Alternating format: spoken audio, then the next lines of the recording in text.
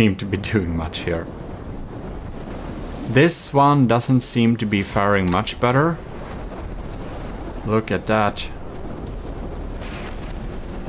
Anyways, did you know that you can support this channel using Patreon as well?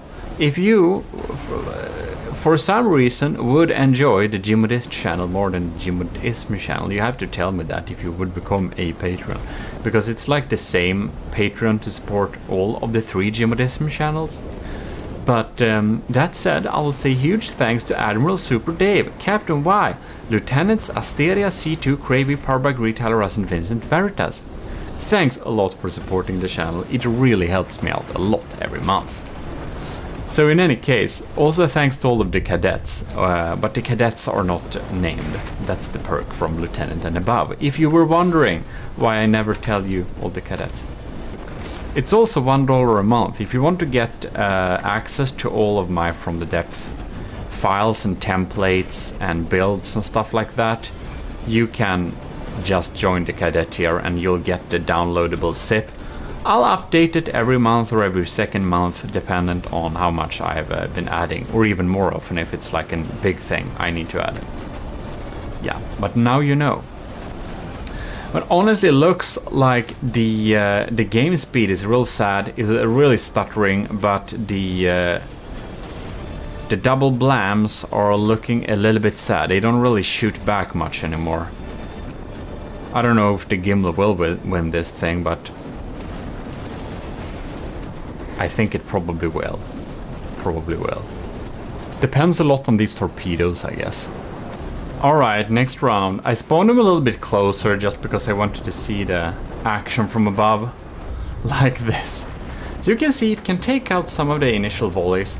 I do believe that the cram paper double blam, I think she can crit the Gimli if they just aim at the right spot. We can see some of the torpedoes popping in below surface there. We got a good hit on one of the papers there. Seems that most of the torpedoes underwater got taken out on this barrage with the underwater diff flak. Looking like we may actually head up for a collision here. So the Gimli has actually taken some substantial damage. I'm almost surprised we're not in degraded mode yet. We're getting real close combat with these torpedoes. I don't think we have a chance of taking them out. Alright. We're zooming in here. Laser is trying to deal with the crams. We got a lucky deflection of those two. We got some really strong shields there. Getting showered with frags, but that doesn't do much damage. Except maybe if you're having, like, only wood. Maybe then getting showered by crams. I know Borderwise did some shotgun thing where he strapped on, like... No, it was APS. I don't know, it was a while ago. They exploded in the face of the enemy and would frag, but doesn't seem to be doing much damage. But I've been thinking setting up a similar system too, just for fun. Maybe it's fun, I don't know. Looked like that actually shot at the other one. I don't know exactly what rules we have to target what. Here we can see the flags trying to take them out. Did it work? Yeah, they're out. Gimli is flanking hard now. Despite popular belief, Gimli is actually pretty quick. It's like almost 40 meters per second. So you guys are saying the Gimli is too slow.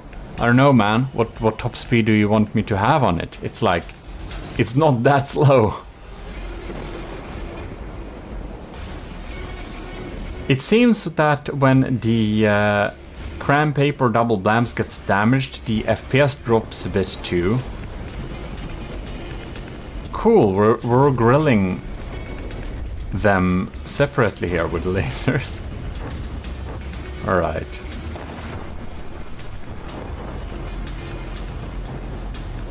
$90 versus 89. So Gimli is in a slight lead. It's also flanking hard there. Look at those torpedoes go. They're actually getting targeted by our anti-torpedo torpedoes. I will believe. We have one popping in there. Got some underwater flags dealing with them. Yeah, pretty safe from those torpedoes. And this one is barbecuing away a bit here. 83 versus 87. I think it might be a slightly bit weak to EMP or something. Because it's like not dealing that much damage anymore. It deals some damage, but I think only a few of those cramps are still active. Just interesting to see. Interesting to see. I have been bulk recording some Gimli battles, by the way. So we're having loads of different, both official and unofficial submissions popping up here in the future. You'll see them. Gonna be pretty interesting. I think you'll like the results of those are recorded so far, but there are more to go, of course, and you'll send in more. As well. It's gonna be a lot of battles, I can tell you that. I think we're gonna have them every Friday probably, or possibly every Monday, but on the main channel I haven't decided. This is just a little extra battle.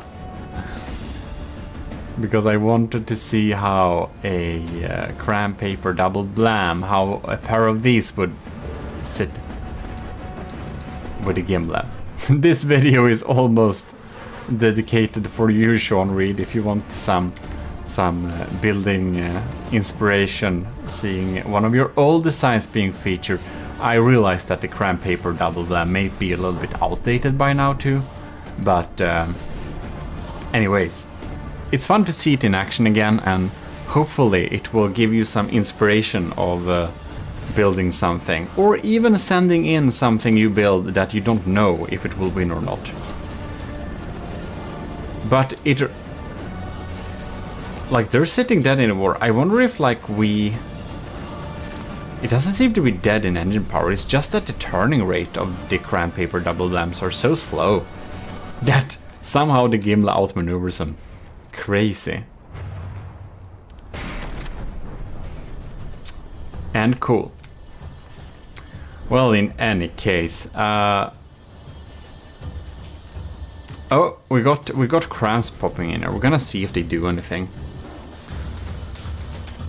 Other than that, since this is like an extra unofficial battle, oh, we're missing. Since this is like an extra unofficial battle, I'm almost thinking like we'll just leave these results as is before we start lagging too bad. Can we it just doesn't, okay, now we want to lock on this. Poor thing.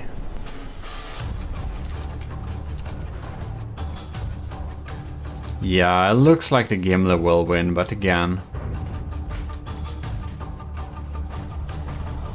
much can happen. It can lucky strike the Gimli and take out the AI potentially and stuff like that, but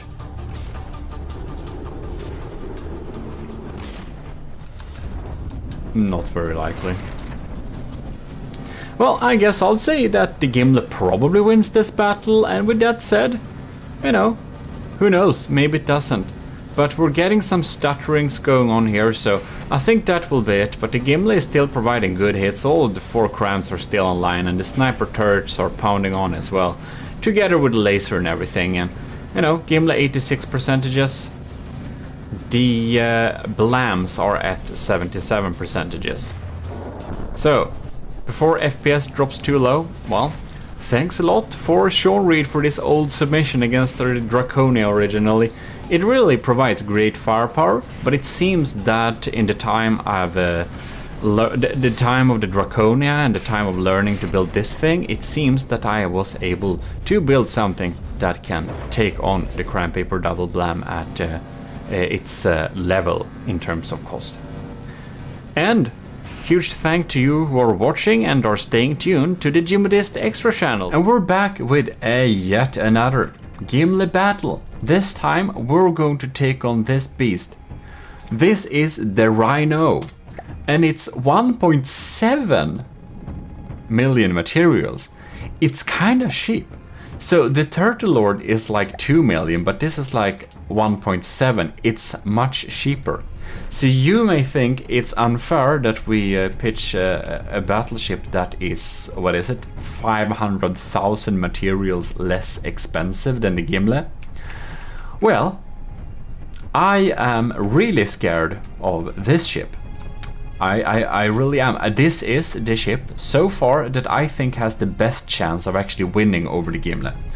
Because even though this is just 1.7 million, this thing reliably beats the Turtle Lord every time. It beats the Draconia without even dropping one sweat. It's very strong ship.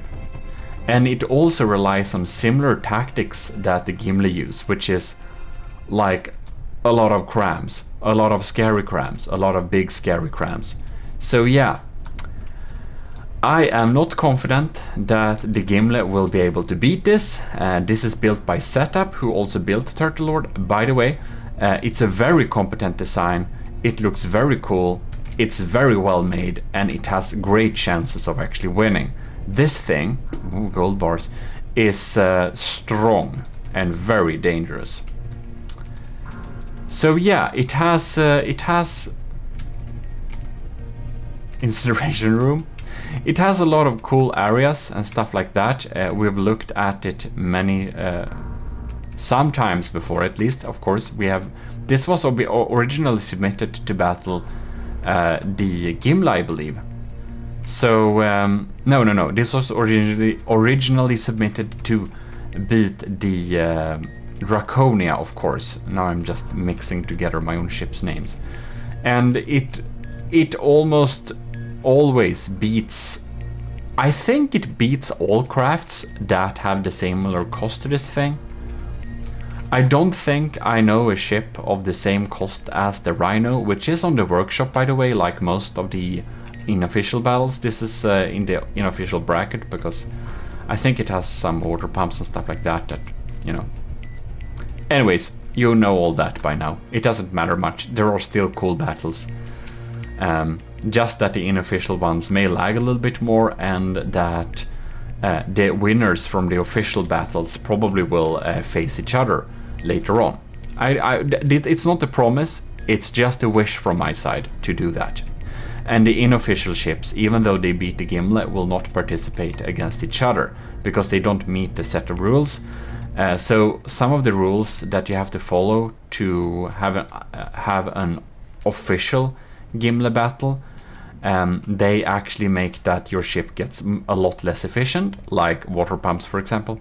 They make it so much more efficient. So yeah, that's the reason why the ships that don't meet the Gimli requirements are deemed in the unofficial bracket and are not will not go against each other, basically. But anyways, this is the Rhino. Setup has made a absolutely beautiful design of this, or E-Lord as is called on Steam. Made a Turtle Lord too, and this thing is an absolute beast and beats the Turtle Lord easily. Beats the Draconia without dropping a sweat. I'm pretty sure it crushes the Ragnarok 2.0 and the Titan Slang from Borderwise 2. This is a beast, so let's get into the battle. Alright, there we have it. Let's go. Oh, we're gonna we're gonna have a lag spike when the volley comes in there for sure. Alright, we're gonna see what happens with these shells now. Oh my god. Oh no, someone. Oh my god, the first volley. I think we're so lucky. We're so lucky. We're able to flak diff some of them out of the sky. Oh no. That's some big diff guns. Oh my god. What the hole it tore. Man, our lambs are not able to take out those diff rounds either. Oh shit. This is a little bit scary. Now again, as said, you know, all the battles we had before this, I don't think I've been so scared of any other ship before this one, because the Rhino was really exceeded my expectations. I think it even can like beat 2 Draconias or something insane like that. The Rhino is very good. So hopefully the mix of subsurface railguns that can snipe engines from the Gimle together with the big crams, together with the burning laser and the above water spammers will be able to take it out, but we will see. Man, it has so many diff rods. Look at that, it's like EMP. Bam! Just deals a lot of damage, you can see that. I think it took out the propeller using the EMP. Did you know that the propellers are a little bit EMP susceptible? Not usually a big issue. Not that you have to insulate every propeller, but yeah, there's that. And the cram shells, man, they're so scary. Look at that. Whoo! We were able to save our skin using a diff rod. But you know, those rods don't pop in forever. They will run out eventually, and that will be a sad day for the Gimle for sure. We'll see. Hopefully today though. We don't want to have a several day battle. That's too long. Yeah, but the Rhino has water pumps and helium pumps, which we can see because of the stuttering we are starting to experience. That's why we have those rules at the Gimle Open. And the Gimle Open is, of course, you can follow the official rules for the Gimle battle and submit a ship that will put up against the Gimle in the future. And if you do that, then you will be in the official open battles. And those that do defeat the Gimle will hopefully, no promises, be pitched against each other to deal in some kind of micro tournament, just like we did before with the broadsword and the Draconia battles. I believe we did that. At least the broadsword battles. In any case, looking very splendid. So like a micro-ish tournament.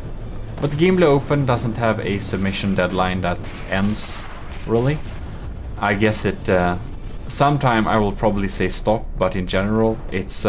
you can submit them whenever you want. Oh my god, do you see this? I was so excited I couldn't finish that sentence. Look at that. This turret is gone. This turret is also gone. This turret is sad. Oh my god, it looks like we may have a chance of actually winning this. The Rhino doesn't have engine power anymore. I do believe that our subsurface our subsurface mega sabot sniper thing, you know, the Arqueballista Invictus as we call them. I do believe they have, oh look at that. They have deleted some of the engines, I believe. So the Rhino is actually sinking. Has a ship sunken before when going against the Gimle? I don't think so. Wow. That's really cool. I was so scared that the Rhino would be able to make minced meat of the Gimle with a disadvantage of like 500,000 materials. So, you know, I shouldn't be too excited that a 500,000 material more expensive ship that I spent too much time on is able to beat a very old Rhino. But I am, because the Rhino was extremely formidable. And remember, this thing beats the Turtle Lord every day and any day of the week. It's very strong. It's on the workshop. If you don't believe me, try it yourself. In any case, I might just have been lucky, so we're gonna have another round. So hopefully the Gimle is able to beat it the next round, because if it doesn't, we're gonna have a really tense third round. Next round is here. We're gonna see when the volley is coming in here. Look at that. All right. Our fast interceptors are popping in there. Oh, oh no, some leaked through. Okay. They knocked off 0.2% of 0.4 maybe of our total health, but that's fine. Let's see. I don't know if I don't remember if the Rhino has any type of civs something. I don't think it does. No. Our cram shells were just melting through there. Maybe that's the only way to beat the Rhino. Bring bigger crams. Bring crams that are worse. But I actually think that my mix of damage types, like the below surface sniper rods, for example, I do believe they help quite a lot. We're gonna see if we can catch one. Oh my god, that's a lot of lag. It's just interesting to see what happens under the surface. And they're like yeeting through the lower deck hull there so fast, we basically can't catch it happening. Any case. Wow. There's some real staggered fire going on there. Lambs taking out... Oh no. It went through here. Did it deal some serious damage, I wonder? Not too serious, but I'm very aware. Oh my god, do you see this? My secondary little... Oh my... Do you... Oh no. My AI compartment is actually damaged. Look at this hole here. This is the auxiliary AI compartment. It's like some processing power and some ACB stuff connected up there. So nothing important, but because it was damaged like that, we understand how close it was that actually the AI got taken out by those fragments. Since the AI box rubber was exposed there. So yeah. Scary stuff. Well, well, well. We'll see what happens here. When we're dealing with big crams, we can be very lucky and just automatically win. Oh my god. Isn't it a little bit low? Are we sinking again? I think that we have dealt with the engine power. So here we obviously have one of the sniper rounds. Or is it EMP? Are we able to EMP the Rhino's AI? Is that what's happening? Because we do have some strong EMP going on here. The holes through the hole down here, they are 100% the snipers. They shoot through most things, and a lot of people put engines under the water. So I do suspect that they can have taken out some important engines early on. But man, the Rhino is sinking. I do believe that it is possible that it is not properly EMP protected. You know what? It might be even so that the Rhino... Maybe it was built before the EMP change, so that stone was still a decent insulator. Because the Draconia is definitely built using those metrics, and the Draconia is outdated in that regard. So yeah, but still, the Rhino is really scary. It's it has taken out a lot of ships, I tried it in testing, and it definitely beats the Turtle Lord. So it's a scary thing. The Turtle Lord doesn't also have EMP, so in any case. I do believe we are winning this battle too, because as we can see, the Rhino isn't looking too good. But I'm very happy that we're able to beat the Rhino, because again, this was one of my ships that I was most worried about would actually win over the Gimle. So yeah, a good game. It's now despawning. The Gimle has won again. What do we say then? AOG, Invictus. In any case, it's 500,000 materials less expensive, but anyways, I think it's cool. Huge thanks to all the commissioned officers in the Army of GMODISM and all our YouTube members who are supporting the channel. Your help really helps a lot. Do remember you can join the Discord community of ours, the GMODISTs, if you want to talk some From the Depth or other games we do on the channel. and you can share some tips and get some tips too. In other cases, look at my other platforms and streams and whatnot. Well, hello, and you're most welcome to GMODIST. We're here for another Gimle battle. Who would have thought? This beautiful little build here, with a lot of firepower, is a build from Duskter. This is the BB Gunner MK24. So this ship, as you can see, is a pretty low riding battleship. Looking pretty modern, pretty cool. I see a lot of Steel Striders aesthetics here. I really do. And we got some pretty sturdy armor for these turret wells. And the turret wells, they don't have like a cap going on them there too. It's just like straight deck, very functional, but still elegant. Here's a quick tip. If you take a metal beam and you hold Ctrl Shift and X, and you can have a little thing here, whoops, that's mimicking metal if you want it to be kind of looking like it's metal. You can cover up stuff like this if you want to. There is a tutorial about that in the instant tutorial playlist, by the way, about mimics, if you want to know a little bit more in detail.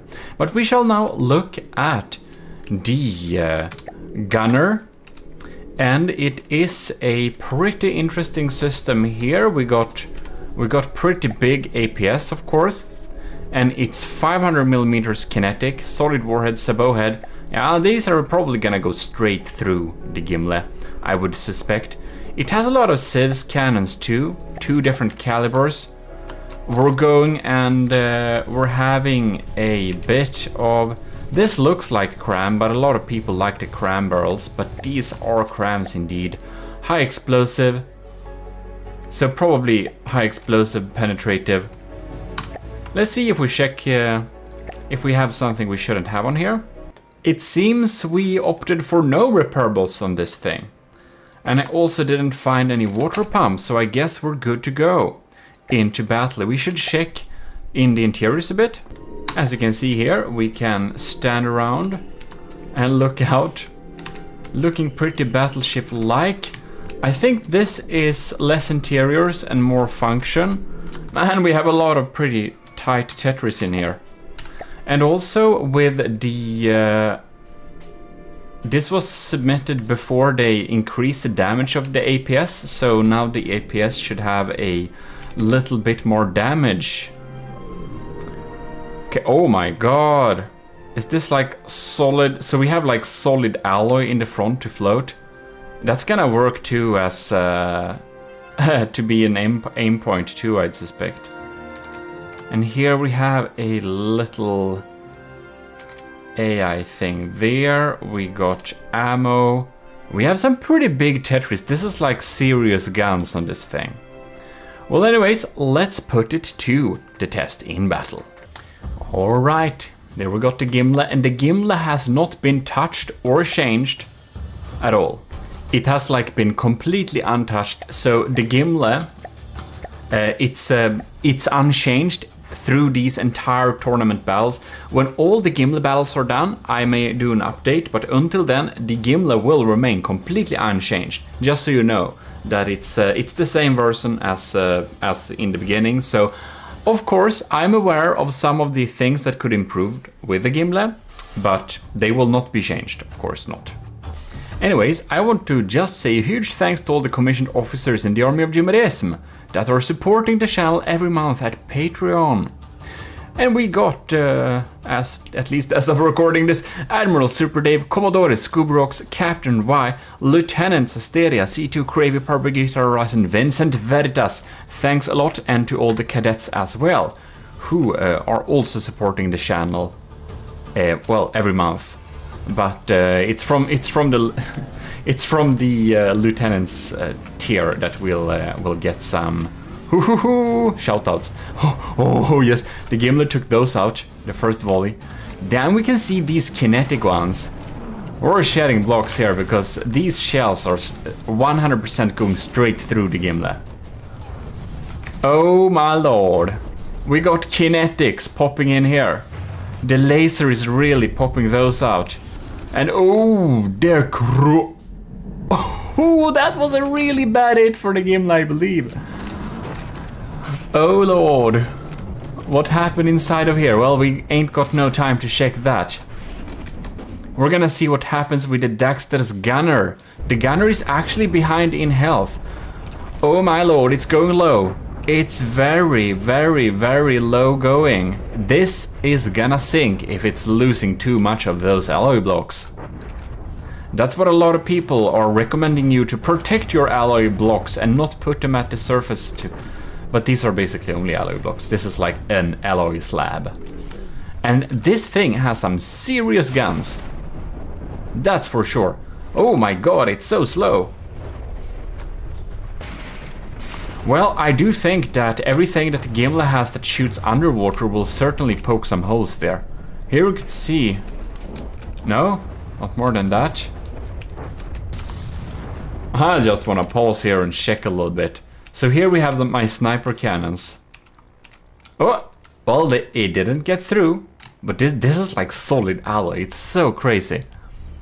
That's like the opposite of how I armor things. But with plasma, it's really funny. When they added plasma, they automatically made the gimlet more powerful because the gimlet has the ultimate armor to counter plasma. Not really, but almost.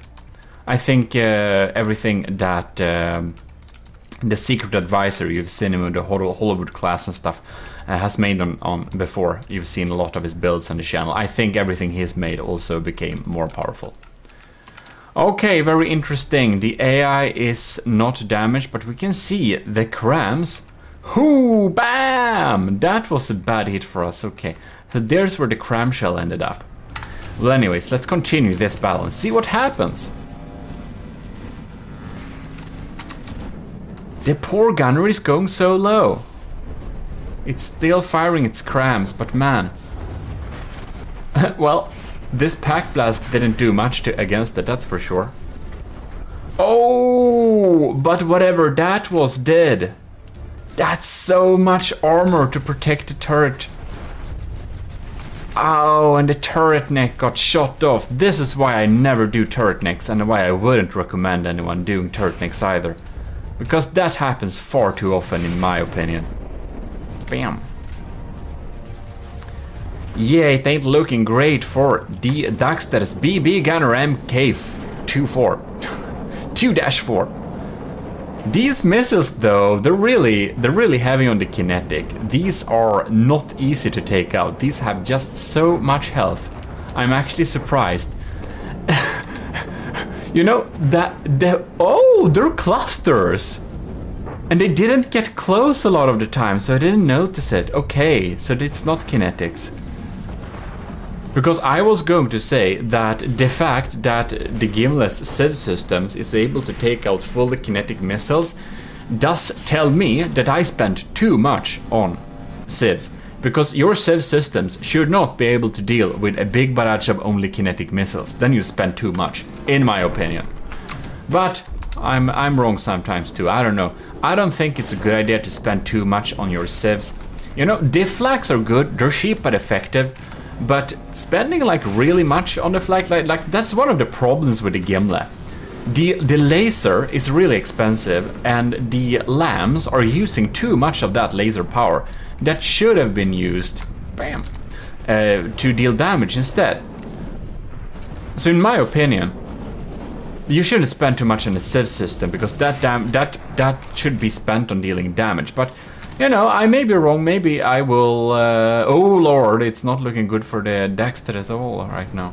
But in any case, I may be wrong, of course. Maybe someone spent so much on the Civ system it will be untouchable by anything, except maybe lasers and plasma and packs.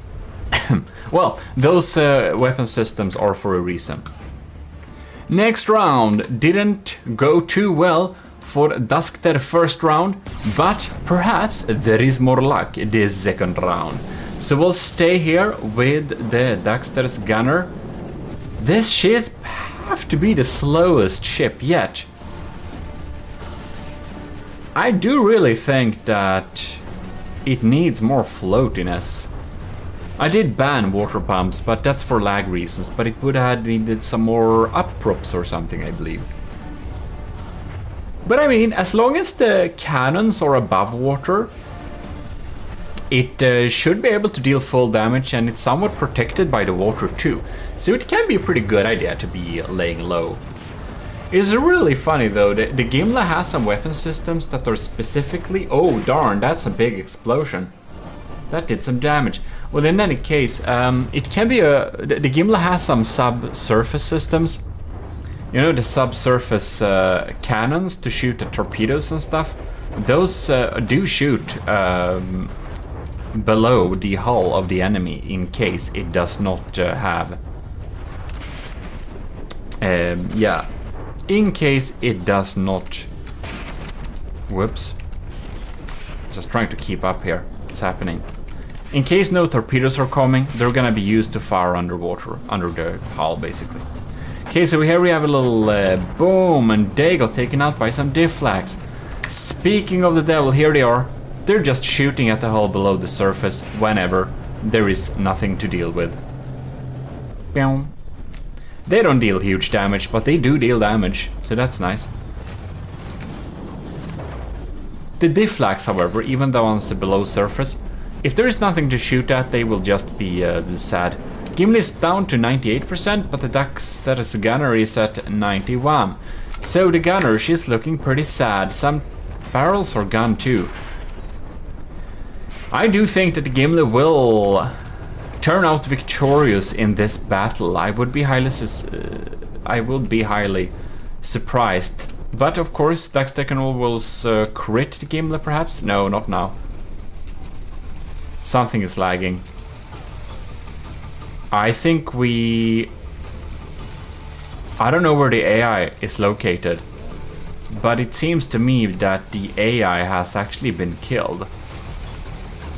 Oh lord, and there doesn't seem to be any additional maneuvers to take over the maneuverment. So, when the AI is down, I do actually believe that the gunner will sink. Well, it would have been fun with the third battle. If we had that, we would have seen more action. Best of 3 it is, but 2 losses in a row will make the battle end here. So I hope all of you have enjoyed to watch this little battle here with the gunner. Pretty cool, but this particular setup was not able to deal with the Gimli's particular setup. In any case, you should definitely check out our Fourth Wall merch store if you haven't, because I spent a lot of more time designing merch if you wanted to see that. It's pretty cool. Thanks a lot for Dexter to submit this ship. Really cool to have this battle. I'm just so thankful for all the designs you send in, so I can host all of these beautiful battles. That's a real thing. That deserves some more recognition. Shouldn't take that for granted. So thanks for sending this in, Dexter, and we'll thank all of you who have sent in already and who will send in to these battles too, of course. Anyways, one thing more I probably wanted to say, and I can't remember it on top of my head. Yes, you've been telling me, you never say you have a Discord. We got a Discord community. It's pretty active in the From the Depth department. You can join it if you wanna, and if you want to be a part of the army of GMODism, but don't want to pay and be a commissioned officer, you can join the army of GMODism for free by self-assigning yourself Matros 3rd class in the Discord's bot interaction section. This is the secret advisor Kovrak's official submission.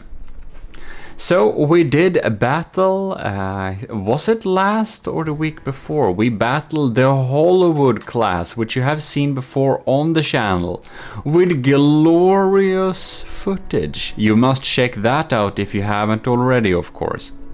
This is the very, very, very nice new ship, which has a very interesting name. That's Exerfire. CBX Exerfire. Anyways, as you can see, we had some limitations and stuff. So basically what Kovrax has done is kept inside 100,000 blocks, which is usually the issue according to him. Because he likes to build really big papier-mâché type builds. We still got a lot of wooden tetras if there is a place where armor is not needed. Well, he just figures why not just use wooden tetras to fill out that space. Which you can absolutely do.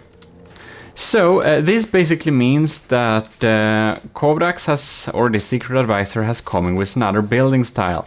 You can see that the wooden armor has been reinforced with loads of stone. We have spread out stone chests with ammo and stuff, and we got our turret nicks, and we got loads of cannons. Now I think this is cram, but I think we should, yes. I think Gimli is gonna get a bit dose of its own medicine here. Narrow fragmentation angle, or not narrow, but 23 degrees. High explosive frag. Okay.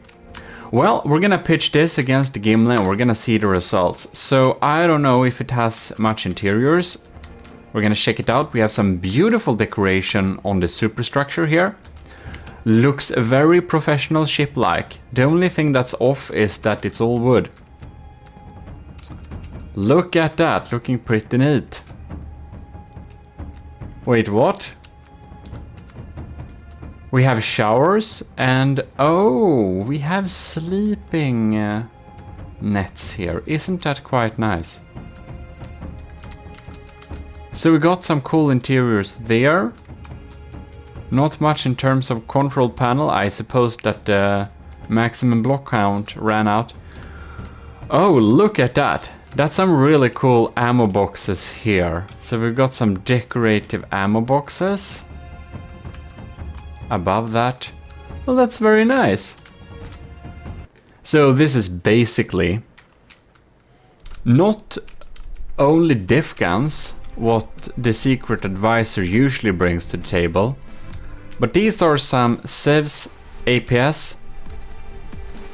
We got some targeting. Here we have a diff gun, right? What do you bring to the table? Flak. Oh, are we having diff flaks? I do believe we have. So we got a couple of diff flaks. Oh, and we got some... Oh, isn't that some trickery mortars to try and trick the Gimli's lambs to do unnecessary work? This is obviously a right-sider as well, so we're gonna have right-sider against right-sider. Well, gonna be very interesting to see this one indeed. Looking very beautiful, this ship. I like it a lot, the decorations here. It looks super cool. Do we have a torpedo on board, or do we just have some torpedoes laying around here? I don't know why. Maybe a turret got removed to save costs? I don't know, it feels like there was some other turrets here. I have absolutely no idea. This is a cool boat. Let's get this battle started. There we have, the battle is on, and you can see it's not like the Hollywood class ship, but it's still a pretty darn big ship. Now, a lot of the battles between the Gimli is the bigger and bulkier ship, but in this case it is bulkier, but it's a good bit shorter. Not as long. Look at this thing here. Look at it go. It's pretty quick too. Yeah, so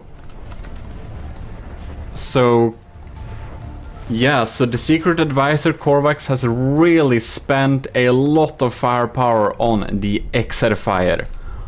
Oh, 27 seconds into the battle, and the Gimli is down to 88%. What happened here? Man, look at that! We have one turret just nuked out of its place. I do believe that's one of the first times that happens at all. We've got some stormy weather to counter with this too. The laser is lazen. We have some... Does this even count as armor? That's so thin. Yeah, well, that's Kovrak's building style right there. And that's a great inspiration for the Gimli, by the way. Thanks to his designs, I've been able to upgrade my building quality a lot. I will just have to say that. He's a really good builder, and these are some really strong ones. Gimli is down to 86%, and the Secret Advisor's Exer Fire is still at 95. Oh, look at that! Man, that's not fun to see. Holy crap, that's some explosions, man. Wow, this turret is almost... Look at it, poor thing. We had like a big explosion inside of here too. I'm just happy the AI ain't dead yet, but it's only been like 1 minute. This is absolutely the fastest battle so far. And oh, I almost forgot. Exer Fire, she brings mortars too. She brings mortars to the table too, so we're gonna see some mortars raining down here any second. I just realized I forgot to switch the quality of the game to... Man, that's some scary stuff. Yeah, so we're playing this in like super nice quality now, this first battle. Which is why we have a lot worse FPS than normal. Because of course, there is a reason behind my rules, and there is a reason behind... mortars! There is a reason behind that I also put the game to the lowest settings before starting a battle. Right, we're coming in here. Oh, those flak diff rods, they're not able to take out. Oh, poor thing, look at it. It just died. It just died. Yeah, no way. This is not looking good for the Gimli at all. I do think that Kovrak's with the Exer Fire has been able to out the Gimli very much. Oh, we could take out that cram at least. Man. It's spending loads of materials too. That has to be said, man. And it's much more compact here, so I do believe that the Secret Advisor has been going for maximum firepower just to be able to not die quickly. Mortars actually reached their mark here. Now, they are kind of only hollow point, of course. They remove a lot of the shells, a lot of the hull there, but they don't deal that much damage actually. Look at that. We have exterior turret armor, and then we have like an exterior cylinder, and then we have an interior cylinder in the cylinder with the turret, so it's really well built there. Turret necks and all that stuff that I don't really do, which is probably a good idea. No, the Exer Fire is down to 88%. So the Gimli is severely handicapped with its turrets, but so does... Look at that, man. This turret ain't coming around to taunt us anymore. Something happened there. And we got some... Oh, man. Look at that. More crams are coming in from Exer Fire.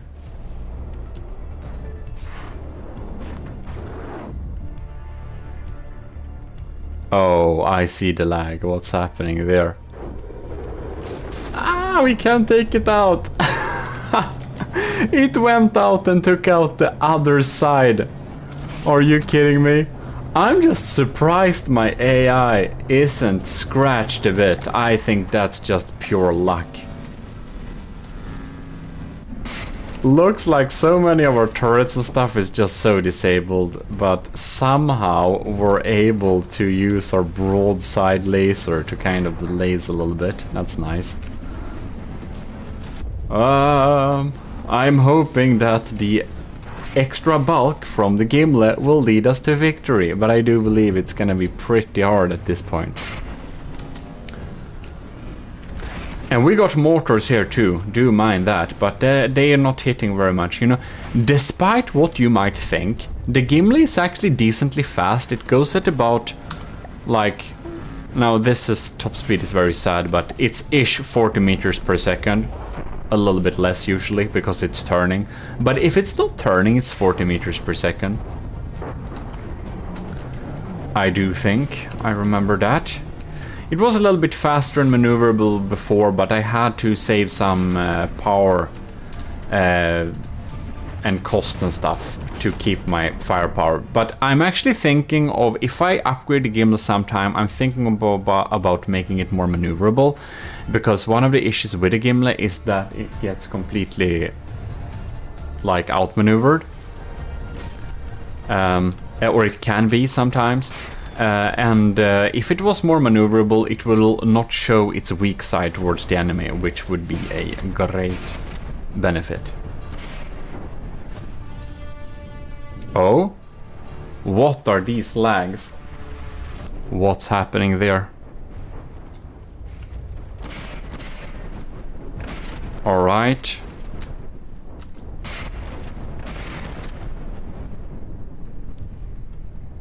What's going on here? I do wonder what's going on. We got some big explosions inside it. Now the Gimli is down to 67%. This is some funny business, that I will have to say. But the Exerfire is down to 76%. We got a big cram popping in here. It missed. It missed. Another one. It missed. Ah, we're so inaccurate. Look at that. That was just a decoy cram. Now, the Secret Advisor obviously just skips having defenses usually. I don't know what these Civs cannon did. If they did anything, I don't know if they did. But if they did anything, it wasn't probably much. They seem to have been stuck too. Why are they stuck? Boom! We got a big cram popping in there.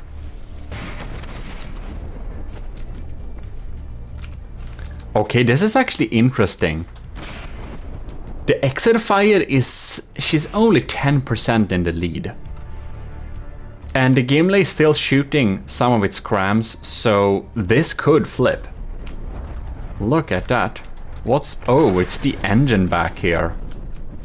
Oh my god. This ain't spinning at all. One of them. There are many. We're firing blanks! Ooh. I still do think that the Exerfire will win this first battle because, well, it's been in the lead for long here. But we shall see. Only 5 minutes in-game battle. Well, this is one rare chance you will see a nice looking battle with nice graphic settings, because thanks to my rules, the battles don't lag that much, but they still lag a little bit if I don't turn down the settings to minimum, which I wanted to tell you before.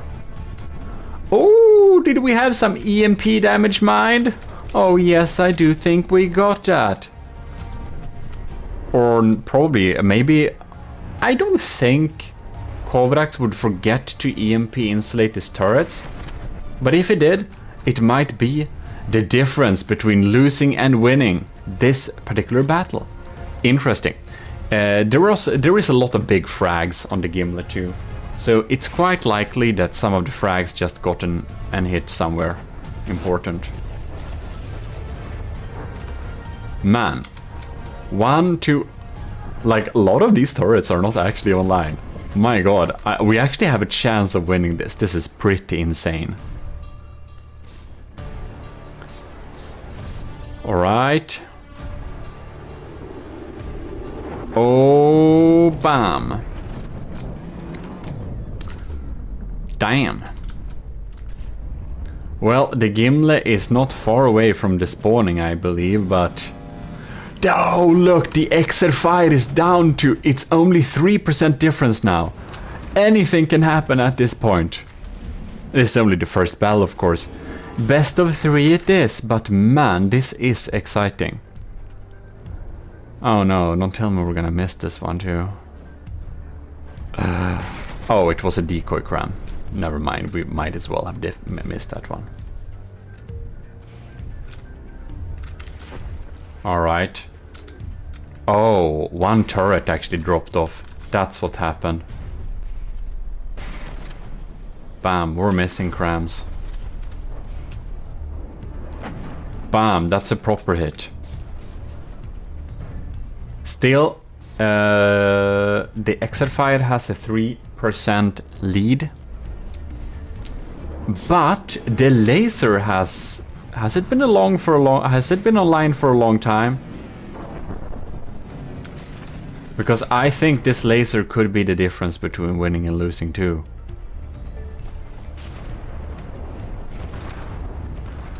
Man, it's gonna aim towards hot blocks. Now, I don't actually think that Kovrax has missiles. I guess this is... I haven't seen them in that case. I think this is only to kind of trick the smoke dispensers to activate so that the lamps can get weakened. Alright. Look at these thick bricks of stone. That's a really interesting... That's like big stone sandwiches right there. Bam! That's an explosion. Are you kidding me? The secret advisor Kovrax Exer Fire doesn't shoot back anymore. Look at the poor thing. The Gimli actually succeeded in winning the first battle. It really did. Amazing. That's surprising. Well,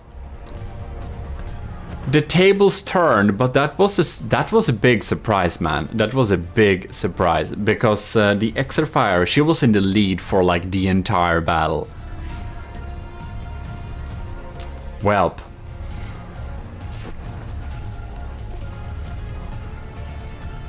Yeah, it doesn't shoot back. Well, it's a victory for the Gimli. We're moving on to the next round. The second battle is online. So we're gonna see what happens here. Gimli is desperately trying to turn. I wanna see this from the Gimli's perspective.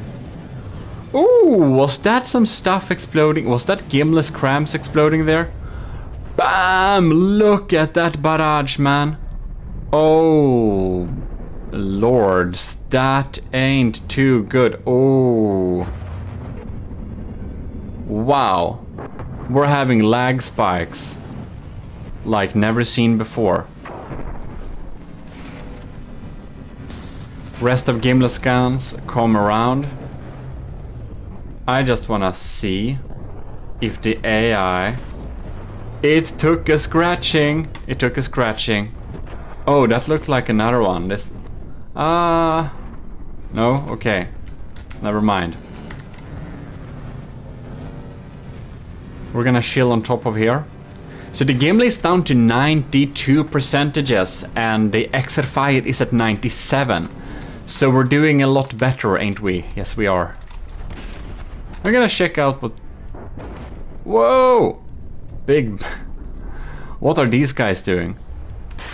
They're actually we're like in degraded mode, I suppose. So I'm not 100% what these guys are doing, but I suppose they're shooting down at incoming crams or something. And these discs in the middle, like, what are they for? So it's an armored disc with 4 meter. It looks like a platform you could place a turret on or something, but it contains hidden smoke. I wonder if it's like some smoke combo. There should probably be some heat decoy behind here, right? Oh, that's smoked heat decoys. That's so intelligent. That's so smart. So, the secret advisor kind of knew that, maybe knew, I don't know, he could have checked the lasers of the gimlet and see that they are targeting hot blocks. So what is provided is a hot block slab in the middle where there is absolutely nothing important. There is a thick slab of just 4 meter with like stone, a lot of smoke decoys and a lot of smoke dispenser and heat decoys. And they are obviously there to super trick my lasers to not grill anything important. Well, that's A+ for intelligence. Wow. That's smart. Okay, so the Exerfire is in the lead by 4. Oh, only 5 percentages. What's happening over the Gimli here? No matter how this battle goes, the secret advisor should know that his designs have greatly helped me be able to build better. That just has to be said. My god, a shot near the AI would be devastating. Absolutely devastating.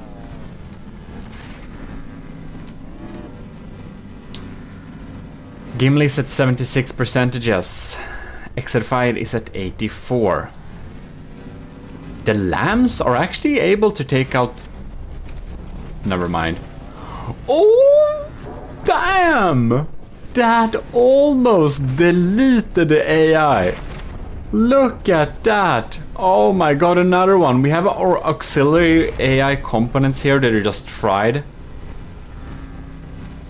We're sinking. Oh no. I know. Oh yeah, right. So the ACBs that are controlling the altitude of the Gimlet, they are taken out. So now the Gimlet resides on the altitude set by the AI, which is a lot lower. Oh man, that ain't good for all of the guns. Now the sniper cannons, they only shoot at underwater block anyway, so they couldn't care less, but maybe this, weirdly enough, could have been good for the Gimlet. I don't know, we shall see. As long as we're not sinking because we're losing power or sinking too much. That's some boom. I am a little bit surprised that the Exerfire does not have some auxiliary diff guns. Now I did forbid like bringing like 200 diff guns on a turret to the battle to win. Like I did ban that because if you have diff guns in the numbers of like several hundred ones, it will lag so much when they fire that it's like impossible to have battles. So I did ban that. Otherwise I do think Korvax would have been bringing some of those scary diff guns.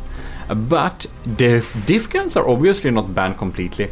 So I am a little bit surprised that Korvax does not have diff guns for auxiliary damage dealing. Like the Gimlet has, I think it is 2-3 diff guns or something that actually deals damage.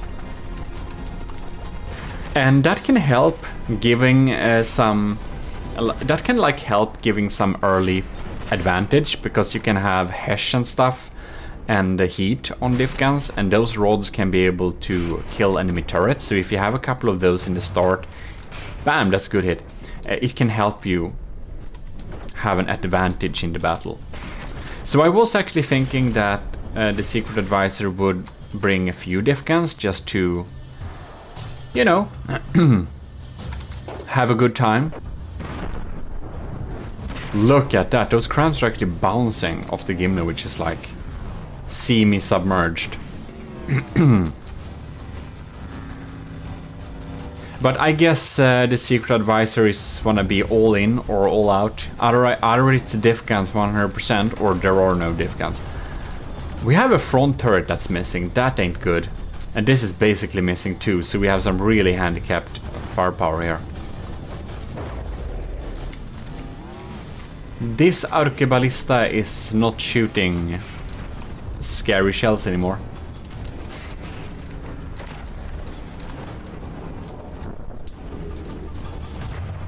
Yeah. Ooh, scary stuff.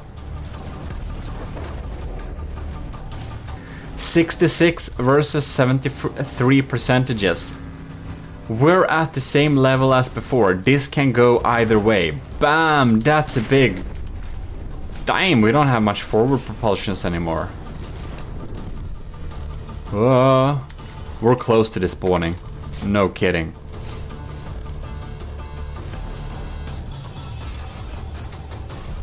Bam! That's a big one. Cram ports. So, the weak point of the exit fire seems to be the cram cannons.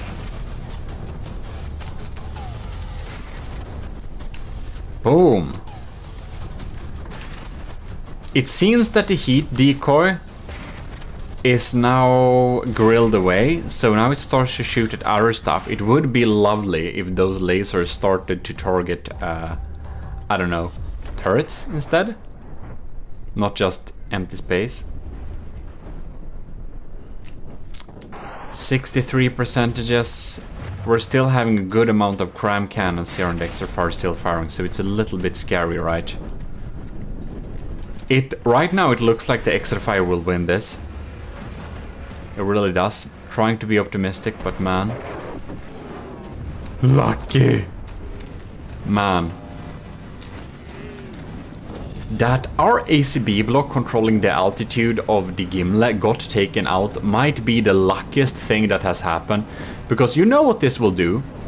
This will make it so that our engine power is like not prioritized to keep our altitude, which means that our laser will be a lot stronger than it should be at this stage of the battle, because obviously like almost half our blocks are missing now.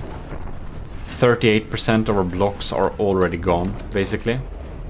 Probably more. Probably 50% of our blocks are already gone. It's just that not all health is equal when it comes to blocks. I'm happy that our defenses are able to take out some of those cram shots, but man, not all of them. Did you see that underwater? I think we have underwater diff rods. That's funny.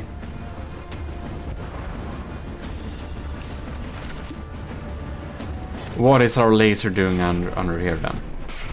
The exit fire has reached the funny number of 69. Well, what does it mean? Bam. Our crams are still hitting hard. This one doesn't have no barrels, no. It's firing blanks then.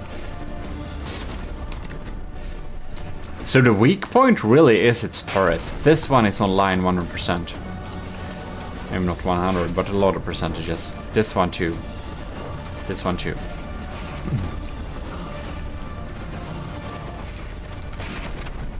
But the laser is finally dealing lasing damage, which is nice. Look at that. That turret is definitely offline. Now we're targeting what? Yes, we're targeting one of the healthy cannons. Oh, it doesn't have any connectors left. That turret is effectively disabled. Gimli's at 60% though. A few cram shots or a lucky one to the AI will of course make the Gimli lose. I'm just staying over here, being optimistic and not assessing the damages done to the Gimli, because it feels better that way. Also, you've seen the Gimli enough. What's lagging? Oh my god! About AI hit. I do believe that the Gimli deleted Exerfire's AI. Who would have thought? I would not have thought that the Exerfire would lose this battle, because I know how good of a builder the Secret Advisor is. He builds ships that beats most ships at the same material range. But I guess that my rules that you can't bring 200 diff guns to this fight because it will lag too much, and that you can only use 100,000 blocks, threw him off guard a little bit, because that's like literally what he does. Brings 1 million blocks to the game and 100,000 diff guns if he can, and that just is a good way to deal damage.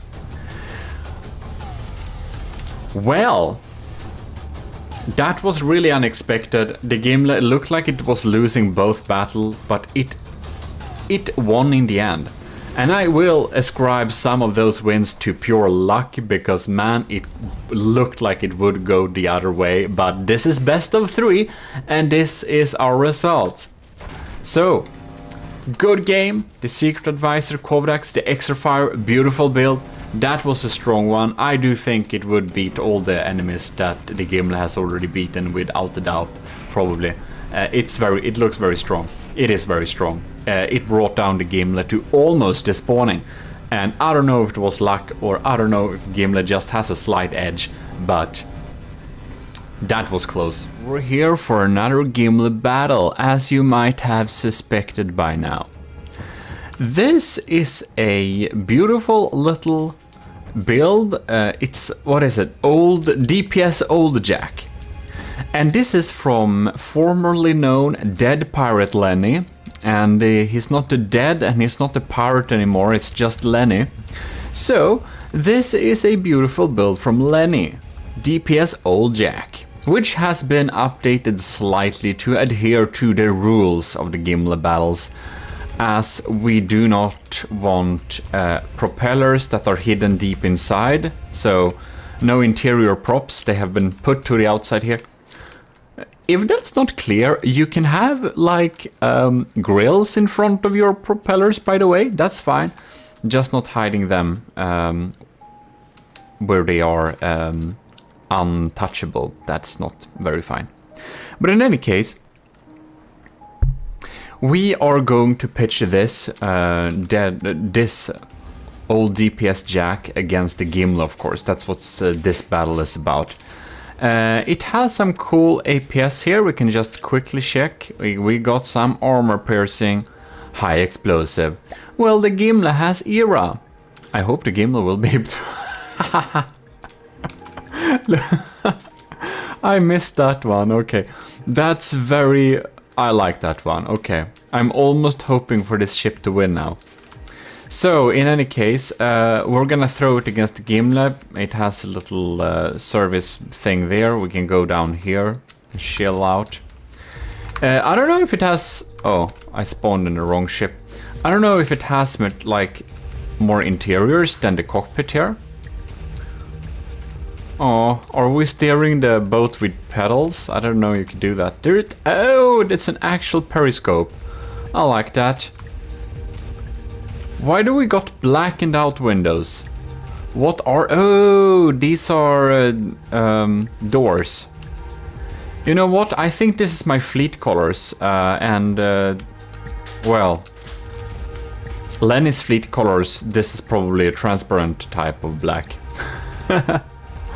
Well, in any case, oh, we got some cool interiors down here. That's a cute boat. This is obviously the Gimli. Am I right or am I right? Thanks you, I'm right. This could also be the Gimli because it's white, and this is not the Gimli. That's some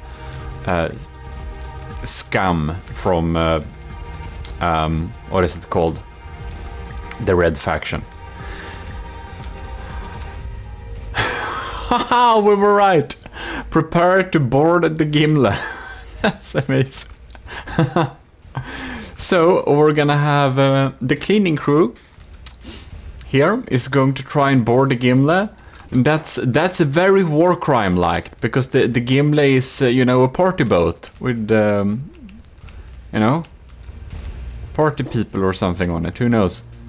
Okay, so they are gonna board the Gimle. I see. Here we go to this area. That's fine. And they go down. No, I get lost. I'll just need to see. This ladder goes up here. Okay, that makes sense. I think we check this out. It's gonna be fun to see what it brings to the actual battlefield. We got some big steam in here. And some engines. We got all sorts of stuff. Well, it's gonna be real fun to check this one out. There we go. Let us start the battle. Oh my god, the crams are popping in from the Gimle here. Old Jack, she's getting grilled by this laser here.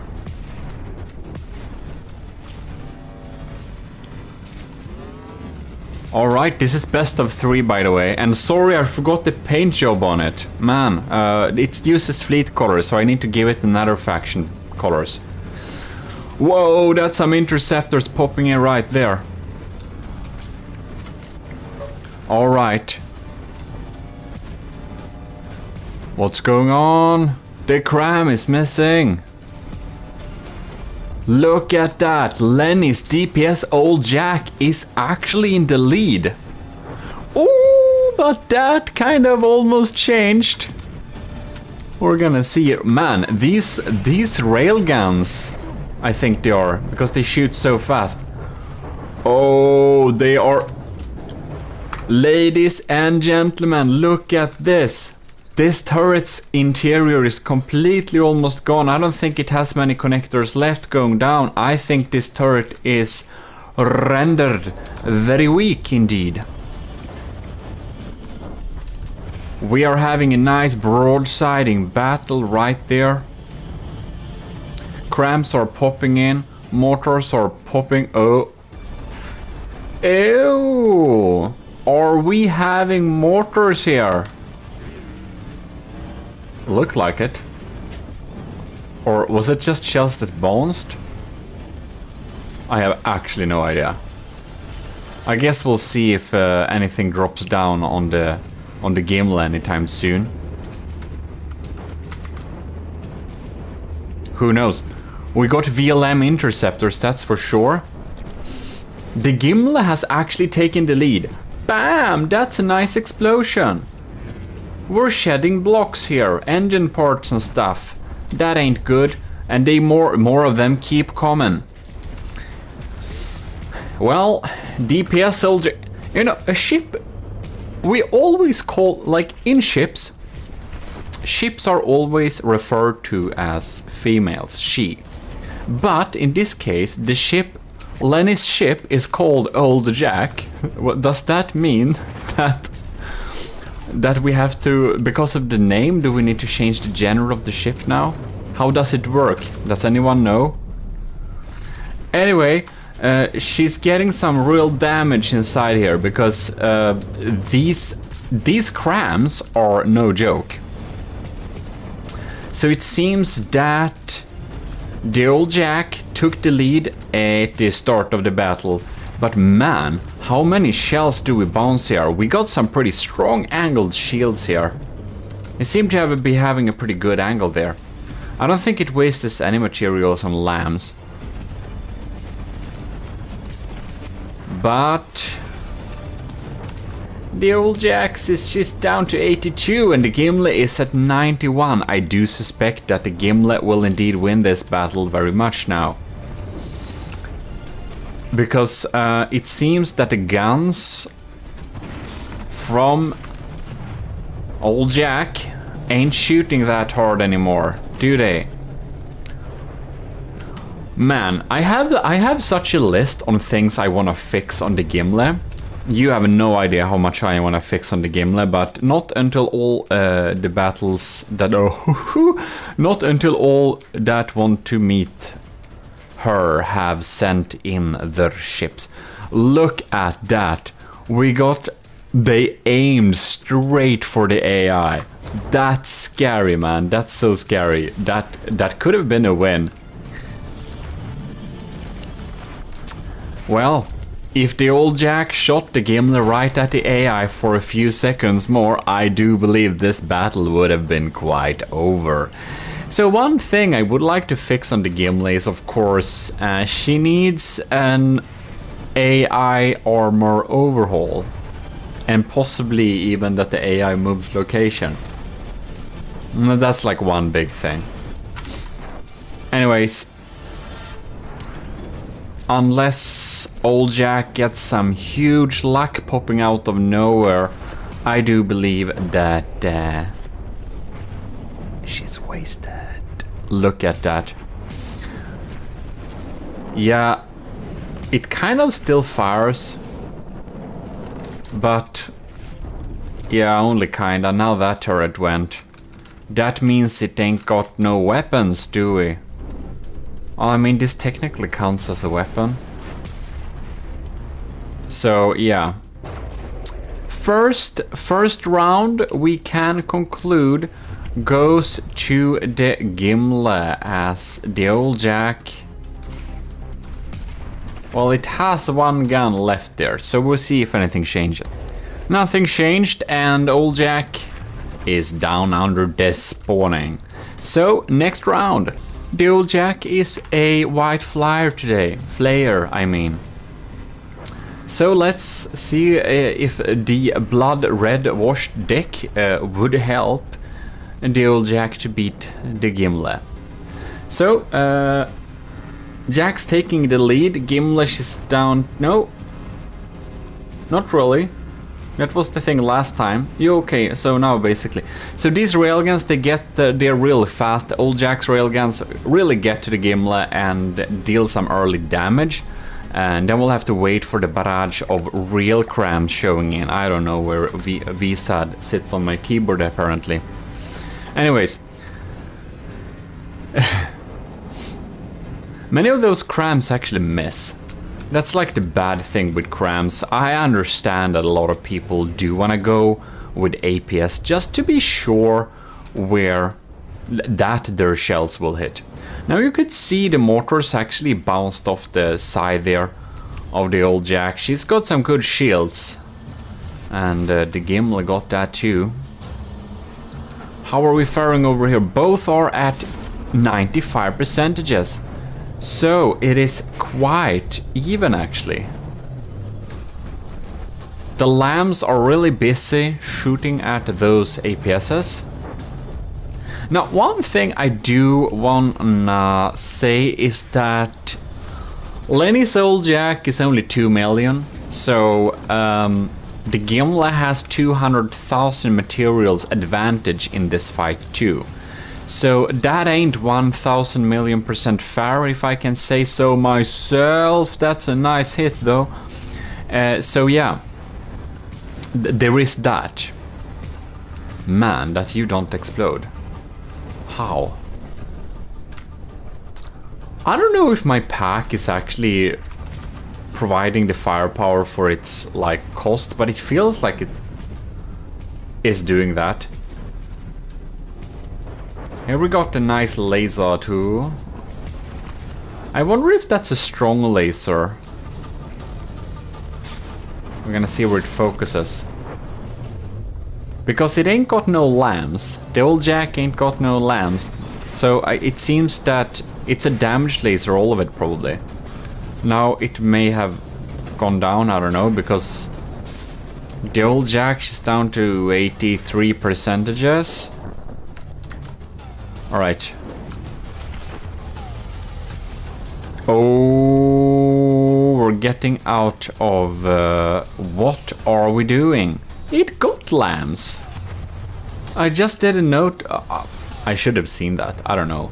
This gray color is just... I don't know. I just miss it, apparently. Obviously. So that's a bad angle. I don't think the old Jack is gonna get any advantage from keeping in this value. No, indeed not.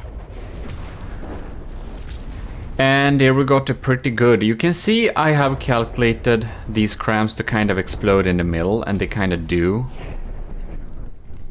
Because that's what I set them up to do. So, yeah. Those mortars hit or no?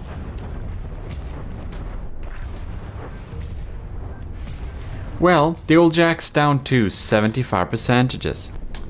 Bam, more cram explosions. 73. One thing we do want to check out, that's like these railguns are still firing, while not that often. Wonder if I can like climb my own shells to get here. Yes, I could. All right. Oh man, look at that engine compartment. It seems that they almost shot at the engine. No, not the engine. That they almost shot at the AI behind the engines again. Lucky for me, they didn't. Old Jack is down to 60%. You know, I think we can be pretty sure that the Gimli absolutely outclasses the old Jack. It really does. Now, the old Jack got some lucky shots early on, and if it just kept its fire at that spot for a little longer, it would have AI deaded the Gimli 100%. But it didn't. Now, I don't know, this battle is over, of course. The Lenny does not win this. I'm sorry, Lenny, but good submission. It's looking very cool, but not quite there to win. However, I'm just curious. Now, this battle was a pretty quick one, so we got some more time. And I'm thinking like this. What happens if we pitch the Gimli versus 2 old Jacks? Now I gave them another faction's color scheme. So let's go here. Did I forget it? No? There we go. So this is probably the original paint, right? And this is the Onyx watch. Alright. So maybe I spawned them a tiny little bit too close, because it seems that... Will they collide? Oh my god, that's so... Oh no, they did! Well, I don't think anything important was missed back there, so I think it won't affect the outcome of the battle. So I'm not gonna restart this one, because it was just like 1 meter of wood and wooden backed half layers of alloy. Alright. Should not affect. But anyways, this is just for fun anyways. The Gimli has already won, of course. We just wanna check out if the Gimli can beat 2 Lennys just because the battles were so fast. We are into degraded mood, so this is of course a little bit bigger battles than I normally can do. You will notice that fragments don't spawn anymore. Gimli is at 91%, so it's about as damaged as it was at the end of the last battle, so that's pretty interesting. I do think the lambs... I think the lambs are working like very hard right now. Oh, hoo-hoo, no, look at that. This cram is officially killed. It's completely down. We're getting... Holy moly, this... Look at this laser go. Oh my god, this is a good laser. Do remember that I'm only smoked from one side. If you wanna beat the Gimli, get on its other side, and it's gonna be easy. Whoo! Alright, this laser is no joke. Look at it. It just melts through. And now we're getting behind the Super Davidos class turret. Oh, the barrels of the mortar are gone. It's trying to open it like a tin can. This ain't good for the Gimli at all. Or why don't you just aim for a target you can shoot at? Come on. Whoo. Oh lords. Oh no. This cram turret is completely gone too. Well, the old jack ain't a joke. That's very true. I do believe I haven't tried it, of course. We can try it if you want to see it in the future. Just tell me in comments, but the DPS old jack would probably beat the Titan Slang and the Ragnarok any day of the week. It packs a real punch. Look at this. Look at that. Man, what does this damage even come from? That's probably armor piercing high explosive, which is an effective shell. Now we only have some ERA in one area, so we can only take that out there. No, look at that. Our laser turret has got stuck. Are you kidding me? That's so stupid. It's just stuck. That's so sad. I wonder how many of those shells our lamps actually will be able to take out. Look at that. Our cram cannons are kind of gone, are they not? Oh, we got this one is pretty damaged, but we seem to have, I don't remember if this one was damaged from behind.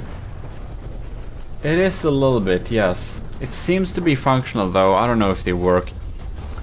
We got the snipers, of course. Why do we have such lag?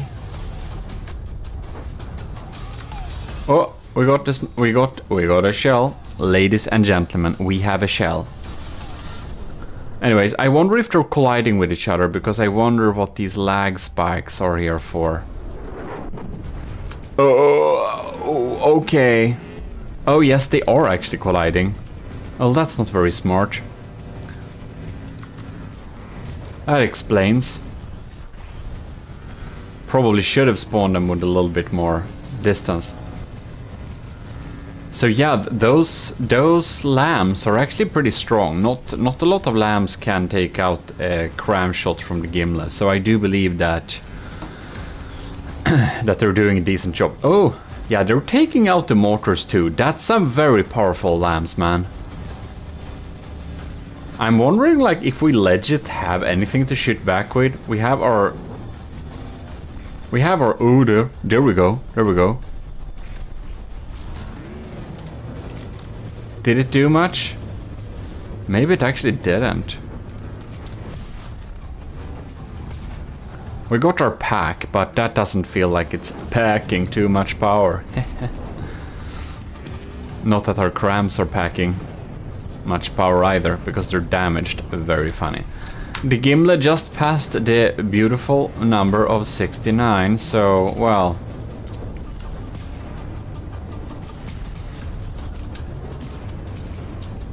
Well... The old jacks are definitely damaged. They also collided and stuff, but I do think that two jacks will be able to deal with the gimlet very well. But don't fear. Do of course remember that 2 old jacks cost 4 million and the gimlet is only 2.2. So we're in a big disadvantage, of course.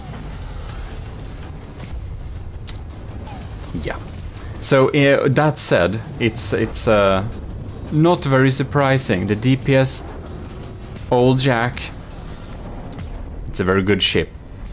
And as of the best of 3, that's something, of course, the gimlet already won, because it was 1v1 that I promised for this battle. This is just a little lag fest afterwards for fun. But hopefully it feels good for Lenny that 2 old jacks can beat the gimlet, because that's not the case with all of large ships.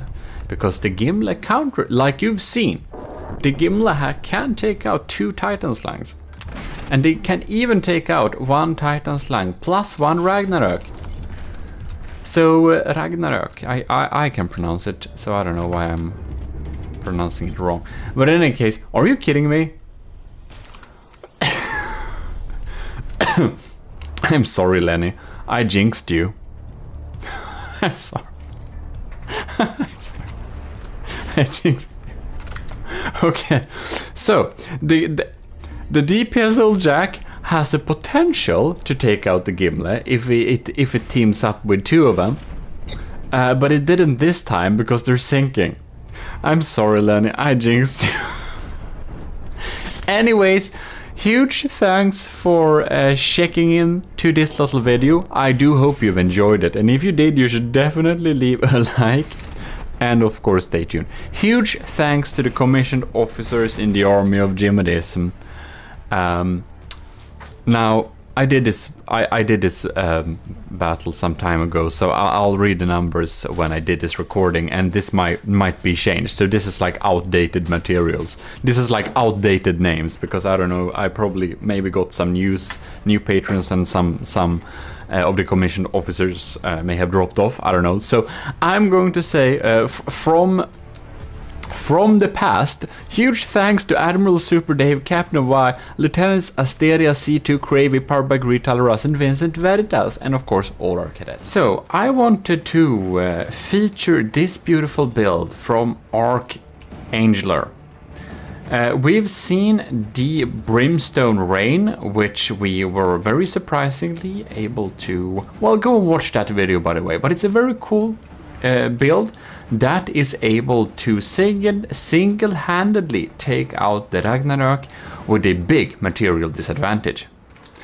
I don't know if this can beat the Ragnarok, but I think one of them probably can that, but I'm not sure about that. They are 1 million cheaper than the Gimlis and the Ragnaroks. It's 1.2, 58 million. So, that said, two of these will put the Gimli at 300k material disadvantage. They of course have, I don't know, they have 50,000 blocks together, and the Gimli has like 85,000. So it has, this has, I guess Gimli has a block count advantage, if one cares much about that.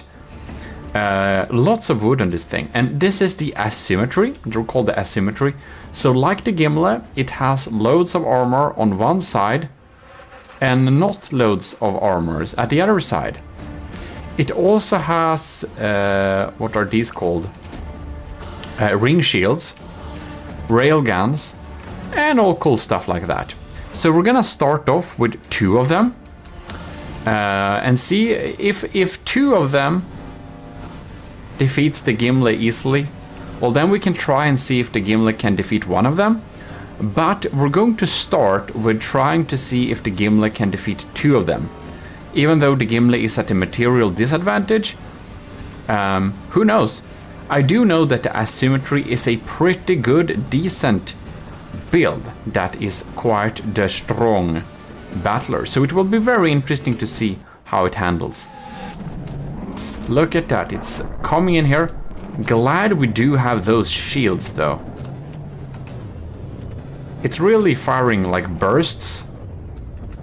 I wonder if it's trying to take out whatever we're shooting at it that's incoming too. So the asymmetries are one-siders too. So is the Gimli. Ew, we're having a lot of missiles popping down here. So that's gonna be a problem. Yeah, they're probably dealing a lot of damage. We're having, of course... Oh yes, yeah, that's some dangerous... Thumpers? Is it thumpers? Yeah, these are scary missiles, that's for sure. This is, of course, an unofficial battle, of course, like many of them.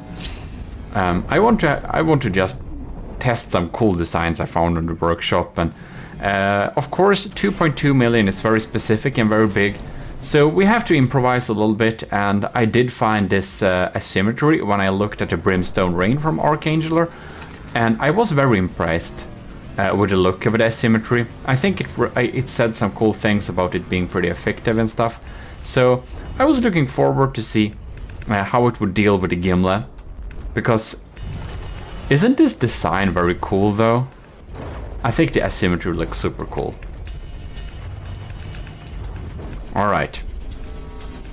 The team asymmetries as at 96%, and the Gimli is at 97. Mortars! Ooh, they missed so hard. Well, never mind then. I wonder what's happening with the crams of the gimlet. Do we have problems with them?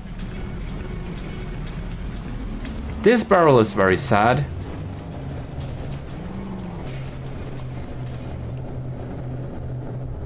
I was worried that our like AI or something was damaged. But I don't know. Let's see here. Why haven't we fired in a while, I wonder? Ooh, we're shedding turrets. Oh, now we fire. The game speed is at half speed too, so the reload is a little bit higher than it should be. Ooh! That dealt some damage. Well, we're disabling some of those missiles, that's for sure. Oh, I see. We have large missiles down there. Sandblasting. Yeah, wow, you can see they've dealt a lot of damage here. Turrets are still alive but damaged. This one seems to be completely out of the game. Has a very short barrel but unable to use it. Ew, damn! Well, we have one far away and one pretty close. Let's see here. I think they have the same type of setup as the Brimstone Rain. With I think this is Lua missiles. So they're a vertical launch, and after a while, they're going to activate and start the trajectory. Like that. The trajectory is started. Interceptors are popping in here, but I do think they have a hard time of maneuvering this high up, maybe? I don't know. I don't know what we're doing, actually. Oh no, lambs are popping in there. But man, we can't take them on. We can't take them on. They're raining down like some crazy mortars. Yeah, that's dangerous. That's definitely killing turrets very, very well. Look at that hole going on here. Now this one, oh, where is... Oh, it's coming out on the other side, I see.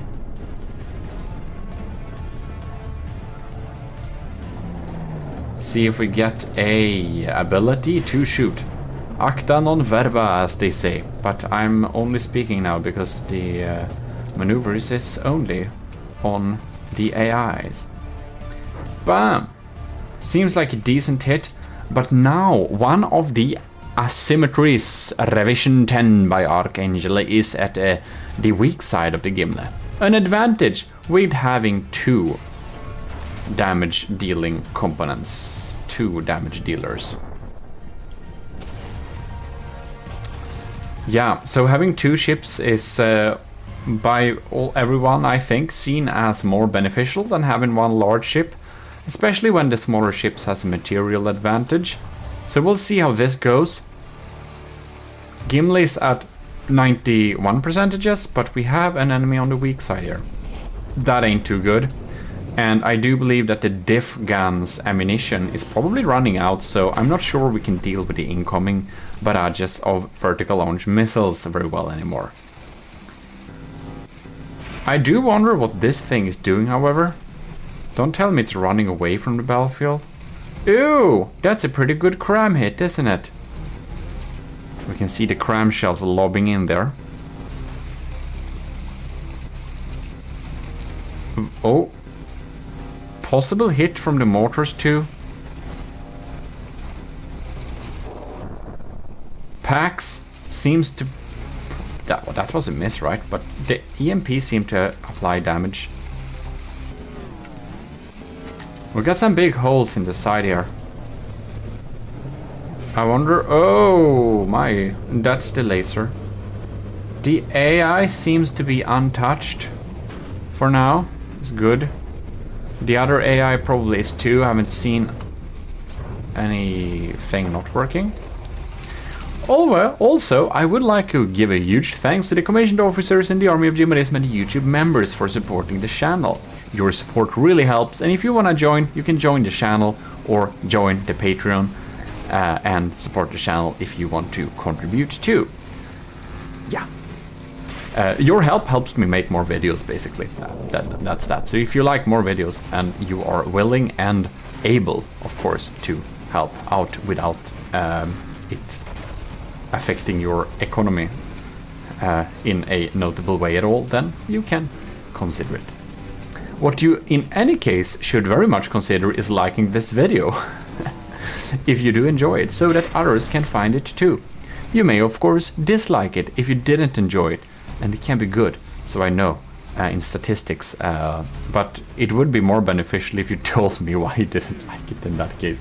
Otherwise it's just, okay, some random person didn't like this. I don't know. Oh man, these are 30mm. These are like 3 30mm cannons, I suppose. To deal with incoming. Oh, they're anti-crams. That's cool. I think it's time following the VLMs and see what's happening with them.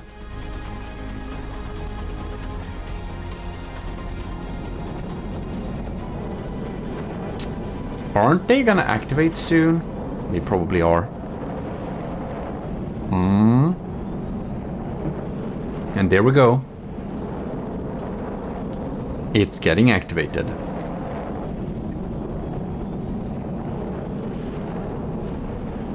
Interceptors popping in there. That one got taken out. Now we have some engaging this thing and the lamps. Oh, and they took him out. They took him out. Not that one though. That dealt some damage. Oh my. Look at that. Captain Y is sitting here and almost using, I don't know, his feet and back to not fall down there. Well, Captain Y has had harder situations and been missing in action, but always returns every time. No question about it. All right. Here we go. This one is a pretty big shell, and it is, oh yes, that is a good hit indeed. Man, how much parts can it shed? I don't get this. Are we... Is this some... that's probably not spin clipping, right? It's just that the turret was very tight in there, right? I think so. I'm suspicious because the Brimstone Rain used some aim point spoofing with a lot of tetras to fill up an area. So I don't know. It's different what different people think is cheese and not. So it's like very individual, but like how people build their ships, you never know. I didn't check it much actually, since this is an unofficial combatant to the Gimle, especially as it's, you know, 2 of them, and we don't accept 2 official submissions for the Gimle battles. I would prefer it to be 1, because the Gimle is so easy to flank otherwise, and the Gimle is just not built to deal with that. So I think that flanking the Gimle intentionally is a very uncreative way to deal with the Gimle, because it's very obvious. A one-sider, well, of course you should get on the other side of it. But if you get yourself in a situation where you can submit 2 ships against something that you know will be a one-sider, then I would recommend you to have 1 ship that's a left-sider and 1 ship that's a right-sider, and that will almost certainly make it so that they will get at different spaces of the enemy. And yeah, and probably load that up with a lot of diff guns and stuff like that. You could probably deal. I think you could deal with the Gimle if you went to Gimle's weak side, and just unloaded a crazy ton of revolting blast guns. I know they're called revolving blast guns, but they're a little bit scary, and they make the system lag too much. But that's probably. I shouldn't give you tips about that, should I? I should. It's been long enough. Probably. In any case, there are many ways where you can trick or beat the Gimli. So it's just one of extremely many. We're getting missiles popping in here. Kill lambs. Oh, they could take him out. Can they? No, it went through. It went through. But didn't quite take out the Super Davidos. Gimli's still at 90%. Seems like all its turrets are still online. The main one, at least. One asymmetry is at 70% and one is at 61%. So right now it's looking pretty decent for the Gimli. And it's popping in here.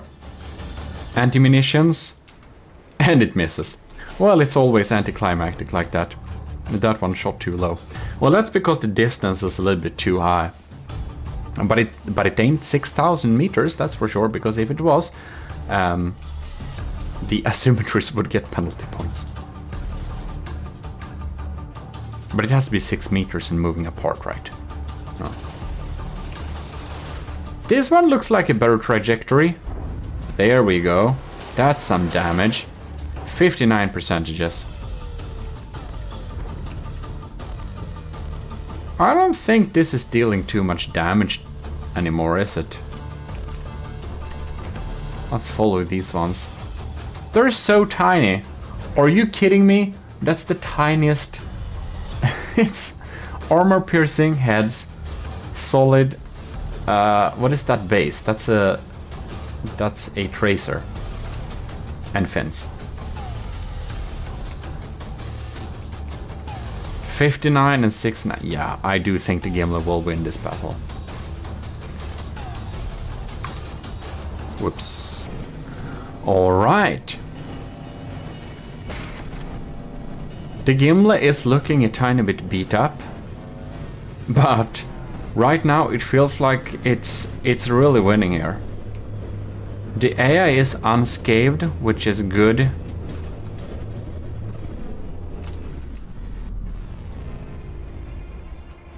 I haven't seen it taking much damage at all in a while. Yeah, we're gonna see if anything happens. Yeah, well, the asymmetries are kind of down to, what is it, almost 55%, and they haven't been dealing damage in a while, and it's been going pretty in this direction. So since we're doing best of 3, I think we're gonna restart and take this battle again and see if we get any other results, or if it's the same this one too. I'm hoping for the same, of course. There we go. So here we are, inside one of the windows. Perhaps it can be a little bit terrifying, I don't know. But I think we should chill and just have a nice dinner here. You know? What can we do? Lazen is lazen. The burst guns are bursting. Our crams are cramming. And the sound effects don't really work, but whatever. The pack is breaking the sound barrier, but that's normal. The asymmetries are actually a little bit in material advantage this time, so that's interesting. We're getting pretty close here, aren't we? Have they fired the VLMs yet?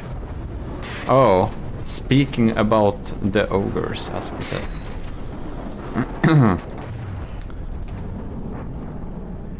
Well, I'm not sure I like that explosion.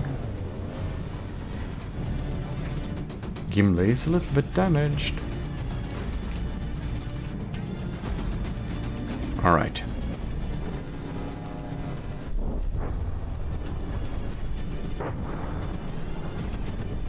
It feels like they are never firing, but that's because the game speed is like half. And we are in degraded mode, of course we are.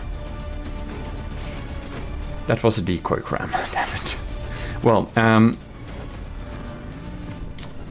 I feel that there is a good reason why we have the rules for the official Gimli submissions, and that's definitely to reduce lag. Bam! Can I get an explosion in here? Yes, we could. Incoming. Now the frags don't even render anymore because it lags so much. But yeah. I'm at least glad the stuttering isn't that bad, because the stuttering is the only thing that I think... Like, bad FPS is one thing, but stuttering for me is completely insufferable. Both are down into the 80s, and the Gimli is still at 96%. Well, maybe we actually will win this battle too then. Here we are at the other ship. It's still shooting and stuff. I think it has taken much less damage, but it is obviously damaged. I think it misses a couple of turrets, that's the issue. I wonder if the asymmetry also relies mostly on up props. I don't know. No, it has water pumps too. Never mind. So the water pumps only really lag when you're getting damaged. They're really weird. That's because they're pumping, you know, out water and stuff like that. So it makes sense. But the weird thing is, water pumps still lag even though you turn them off. So, yeah. It's weird.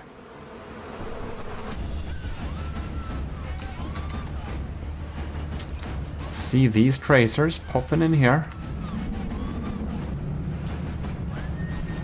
Are all our guns still active? Well, we're gonna follow these ones. This is gonna be a hit, isn't it? Oh, middle of the turret! That is a very good hit. Amazing. If you could have like... Oh no, what happened? If you could have like thumbnails that is a GIF, that's something I would do. Now, what is happening now? They're gaining like penalty points. They're both at like 65%. Oh! Is it sinking, is it? It's really weird. Why was it... That's a weird... This thing is despawning. It didn't have... It must be AI dead then. And this one is also despawning? Wow. That was like a quick... Interesting indeed. What happened there? Well, the battle was going in that direction, but I wonder how we could have EMP'd, sniped them both in such a short period of time. They're under the... Or did they get A? I don't know. They didn't went too far off. When we looked at it, it looked like, I don't know, maybe it was some glitch or something. But I do think we've seen enough to conclude that the Gimli will probably win over the asymmetries most of the time. Because if we do a little pause here, even if that was a glitch, I don't think we would... I don't know if it was or if I just missed the good action, but never have the AI got nearly scratched. And as long as that doesn't happen, I don't see how the Gimli would lose this battle. So I do think we actually can conclude that the Gimli Army of GMODISM Gimli battleship is able to take out 2 asymmetries revision 10s. Which is very good, I think. I'm happy. Because I do believe that those are some pretty good designs. And we're here with another Gimli battle. So, it has come to my attention, or, well, Borderwise is basically trying to build a new battleship that will be able to beat the Gimli, which is absolutely fantastic. I want to give him some motivation. So what I've done here is I prepped a battle with 2 Titan Slangs versus a Gimli. So as I also said in my battle, and as he pointed out when he also did a battle, and they got the same results, but go and watch one of them, or both, that's better. And basically, the Gimli is a quite bit more expensive. It's almost 2.2 million. So the Gimli is actually 400,000 materials more expensive, almost, like 300,000 materials. Is that 380,000? I don't know. Something like that. The Gimli is 400,000 materials more expensive. And that's, of course, a very big, huge disadvantage. So, to go down and show down the Titan Slang versus the Gimli once and for all, I thought that we should have the Mark 1 plus the Mark 2 versus the Gimli. Now, I think that Borderwise's Titan Slang Mark 1 is actually better in many ways than the Mark 2, because its cram cannons are so much more dangerous. So, but instead of just trying one Titan Slang, the Mark 1 against the Gimli, because I do know that Borderwise thinks the Mark 2 it's much more competent, which it probably is. I just think the Mark 1 seems more dangerous because of the crams, but in any case, I'm gonna put them both against the Gimli. And if we do that, hopefully we can do a conclusive evidence which, if the Gimli is stronger or not. Now, I'm really hoping that the Gimli will win. I will be very disappointed if it doesn't, but this video is motivation in terms of if the 2 Titan Slangs win against the Gimli, it should be some good motivation of keep going and making better ships. If the Gimli manages to win over 2 Titan Slangs, the Mark 1 and the Mark 2, it should be some good motivations that the Gimli counters the Titan Slang so hard that a new ship really needs to be made in a different way. Now this will probably lag a lot, so we're just going to start the battle here. Look at that. We're firing. Oh, look. Ooh. That's some damage. That's very surface damage. Okay. Oh, looks like some stuff got damaged there. Alright, so the Titan Slang has some scary lasers. Now I gave them both a lot of materials. The Gimli battles only usually get 500 materials per each, but it's like some symmetric setting. I wanted both of the Titan Slangs to be fully packed with materials, so I just upped that material limit. Alright. Ooh, see there, see there. We can't really take on these crams. You can see it punched a hole straight through here. That's actually very dangerous. Okay, I'm feeling less like the battle with the Gimli against one of the Titan Slangs. The Gimli just dominated the battlefield so hard that I kind of thought that it would be. I thought it would be able to take on 2, but now I'm getting a lot less certain because. Because these crams, they go through my defenses and they just need one lucky hit to take him out. Ooh, but the Gimli is actually in the lead material-wise. Okay, we're definitely in the graded territory. Don't tell me the Titan Slangs collide. No, they don't. Good. Bam! We got some explosions in there. It lags so much that I wonder if even frag works right now. This is a little bit beyond my computer's capacity, that's for sure. If I remember correctly, the Titan Slang Mark 1 can be sunken. I do hope that my sniper cannons targets the Mark 1. Because then we could take its engine power, because my sniper cannons are excellent at taking out stuff from beneath. Look at that. That's some serious damage. Now, there is also a big advantage of having 2 smaller ships instead of 1 big. So that should also be said. It is 1.8 plus 1.8 is math gmodism. 3.6, is it? So, yes, it should be 3.6, right? So 3.6 million versus 2.2 million, this battle is. So, border-wise should have an advantage of 1 million and... I'm sorry. 400, is it? I can't think and record and do multiple things at the same time, so I'm sorry, but it should be something like that. The Gimli is down to 95%. Ooh, it's getting pretty damaged here. It's really is. Those, ooh no, look at those lasers. They're really burning on this turret. That's a little bit scary.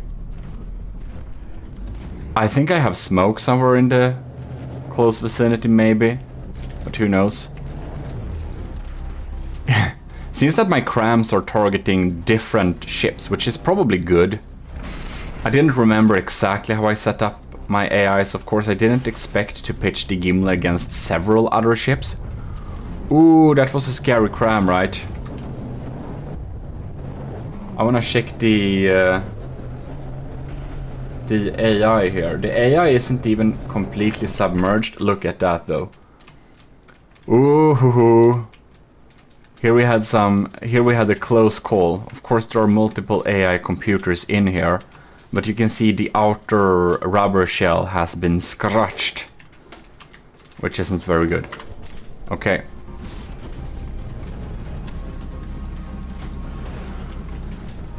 Right. That is really something here. Lags a lot. Oh, looks like... Oh, this is my damage diff rod. Looks like the Mark 1 has indeed. I think Borderwise is probably very right about the Mark 2 being much superior, because it's staying floaty and battling still. The Mark 1 is kinda sinking, which is really bad. I think that if Borderwise took the Mark 1's cram cannons and put them on the Mark 2, I think, I may be wrong, but I think it may be a more efficient ship, because I do believe that the Mark 2 has hollow point frag crams, and they are just a little bit countered by my armor, because it's a thin outer shell and it just covers the damage. Looks like my underwater flak diff rods civs are doing some work too. Bam. Ooh. We're getting big holes here. A lot of empty space, but this is scary, like no more damage towards the AI compartment. I do realize that I probably should have armored my AI compartment a little bit better, but it hasn't been a problem yet, or it has actually been a problem one time, but we didn't lose because of it. It was just only the laser and fast fire guns AI that got taken out that time. So it hasn't been a problem yet, so, but you know, if it becomes a problem, I probably need to make a Mark II Gimli or an updated, just an updated little hotfix maybe is enough. The Gimli is down to 89%. That's actually... I don't think it's ever been this low before. But it's also outmatched in terms of materials a quite good bit. Bam! Was it 3.6 million versus 2.2? That should be 1.4 materials. That's like a BBS 5th season in difference. So that is a bit. But you can see the Titan Slang Mark II. This is the Mark 1. It's still battling valiantly and it hasn't sunk.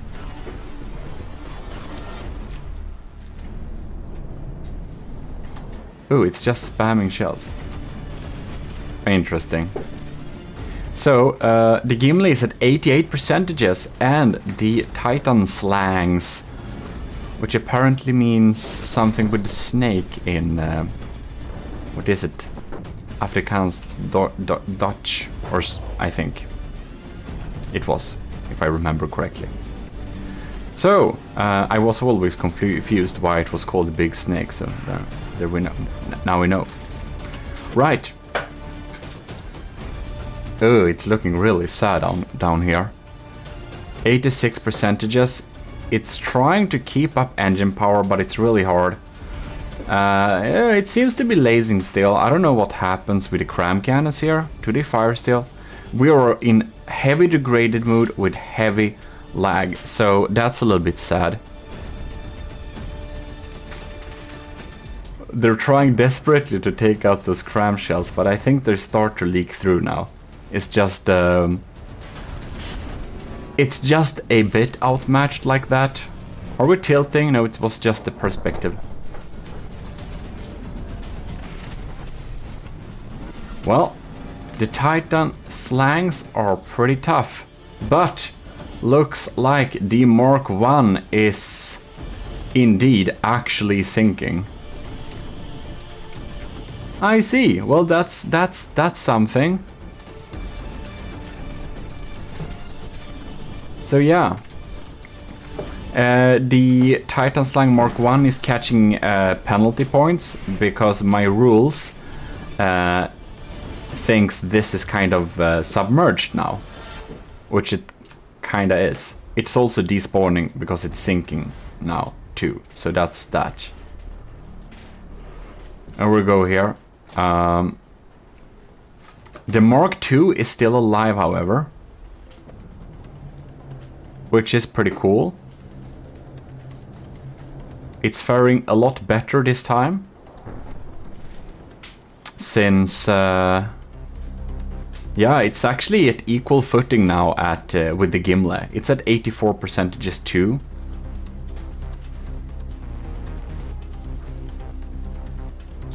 Alright.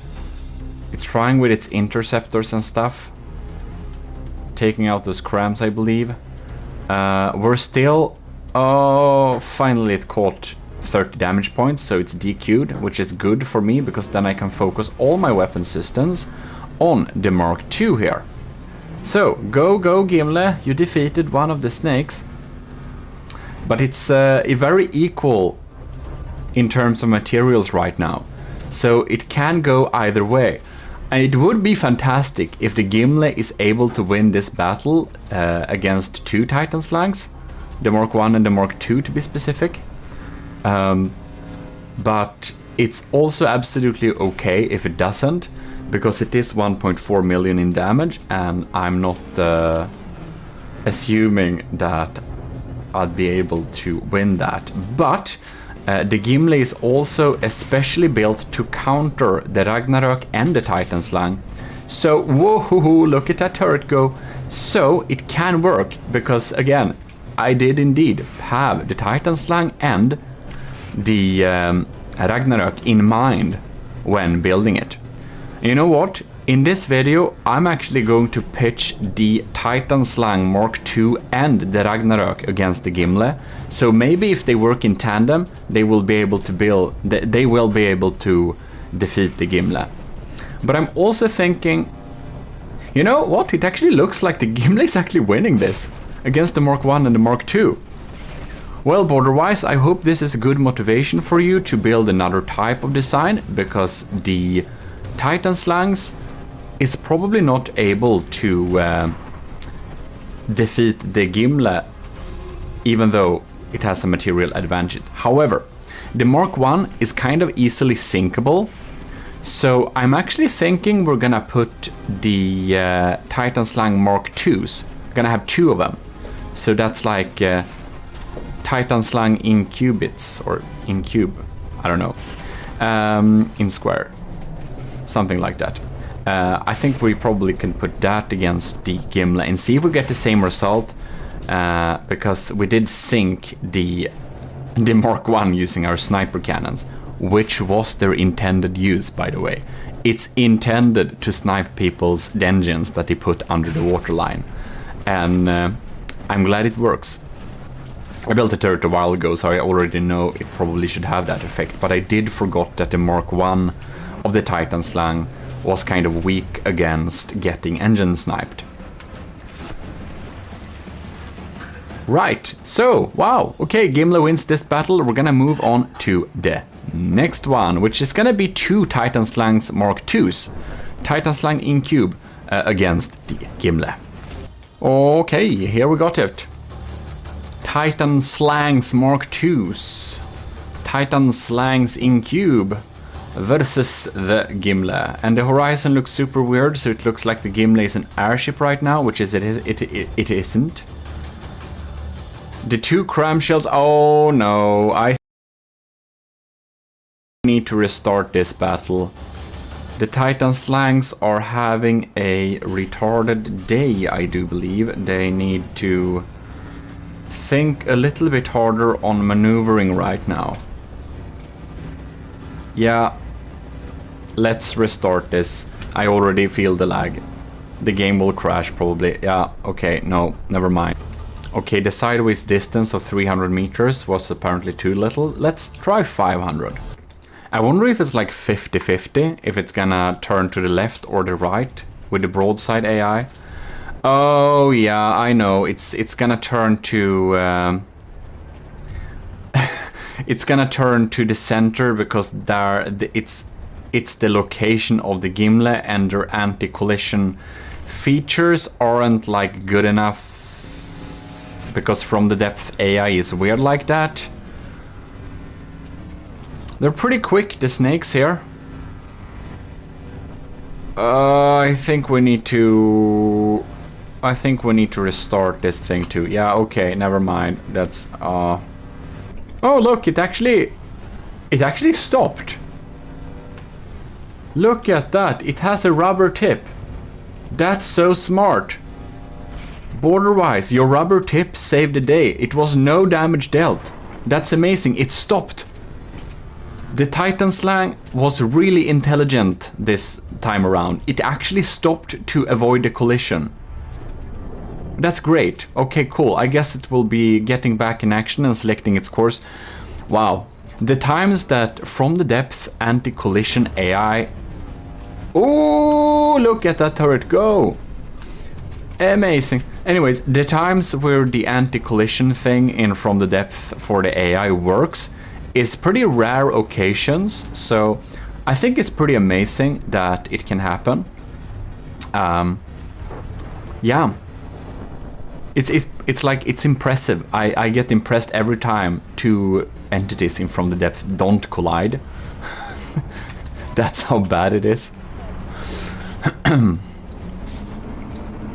Well, but we probably shouldn't connect some, you know, chat GPT general AI to from the depth, because I do believe that from the depths would evolve and find a way to make real machines of war and somehow conquer the world.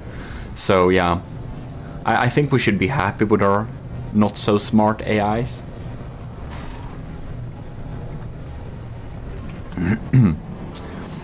The Gimli is down to 96%, but oh my god, the Titan Slangs Mark IIs are down to 89. That is kind of interesting. So it seems that it's going well still for the Gimli. It's going well still.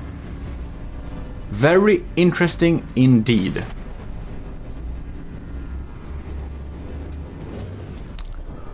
Amazing. I must say that I'm glad that I built so many ships and got the more experience from building the battleships. It was so useful. I think it was so cool. When I built the Draconia, I tried my best and I tried really hard to make it as good as possible. And we got it to an equal footing with the Titan Slang, Mark 1 and Mark 2. And that's really cool. The Draconia's Mark 1 version is lost in the ether, so the Mark 2 version is the only one that exists on the workshop. But I tried really hard to make that killer baby seal actually do some action, and I did. But it could beat the Titan Slang most of the time, but not reliably. they were like very equal ships. So I'm very happy that I managed to put together a ship that does seem to beat the Titan Slang almost all of the time. But now I may have jinxed myself, because it seems that one of the Titan Slangs has moved over to the side of my ship that has no armor. Everything is easily accessible to take out from here.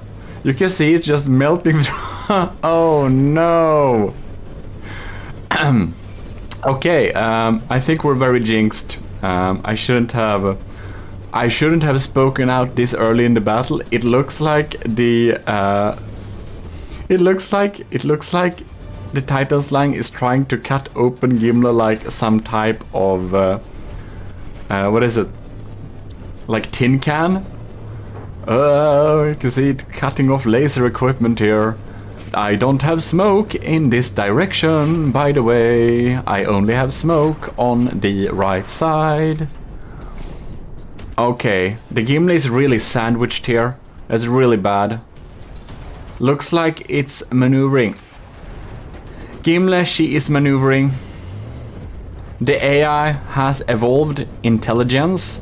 It starts to use its broadside to get the Titan Slangs to the both side of the ship. I'm just kidding, that's just pure luck, but we can pretend it's trying to be intelligent. Oh, that was a scary cram there.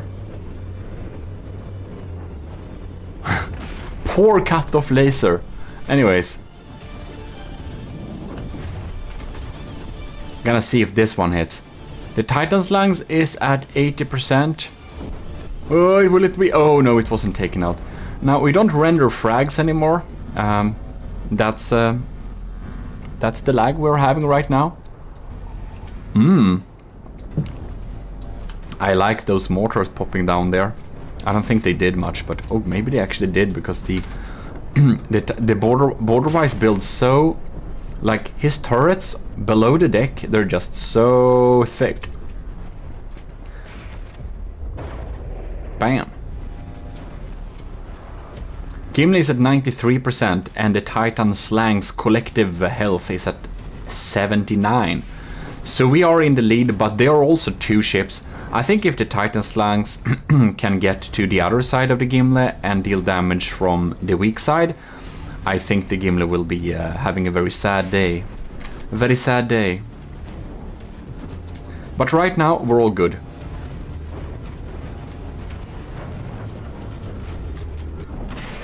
No, I didn't want to lock on to that.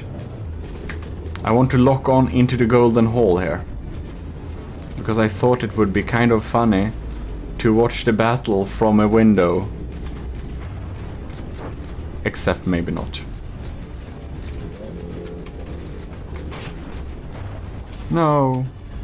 Here we go. Well, we're grilling through some holes here.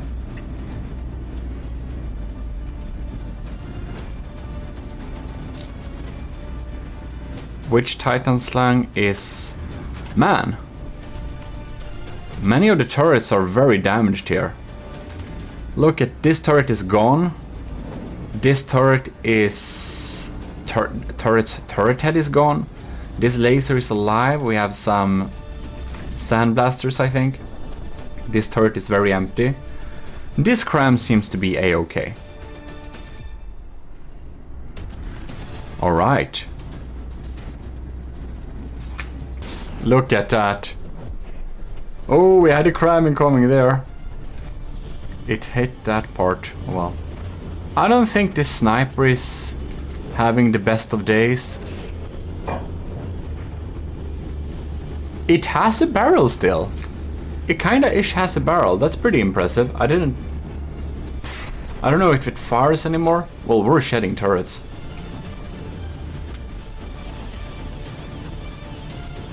Interesting. It feels like these turrets are targeting the wrong target, man. It's just because I don't want them to waste space. If we ever have an opportunity where it will meet some kind of drone, I don't want big main guns to start shooting at the close little tiny thing, because that's just a distraction that we can't hit. I better shoot on the biggest thing. This Titan slang isn't looking very happy either. Look at those turrets. Ooh, I do believe that Borderwise could have had some more decoys. Oh, I know what HAB stands for now, by the way. It's heavily armored battleship, or heavy armored battleship, or highly armed battleship. I think it was heavily armored battleship. In any case, I do believe that the Titan slang, she could have had a few more heat decoys in the superstructure, because I do believe that the turret caps are hollowed out like this because I'm aiming at hot blocks, and the hot blocks equals shields if there are no heat decoys. And that can be said for the Gimle too. It should also have some more heat decoys. It only has a few very exposed ones. What is it? This is one of them, right? It's alive somehow. Well, that's something. Oh no. Oh no. It has happened again. Well, I'm hoping for it to not target the AI compartment. We're getting a bit grilled here on the side. The Titan slangs are looking pretty sad, however, in general. They're at like 60s. They're in the 60s. So, it does actually look like the Gimli is able to beat 2 Titan slangs Marks 2. Wow, that's a turret going away. So, I'm very happy about that. I hope Borderwise isn't too sad about it, but instead see it as a encouraging motivation to build a battleship that can counter the Gimli instead, because I think that would be really cool to see. I have some ideas on how to counter the Gimli, and I know some of you in the Discord community, I know you are actively trying and building and testing different methods of taking out the Gimli in the best way possible. Now, of course, I won't share any of them. They will be popping up when they will be popping up in the battles, when the battles are being conducted. But there are ways to counter Gimli. But I think you have to be a little bit creative. I think you have to be a little bit creative. And I know some of you have been a little bit creative. Lieutenant powered by greed. That also reminds me, huge thanks to all of the commissioned officers in the army of GMODism. Of course, all the cadets. And most notably Admiral Super Dave, Captain Y, Commander Jacob, and our lieutenants Asteria, C2, Cravey, powered by greed, Tyler Russ, and Vincent Veritas. I hope my paper isn't outdated. I will check that soon. In any case, if you missed your name on the list there, I will update it promptly. It's the paper on my screen. I have like 1, 2, 3, 4, 5. I have 6 post-its on my display with things I need to remember, because despite doing all this digital content, I'm not a digital planner person. I'm all about paperback. Look at that, what the hell? Is it I that fired those? What's going on here?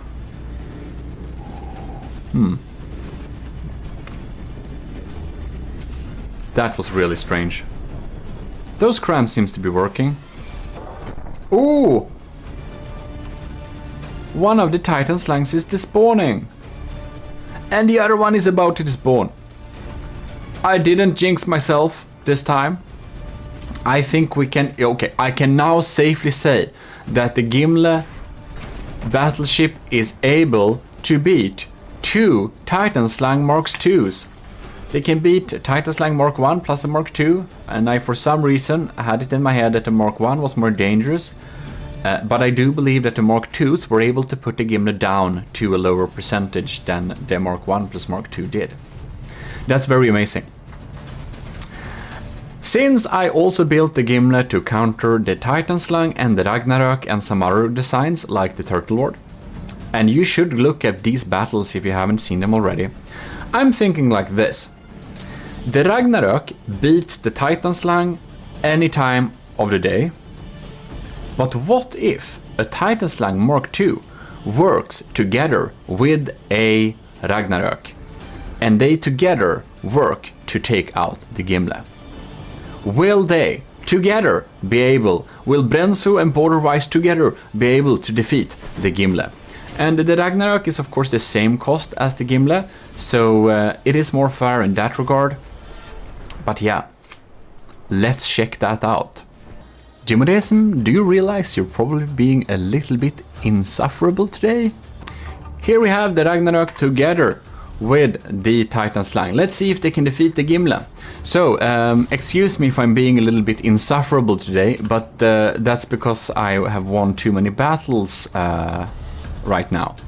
So, I think you understand. But of course, both the Titan Slang and the Ragnarök are really cool and good designs. They are well built, they have some weaknesses. I did try and counter them, and I may have succeeded. Now, I have no idea if the Titan Slang and the Ragnarök will be able to defeat the Gimle together.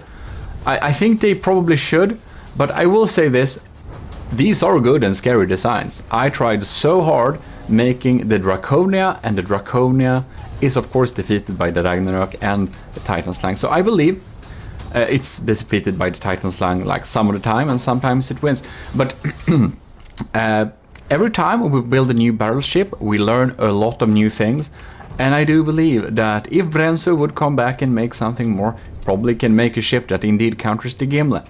And will be very interesting to see what Borderwise comes up with in her terms of huge battleships that can hopefully defeat the Gimle.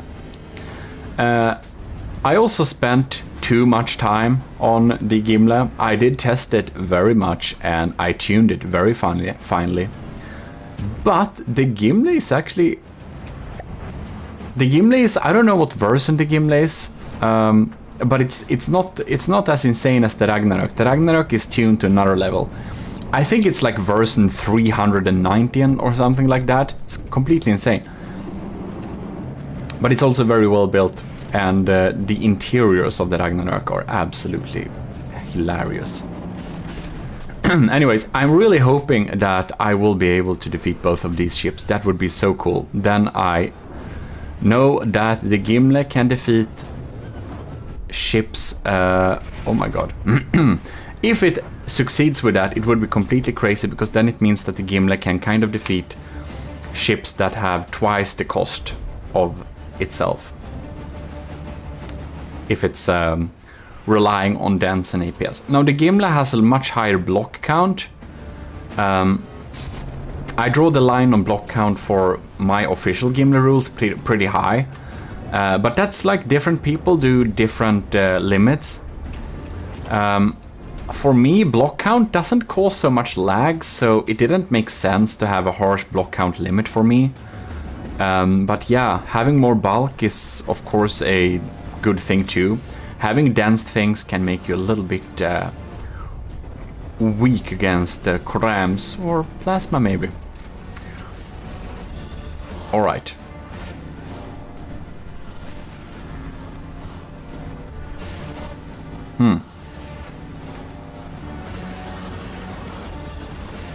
Titan Slangs and Ragnarök is down to 93. Gimle is at 95. Well, I do kinda still suspect that there is a very large chance that I will not be able to win this battle. Uh-oh. Just surface scratches, right?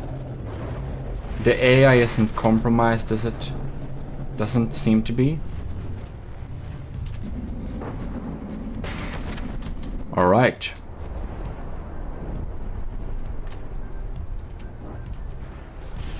Really keeping some distance here, man. Oh god, it's lagging so hard. Anyways.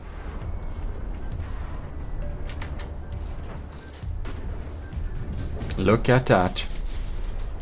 It's looking pretty healthy, this thing. I do believe that... I wonder if the Ragnarok... No, the Titan Slang has actually taken most of the damage. That's not good. Because I do... because the Ragnarok does win over the Titan Slang any time of the day. I do... Yeah, that's a little bit scary. That we have focused on the Titan Slang, because it's obviously a less scarier target. The GMODIST down to 91%. Its lambs are cleaning up my auxiliary cram shots. Wonder if these are the scary cram shots. Or that's only the... These are probably real ones, yeah? They're not, they're doom shells, but they completely missed. I think our detection is kind of damaged, to be honest. Not good. Our packs have punched some holes here. This thing is at 95%, which makes me a little bit scared. Coming in some cram shells. No, they're missed. They're missing. Well, darn it. More cram shells are popping in here. Ooh! We got one hit. That's something. Something is better than nothing. Oh no. Let's see her.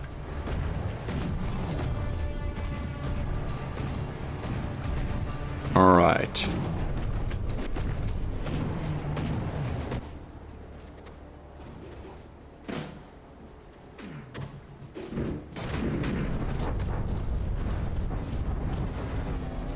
How are we doing down here, I wonder?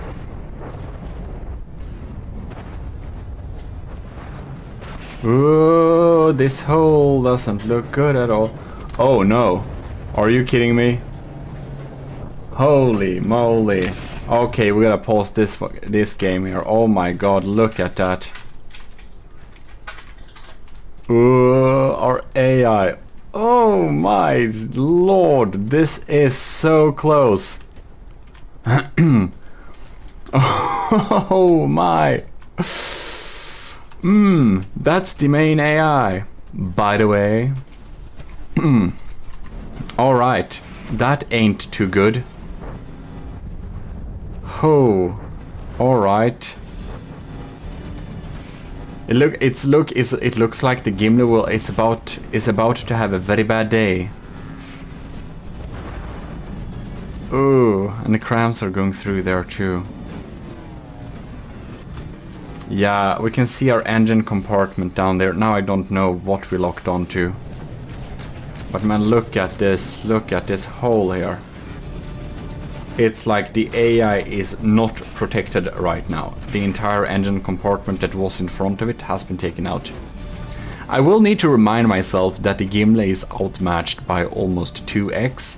So it's unreasonable for me to expect to win, but the battles has been going so good so far that I was hoping that the battle luck would continue.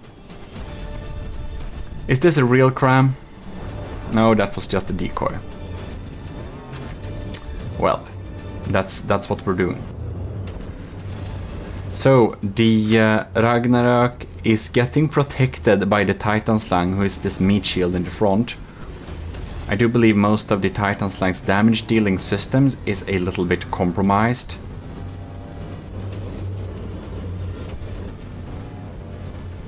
Oh yes. But it would be good if we could delete the Titan Slang here so that we can focus all of the damage to one target instead. The Ragnarok is at 92% still. That's worrying. Is this a real cram? I hope it is, and I hope it hits.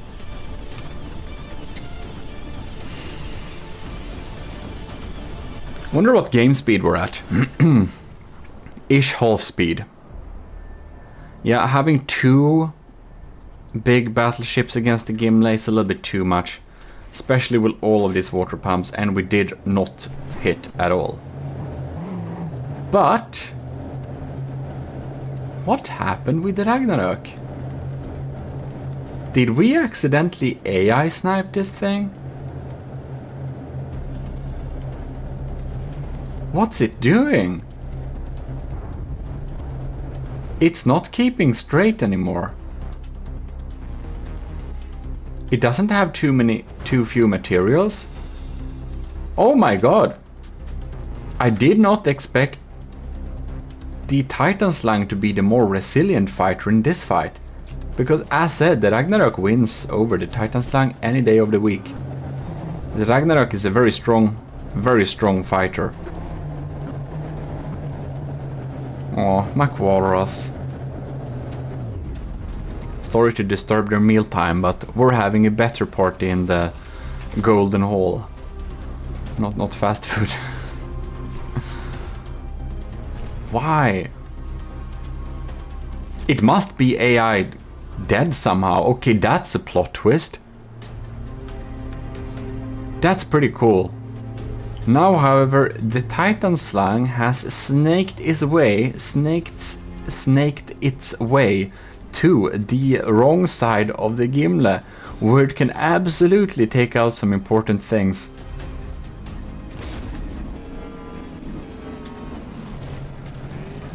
The crams have realigned. That's good. The Super Davidos. Fire away.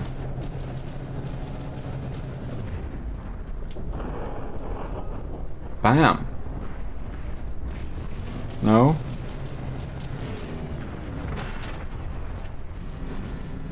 Okay, we're targeting different enemies there. I wanna follow these guys here. Thank you. Oh my god, we missed so hard. I was thinking we're about to lose 100%, and then the Ragnarok does stop shooting. Some important thing. Either, like, it must be the AI. Maybe our snipers accidentally sniped some important thing.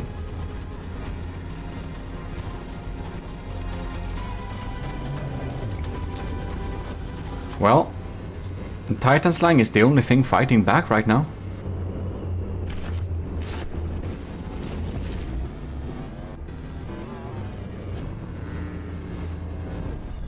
We're having serious targeting issues though.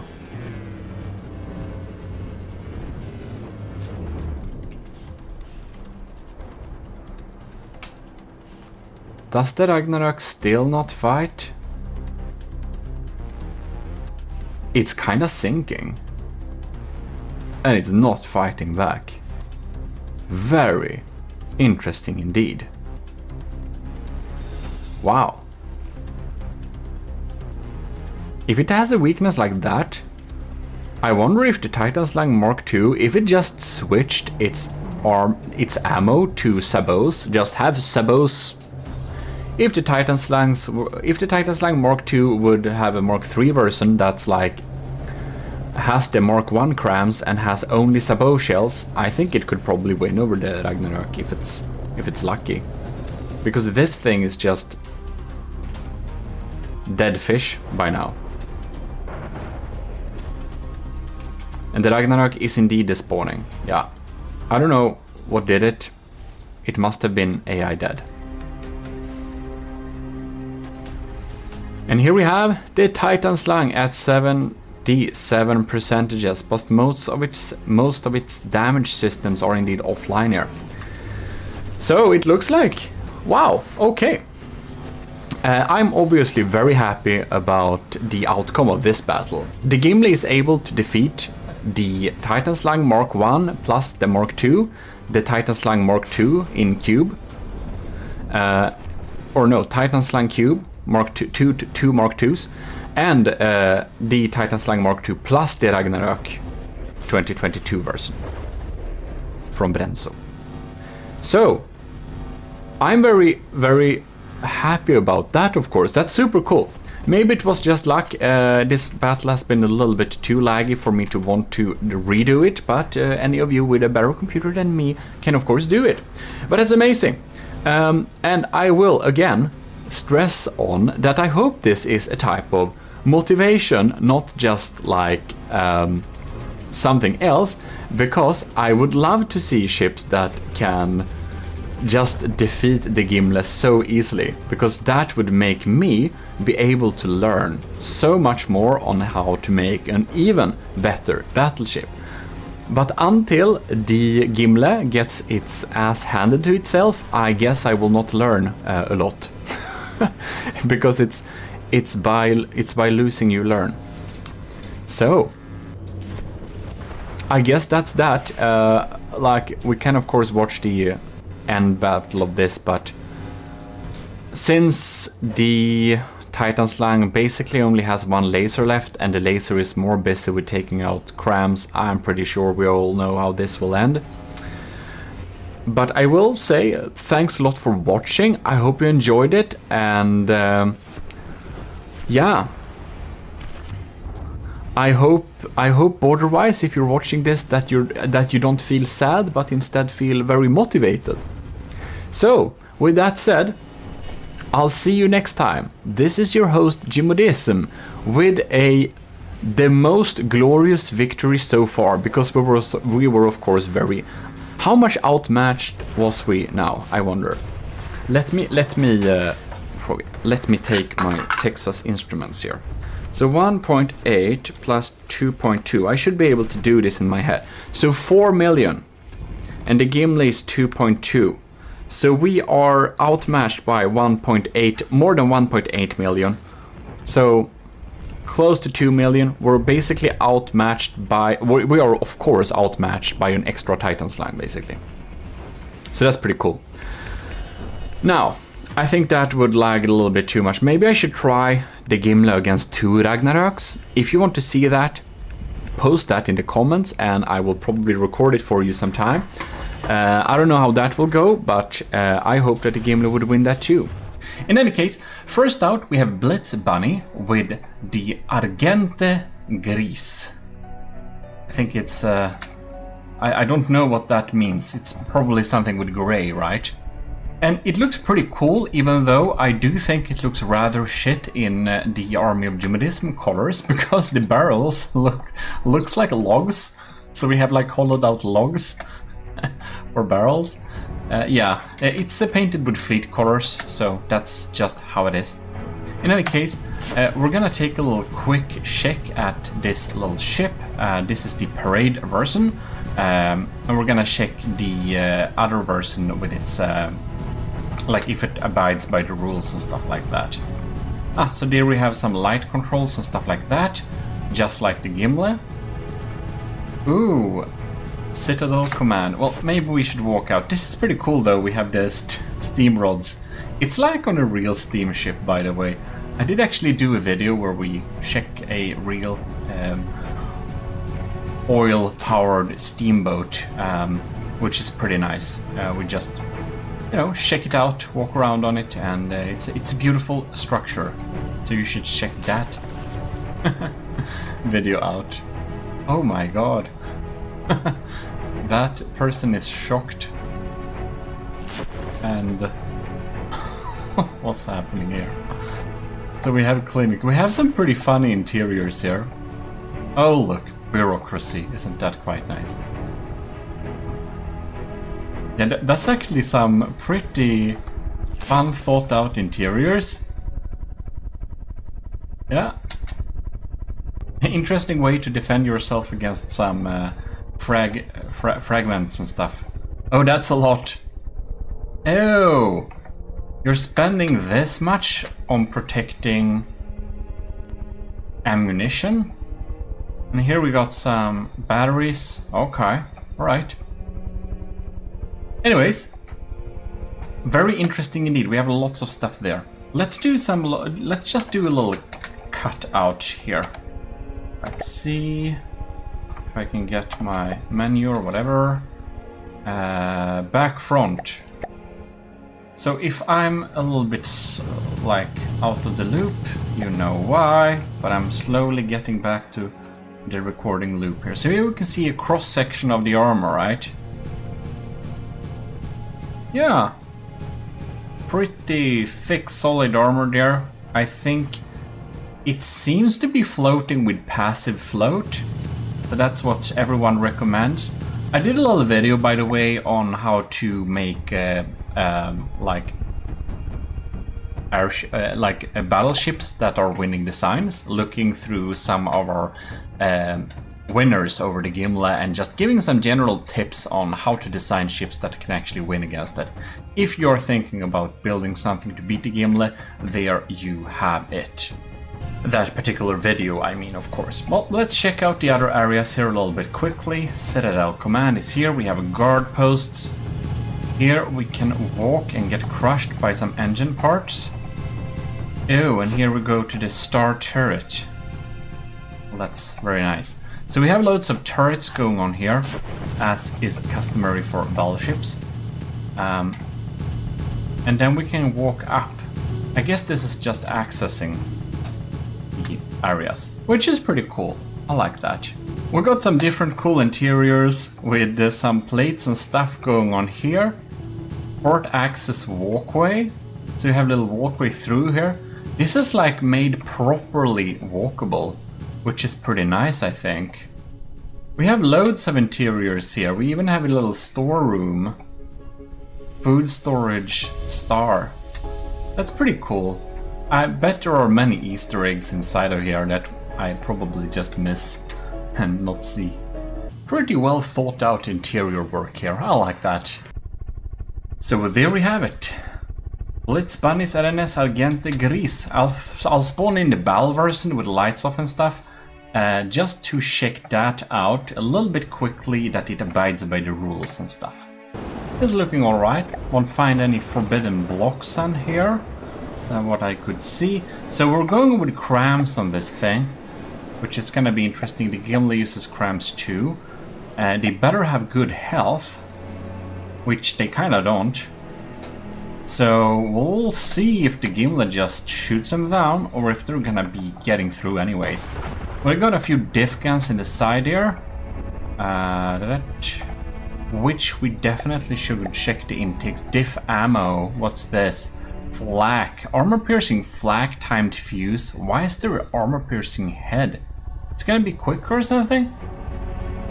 Diff ammo, gunpowder, timed fuse.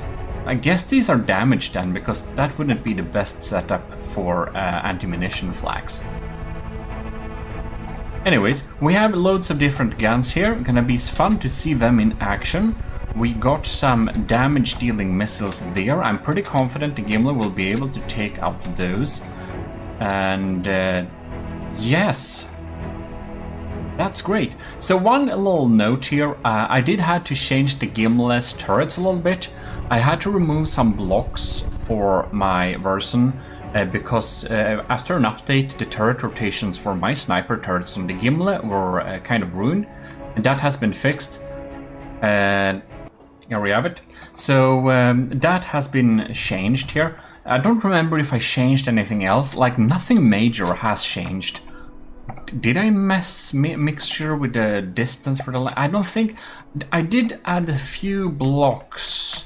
I'm trying to remember what it was. I think I tried to add... Somebody told that you can use like armor ducts as armor. That's great against kinetic shots since they have high health.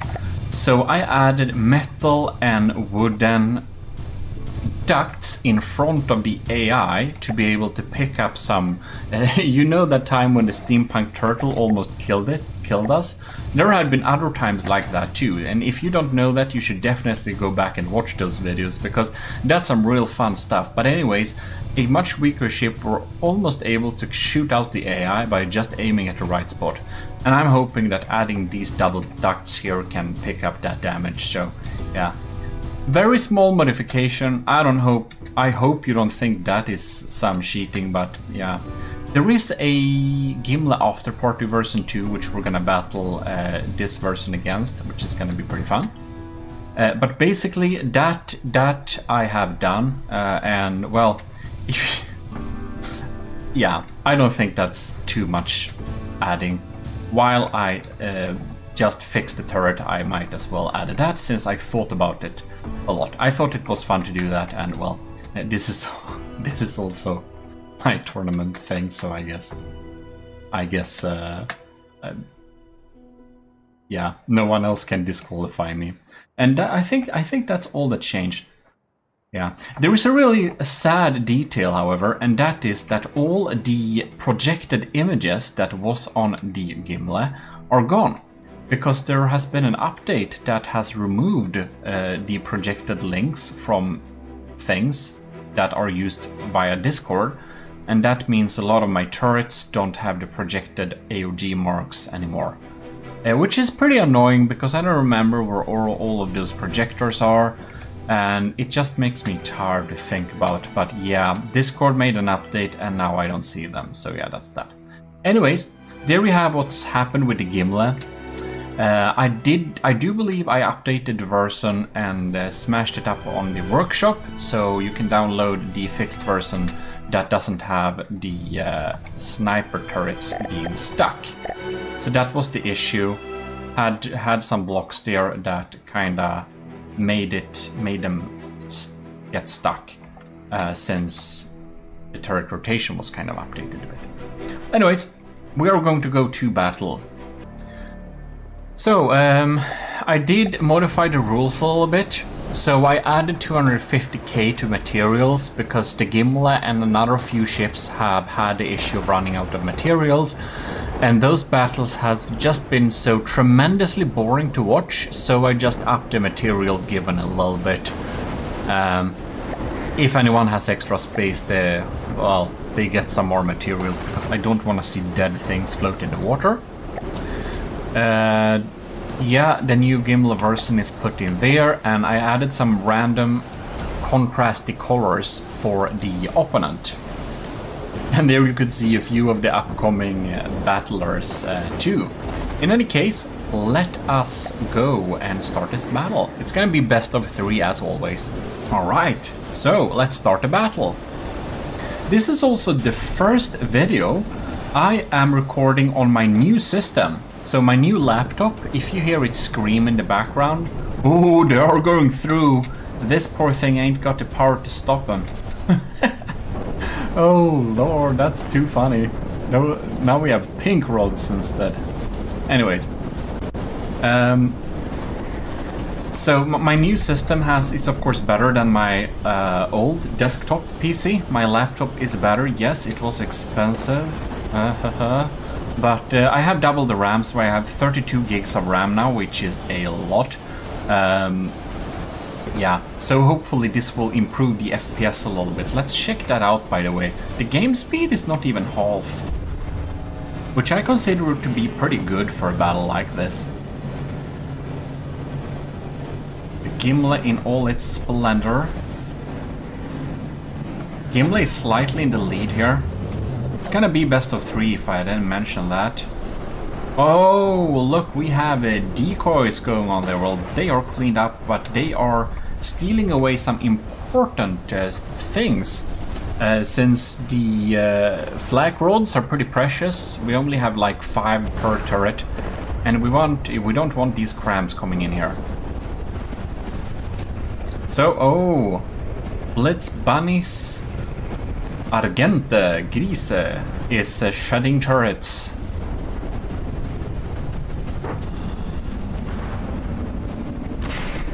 Feels like our game speed dropped a little bit, right? No, it's still ish at 0.6. Ew! We are punching holes in the turret here. I'm pretty confident Gimli's gonna win this first battle. And that's not always telling for the rest of the battle. But it seems that the Gimli is leading pretty hard. So even though it's not telling for the first battle, I do suspect the Gimli will win all like the next battle too. It's to my eyes not an even fight at all, because the Gimli is still at 98.8, and I think Blitz Bunny needs to strike a really good crit hit to be able to hurt the Gimli at all. Because it seems that these crams, you can see them coming in there, they are taken out. You see that? The health of those cram shells are just not enough. Not enough at all. So yeah, that's interesting indeed. I'm actually thinking that from the challenges from the losers bracket, it would be fun to have like maybe a little short single elimination turret tournament with the losers, and just make the winner of that get back into the winners bracket, so we don't have like second elimination, but kind of like a second chance for the most valiant fighter. Because I know some of those wins where the Gimli won were pretty damn close. Like the Exit Fire from Secret Advisor and Drakenslang Mark II. So the Drakenslang Mark 1.5 from Borderwise is actually in the winners bracket, but the Mark II, which was supposed to be better, actually lost against the Gimli. And now I have a new system, and some people say that different systems kind of affect the results too a little bit between the battles, so it would be pretty fun to see a rematch of the best loser against the Gimli and see if it's like any different results on a new system. Also, there is a big part of luck here involved, because it's, well, best of 3, and yeah, it's not best of 10, but that takes so much time. I think most of you wouldn't be interested in watching that long videos. Anyways, again, the Grease definitely lost this first battle. Nothing else is going to happen here. It doesn't shoot back. We're going on to the next iteration. Battle, not iteration, next fight. Next round is the word I'm looking for. Alright, here we go, next round. They're loaded in and all. I'm gonna stick here a little bit with the Gimli and see if these shots are indeed even getting through. Whoa. Oh, they did some slight damage, but not even a fraction of a percentage. So yeah, the Gimli's defenses were able to take him out indeed. And here we can see, oh, well, it can take out some small crams, but they are also there to distract, indeed. So they're doing their job. It seems that Gente Gris, this turret has gotten stuck, and that's nothing to do with the update. It's just that the turning limitations has not been set up. So I definitely do that if I were the ship owner here. Set up the movement angles for the turrets here so that it won't get stuck in a manner like this.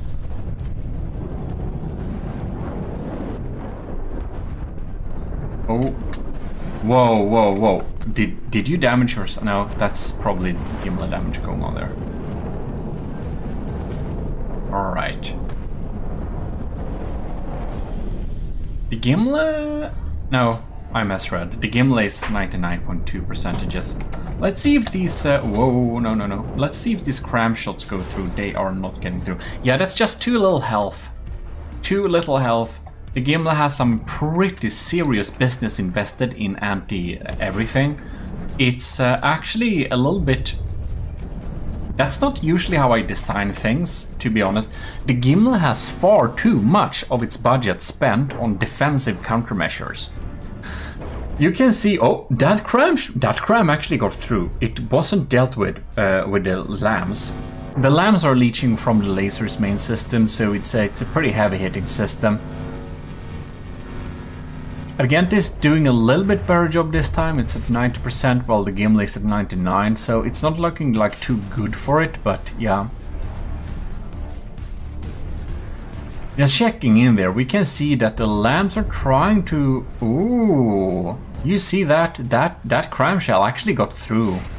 And you can see the value of having projector shields, because like every third shot or whatever are like bounced off. Anyways, 88 versus 98, so the Gimli is already at 10% lead, 1.2 minutes into the in-game battle. Game speed is at like 0.7, that's better than it was in my previous system, so I'm pretty happy with that. It seems though that some of those cram cannons may be set up with a timed fuse. So they kind of explode near the Gimli, but not inside it, which is not the best. And let's see here.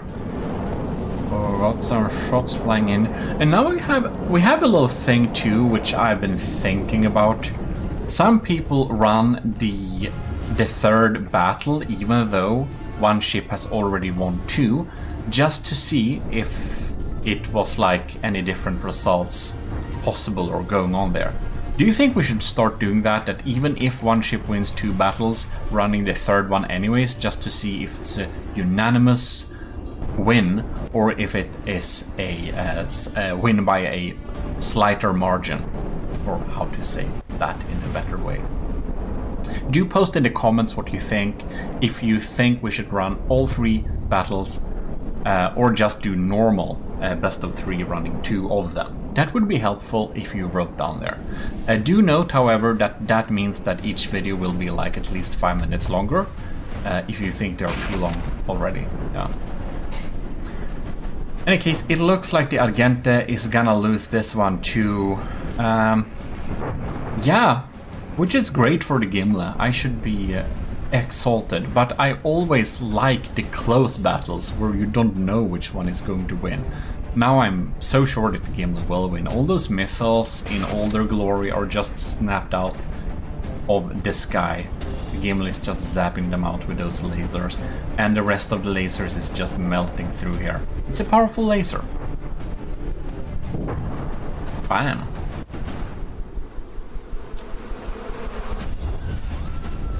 Look at that. Ooh, I think no. I thought almost the AI got fried. It didn't. But it's not exactly in a good place right now. Look at that. Bam.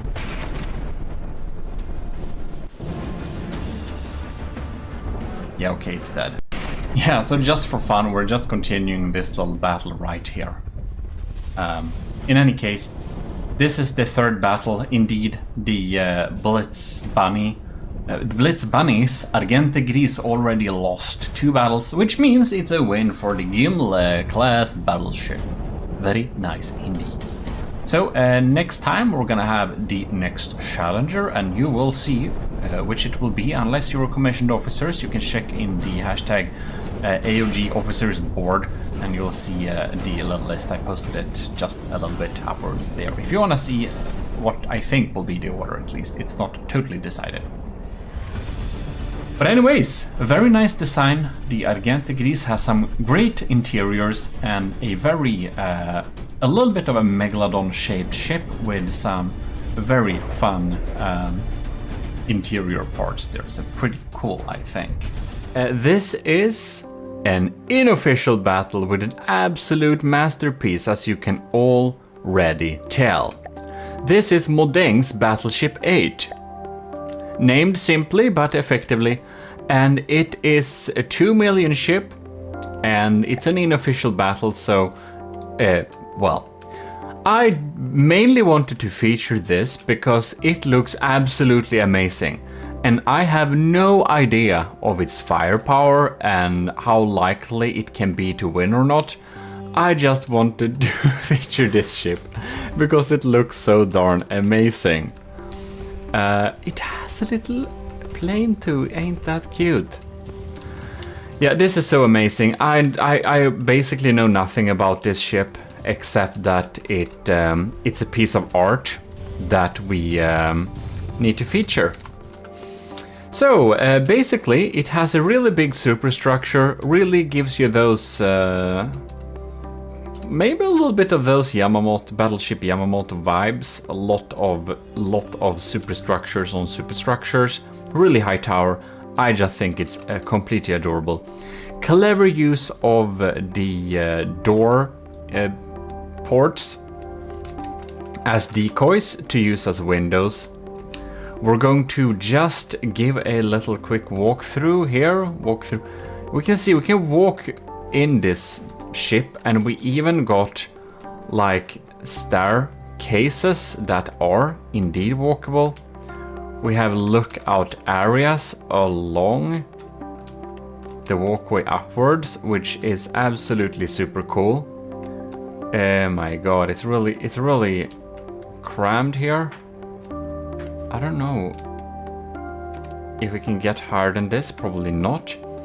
We got detection towers, and we just got a piece of art, ladies and gentlemen.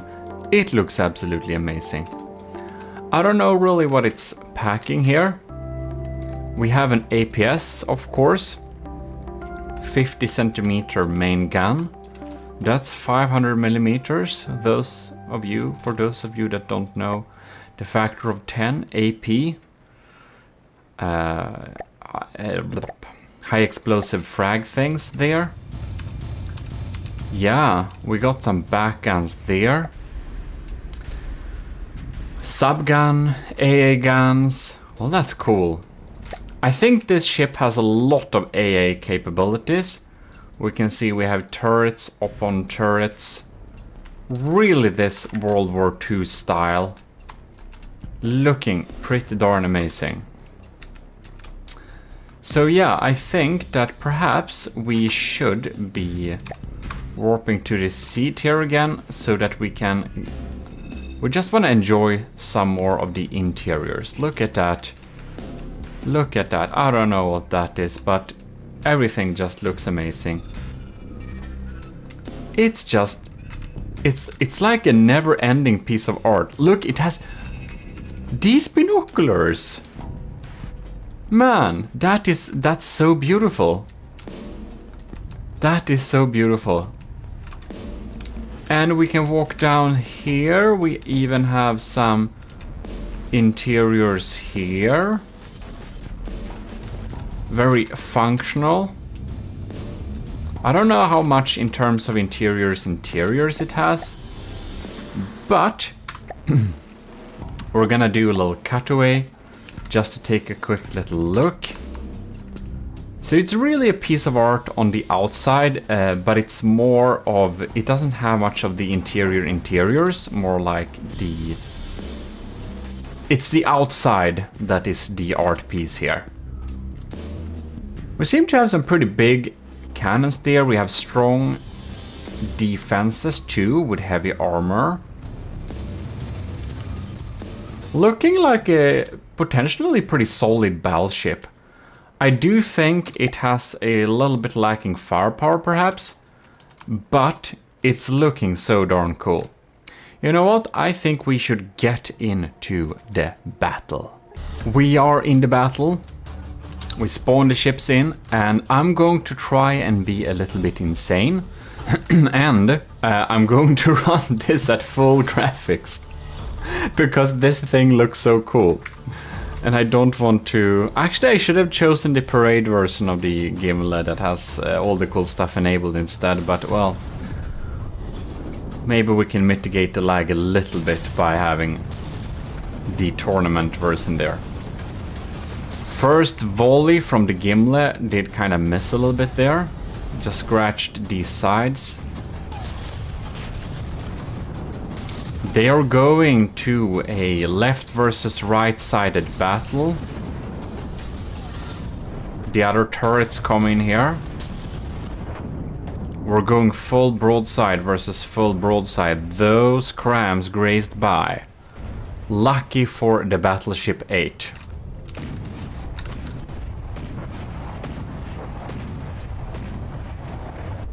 Shots are coming in. Ooh. Does it have decoys, perhaps? Or was it just luck? The Gimli is at 99.2, Modeng's is at 95. Oh, damn. That was a painful hit. The Battleship 8, she's a little less expensive than Gimli 2. She's more like 2 million. Oh no! Turret neck got popped.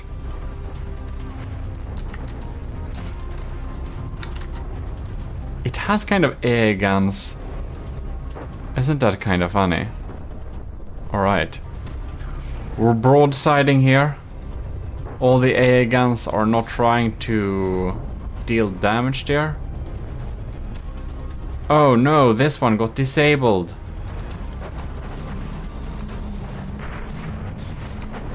The Gimli has received some heavy fire in the back here. Wow. We're in degraded mode now, and we're having stuttering. Well, as expected, the Battleship 8, she does not seem to be able to put a fight against the Gimli. But then again, the main purpose of this video was to showcase this absolutely gorgeous piece of art, which the Battleship 8 is. So, thanks Modeng for making a beautiful piece of art. It's of course best of 3. I do believe that the Battleship 8 has some pretty strong guns, and it would be possible. It's even rail charge, so they're packing some punch. Now, the Battleship 8 could get a lucky hit and hit the Gimli's AI and take it out that way. So it's not impossible for it to win with those APSs there. But really, it's like lacking a little bit of firepower. The Gimli has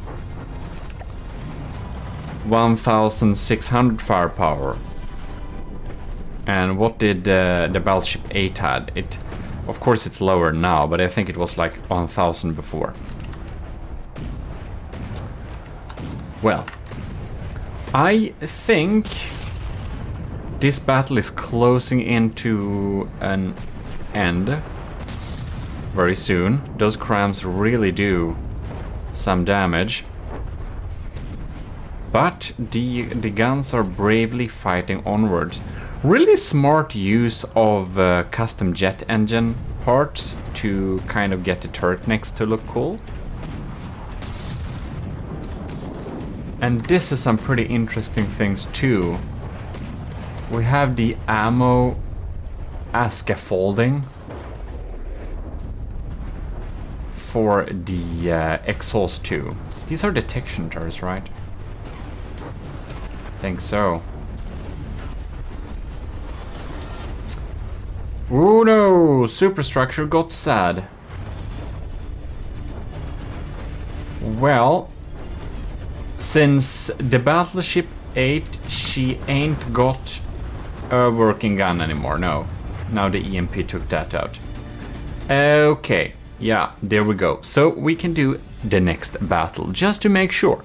And see if Battleship 8 can get some lucky strike, lucky hits on the Gimli's AI and stuff. Next round is here. And we're gonna unpause the game. See how the Battleship 8 looks in a distance here. Doesn't this look absolutely glorious? Oh man, that was a bad first hit for the Battleship 8. Poor thing. God, this superstructure is gorgeous. Like, The entire reason behind this specific battle is probably to showcase Battleship 8's superstructure, if we're gonna be real here.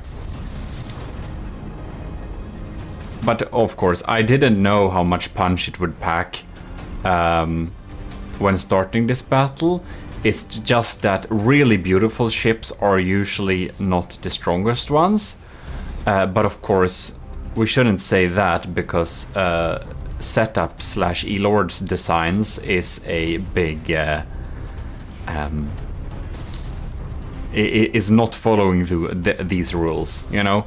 The Turtle Lord and the Slabman Stridsjacht, looking pretty darn good, was really good too. And well, the Rhino and lots of other ships setup build are looking really amazing and are performing among the best. So that's not always true. It's just that a lot of people that build a really beautiful ship don't build the most combat effective ships. Only a few people do both. I'm trying to do both. I don't know which category you would set me in, but well, that's up to you. But in any case, I kind of expected the Battleship 8 to not pair up against the Gimli in terms of combat effectiveness due to its absolutely amazing and intricate detail and superstructure. And I would also suppose that the Battleship 8 also probably has some limitations on what types of weapons it uses, just for like roleplay reasons, most likely, but who knows. Well, we're looking absolutely splendid, but it's on 84 now, and the Gimli is at 98. I don't see any signs of any AI being disabled so far either.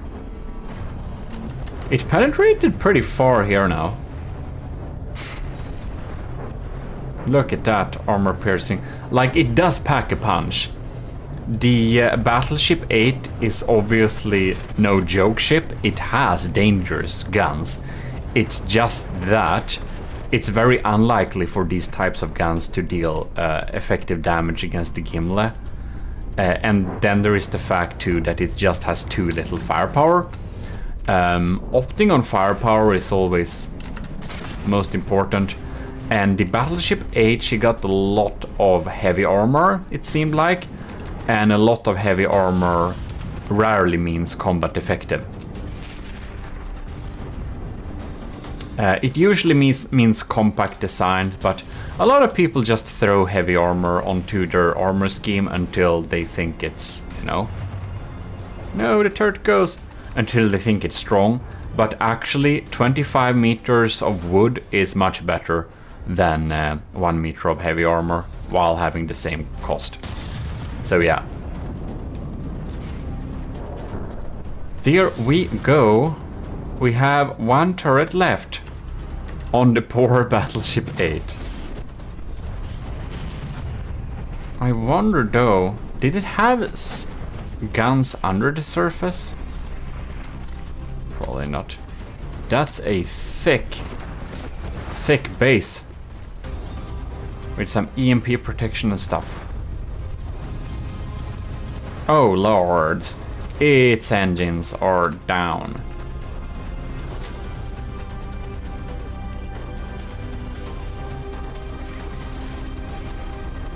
All right.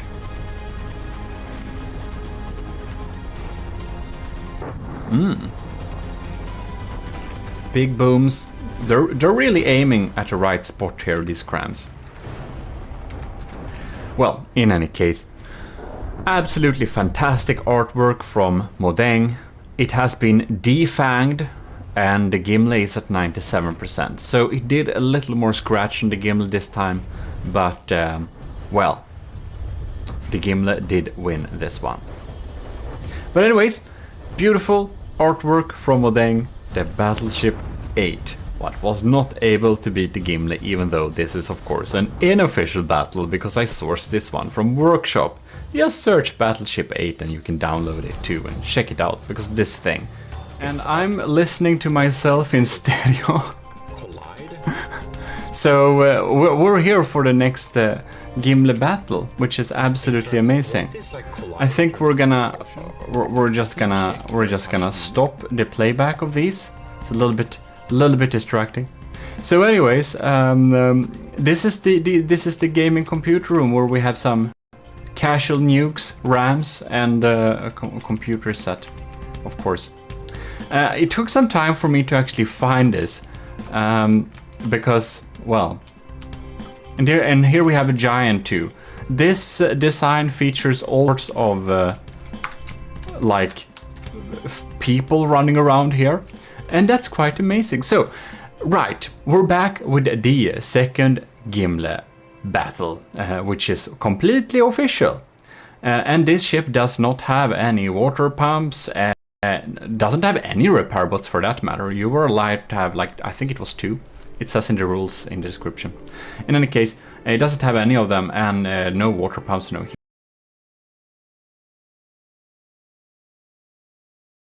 A fan build of a fan build. This is the BBS 2. So, BBS 5th season is a very popular, cool ship that people like, and Kevin Try really likes that ship. I don't believe that this is the first time Kevin Try has rebuilt the BBS 5th season into a more powerful and expensive version. So, this is the BBS 5th season 2, which adheres to the Gimli rules and is about as expensive as it too. So that's why you recognize the design here, of course. And we should be checking it out a little bit here in good quality, good settings. We got loads of shields going on here. And here we have some pretty cool looking interceptors. What was that? That looked like an engine cylinder that actually blew. Well, well, in any case, maybe not, maybe it was something else. We have, in any case, here, big guys sitting on here. We got big guns in little displays. I think this is pretty cool. Is that a Scar L or something? We have some big 64 pounders loaded, so to speak. Someone is slipping. He took the guy's lunch and is running for his life. It's been 3 hours. 3 hours! Poor thing, didn't get lunch for 3 hours. Chasing around. And here, sitting in a little step. Oh, this is the honorary guard, of course. And do you know what's really, really nice with this little design is that upstairs here, you can sit in this chair. And you can spin around in this chair if you so like, all day actually. So that's a little special feature on this ship, I believe. We got all sorts of viewing decks, pretty castle-like interiors for sure. And my favorite part, we got a bell on top of here, or several bells actually, which you can ring or just hang on to for dear life. Will be needed during the battles.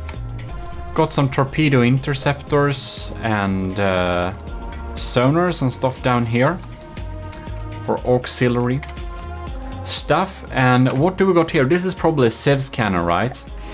So we have sabots. Yeah, they're probably Civs slash enemy saws. Another shell we got is 400mm flax. This is probably against the Gimli's crams, right? We have 120mm flak also against the crams, I believe. We got 50mm AP frag and 50mm AP flak. Interesting. Armor piercing flak is nothing I've seen a lot. I don't seen that used much. In anyways, what's this? This uses 433mm sabots. So it's only kinetic. That's probably a wise way to go against the Gimli for sure. And inside of here we're having... Is this like... This is a gun, right? Or is this just an AI? No, this is actually a gun here. Oh, might it be a diff gun on top of here? Or no, it's the barrels from the other cannon sticking through. Well, darn. Should have set the idle elevation to this to look a little bit... Okay, not that much. Never mind. We'll be moving on here. We're just gonna check if this side also has the same thing. Yeah, 433mm sabots there too. So I guess that is the armaments mainly here, as well as some interceptors and defensive measures. So it will be very interesting to see how it deals with combat. We got some 2 cool control rooms down here too, and I believe that's the extent of the interiors here, probably. I think so. So that's really cool. Let us actually do like this. We're gonna do a top-up cutter. That's not right. Front-back cutter. Yes, please. I'm just gonna check through here. We got some pretty heavy armor to protect it there. So here we can see we're using stone and alloy in a little intersecting pattern. Should be very cost-efficient armor going on there. We got era 2, staggered era along the sides, good against APS. The Gimli has some diff guns, so it might protect against that. We have a very low-cost deck here. And if we do a left-right cutter, we can check it around here. We can see a little bit what's inside of here. So we got a lot of engines that are kind of separate. We got some steam too. And that's about that. So let's put it into the battle. Now I'm gonna do one thing before starting this battle, and that is removing the video screens here. Like that. Just so that they don't cause lag here. But other than that, it's the same. And there we go. The battle is online. We're hanging out here with the BBS 5th Season 2 by Kevin Try. And she's looking absolutely amazing in these colors, in these weathers. Wow, these Civs cannons are just spamming these shells from... Wow, look at the next volley coming in from the Gimli here. It's absolutely insane. The BBS 5th Season 2 is actually in the lead right now. Let's see if we get another cram volley going on here. There we go. There it comes. Bam! Ooh, they got through this time. Those did not. But it's I can't tell from this distance which are the decoy crams and which are the... These are some real ones. Oh, they missed, but they would have gotten through there. 99 point... Wow, this is so even. This is so even right now. Do we see? Oh, we got the first one coming in there, but it didn't do a lot of damage. Was it perhaps a little bit damaged due to the heavy countermeasures? That's not countermeasures, that's like... Maybe this is countermeasures actually. Dealing some damage, but not a lot. Not a lot. Bam, we had some big damage going on there. Let's pause. Let's pause and see what's happening here. We got some damage going on there, just some regular confetti. We're gonna lock on to one of these sabot ones. This one was deflected. That's why we have shields, ladies and gentlemen. Right. Do we have anything dangerous going on here? Bam, we got a hit there on the turret, but not fatal. The Gimli is so spacious, it's so easy to check the interiors. I wanna check the AI. One sabot blast could definitely hit the AI if it's lucky. Oh my god, do you see this? Do you see this? Man. Okay, so something... Oh, look, it's really destroyed this engine here. And it got... Oh, it got annihilated by the era. I'm so happy I have era here. Man, this could have taken out one of the AIs. Bam! Okay. Right. The BBF 5th Season 2 is not joking.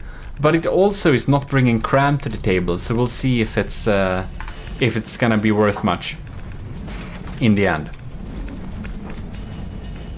Like those sabots, they really need to hit the right spot in order to be really dangerous, because if they hit...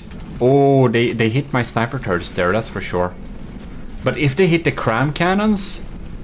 Look at this poor thing. If they hit the cram cannons, they may not be dealing too much damage. If they're hitting the crams, they really need to take out the firing piece to render the turret useless. Bam, okay. These shells are really getting through here. They are not a joke, that's for sure. Alright.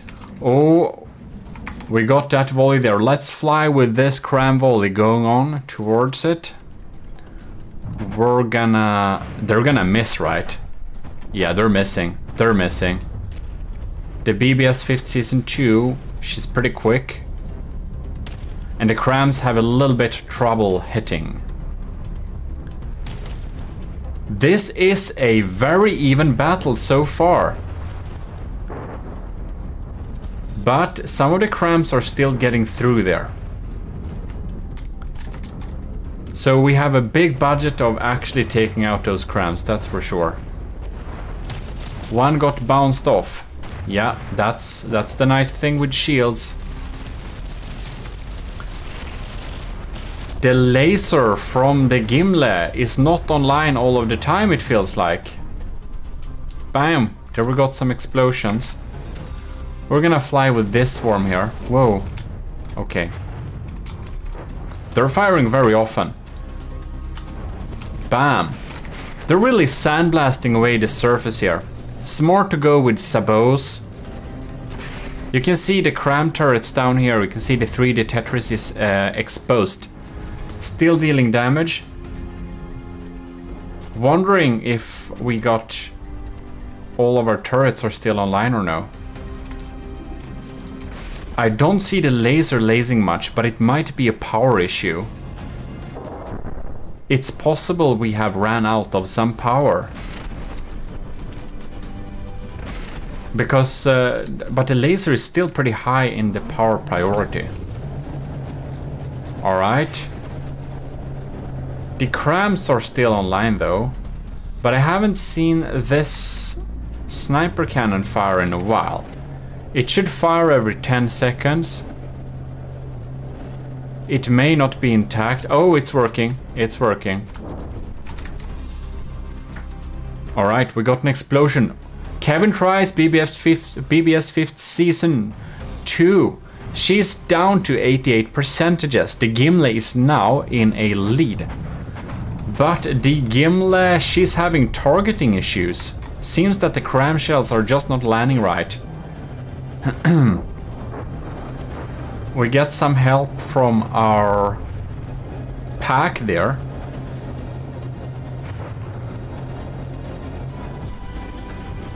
Alright, we got another couple of big crams coming in here. But they're targeting them too late, but it doesn't matter much because they're missing. There we had one. Bam, bam, bam. Yeah, we're really having issues targeting from here. So the Vigoletta is still firing on here. What are we shooting up there? Is that engines? I think we're targeting hot blocks. We probably had a heat decoy there in the extremities of the ship. That's a wise place to have them. This one is a... Whoa, that was a hit. I think that was a pretty good hit. The mortars don't have much chances of hitting though. Wow. It feels like the crams are aiming above surface. For some reason. The Gimle is down to 91%. But the BBS 5th Season 2 is at 84.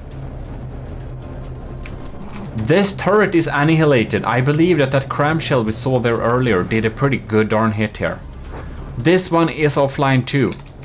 The laser has came back online somehow. Alright. We're lasing and lasing. Oh! Is the AI of the BBS 5th Season 2 offline? Oh my god, it looks like the AI is taken out. Damn, here we have some pretty big explosion here. We got a lot of steam leaking. Oh yes. Ladies and gentlemen, the AI compartment is exposed and very, very sad. There we go. There we go. It's not doing anything. It's not trying to deal damage anymore. The BBS 5th Season 2 has done a pretty good job of softening up the Gimli, but it seems that it's not quite done enough, because right now it's losing. Let's check out the Gimli here a little bit. The sniper cannons, both of them are pretty sad, right? The crams have taken damage, but seems to be functional. Most of them at least. Maybe not this one, it lacks a barrel. It has a very short barrel, not sure that's gonna work. Fast fire guns are going on there. Laser is lasing. This cram is somewhat exposed together with this one, but I believe they are still functional. Wow, and even our sniper cannon is still alive here. It would be pretty interesting if we can find the shell. Maybe it's too late.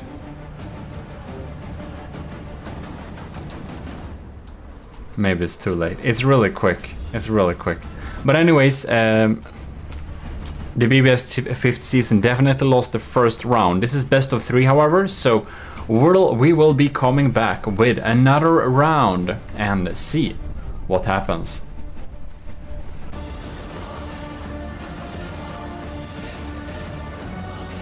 Dramatic, right? Well, we haven't started the battle yet, but I guess we should. So we just respawned it again. Last time we hung out with the BBS 5th Season 2. So this time we're gonna hang out with our favorite party gal, which is the Gimlis. So, can we? No? Okay. There we go. Wow. I just want to see what happens with the first incoming volleys here. It's really interesting. So we got the swarm of shells coming in here. And it's dealing quite little precursor damage here. Getting through some of the layers, but not too bad. Alright. That's not what I thought I locked onto. Let's see what game speed we're at. We're at 0.6. Okay, not too bad.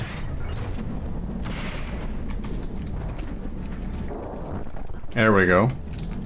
The ear-killing sound of the packs.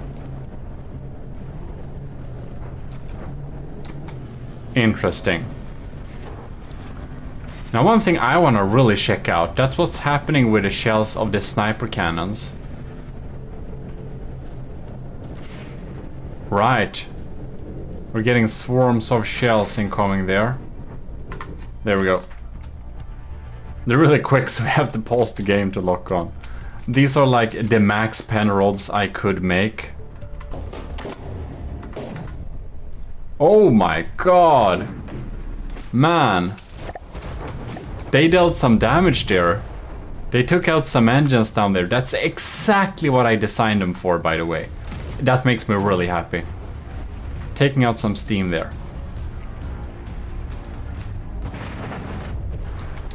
Alright. Bam! Oh my god!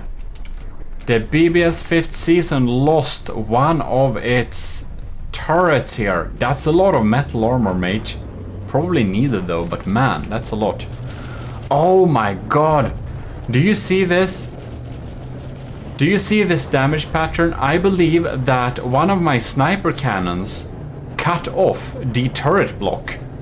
Completely straight off. I believe that was a lucky hit to take out the turret. They are designed to hit underwater, and they are designed in a way so they are likely to strip the undersides of decks. So with people that only having 1 meter decks, those sniper cannons can be pretty dangerous because they might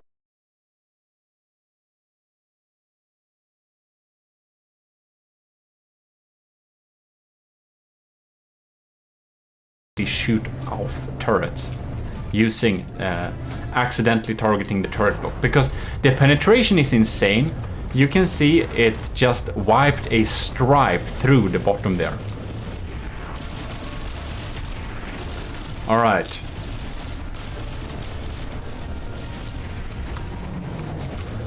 Trying to take out those cram shells, but oh no, one still went through and we dealt some serious damage there.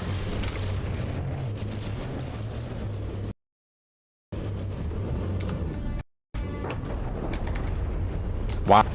I think the Gimli is performing after my best intentions. Not against enemy foes, of course, but after my best hopes. Alright. Kevin tries.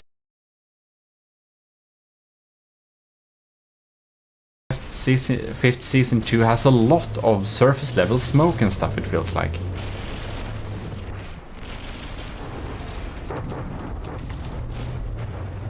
Right.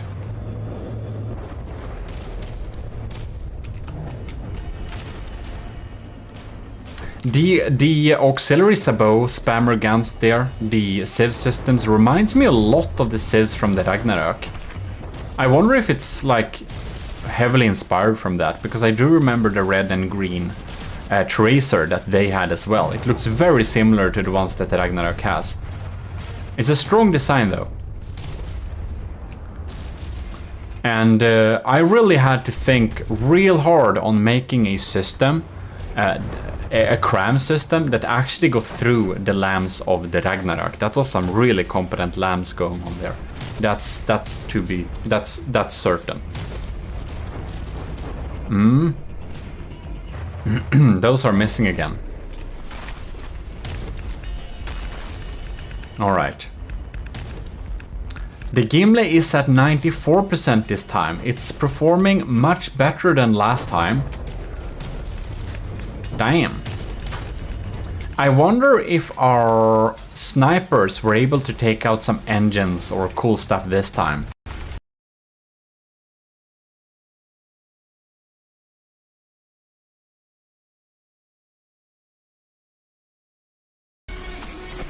And that maybe the 5th season 2 were able to take out some of our engines early on in the last battle, because I did notice that our laser was not lasing too much pretty early on. About the laser, I wonder what happens with my laser. The shells. These railguns fire pretty quickly. I think these are very similar to my snipers, to be honest. Big sabots, but these are much smaller. These are not penetrating as much, but the speed of these ones are really, really big.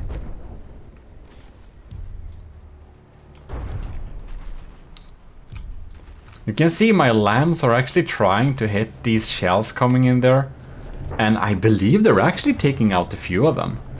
That's good.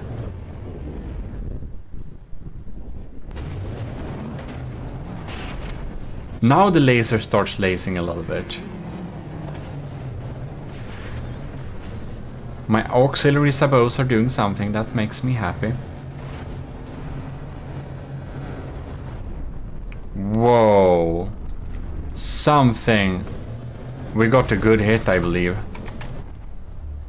Because the The BBS 5th season is down to 73% just now. I don't think it's very likely that the BBS 5th season 2 are able to win this.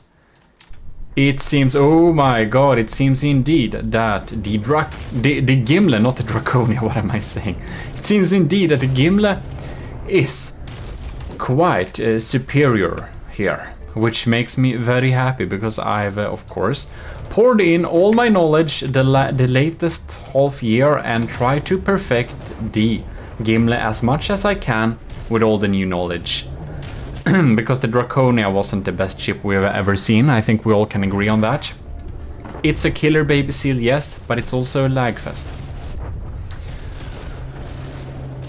Wow, 71%. Another cram volley is coming in. Bam, that's a lot of damage. Knocked 1% extra straight off there. Considering that my packs are not that focused, I'm very happy they're actually dealing damage, and I'm sure they're able to seek out some components to take out too. Another one.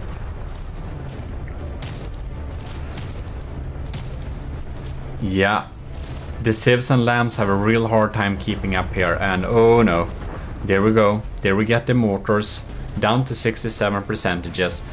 It seems indeed that the BBS 5th season is going to lose this. You can see it's having real power issues too. So, I will in any case just say huge thanks to the commissioned officers in the Army of GMODIST who are supporting the channel over at Patreon. And if you want to know who they are, you can also look at our Discord server, and you see them there in golden names showing up on the server, and that means they are a supporter, and any level gets the supporter, including the cadets. So if you want to check that out, or if you want to get a hold of my building files and assets and stuff for that from the depth, that's also included for each tier.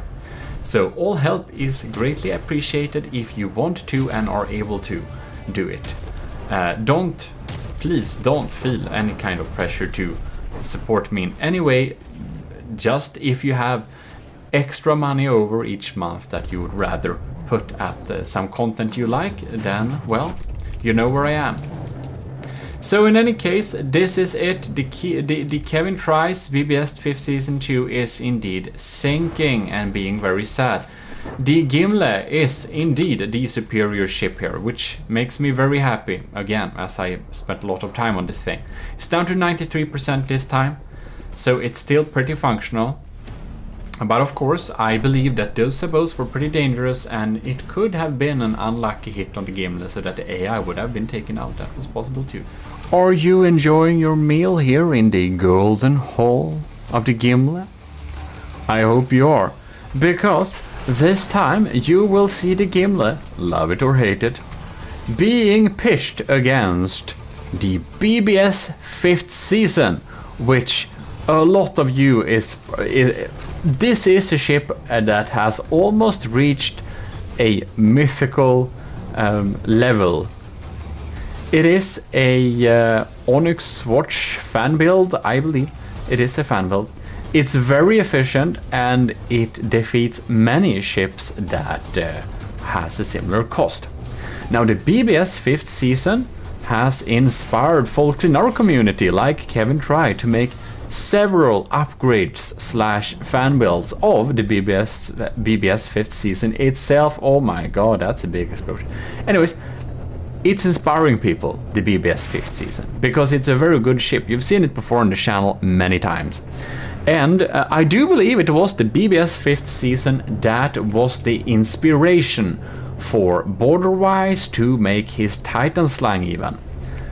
To make a ship that beats the BBS 5th season. Now, the BBS 5th season is 1.4 million, so that's why I spawned 2 of them from the beginning, which means that the Gimle should have somewhat 200k material disadvantage in this battle, which means that the BBS 5th season, out of materials only, should be able to win this battle. but I am of course hoping that the Gimli has a competent enough design to be able to win over to BBS 5th season anyways, because I have gotten hubris of some gmodism. You're being unsufferable again. Anyways, I have gotten my hopes up that it might win because it has won a lot of other battles that it should have lost. But BBS 5th season is a pretty good design, so I don't expect I'll be able to win this. Yeah, I think it comes down to luck kind of too, because if it is able to snipe our AI, we're kind of doomed. We should probably check out our AI, see if I jinxed myself already or not. Seems I haven't jinxed myself already at least, which is good. But in any case, we're pitching the Gimli against two of them, so that the Gimli is in... what is it? So that the Gimli can take the underdog position, which hopefully makes you cheer for the Gimli. Anyone loves a underdog, don't we say like that? Something. The crams are doing some nice damage though. I do hope that they are aiming for the turrets, however. That would make me happy. I don't know about that orbiting, but if it's gonna stay that far away, I fear that that particular BBS 5th season might be getting disqualified. If it's going away further than 6,000 meters and running away. Anyways. Oh no. They're trying to aim for this guy. 3, 2, 1, and they should be switching directions, yes? It's really bad that they face the other direction, because they don't have armor at all in the back, these turrets, so they're very vulnerable when they're in that position. Not good. Okay, they switched targets. Finally. Fucking finally. Oh my god. Come on. No. Are you kidding me? You're... No way. Just switched targets, man. Well, it is an... Not only is the Gimli in a big material disadvantage, but it's also like the BBS 5th season here does have 2 ships, which is of course always an advantage. Yeah. I don't really know what BBS 5th season stands for. I do think that some of you have explained that to me previously, but I just kinda don't remember. So yeah, that's not good.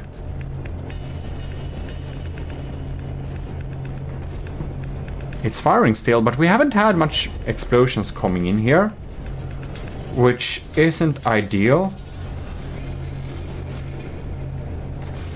Oh, anyway, I should tell you that the BBS 5th season is built by Bungalow Bill, a very good and nice builder. I haven't seen if Bungalow Bill has made anything new. I kind of don't think so, but it's really good.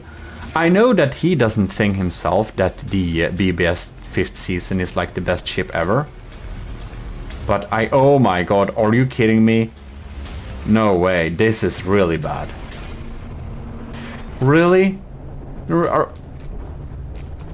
Okay, the Gimli kind of collided and now it's trying to back up. Oh, at least it has backwards.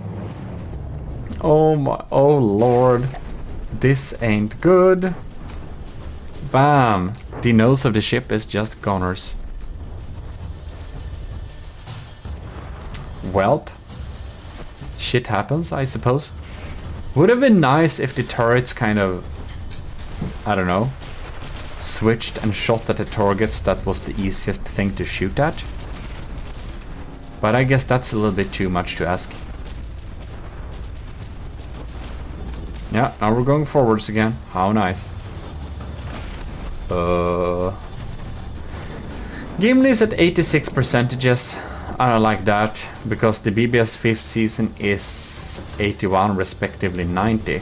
Ooh! But this turret is indeed sniped away, which does make me a bit happy. This turret isn't, and it's getting prime time ability to shoot at us, but on the other hand, we're soon getting out of range. Hopefully our quick shooters will be able to take him out. By the way, huge thanks to the commissioned officers in the Army of GMODIST and the YouTube members. I think we have... Let's see if we have Captain Y with us. Here, I put him here. He's chilling here. Oh, getting a little bit windy here. In any case, who's the sleeping matroos? Well, you have to fight for that, for the enlisted in the Army of GMODIST. You can enlist in the Army of GMODIST by joining the Matroos 3rd class in our Discord. That's how we do it. So if you want to be part of the Army of GMODIST, but you don't want to be a commissioned officer, well, then you can join us. And that also makes you able to participate in our challenges and get information about that too. The Army of GMODIST ones specifically. We have some different ones that are open and the other ones that are for the Army of GMODIST, but of course anyone can join the Army of GMODIST, and if you want to support us too, well, then there is the commissioned officers. So anyways, for those who are supporting the channel at any level, it helps a lot, so huge thanks to you. Yeah, it does really help me make more videos and better content. I hope, at least. It would be sad if it made me make worse content. In any case, seems that the BBS 5th seasons has shot down a lot of my barrels. I am happy that cram barrels don't get affected by that the same way. But man, they're really far away. See, it doesn't have lamps, right? The BBS 5th season. No, we missed that one. That's ain't good. That ain't good. Bam, that's a good hit though, isn't it? This thing is starting to look a tiny bit sunken and sad. Incoming. Bam, superstructure hit. Miss. There we have some more cram hits here. This BBS 5th season seems to be going down, and I do believe this is the more healed one. Oh my god, are we actually going to be able to win this battle? That would be very amazing indeed. We'll see, we'll see. We will not... we shall not säga hej innan vi är över bäcken, as they say. We shouldn't... I don't remember the English counterpart. But anyways, we shouldn't take out the victory prematurely, because if we do that, we'll definitely jinx ourselves, which would be very sad. But it really looks like this thing is sinking.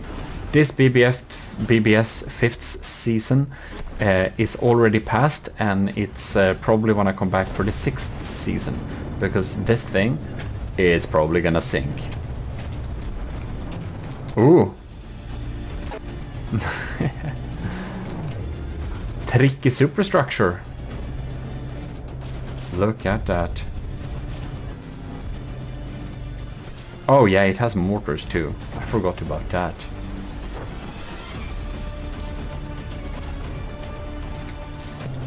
The Gimli is taking damage too, however, which isn't great. Look at that, the laser is starting to lace a tiny little bit. That's good.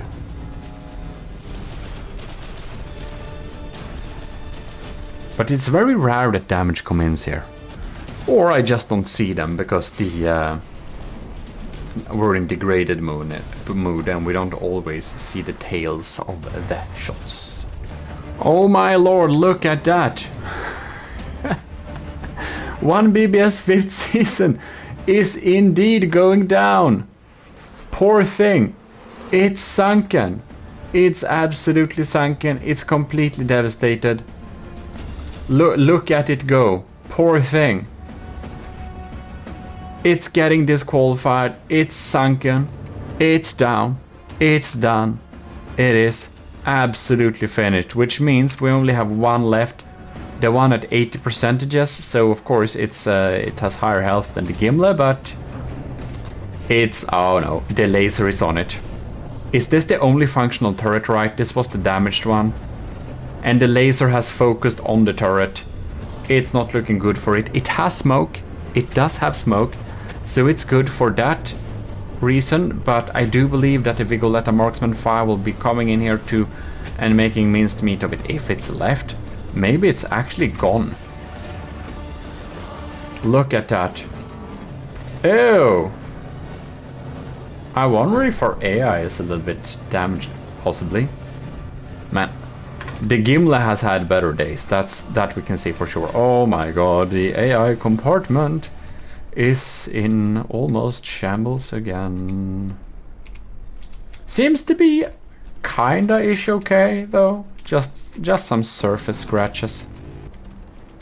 Probably just no ammo then. Or something. Alright, alright. It really looks like the Gimli is actually winning the first round here. We're gonna do best of 3, so we're gonna relaunch this little battle to really make sure that the Gimli is able, or not able, to beat 2 BBS 5th season at 200k material disadvantage, was it right? And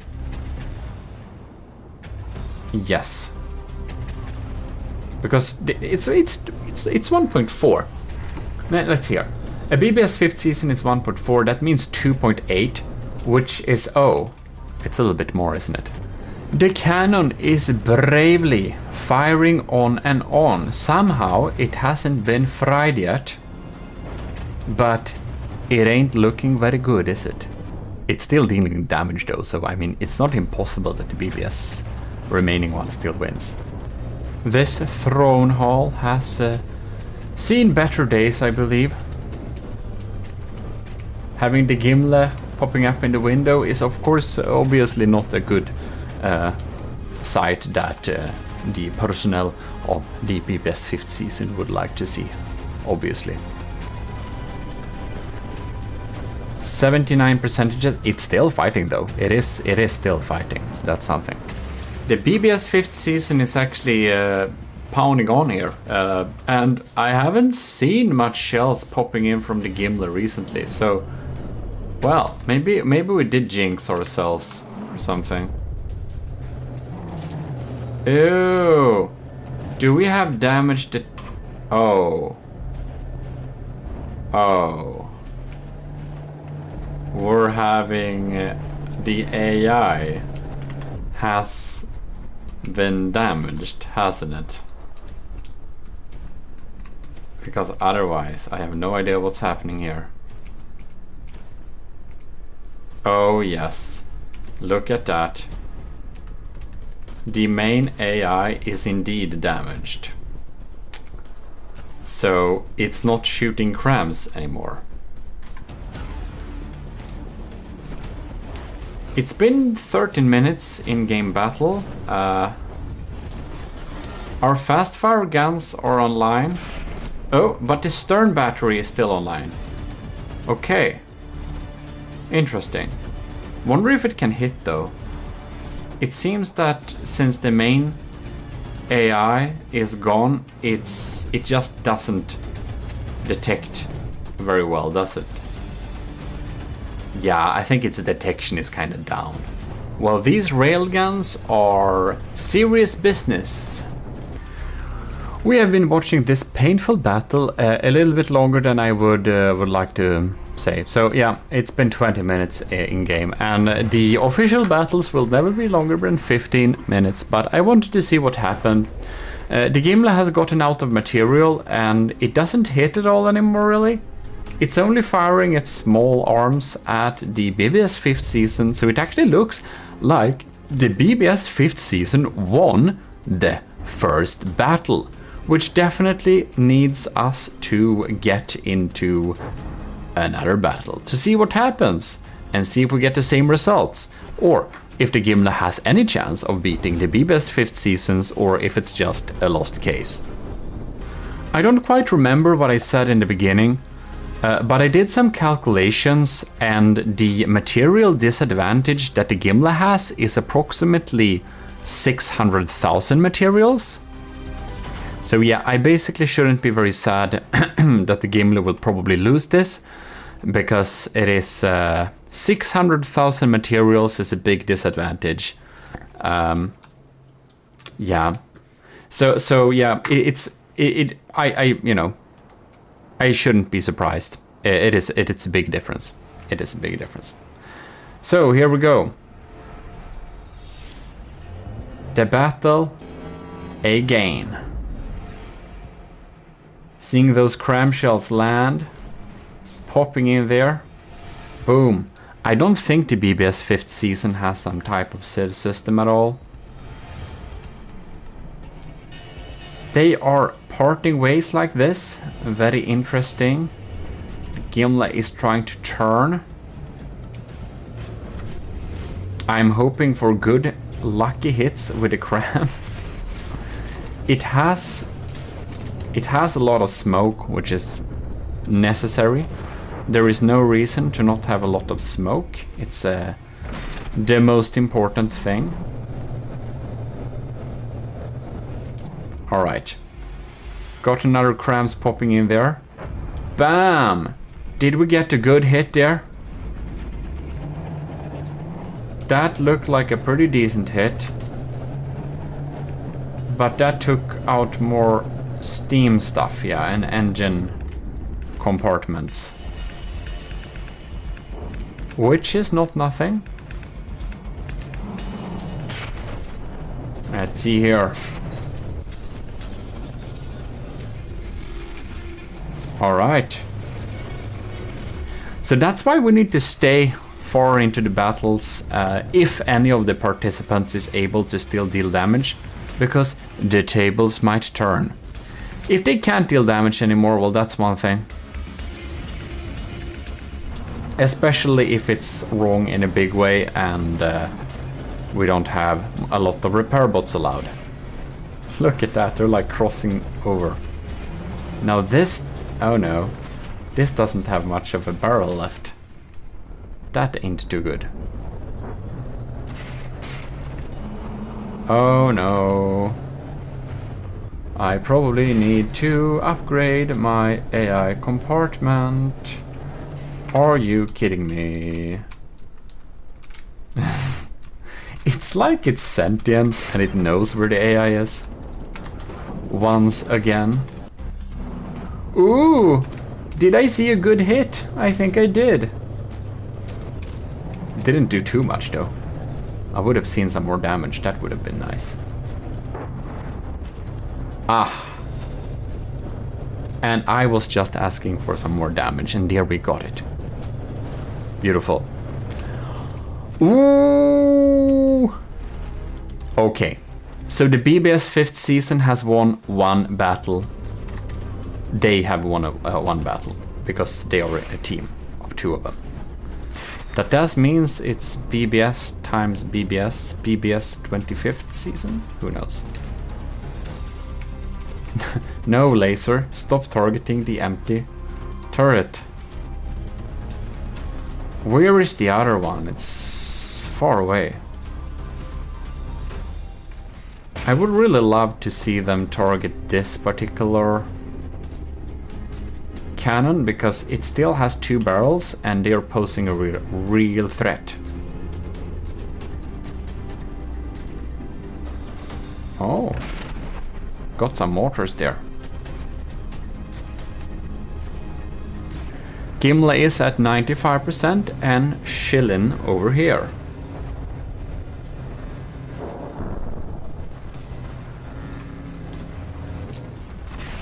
None of the main cram cannons seems to be completely offline yet. Possibly this one. It doesn't have a barrel, has it?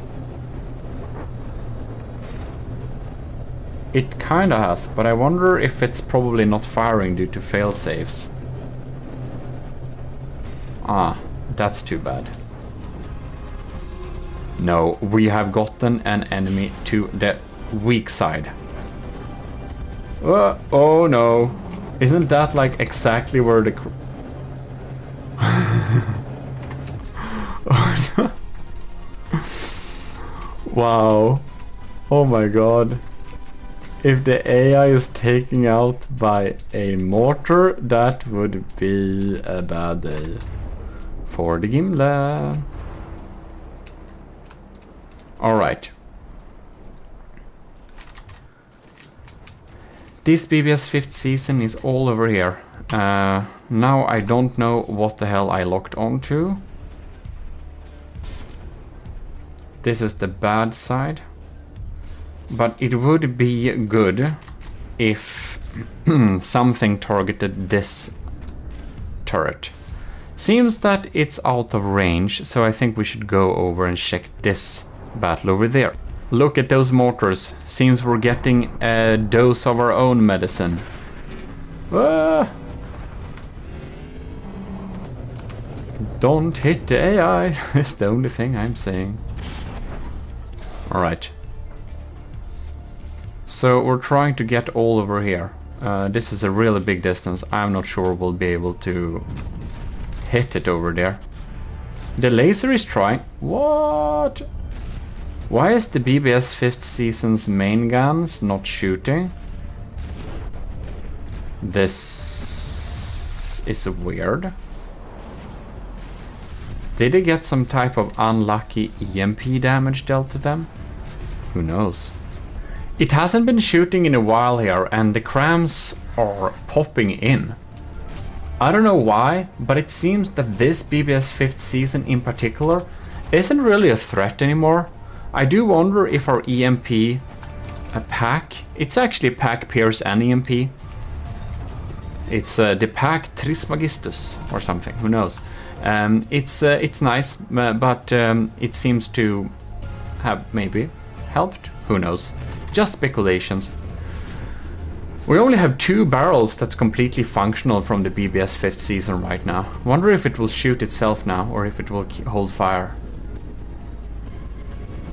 No? It's holding fire. Well, that's good for it. Keeping distance though. Wonder what this is. Armor piercing, high explosive, tiny shell. Okay. The Gimli is performing a lot better this match. That's really good. Remember, having 2 ships is more advantage than having 1 ship, and having having a 600k material advantage is also a good thing. Now I know Bungalow Bill doesn't think the BBS 5th season is impossible to beat, but I was really happy when my Draconia, which is like 400k more expensive than it, was able to beat it. So I'm really happy that the Gimle is able to beat 2 of them with a material disadvantage of 600k. If it is, I don't know if it will. It's just looking that way right now, because this BBS 5th season hasn't shot in a while, and this one has like, I don't know, 2 barrels left. If they both get back online, we'll be really sad. Like all of the turrets just come back online. We'll see. Arcing in, and ooh, big explosion. These turrets are so darn resilient, man. It's insane. I just love the original BBS 5th season turrets. They look like castle towers, and they're so resilient, it's like not even funny. It's completely insane. It's hilarious. Look there in the distance, we get some crams popping down over the Gimle. You can see that our lambs and our missile interceptor seems to be successfully taking them out. Oh, finally! The laser is targeting something that might be worth targeting. Oh yes, please. A little bit more to the left, thank you. No, more to the left. Okay, you can kill that that fast fire thing. Yes, that's okay. Yeah, sure. Do fry those barrels there. That would be good. A little more, a little more. No, don't change target. If we could tell what they would target, any battle would be much easier. That's why it's easier with adventure mode, where you can target things yourself. I shouldn't say that, since we kind of, well, you know how last adventure mode ended, I hope.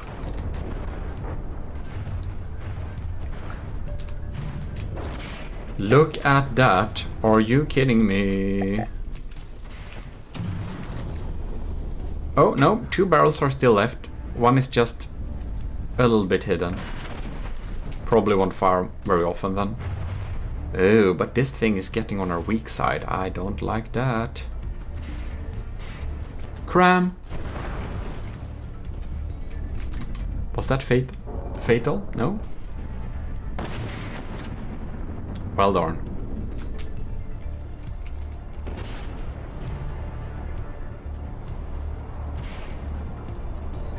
Oh man, look at that. It's raining crams. But this, it's like not doing damage anymore. It hasn't been doing damage for like, I don't know, 3 minutes. So it would be nice if the gimlet didn't waste shots on it, because it's just a sitting duck.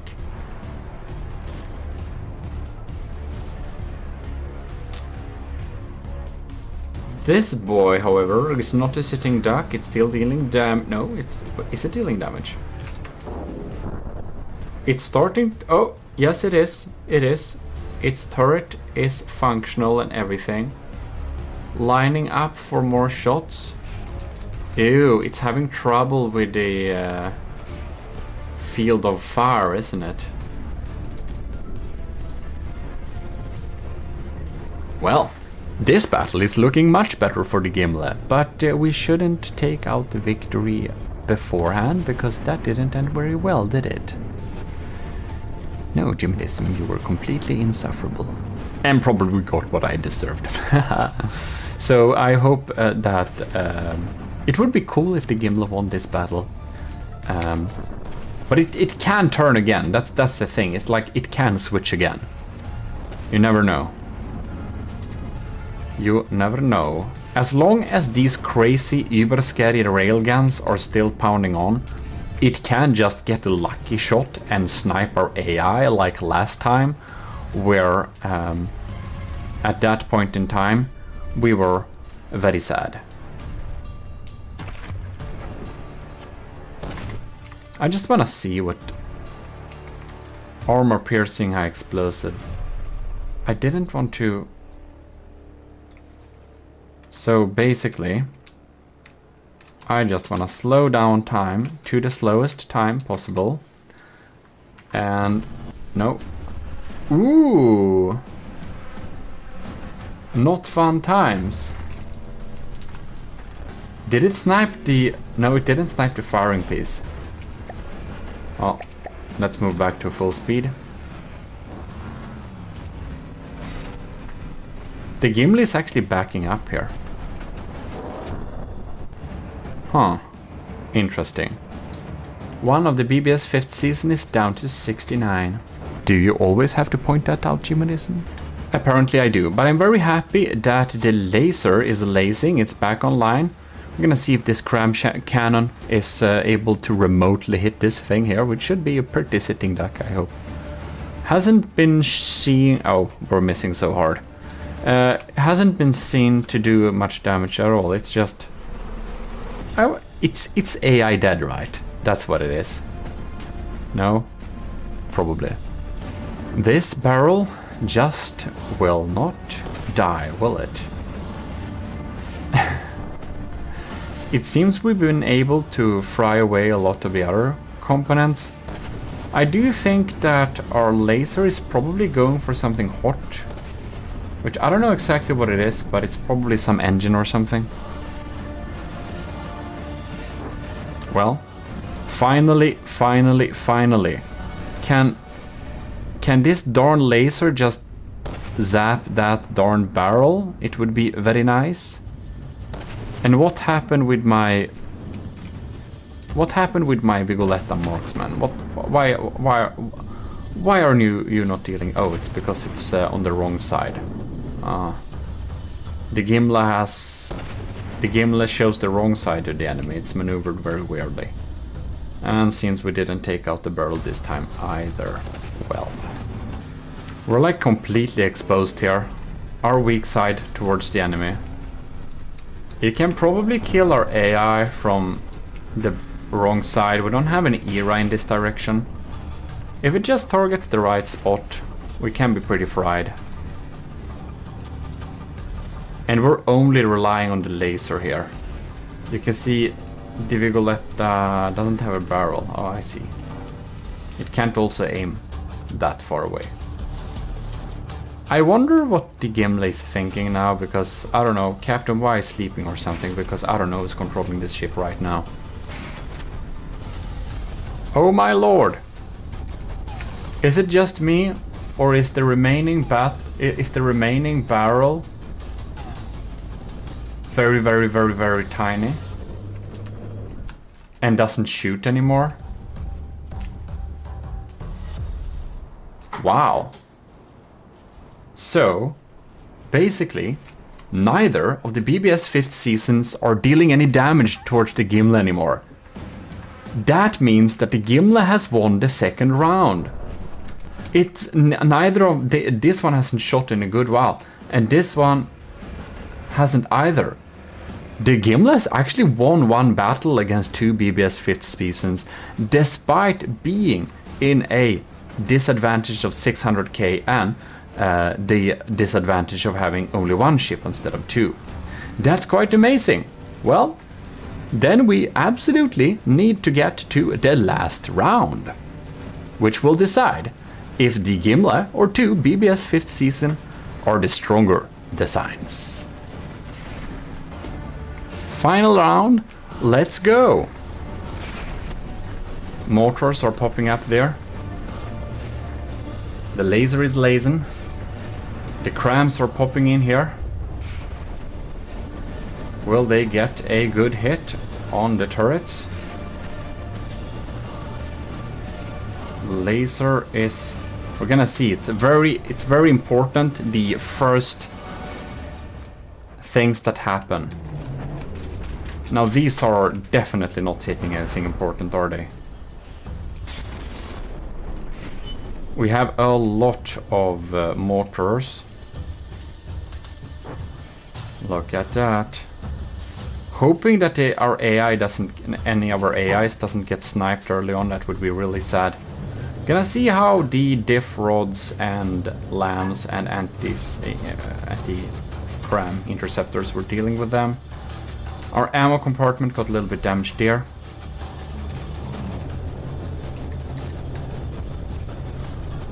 The BBS 5th season is riding low indeed.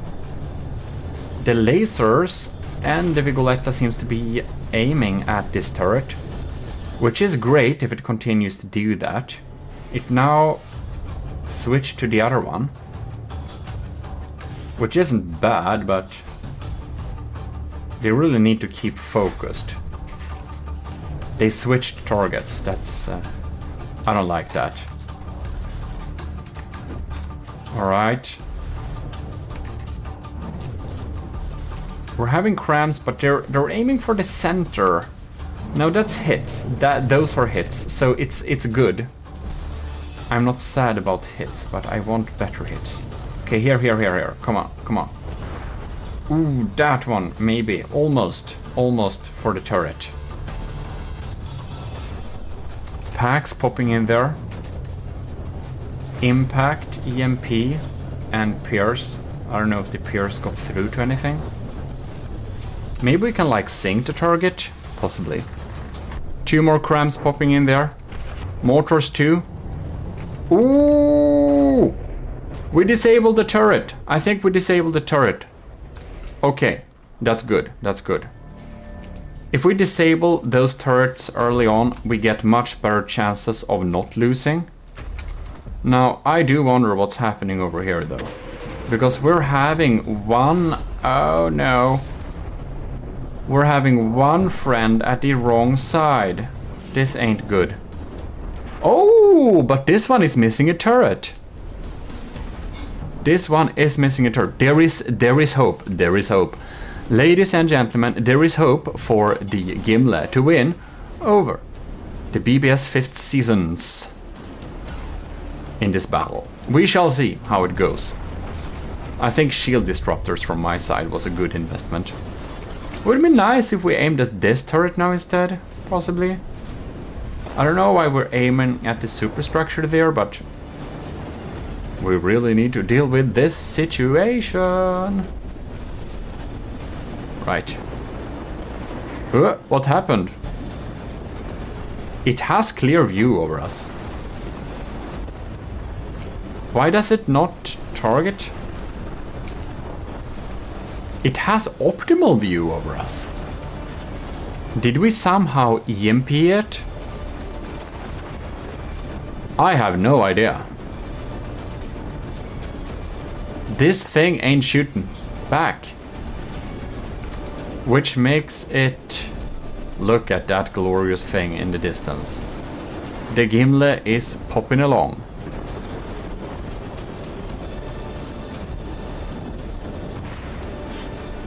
Very interesting indeed.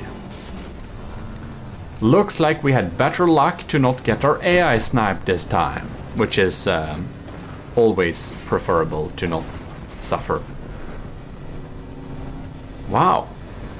We have shots coming in from this Freund over here. The BBS 5th season still able to fight.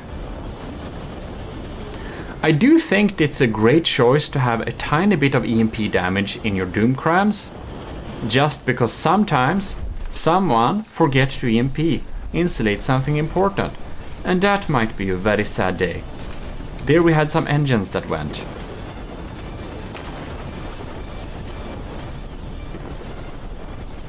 We have more crams popping in here. The Gimle is at 95%. Ooh. Miss. Well, that's an anticlimax. I guess we'll try again. Don't tell me that the AI is damaged or something so we can't target properly. It doesn't seem to be that off. Now the laser is popping along here. The BBS 5th season is properly smoked, however. But maybe, just maybe, we can be able to kill them. Oh! Oh no. Let's see her. Excuse me. Right.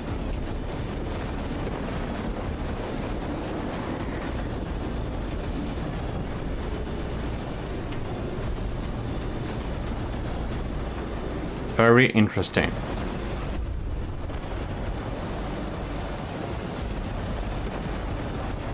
See if we got more of them. So one of them despawned. I wonder if it was AI dead or something. It's a little bit far away, but it's sitting there. I believe this is one that is despawning. Maybe we should ride with some shells. I have an instant tutorial on how to control the camera, by the way, if you are a little bit confused and want to learn the ropes on that. Anyways, that BBS 5th season is defeated.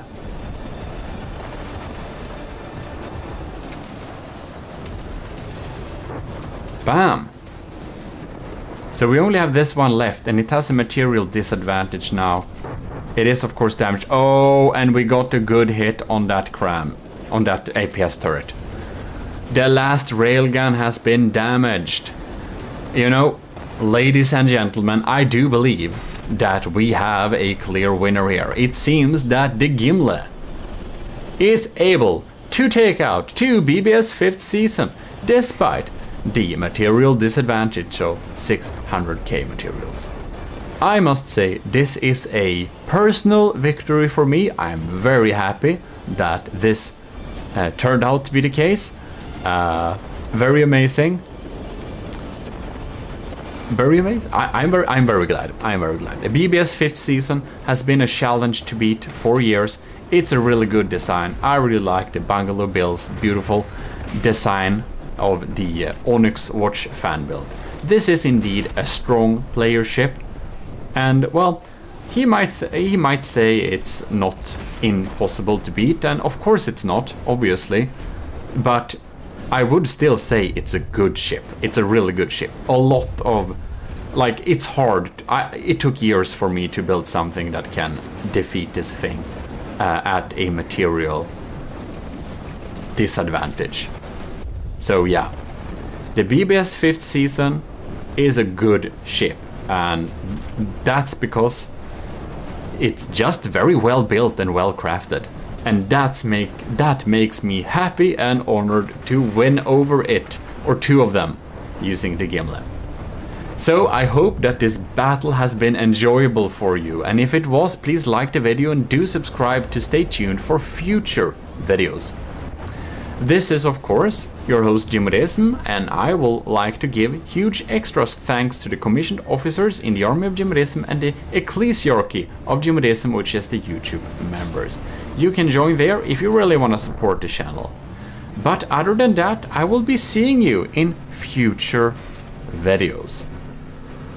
This has been your host, GMODIST, and we are indeed signing out until next time. From this glorious golden hall, which we should try and get a little shot at. Do post me in the comments if there are some special ships you want to see me test against. And I'm of course very excited again to show the official battles, the official submissions, because that is ships that are built according to the rules of the gimlet. Like, there are a lot of things I could do to the gimlet to make it a lot more efficient, like adding water pumps, but that would unfortunately cause this stutter you see in the screen right now, so that's why I avoided it. So the battles that are official should be stutter free. This is the gimlet who's going to defeat, hopefully, I don't know, the Brimstone Rain. I will be very sad if the gimlet is not able to defeat the Brimstone Rain, but this is a very cool and effective build. This is the Brimstone Rain made by ARCHIVE-4, and this beautiful modern ship, as you can see, looks very sleek, very cool shapes. It's actually a lot cheaper. It's 1.3 million. And that's why I would be sad if the gimlet loses. But this is an extremely formidable ship. It's very effective, and it does win over the Ragnarök, who is the same cost as the gimlet. So this ship is no joke. It has a lot of missiles. It's pretty effective, and we should be pretty scared of it. This can most likely win over the gimlet. It's possible. Now, this one uses some cheese tactics.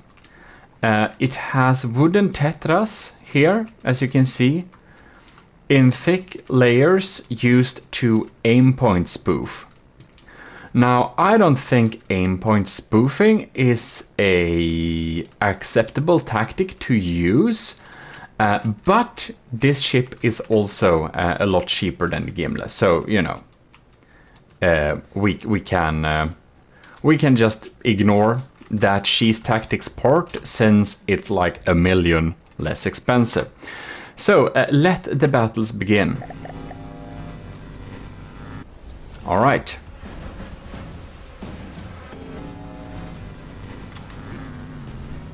It's just gonna throw up missiles like this. It's completely insane. And these are like some Lua missiles, I believe. Let's hear what's going on with our packs and stuff. We can see they really want to target the aim point spoofs, obviously. Here we see the big crowns. It has kind of a low profile, so they get deflected. It also has shields, so it gets deflected on the water surface and on the shields. Now we shall see. The Gimli is actually taking substantial damage here. Already 1% is gone. Alright. So we had some missiles. I mostly see superficial damage here so far. The brimstone rain is down at 96. Gimli is at 98. These are, what I understand it, some type of Lua missiles. As I understand it, so they are controlled by Lua, so they can have this kind of cruising pattern where it dives down directly against the enemy here, which happens to be the Gimli today. So Lance tried to clean them up, and we got some diff rods trying to cover them up too, but we can see a lot of them go through too. You can see the cram turrets are a little bit damaged there. Ooh, the brimstone rain is actually gathering negative points. It seems to be sinking. It indeed is sinking. Well, that's pretty cool. So you know what I think we should do? I think we should pitch 2 brimstone rains against the Gimli. If 2 brimstone rains will not be able to defeat the Gimli is truly superior. But I do believe that the brimstone rain will kind of have an ish. What will it be? Oh yes, okay, Gimli won this battle here. So I think it was a little bit too... It seems our defenses are taking out early volleys here. You can see another flak rod is popping up there. So I do think that it's not fair enough. So we should be pitching 2 brimstone rains, and that will be, what will it be? It will be like 2.6 million in total. So the brimstone rain will in that case have a 400,000 material advantage. So we can truly see there, if the Gimli wins with a 400,000 material disadvantage, we can truly say it is much superior to the brimstone rain. This battle, I'm glad it won, but the brimstone rain actually beats the Ragnarok. Remember that. The ship is not a joke. It's cheap, but it's not a joke. Alright, here we go again. We're gonna check out here. So we got some APS. Is that a damage laser? I believe it is a damage laser. Okay, it has a little burner there. We're gonna follow these VLMs here. And these are some proper VLMs. They're like VLMs. Have some civs to try and take out those crams, yeah? Because they're firing horizontally like this for a long time. When their Lua guidance curve kicks in, it's really cool. I think this, you know why it's called brimstone rain, it's really... And these are some frag heat missiles, I think. You can see they're diving down here. That's some scary stuff, man. Look at that. Ooh. We're of course trying to target it with the diff rods, but there are so many. Look at that. Bam! Look at that hole, man. That part of the laser and the auxiliary energy generation is very sad. You can see my 2 repair bots put back 2 wooden blocks. How nice.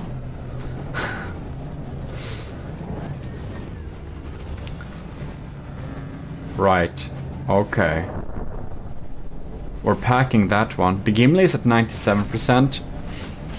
And the brimstones is at 99, so it's looking like the brimstones can absolutely win this one. They should. They should, just by material count 2. I bet that aim point spoofing is providing some really good opportunities. I wonder if this laser is mostly like teasing us. Because it doesn't seem to be doing much damage at all.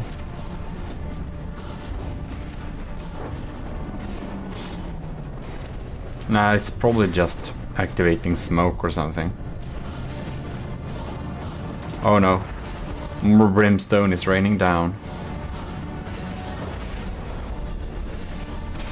All cram cannons seems to be online, however, which is what is important.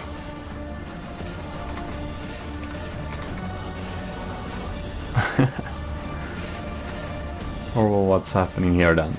Will it hit? And it says... Now it's tiny slowing down. Now if Gimli is at 94%. Oh, that got cancelled. I think that was a decoy cram, however. I wonder how our sniper cannons are doing. Because we do have underwater firing snipers. They should be penetrating pretty deep here. I don't know, maybe they're targeting the other ship. Gimli's at 93%. Yes. It's looking bad for the Gimli when it's pitched against 2 brimstones. But again, we should remind ourselves that the brimstones should win, and a single brimstone does take out the Ragnarok. And the Ragnarok has some insane systems to deal with incoming fire. Ooh, that's a bad miss. I wonder if our targeting is a little bit sad. Ugh, we're just missing. The Gimli is looking a tiny bit sad with the missiles popping in here. We can really see that it's done some damage that's not only superficial. We have big holes there, we have holes there. This turret is damaged. Oh, we got more here. Oh, about damaged turrets. This cram is actually taken out. Both of them seem to be less functional nowadays. That's bad. That is quite bad. And it seems that one of the brimstones might get into the flank. That would not be good either. Front crams seems to be online. I wonder... that's just the sabot frags. Just wanted to check what happened with our snipers, if we're taking out anything important or not.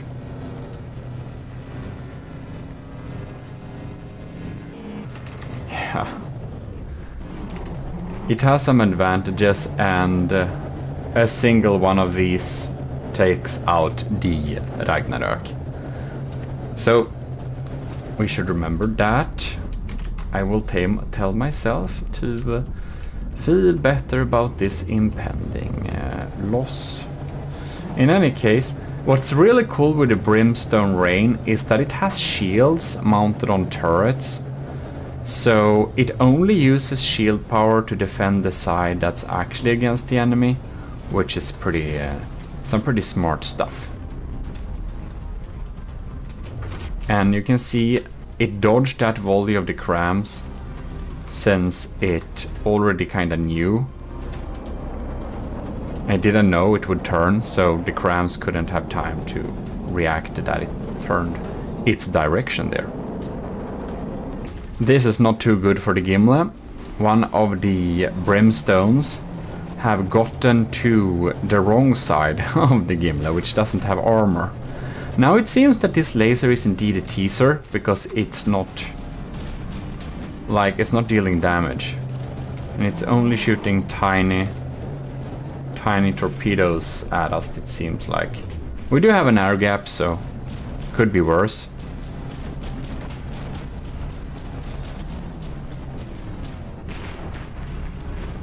They're still at like 80%. TV Goletta has been stuck here. That's bad, because that's probably one of our better weapons in this situation. Oh no. Now more brimstone is raining down. And I don't think we have much flash rods. We can't protect from the above as well either. The Gimli is being very sandwiched here between two brimstone rainers, and the superstructure is hanging on by a few threads, which isn't great. Here is one of the sniper rounds from the really big sniper cannon thing. Well, it penetrates deeply, that's for sure. If we're lucky, we can hit something important, but well, the Gimli is down to 76% just now, so it's not having a great day. Well, it's providing another volley of brimstone. Oof. Scary stuff. It's really keeping its distance too. Let's see how far away it is, but it would be cool if we managed to sink these. Then we could defeat them, perhaps. Look at that. Ooh-hoo. Here we come. They come. Aren't we going a little bit too high now? What? Why? What? Okay. What happened? They're not gonna go that high. That must be a mistake. Alright, what's happening down here? It's trying to find where to maneuver. I wonder if it lost its targeting there. That's really weird. We'll see with the next volley then. Look at that. One of the brimstones has exited to, I think it's over 5,000 meters. I do believe we have penalty points for running away from the battle over 5,000 meters, because I don't want to have long-range sniper battles. It seems like one of them is... I guess that's over. It's really far away. I think I set the... We can check the rules afterwards, but I think it's like 5,000 or 6,000 or something like that. That you can't run away too far, because that, if you continue run away, you will get penalty points, basically. Weird. The Gimli's cost hasn't, like... Oh man, it's looking really sad. Okay. We're like... This needs a moment. We're like lucky our AI isn't dead right now. Yay, to repair bots. But here are the AIs, man. Okay, we're so hurt. This, you can see it's like empty. But I am actually surprised how well the first 5 minutes of this battle has gone for taking on the brimstone rains. I did not expect it to survive this long, because a single brimstone rain does, again, obliterate the Ragnarok. I think they also kill the Titan slangs and stuff like that. So the brimstone rainers are pretty strong ones.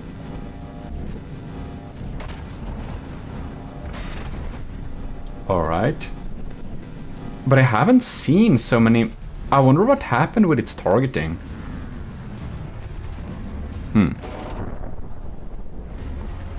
Seems we have another volley coming here. But Wow. They seem to be dysfunctional. No? They don't target. Huh. Ain't that weird? It's like these are still working. I wonder if our... Like, we have some EMP damage.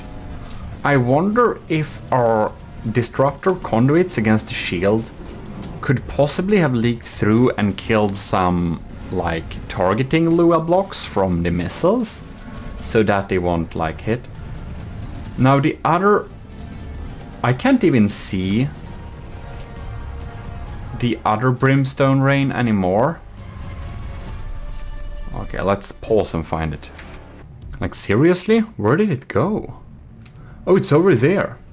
There it is. Its lasers are really weak. I can't imagine it's dealing laser damage from this distance. I don't know how far away it is. It's like, look at this thing. Whoops. Didn't mean to photo it, but whatever. It's over here. It's going away. It's like so far away we can't even see. It better turn back to try and engage the gimbal again, because otherwise we are seeing it as it's trying to leave the battlefield. 25, 26, 26. Okay, now it turned around to go towards us again. So if it does another one of those rounds, it will get despawned. It's like further away than it can reach to its own weapons. That must be some maneuver mistake or something. And look at this brimstone rain. Somehow its missiles are disabled. What are the chances of that?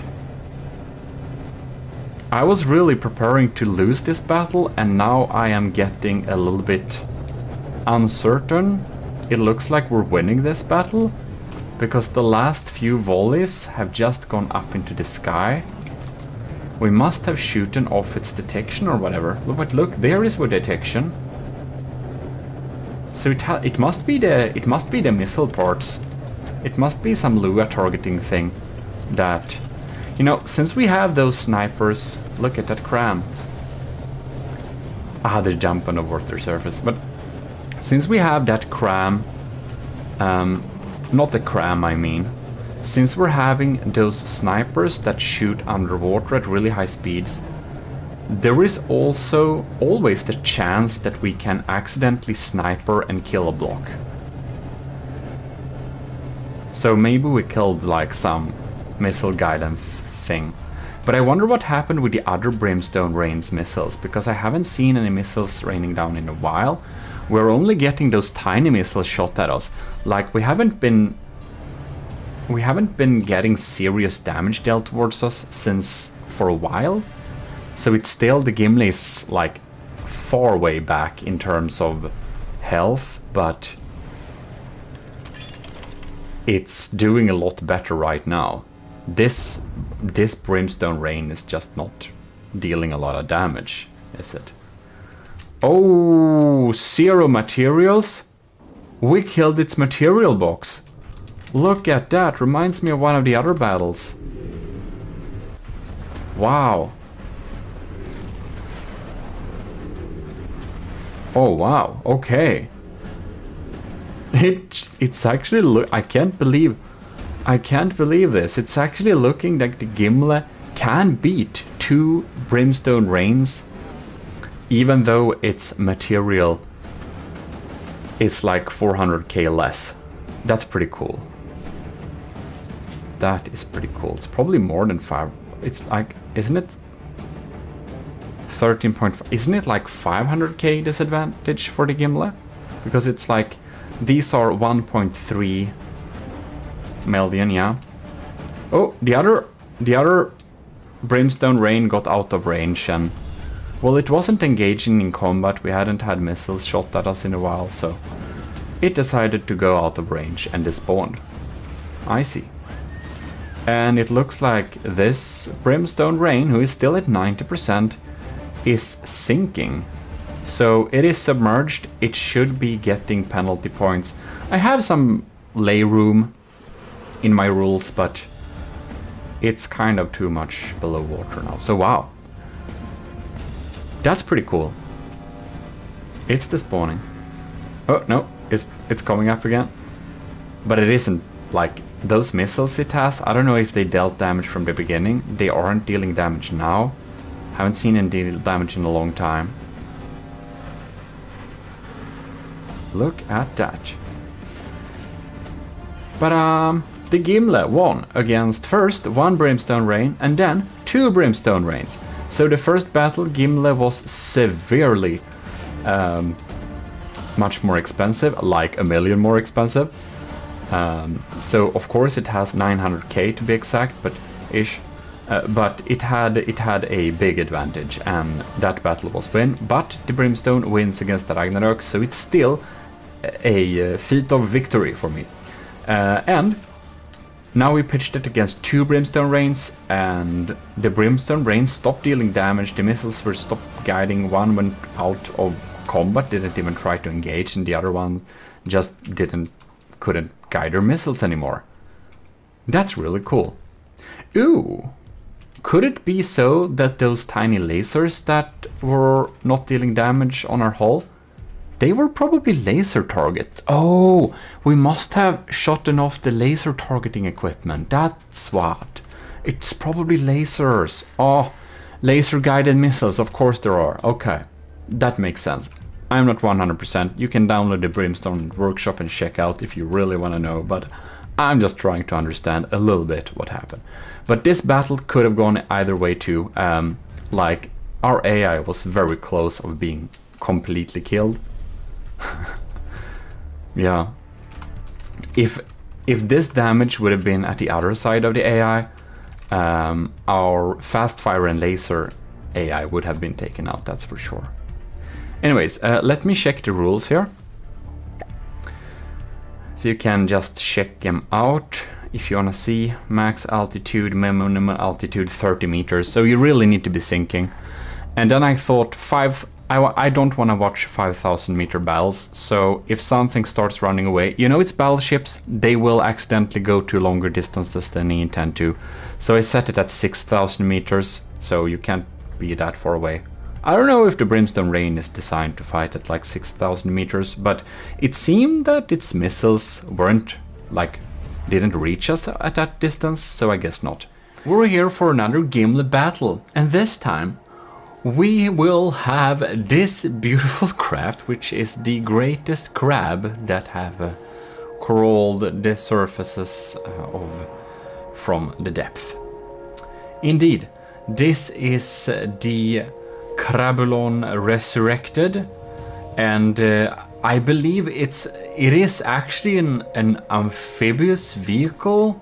I'm pretty certain it is, but we'll of course test it in open sea rather.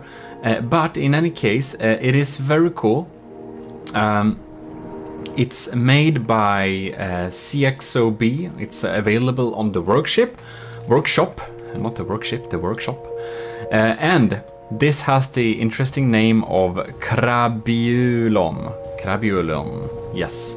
Not to be confused with any Terraria mods or anything like that. In any case, this is an absolutely stunning craft. The predecessor of this, the Crabulon, the Destroyer, participated in a Beat the Ragnarok tournament. That's how I found it. And then I saw on the workshop that the resurrected version has been uploaded. So this is basically an updated version with better armor and better weapons. We can see we have pack eyes. This thing is so cool. And it is actually a melee ship, if you can believe that. It has the cost of mere 2,076,000. Pretty decent firepower. And I have no idea how this will fare against the Gimle. I don't know which will win.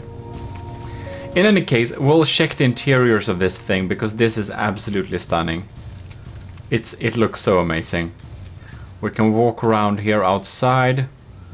We can walk on the deck. It's like a big nice crab. It's just very cool. Needs to be experienced. So it has melee claws. I haven't seen them in action, but I do believe we should test them out here. I don't really know. I think it uses mostly crams. I don't know what types of crams, but we're gonna check that out. See, here we have engineering. Oh, it has so many interiors. This is really cool. We can even walk down here. Oh wow, it is completely accessible. Isn't that kind of amazing? Oh my god, look at these interiors. We can even reach the steam engines here. That's just too cool. Yeah, well this clearly has an amazing interior. Wow. Today's objective, conquer the world. And here we got some, whoops, doors as well. Man, I'm already lost. We even have a little, what is it? What?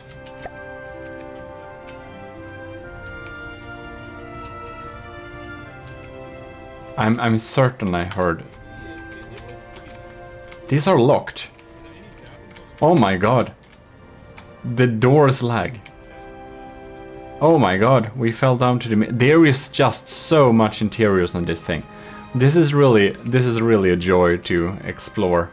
I'm hearing some soundtrack from some anime. Now I'm stuck too. This is what happens. Thank you. Anyways, we like even have super cool drones on this thing. So this is like a World War II type plane. It got missiles going on there. Just super cool shape on this thing. I think I've seen this in the workshop too. Just the details with the trim on the wings here just makes the entire difference. That's absolutely stunning. Looks great. And then we even have this thing that has a hard time sitting still here, which is a little bit of an agitated type of crab. Look at that, it looks so cool. It even has detection as eyes like this, and I like this a lot. Smart to use the mimics for the safety, yeah, what is it called? The safety fuse thing for local weapon controllers. Looks super cool. I love this little micro crab thing. Jet A. 200. Oh, it's a little petrol station thing, a little gas station. Yes, it is. Wow, the details. There is so much to look at. It's really cool. We can even have a little walkway to access it. It has wheels. Yeah, the details on this thing is quite amazing. It's really nice. And there are just so many rooms on this thing. Like, we can walk around here. It even has a nice little aquarium with a tiny crab. It's like a pet crab inside a crab. It's a lot of crabs. Any case, crew quarters, a little bit down under the water, but I appreciate the details here. And like, I'm not sure we can... Oh, we can't go down here. It's too cramped. Well, that's sad. Yeah, it's so cool. Bridge. Let's see if we can even... Like, we missed several parts to look at. Oh no. We got stuck in the armor. Well, never mind. We're just gonna sneak look through this little thing using this little cutter here. So you can see here. If we do like this, you can see what it looks like from the top down. We can see it's certainly well-built craft. We have a bar area there. Now it's a little bit Sims feeling here. That's a big APS there, okay. We got loads of different systems. And we got a meat red inside, just like the Turtle Lord. Isn't that pretty nice? Well, if we go with the left to right, we can see here we got the main area there. We got the engines and the different compartments going for them there. Air command, well, that's so cool. Whoops, so left, right, let's see here. If we just go through it there, we can really see what's going on. And we can even have a front to back cut, so we can see how it looks like. So here we have, there is a real pack system in the eyes, lots of front armor. Very nice, is it not? I think it's a really cool build. I just love this thing. It's just something with unnecessary interiors and immersion that I just vibe with a lot. Like what? War room. So we got the war room. Oh, and it switches. Oh, it switches different cameras like this. Alright, that's pretty cool. And these are, oh, that's so much details. It's like a proper war room. Okay. Kitchen. Man, there are so many areas here. So what is this? Lifeboats? On top there. Well, it's properly labeled. Had to have to give it that. Captain's quarters. Look at that. That's it's just so much detail. It even has a little toilet with, man, I almost become tired of seeing this details. There's so much, like toilets and everything. Navigator. Here we have less flashy toilet room. Looking very steel-like. Damn. This is a lot of detail. This is a lot of detail. We even have a storage room where pirates play cards. Of course they are. That's so cool. So we have the kitchen too. We gotta dive into that. Looking great. So much unnecessary detail. Like the Gimli is not even decorated if you compare to this. And look, these are real chairs. We can actually sit in this, even though it doesn't look like chairs. So this is one of the super cool. It has a personal little bar, and you can see it's like a crab thing that's also a sushi thing holding a drink is the logo mascot thing for this type of, obviously a sushi bar with like alcohol and sushi pieces, and it's, yes please, I'd have a sushi there. That's really nice. Yeah, well, anyways, this is absolutely stunning detail. This makes my Gimli look like I didn't put details in it. Like it's just so immersive. We're now gonna test if it walks on land, because that would be pretty funny. So I don't know. I think I remember it saying something that it can walk on land, but it's not recommended because it's like super slow. So yeah, we'll see. Look at this beautiful crab just sitting here. So let's see if it let's see what happens when we're approaching land. I just love the way it moves its tail like this. It feels so... Oh, it's actually using it to steer. That's super cool. This is like... This ship is so darn decorated, so I realize this is a Gimli battle video, but this ship has so much details and it absolutely deserves a nice showcase.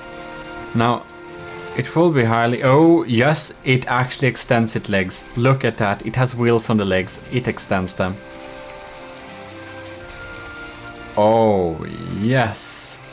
It kinda got a little bit damaged there, but I don't care. It works. It actually works. It has joints. It doesn't walk, but it walk drives and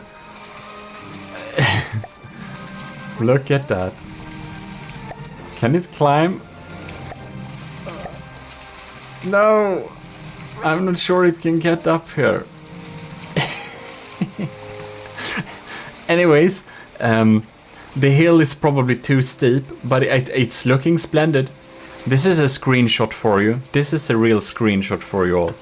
I'm gonna take a screenshot of this. This looks amazing.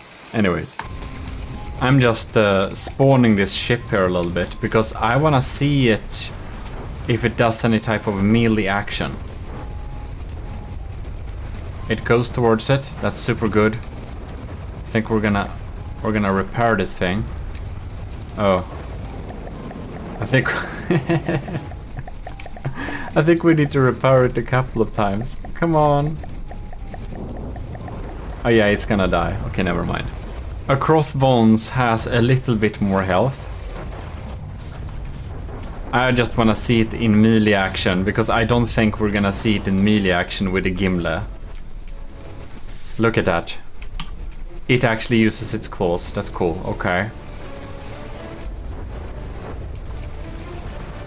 It's trying to pinch it. Look at that. Yes.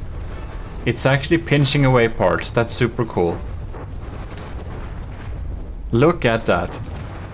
Its shields turn to... Oh! It has RGB shields! That's cool. That's an unnecessary and cool feature. RGB shields. Everything is better in RGB. Well, that's great.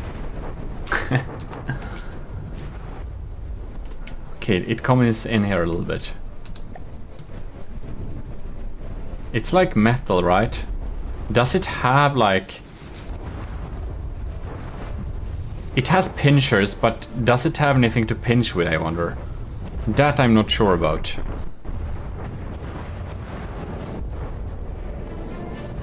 Now it's just feeling like it's ramming. Who knows? Who knows what we're doing? But I felt we kind of seen it in action. So I'm gonna spawn a bunch of ACBs on this thing to disable smoke and lights and stuff like that to make it lag, and the screen to make it lag a little bit less. And we'll be back with a battle. Alright, these friends should be keeping the lag low. Let's get into battle. Alright. Here we are inside the game. We got the battle going for it here, so we're gonna start this battle. It's best of 3. Now I expect we'll have some luck. Holy crap, that's some rainbow packs. The pack sounds is ear deafening. It's slowly knocking off percentages there from the Gimle. We got a big decoy going on there. We got the diff rods popping in there, killing the first round of missiles. It's really doing some sandblasting. The RGB shields are online, unable to stop the crams it seems, even though they did indeed miss. Looks like the Gimle is behind in terms of percentages so far. I wonder if the Crabulon will go and try and perform some melee. This is obviously an unofficial battle because the Crabulon does not reach the requirements for the official battle, since it's using intentional melee and it's using water pumps, I believe. I didn't check it too much, but it's an older ship, so it's just so beautiful. I wanted to show it here, so yeah. We're just moving back with some unofficial battles just for the great looks of it. Oh, DTA builds have churned. Looks like the Gimle is now in the lead. Crabulon is down to 94 percentages. I mean, it's really sandblasting here. It's a very even battle. Red cooked meat is exposed. It's using some old checkerboard armor. Very nice. It has natural floatiness. Maybe it doesn't use water pumps. I don't know. We're not lagging yet, at least. Oh my god. That looked like a painful explosion. Oh, it's going straight towards the Gimle. Is anything seriously damaged on the Gimle? The lamps are working. The crams are working. Ew, it's trying to get in close. Not good for it. The crams are quite powerful. Oh, it's spamming shots there. Look at that, it's trying to shoot at the incoming cram shell, which got deflected. That's a lucky one. Alright, what's gonna happen here? Best of 3 it is. Lobster copter and emotional support plane. The emotional support is disqualified. Lobster copter is still online. Good for it. It's not being the bravest over there, but well, it's doing its part. Our decoys, the decoy is definitely attracting some of the anti-missile missiles. Oh! Yeah, I believe we wasted some diff rods against the VLMs there, vertical launch missiles. Lobster copter is damaged, I see on the stats there. Crabulion is down.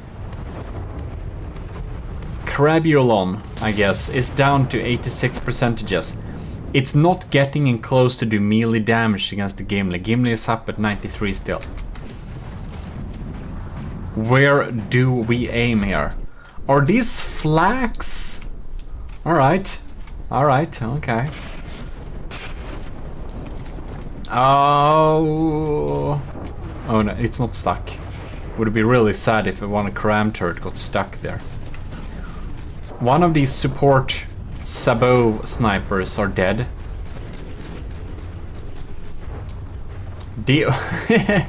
How do you fire without a barrel, I wonder? It can't be very high speed shots there.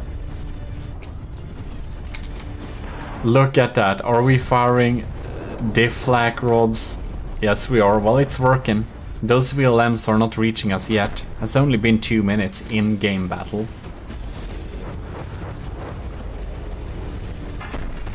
One thing I do kind of want to know, that's kind of what shells we got here. So this is a hash, isn't it? Probably hash. And this one is a tiny flak rod with a armor-piercing head. Alright. Well, got a mix there. Seems to be a lot of flaks going on here. Both of us are having flak. Look at that. Wasted one. Goes against the decoy. Well, another cram shell incoming. Bam, that's a painful one. 80%. Gimle is still at. Ooh, we even got some mortars popping in or exposing more meat. We have stone armor in here. That's a good cost saver.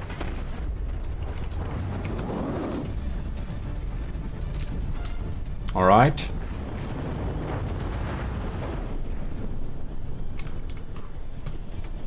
That's a decoy cram, wasn't it?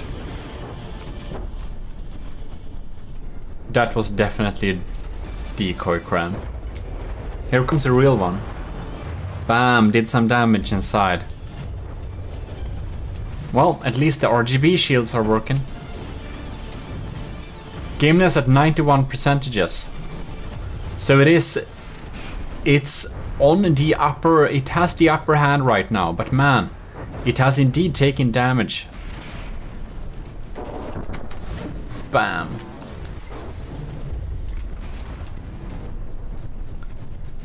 I think the Crabulon is looking a little bit sad now. It's starting to sink a little bit, it seems like. Look at that. Oh yes. Oh no.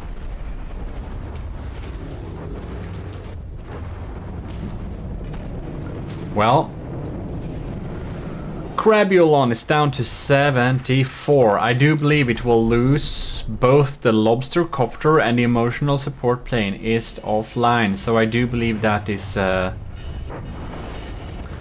not the most fun day for the resurrected Crabulon.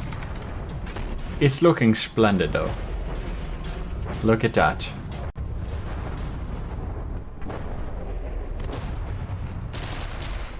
Right.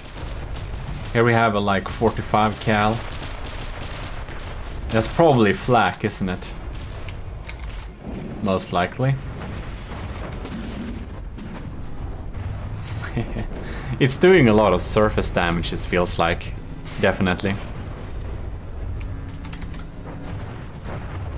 Oh, look at that.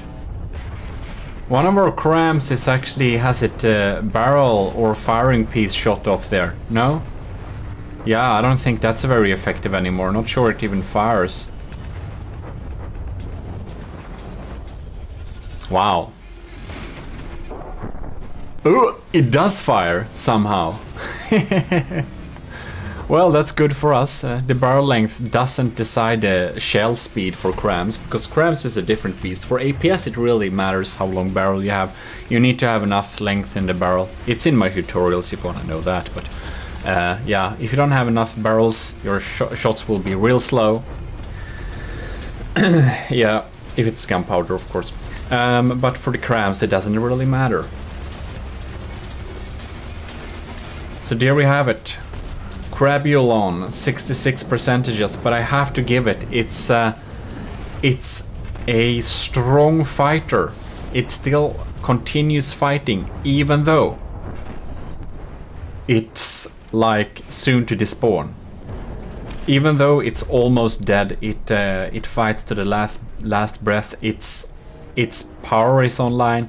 It's going forwards. It is trying some melee maneuvers. It has a few guns still online, even at 64%. Really feels like a resurrected thing indeed. Does indeed make me happy, because it reminds me too of the Draconia, which is like fighting while despawning. Which is, you have to appreciate the spirit. But this is best of 3, so we will of course need to have another round. That's obvious. This round has only been 5 minutes in game time. So yeah, it might go either way, who knows.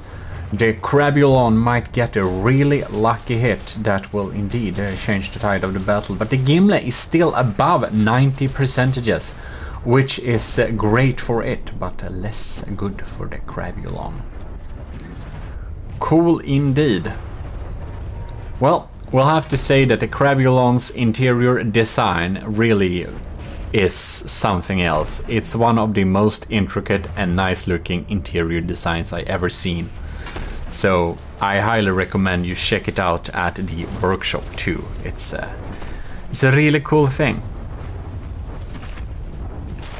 Well, seems like we had worse days at the sushi bar here. It's still reasonably fine, isn't it? It looks pretty nice still. Man, the like 45 cal sounds for the APS is like really World War II harsh one. If you want to know how all the APS sounds like, I made a video going through all of them. I think it's like 21 or something. If you want to check that out, there is that walkthrough of each and every sound and which caliber intervals they appear at, because it's only linked to caliber. 56%, it is despawning in like there. So next battle, see if it goes the same, or if the Crabulon will do a resurrection return and win. Next round. So we're gonna hang around here with the Gimle a little bit. just to see what's happening with the first volley. Bam! It killed the diff gun. It's a nice blast. We got some packs going on there. It's pouring in flax. The lambs have a hard time keeping up. More packs popping in there. It's really sandblasting. Not sandblasting, it's like flak. It's more annoying than dangerous, it feels like. The packs went from top here. I do predict they are in the... Oh no! Look at that! The entire cockpit is gone! Oh no! Well, I do believe that we'll have to call up Captain Y, who is... No! Where is... No! Captain Y is missing in action. There is no second in command here. None of the commissioned officers in the army of GMODIST seems to be present right now on this ship. It seems that the AI systems need to take over. Well, damn. Anyways, I will give a huge thanks to the commissioned officers in the army of GMODIST who are supporting the channel over at Patreon. Your help helps a lot, and if you want to join there, check the links in the description. Right, let's get... It's like... I love those RGB shields though. It's trying to flank in there. Looks like the lobster copter and emotional support plane are both DQ'd already. I don't know exactly what happened to them. I wonder if it will get in to do some melee combat now. It's actually closing in though. This might be this might turn the tides of the battle. It's not really closing in, is it? I think it needs APN guidance there. Ew, it got hit by a couple of mortars too there. Nah, it's missing the mark. It's like it's using its tail to turn, but sometimes it's twitching in another direction just to make it look a little bit more organic, perhaps. It's getting in behind. Smart. The Gimle has a pretty good turn rate, but not like the Crabulon. Still struggling with that name. It's not easy, man. Alright. The cram cannons popping in there. One hit, one miss. The sniper cannon is 2. It seems to not really catch up with us, does it? One thing. Oh no. Okay, it jumped. Never mind. Alright. Seems like it's not getting to deal much damage towards us at all. It just doesn't get close enough. It has the wrong maneuvers for that. And the Gimle is made to be decently fast, so it's also hard. Ships of these sizes can be a little bit difficult to make really fast because you want to focus most of your materials on firepower, of course, and if you don't do that, you'll probably just die. So the Crabulon is down to 81%. I think it's unlikely by now that it will win this battle. Things might still happen, of course, but yeah, that's my assessment. When there is this large of a difference, it has been very rare that the tables would turn. It has happened in tournaments, you can see on the channel earlier times. So I'm not saying it's impossible, I'm just saying it's unlikely. Which makes it all the more exciting when it happens for battles. Alright. Oh, those crams do some pretty scary damage, man.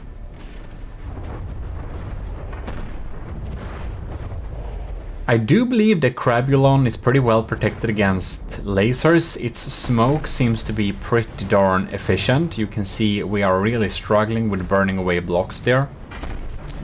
So it seems to have very proper smoke. Does it have lamps? Probably doesn't, right? Oh, that's a bad cram hit there. Gimli is at 94, while the Crabulon is at 74. So it's a 20% difference, but you can see it's starting to sink, man. Oh my god, look, it's lost its forward propulsion. This crab is dead in the water, ready to be cooked. We're actually cooking a crab live here with lasers. Look at that. Ready to serve. Man, that's dark. In any case, oh no. Did my game crash? No. It's just lagged a little bit. Holy! Look at that, 70. Did we kill the AI? Oh my god, what? Damn! Okay, that was a magazine of some kind exploding. That's... Bam! Going out with a bang. I'd call that. That's insane. In any case, there we got it. The Crabulon resurrected is defeated by the Gimli in this best of 3 battle. It put up a good fight and it's an absolutely stunning design. It looks absolutely gorgeous, and the bars and the interiors and everything of that ship is just so darn cool. We have a golden hole here, of course, but not the bar like that. That was nice.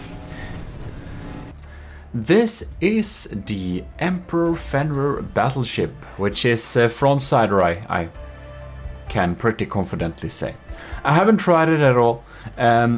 It's of course going to go against the Gimli, which you already knew from the title of this video. But anyways, this is made by Xenodragon, who has participated in a lot of our earlier tournaments actually. So you can see that Xenodragon, I think Xenodragon won a design award back at the Fylke battles or something like that. It looked super cool anyways. And this thing does too. It even has a cool logo and stuff like that. So we're here in designer mode at maximum quality to take a little look at this beast before we start the battle. So we won't be checking all of the weapons like that, but we can see we have a lot of different types of shells. We have a Doom flak, well, that's interesting. We have a diff shell, so we have some hash there. Okay, we got loads of different shells there. We got a repair unit. I do wonder if it's gonna spawn drones. This is, by the way, one of the unofficial battles, because this was made earlier. I just thought that the Emperor Fenrir looked so darn cool that we have to pitch it against the Gimli for sure, 100%. It looks quite fantastic. So this is a meme sabot, which is super cavitation. I don't think that's a meme sabot. If you want to have a meme sabot, I think you need to have tracers and no... Yeah, anyways, we probably are going to have some instant tutorial about meme sabots. I got taught in the Discord how to make meme shots. I haven't used them yet. But anyways, let's see the interiors here. The interiors is this little spawn pod. You can see that the interiors are very limited, but they also look absolutely fantastic. It's like some AI textures. It looks like this is a space game all of a sudden. We have a lag screen and yeah. I wonder if, I think this might be, this is not the interior design ship. It's pretty compact, uses wood efficiency. It has era, stone, all sorts of stuff. So you know what I think we're gonna do? We need to do some cutting here. Just go through it a little bit quickly, okay. Left to right cutter is what I actually wanted to see here. So we got a lot of wood in the front. And if you didn't know that, wood is the best armor in this game if you care about efficiency. It's the most amount of armor per materials actually, which is kind of insane. Especially health points. Of course it's weak against explosions and stuff because it has very low armor, but it's also very cheap. In any case, we can see we got a lot of wood. It's probably pretty efficient here. It is an APS based system. By the way, it has a cost of 2.155 millions, so it's very similar in cost to the Gimle. And if we just do a little front-back cut, we can see here. I'm pretty sure this is gonna be a front-sider. One thing that I absolutely love about Xenodragon's ship here is the LAM nodes. These look so cool. Look at them. I adore these LAM nodes. They look super cool. A design I haven't thought about. Looks super retro at the same time as futuristic. Well, it looks very robo-like, so I guess this is this. We got some torpedoes too. I wanna see if these are torpedo interceptor or if these are... Nah, that's interceptors. So it protects itself against torpedoes. Well, I guess that's that. Let's get into the battle. There we are in the battle. Gimle is here and the Emperor Fenrir battleship is right here. So let us start the time. Oh my god. We're having some fast fire guns here, alright. The first oh, it actually took out those crams here. Alright, this may be a battle that the Gimle will not win. Which would be a first. Alright, the Emperor Fenrir is at 99 point... It's barely scratched. Ladies and gentlemen, it's barely scratched. Look at that, detection tower is gone. It just spam shots, man. Wow. Did we fire a blank? It sounded like a blank. No, it's just lagging. Holy moly, so many shots. Oh, I do believe they are targeting hot blocks. And they did find that hot block. That was a decoy. Alright. Emperor Fenrir. Oh, it seems we gotten its first hit here. It's now equal. The Emperor Fenrir and the Gimle battleship is at equal footing. Emperor Fenrir seems to be going in close. Man, those doom flags or whatever we're using are really taking out my cram shells here from the army of GMODISM's Gimle. So, oh, but some get through. Look at that, they're trying to really... That bounced though. The Emperor Fenrir is doing some weird maneuvers. Well, thought so. The crams are still being able to penetrate here. The Gimle is a bit scratched, however, but since the crams are getting through, I am confident. Ooh, now we took out Fenrir's like detection tower. Alright, it seems that the fire rate from the Fenrir has severely decreased. Now it starts again. Does it have belt feds? Is that what's going on here? Seems like the lasers have a hard time keeping up here. I wonder if the Gimle has some engine problems here.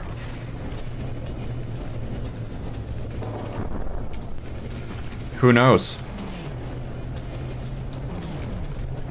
I do believe our LAM's system is not really working very much. Not good enough. Oh my god, look at that. The Emperor Fenrir is down to 86%. Bam! The cram shells are melting through.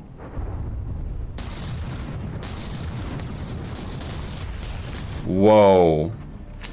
We're starting again here. Bam! That's some scary shots there. Okay, the turrets are taking damage, that's for sure. Alright. Just gonna check in here a little bit quickly. I'm just curious. Because when we had that AI crit the other day, many weeks ago, that was scary. If you haven't seen that battle, make sure you go and watch all battles. They're cool. Wow. About the Army of GMODIST, I just want to give a huge thanks to all the commissioned officers in the Army of GMODIST who are supporting us every month at Patreon. I'm gonna list their names in the description if I will remember that. So if you wanna see all the officers there, I will list them, including the cadets. Anyways, if I forget, remind me. But in any case, let's see here. The Emperor Fenrir is down to 81%. It has these cannons here on the side. Rail assisted. That really helps. They're out of the center of mass, so they have a less likelihood of getting hit by a big ram. But, man. It's speaking. Okay. This thing is speaking some AI language too. That's pretty insane. Oh yes. 76%. But will the Emperor Fenrir be able to get the Gimli down under 90 before it's sinking? I wonder now, because I do not believe the Emperor Fenrir will win this first round. It had some good chances. The initial damage it dealt was pretty good.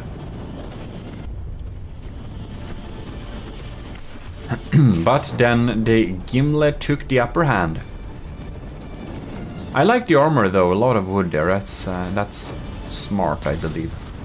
But it has too little bulk. That's the issues of the Emperor Fenrir. It's a very compact design despite all the wood. It spends its money on Dakatu, which is a good choice. So actually seems like some of the cram turrets are not offline but damaged. This sniper is sad, that's for sure. That's why we need many turrets. Everything for redundancy. Bam, 67%. I'm pretty sure the Gimli has already won this battle. I think that... Oh, that was a lucky strike. The Emperor Fenrir will not be able to recover from this. 65%. Does it fire anymore? Sometimes it does. Yeah, well. It's just shedding turrets and parts and stuff. Now even the mortars hit them. To add insult to injury, as they say. Because these mortars are not very... they're mostly there to distract enemies' lamps and stuff, but... Yeah, under 55%, it is now despawning, and it's not looking too good. Gimli is still at 91%, which is nice, but we'll see how it goes in the next round. This is best of 3, after all. We're here for round 2. So, let us spawn... start the timer, I mean. We're gonna stay here with the Gimli just to make sure and see how it looks when the first volley comes in. Looks like the lambs are trying to take the shots out, but there are so many. It's like wasted effort. A few of them get popped, but ain't much. Get into broadside angles. The lasers are not lasing because the lambs are too busy with the swarm of shells. So the lamps drain all the laser energy. They seem to have a little bit like a higher priority somehow. It's just how it is. The gimlet lamps and lasers are, if you remember, on the same system. It's the same thing. Bam. It's just chewing up that superstructure, man. That was my heat decoy. Well done. Now it will start aiming at the shields and stuff. Man, I should have more heat decoys on the gimlet. It's worth it. Alright. The gimlet has lost more percentages than the Emperor Fenrir, and that was the same case the last battle. It seems that the first volley of crams, the Emperor Fenrir, she's able to take him out, yeah, but then they start getting through. Look at that, it's backing off, trying to save its skin a little bit. Now it has one of the pauses. I do believe it's like a burst gun of some type. It fires most of the shot in early rounds, and then it kind of slows down a little bit. Bam! It's pretty cool that the crams are possible to take out, though. That's pretty crazy. Alright. Now, some crams, if you remember, are more like decoy crams. They're not hard to take out. They're just there to waste interceptors and stuff.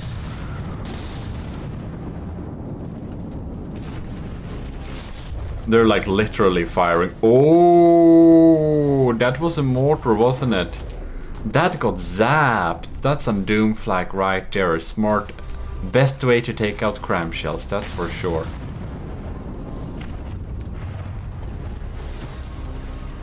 Alright. I must say that I'm extremely happy about the Gimlet's performance in the battle so far.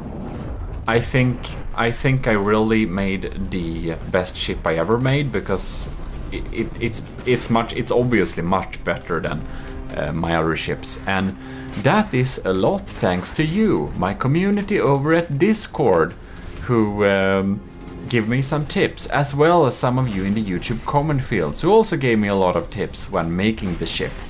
If you haven't seen the series where we actually build the Gimlet, that can be a fun watch if you like building videos, see how it was made. And in the comment section there, some of you have really helped me out with good tips and methods of improving the effectiveness of Gimlet. Oh no, my my pack is packing itself now. You know, when I built this pack cannon, I made sure to not put it above my own AI or something like that. Of course, I don't want it to pack something important downwards, but I put it deliberately that it wouldn't crit itself if the pack got damaged and started to pack itself. Pretty smart, eh? I think that's kind of baseline smartness, but anyways.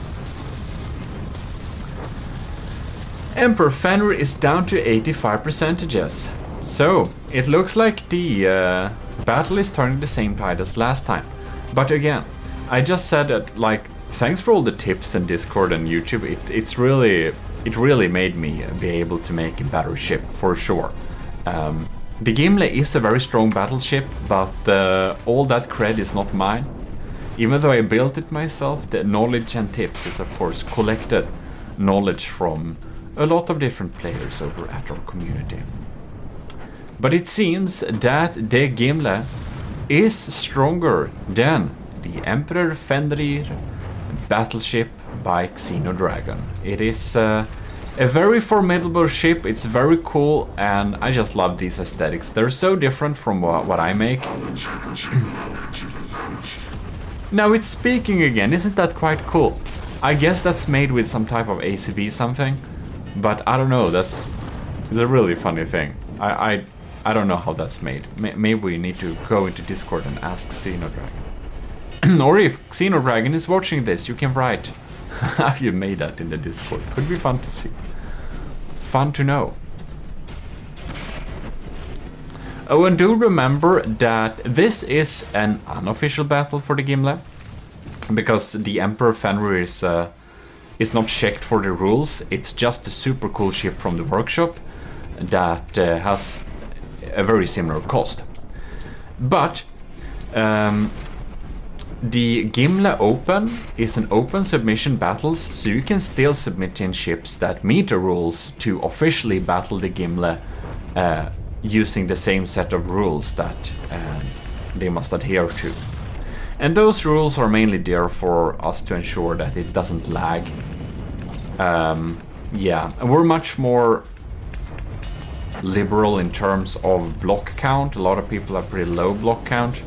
We have a pretty big allowed block count, but yeah, it's a little bit different. For me, block count doesn't lag, but water pumps does, so those are banned, for example. But anyways, the Gimle submissions is open submission, so you can submit whenever you like. Within reason, of course. I can't promise there will be any Gimle Open in like 3 years, of course, but who knows though. Emperor Fenrir down to 69. Starting to shoot again there, but I think we all see where this battle is going here. So yeah,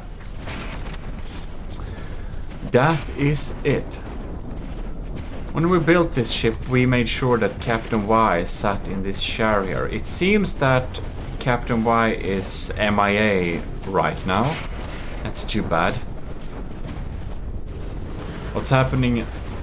Is the feast still going strong in the Golden Hall, I wonder?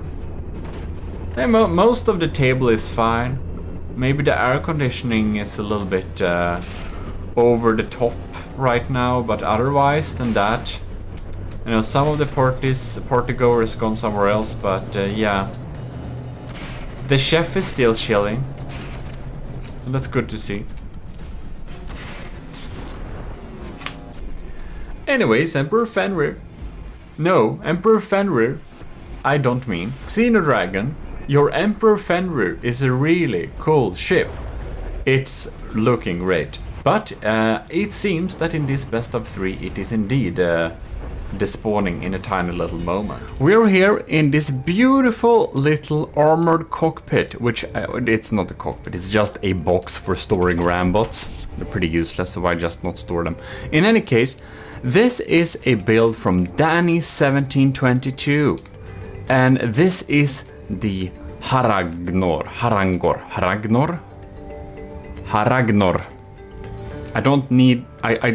I don't know what this means, because my Old North and English dictionary is from English to Old Norse and not the other way around. So I don't know, maybe it means something. When I googled it, it just came up some ships from some other games. Anyways, it's a cool name. Haragnor sounds Old Norse, I don't know if it is. Bridge outside the ship. Now this ship is a little bit different than many other ships. I do highly appreciate these interiors here. It's pretty cool.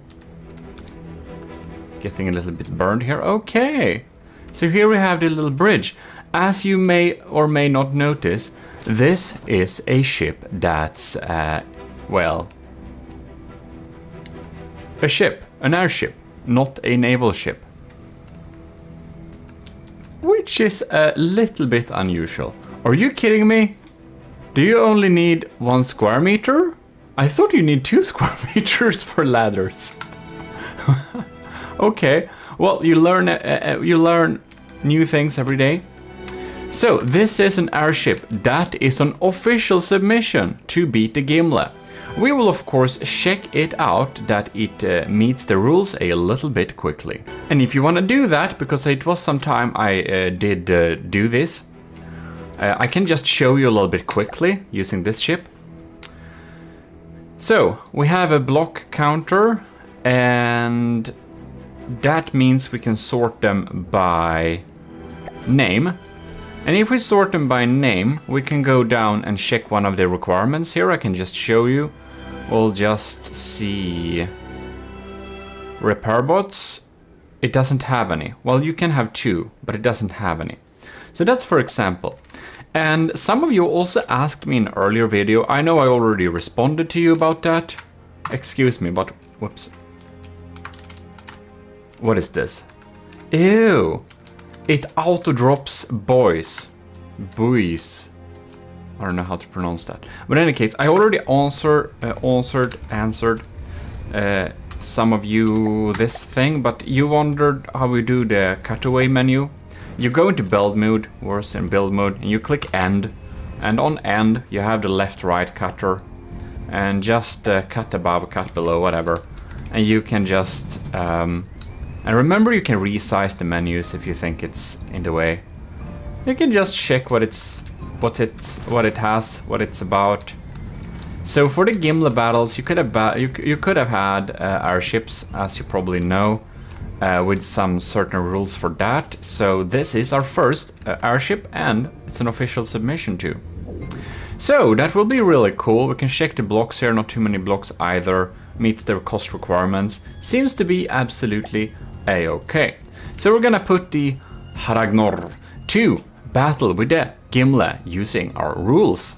And for all the battles, I have maximum quality usually, but for all the battles I go to boost my performance, so literally the lowest ones. So yeah, it's like, that's why it, but it looks kind of the same from long distance, but if I don't do this, I don't get nice FPS. But what you do if you want to have battles like this, just click boost my performance, then you click use recommended light settings. I sometimes actually increase the ambient light a little bit. Then if you want nice colors, just enable color post process and it looks a tiny little bit nicer. Alright. So when you're having a custom battle, you of course goes to the custom battle, and what I usually do is I have loaded presets. So I have loaded AOG Gimli battle open, and for those we have they spawn 3,000 meters apart. You get 500,000 materials per team, and we have a 0.05 salvage per materials destroyed. The rules are like this: use maximum altitude of 600, minimum altitude of -30, so that we don't have subs. But you know, some ships may go low. I think the altitude depends on where the AI is, so if you have an AI really high up and you have a ship that goes pretty low, that's why we have some playroom with 30 meters. Then we have use maximum distance, 6,000 meters, which I actually think is a little bit too long. After having the battle with a certain ship that was going out very far. Won't spoil anything if you haven't seen the episodes. But well, anyways, these are kind of the rules we have. We have some penalty points going on there. Maximum distance. Should probably, I don't know. But these are the rules. I'm not gonna change the rules, of course, by now. 900 seconds is 15 minutes, which is the time limit, which we have enabled. So yeah, that's kind of the rules if you didn't know that. So let's get this started. Another way you should know is that you see we have tiles east and north that I have selected, and that is because if you leave them at 0, 0, you will spawn at the edge of the map and it looks super stupid. It's like you see the end of the world, it just looked really shit. So put this number somewhere in the middle if you're setting up battles yourself. So this became a tiny tutorial, but oh, I just remembered we need to spawn this airship at an altitude. Never mind. So there we go, altitude, 200 it is. And now we can start. So what I usually do when I start battles, you can see here, we need to let things load in a little bit. And I'll just click on pause for like half a second to make sure that the ships are kind of ready. There we go. And at this point, I usually start the actual, like, recording with presenting the ships and stuff. So that's a tiny little tutorial if you want to make some custom battles yourself, and you need to unpause it for just like 1 second, and then you can kind of check out the ships so that, you know, the decorations and stuff load in. Well, that's basically that, a little tutorial on setting up the battles and checking out the ships before them and see if they adhere to the rules and all that stuff. But anyways, let's go. Danny 1722 Haragnor versus the Gimli. Let's go. Oh my god. Best of 3. We're firing shots here. Bam! We are penetrating! I should be lucky. Look at that. Our decoys are going towards what? Exactly. Oh my lords! Was that a hit? The Gimle is not in the lead here. Oh my god, that's scary for the Haragnor. It's dropping blocks. It's shooting missiles. Those missiles ain't got much health, boy. If Danny's Haragnor is going to be a little bit smart, it's gonna get on the other side of the Gimle. This is like the only advantage, I think, with airships, is to go to a side where the Gimle has problem shooting, because that's something that will need fixing. I'll most likely update the Gimle, but I want to, of course, not change a tiny bit until all battles are recorded with things that want to send in against the Gimle, because it wouldn't be fair to update the Gimle on the fly. So maybe we'll do a Mark 2. Are you kidding me? Okay, the Haragnor does not have evasion, so the mortars actually hit. The mortars actually hit. Are you kidding me? That's cool. That's cool. The interceptors are having trouble to get out there in time. The Haragnor is down to 89%. So it's just dropping blocks. I don't see it firing much. It's like it's trying to laze the Gimle, but I don't know how well it's doing that. It seems to not have any type of evasion, which is a little bit problematic. It's very good for the Gimle that it has flak diff sieves, because when we fire a flak rod in the close proximity of those missiles, both of them take damage. Alright.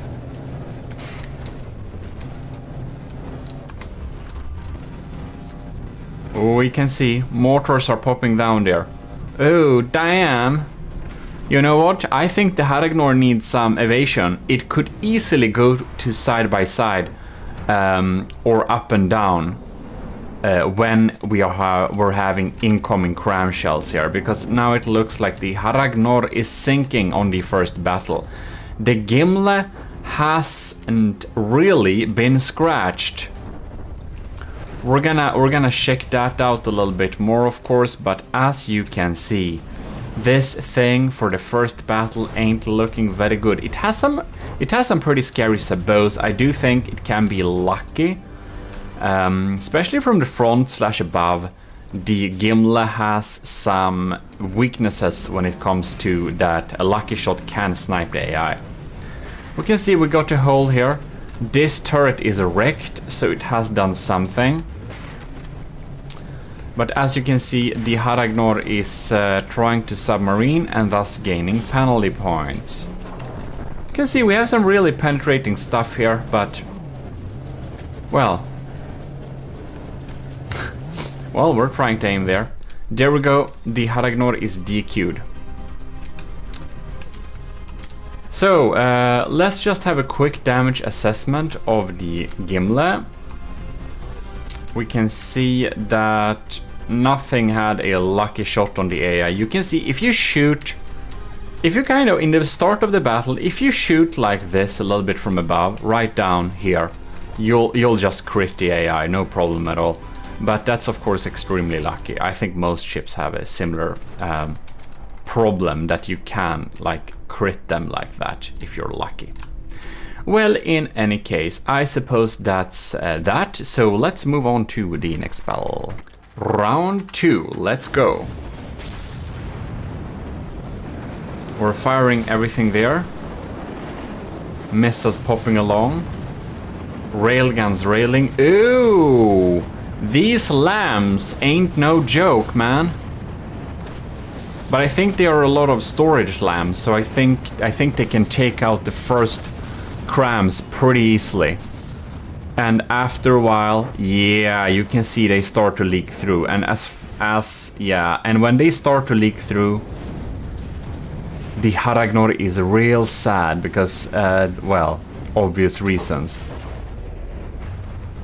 I think the Haragnor would have gained a lot on getting closer. Probably. Whoa. I didn't see. I didn't notice. It just looked like the Haragnor was shooting a cram. Was that a bounce back or something? Well, it's taking a lot of cram, that's for sure. We're dropping railgun parts here. When it starts to bleed APS, it's usually a bad sign. I do think we are going to have a similar end to the second battle as well, which means that the Gimle will most likely very much win this best of 3. Look at that, crams keep popping in. Those crams are no joke. That's for sure. And it doesn't help, it's lazing a bit too. Especially ships that don't have much to distract the Gimle's lambs with something. That means the laser will deal full damage. So, and that's of course bad times for anyone, because these lasers, they're pretty big. Well. It's sinking, caught penalty points and stuff like that. Let's just check a little quick damage assessment. AI is untouched. It seems that the Haragnor has not been having a chance against the Gimle. But I will say this, I think it's really brave of Danny of sending in this ship, which is untested and stuff, because I know some people, won't name names, who have built like, I don't know, a lot of different ships to try and beat the Gimle, has done private testings, and they were unable to beat the Gimle, so said person don't want to send them in. Actually, there are 2 persons like this, as I know. I think there are more. But in any case, many people want to beat the Gimle. They build ships and try to beat it, don't beat it, and they don't send the ships in. Instead, Danny 1722, I believe, built the ship, tried to beat the Gimle, didn't test it against the Gimle, so Danny didn't know, probably, if this was gonna beat the Gimle or not, and sent it in for public trial. And I will say, that courage deserves an applaud. Thank you. Now we're going to pitch the... now you might look at the size of this ship and you're saying Gimle is very outmatched. And this is not really the case. The Gimle has a cost of 2.2 million. And this thing, which is the Secret Advisors / Cobrax Hollowwood class Super Dreadnought anti-lag version, we have to have it. It's only 1 million. So this beast has half the cost. Half the cost of the Gimle. But this design wins over, I don't know if all, but basically all ships of a similar size. Like this thing is pretty insane. Like not similar size. It wins over most ships of the similar cost, of course. This is just a humongous amount of wooden tetras. It's completely insane. It's equipped with a shitload, if I may say so, of diff guns. And it's absolutely terrifying. So I will expect that this beast will win this battle. It is like how long is it? It's 1.3 kilometers long. So yeah, you can see the Gimle is tiny in comparison. So I didn't mean to take that screen. Let the battles begin. Game speed is 0.2. Oh my god.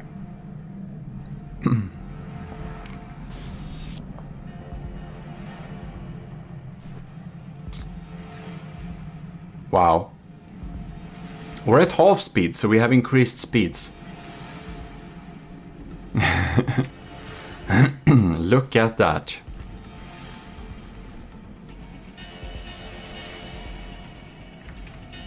I'm hoping that the laser can cut it in half, kinda.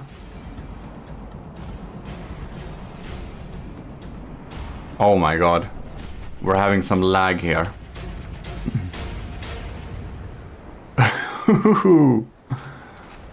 Man. And the crams. You can see these are doom crams. And they deal so little damage. I think the non-doom crams can deal almost equal damage. No, they can't. They only deal a tiny damage even against this. It's crazy.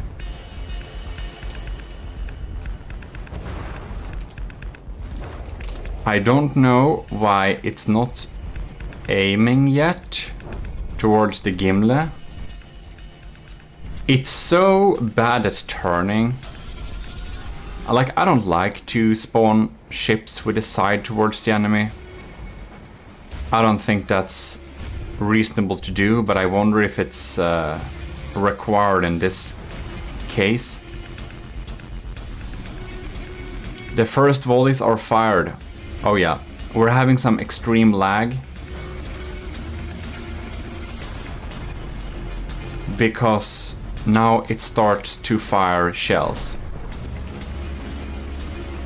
Look at that. It's crazy. The lambs are trying to defend. But the amount of diff rods that are popping in here are infinite. They're not, but there is a lot. Look at that stream. Man, this is a proper slideshow. I'm kind of surprised that I can... When I recorded this recording last time, I had a slightly worse setup.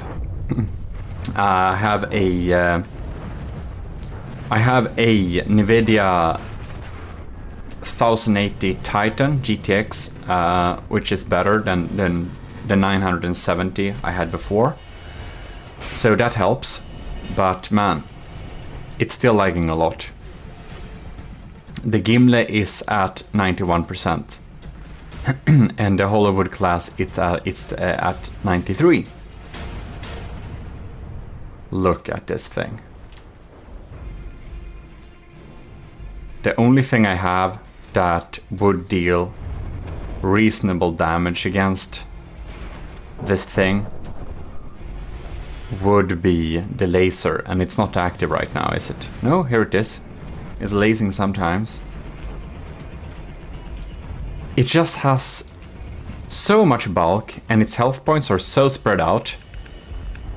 It's like literally hard to deal damage with anything that's not sandblasters. Look at that, another swarm. Gimli's down to 88. Oh man. Look at this. They're like completely chewing up this cram turret is completely offline. It's absolutely chewed up. I think we've never seen the Gimli in this as a state that's this bad. We're lucky that the AI hasn't been targeted or killed. But I don't know anything that beats the Hollywood class Super Dreadnought at a similar cost. That thing is absolutely scary. I think you could design a ship to specifically beat it. I would think you would like to use something like hollow point shells, really quick hollow point crams, hollow point APS, thumper missiles, and impact packs. And then I think you could crush the Hollywood using that. But a setup like that would make it almost useless against any other ship. Look at that. More rods. Like they're really chewing us up here. The lambs are trying to defend us, but they really can't. Look at that. It's only equipped with diff rods, by the way. It's down to 89%, so I think it's doing better than perhaps the Draconia did, but I think with the Draconia battle it lagged so much I couldn't complete the battle. We could probably ask the secret advisor, or perhaps Suzu, or maybe even Dr. Kreutzer to help us and record a battle of this size with better FPS. See here, we have a game speed of 0.5. It's only half speed, that's not that bad. I wonder if the battle is turning here. Why doesn't it move? Did we somehow AI kill it? No. Now this one activates. It's hard to understand here. So the Gimla has quickly and swiftly moved behind the Hollywood class. This is a tense battle, man. And for some reason, the Hollywood class does not activate its guns here. I don't know why. This is aiming and all.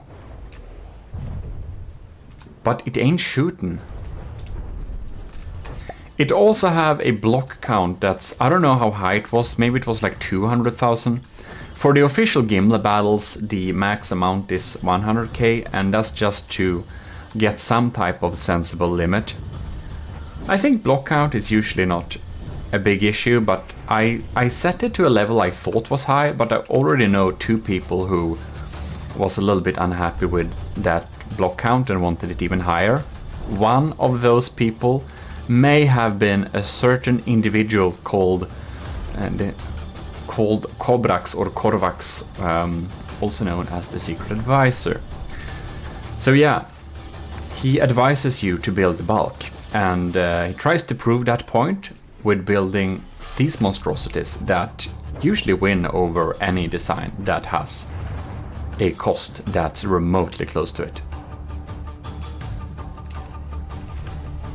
It seems its guns are hard, doesn't really line up.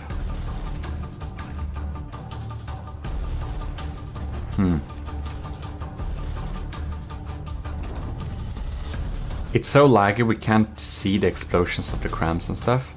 It starts to fire again. Interesting. One thing I noticed is that the secret advisor's Hollywood class does not have... Oh man. Oh man. It does not have any materials left. It's kind of amazing that the crams are still working. I don't know how it doesn't have materials left. We must have hit a storage box or something, because the ships got the same amount of materials at the start of the battle, which is maximum 500,000. Bam. Look at that, we're aiming at the superstructure here. The pack gun isn't dead yet. Interesting. I think we're gonna follow one of these. Which isn't the fastest trajectory. Here we go! Bam! Look at that! It's a hollow point, so you can see it removes a chunk like this. You can imagine if half our budget for the Gimle instead was these types of mortars, I think we could win. Yeah. I think a mortar shucker that shucks hollow points at this thing would be a winner here. Now, I think the Hollywood Super Dreadnought can win over the Gimle. I probably think it can, but right now it looks like the Gimle is winning. But this battle is so slow that I normally do best of 3, but we're only gonna have this battle with this particular ship because it's a little bit too laggy. I think it's too many diff guns, too much block count. It lags too much for me. So we'll do another battle with the Secret Advisor's other ship, Woodinator Gigantua, in the same video right here, right now. So after this battle is done, which it's really looking like the Gimle is gonna win this, and I hope it does, then we're gonna do that. I'm actually very happy that it seems that the Gimle indeed can win this battle, because I really didn't think it would. Look at the laser go! Look at that. Seems like the engine is really sad. It just sits there in the water. I don't know exactly why, but man. I think this is really cool. Now, I'm very happy about this win. I'm sorry for not sounding more excited. It's just that this battle has been a while. I've been pausing it from time to time just because it's been a little bit slow. Like the recording, I just, you know, edited out parts in a live way just to make it a little bit more effective. Because as you can see, it's pretty boring right now. Nothing is like happening. But it was really cool to see. We're gonna stay with it a little bit more and see if anything changes, or that we can conclude that the Gimle is winning. Because right now, the Secret Advisor's Hollywood class doesn't have any materials, it doesn't really move forwards, and it doesn't shoot back. The Hollywood class just passed by the health number. That's the best number there is, they say. Well, we're down to 67%. We're slowly making a bonfire of this Hollywood class using our laser. So it indeed seems that the Gimle is a winner of this battle, or I will conclude it so, because I don't want to sit and wait here anymore, and the Hollywood class hasn't shot at the Gimle in a while. We must, however, say that this was the closest battle, I do believe, that we didn't know who would win here. I think the Hollywood class can win. It can punch upwards into a ship that's so much more expensive than it. Look at this beautiful redundancy. It's damaged, but it still fires. Anyways, we're gonna stop it here and just look inside here. You can see we have a lot of damaged parts. What could have happened is that the Hollywood class, she could have been really lucky and aimed towards the general direction of the AI, and then I think we would have been pretty obliterated. But it didn't, so yeah. As again, I think the Hollywood class can win. If we do a best of 3, I am open to the possibility that there might be other results. But it's only been 8 minutes in game, and I can tell you it has not been only 8 minutes in in my life for this battle. So we will suffice with 1, and I can definitely say that Gimle is winning this battle. So let's move on to the next one. Here we are. Let's turn on the battle. This is the Woodinator Gigantua, and it's a tiny ship. It also costs 1 million only. It's only 100,000 blocks, but it's like half the cost of the Gimle. So this has a huge material disadvantage. It is, I think this thing is kind of solid wood. It is, let's see here, only 590 meters long, so it's half as long as the Woodinator. Gigantua is half as long as the Hollywood class. This thing is built mostly with proper wood blocks and not with what is it? Tetras, wooden tetras. Oh my god! Oh my god! Already? Man. Wow.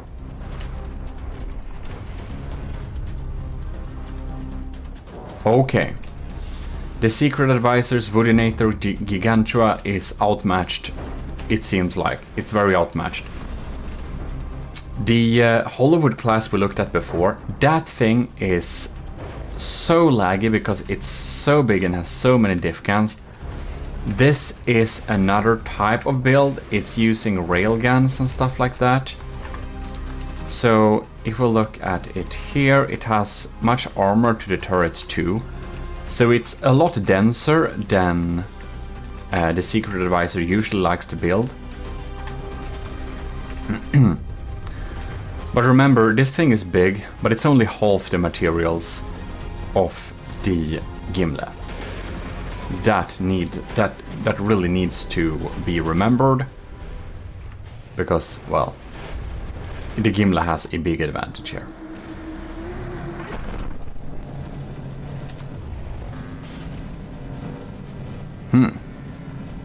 The Gimle hasn't taken much damage, actually.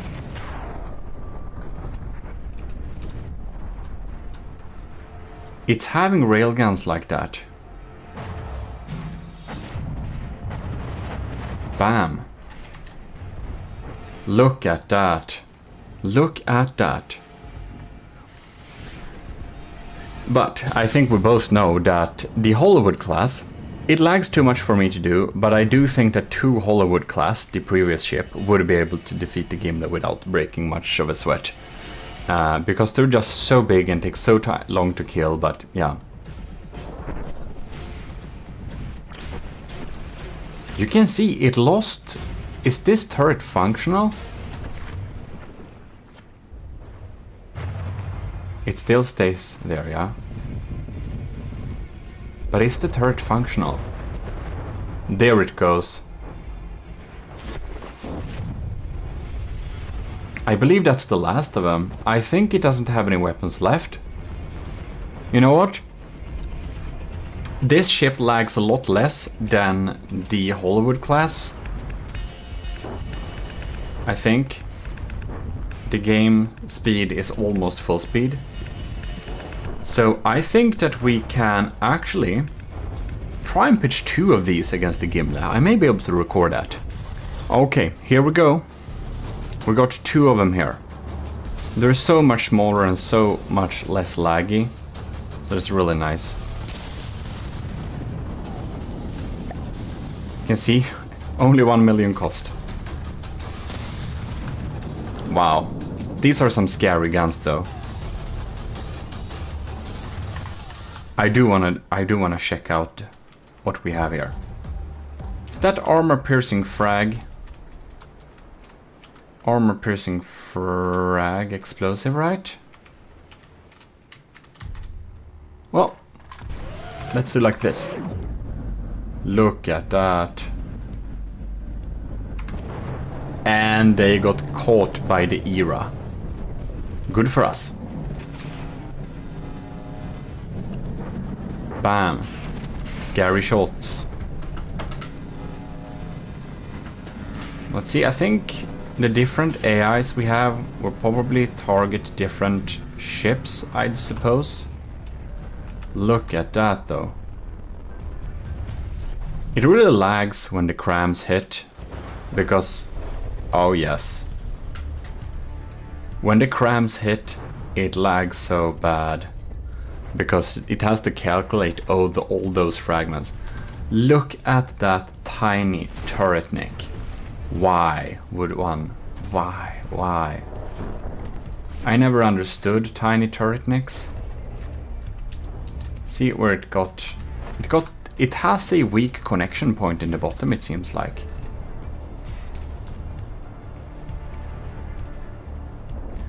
They aren't very maneuverable either, these ships, so they really have issues with turning and maneuvering. Just like the Hollywood class. By the way, the Secret Advisor has built a official submission that adheres to all of the rules. This is of course one of the unofficial battles. We haven't had that yet. It's been submitted, the ship, for a long time. But I want to batch up so that I can look at more of the official submissions in a row, so we can get like a streak like that. We did 2 battles already that are official, and you should check them out if you haven't seen how they went. I won't spoil you, so look at all the Gimli battles in the playlist. But in any case, I want to bunch together. Look, another one goes. I want to bunch together in any case a lot of the official submissions so we can have a more of a tournament feeling. So we've been looking a lot of awesome, very cool, big unofficial ships. But it really looks like the Gimli is able to beat 2 Ordinator Gigantuas, which is very cool. I think it has. I think it doesn't have smoke, so it's very weak against this laser. And what we can see is that. God, the lag. Yeah, what we can see is that the crams really pop off these turrets. Let's just pause the game here. I want to see.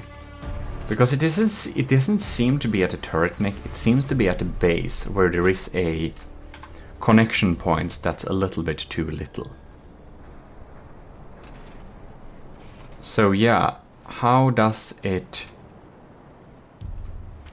I'm just gonna pause it here to avoid the stuttering. Look at that. It doesn't have turrets left, does it? It only has tiny turrets. This one also doesn't have. Okay. Okay then. That's pretty cool. So basically, the Gimli is able to defeat the Woodinator Gigantua. I think this is against the Woodinator, this ship here. I think it's pretty conclusive evidence. You know, best of 3. One of the battles we had 2 versus the Gimli, so it can definitely defeat that, and it can probably defeat 2 of these again. As for the Hollywood class, I do believe that the Hollywood class can win if it aims at the right spot of the Gimli from the start. But that battle is so laggy that we will suffice with one of them. I think it's available on the workshop if you want to check it out. It's an absolutely cool and crazy design. If you can beat the Hollywood class using less materials in it, you have made a very cool and customized design to do that, and that would be cool to see. So contact me if you do that. But in any case, the Hollywood class is a lot scarier than the Woodinators, but, well, it was really cool to run these battles, and you're gonna see the Secret Advisor's official submission in the future for the official battles. And we're gonna see how that goes. I haven't checked it out yet, but it has less than 100k blocks. So I know it will be a little bit different from the Secret Advisor's preferred normal building style, which will be very interesting to see, because I know he's a very skilled builder. This time we're going to pitch the Juno class super battleship against the Gimli battleship. Now, this build is an enormous thing. It's absolutely insane how big and expensive this is. This is indeed a super battleship. It has the cost of 8.7 million, so almost 9 million. I guess that would be able to fit us a couple of, I don't know, is it 4 Gimlis versus this? To kind of get it to have the same material value. So, since we did pitch the Gimli as a, well, against a lot of cheaper designs, just to see how they performed, compared to the Draconia, I thought it would be funny to pitch it against something that is severely outmatches it in terms of materials. Now, the Juno class super battleship is built by Azusa, and it's available, I think it's available in the workshop, not 100%. But in any case, Azusa has said for a while that she would like to upgrade this battleship because it is very outdated. Or not very outdated, but that it can be improved on many places that it was built a good while ago. And that might be so. But that hasn't happened yet. So until then, I thought that maybe,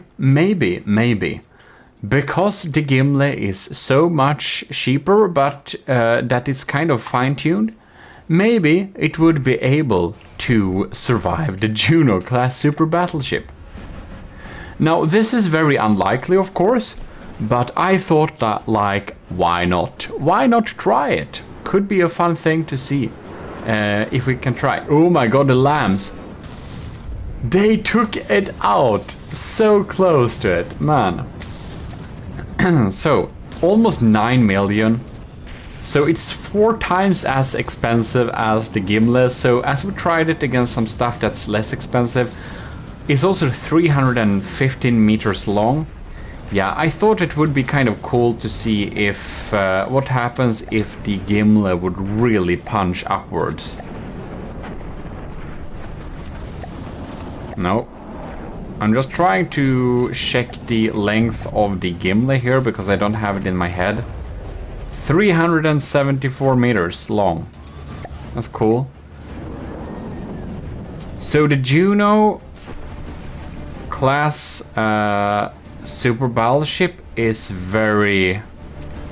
It's a very big thing, of course, but they are like similar in length.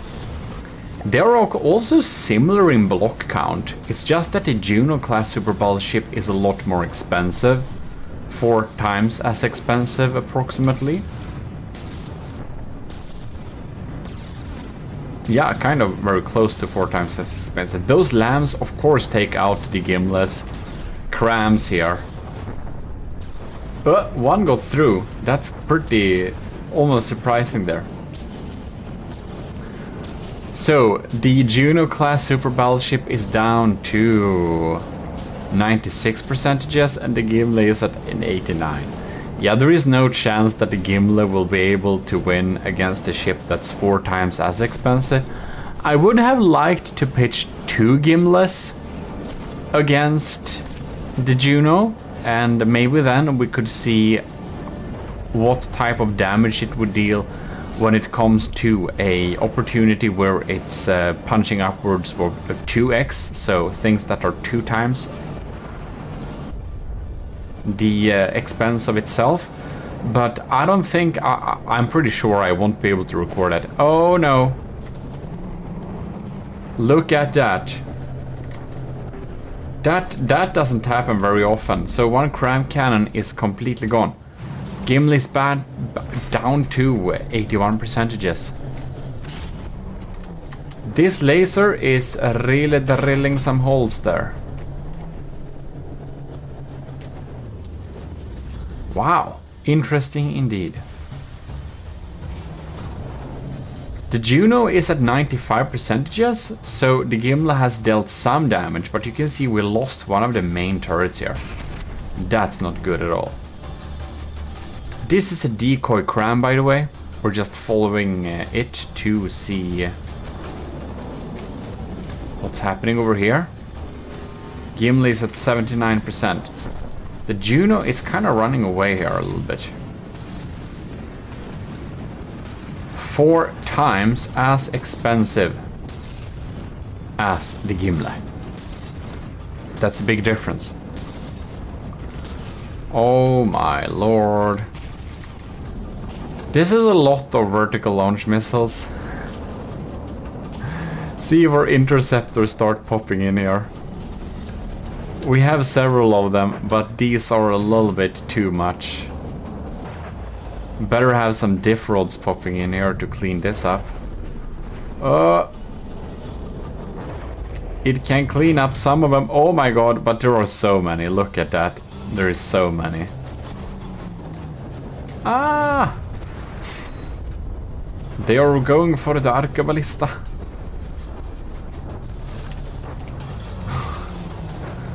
We got an entire turret missing there.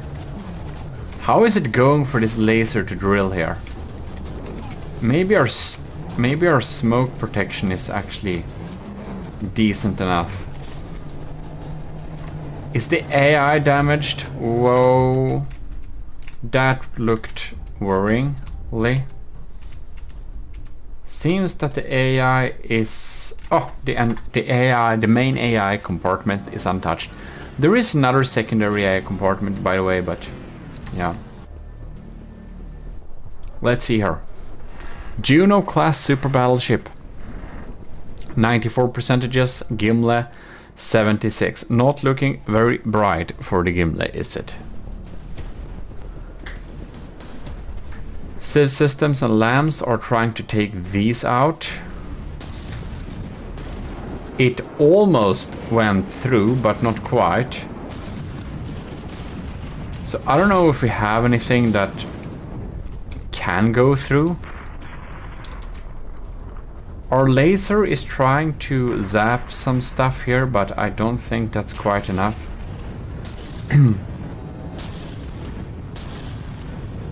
Here we got another cram shell popping in there.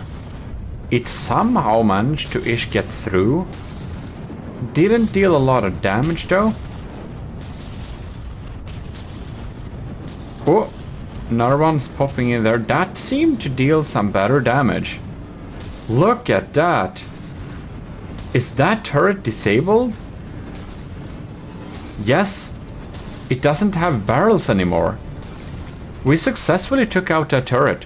Oh my god. The Juno class super battleship has 0 materials.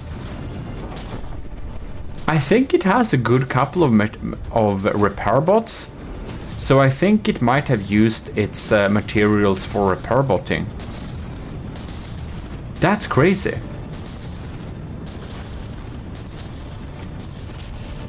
Because it didn't have so much material storage. I think it only had like 200k or something. So probably the Gimli dealt so much damage that it kind of decreased. Oh my god, that's interesting. That can really turn the tide of this battle.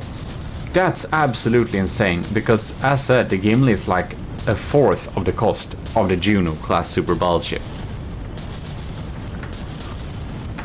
I would love to see, I know that Juno is an older project from Azusa, and she's more proud of a recent project, or not recent, it's pretty old too, but a lot newer and a much more developed version, which is the, not version, ship. And that's, what is it called? That is her Saturnus class battleship, and that ship is 16 million. Of course, the Gimli could not take on a 16 million ship. That's also modern and much more advancedly and better built. But it would be very interesting if Azusa would, or someone else could be able to help us to do a recording with, like, I don't know, 2, 3, 4 Gimlis versus that one. Could be really interesting to see how that would go down. See those lambs there, really popping. Big fat lamb nodes, am I right?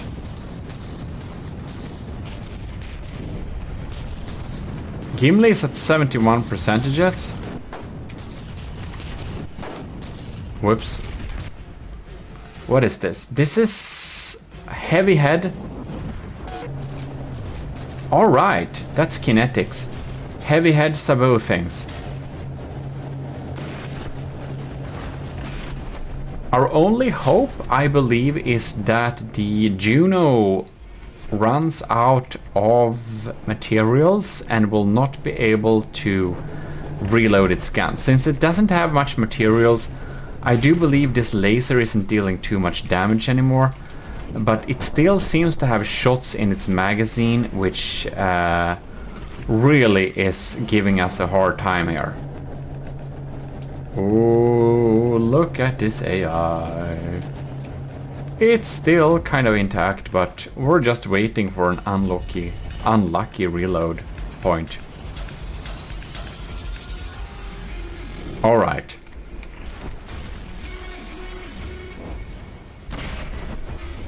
Here we go. This is one of the Doom crams. The Gimli is down at 66%, and the Juno class super battleship, she's still at like 92%. So it's pretty unlikely that the Gimli would be able to salvage this situation and not die. But we did take out that turret, so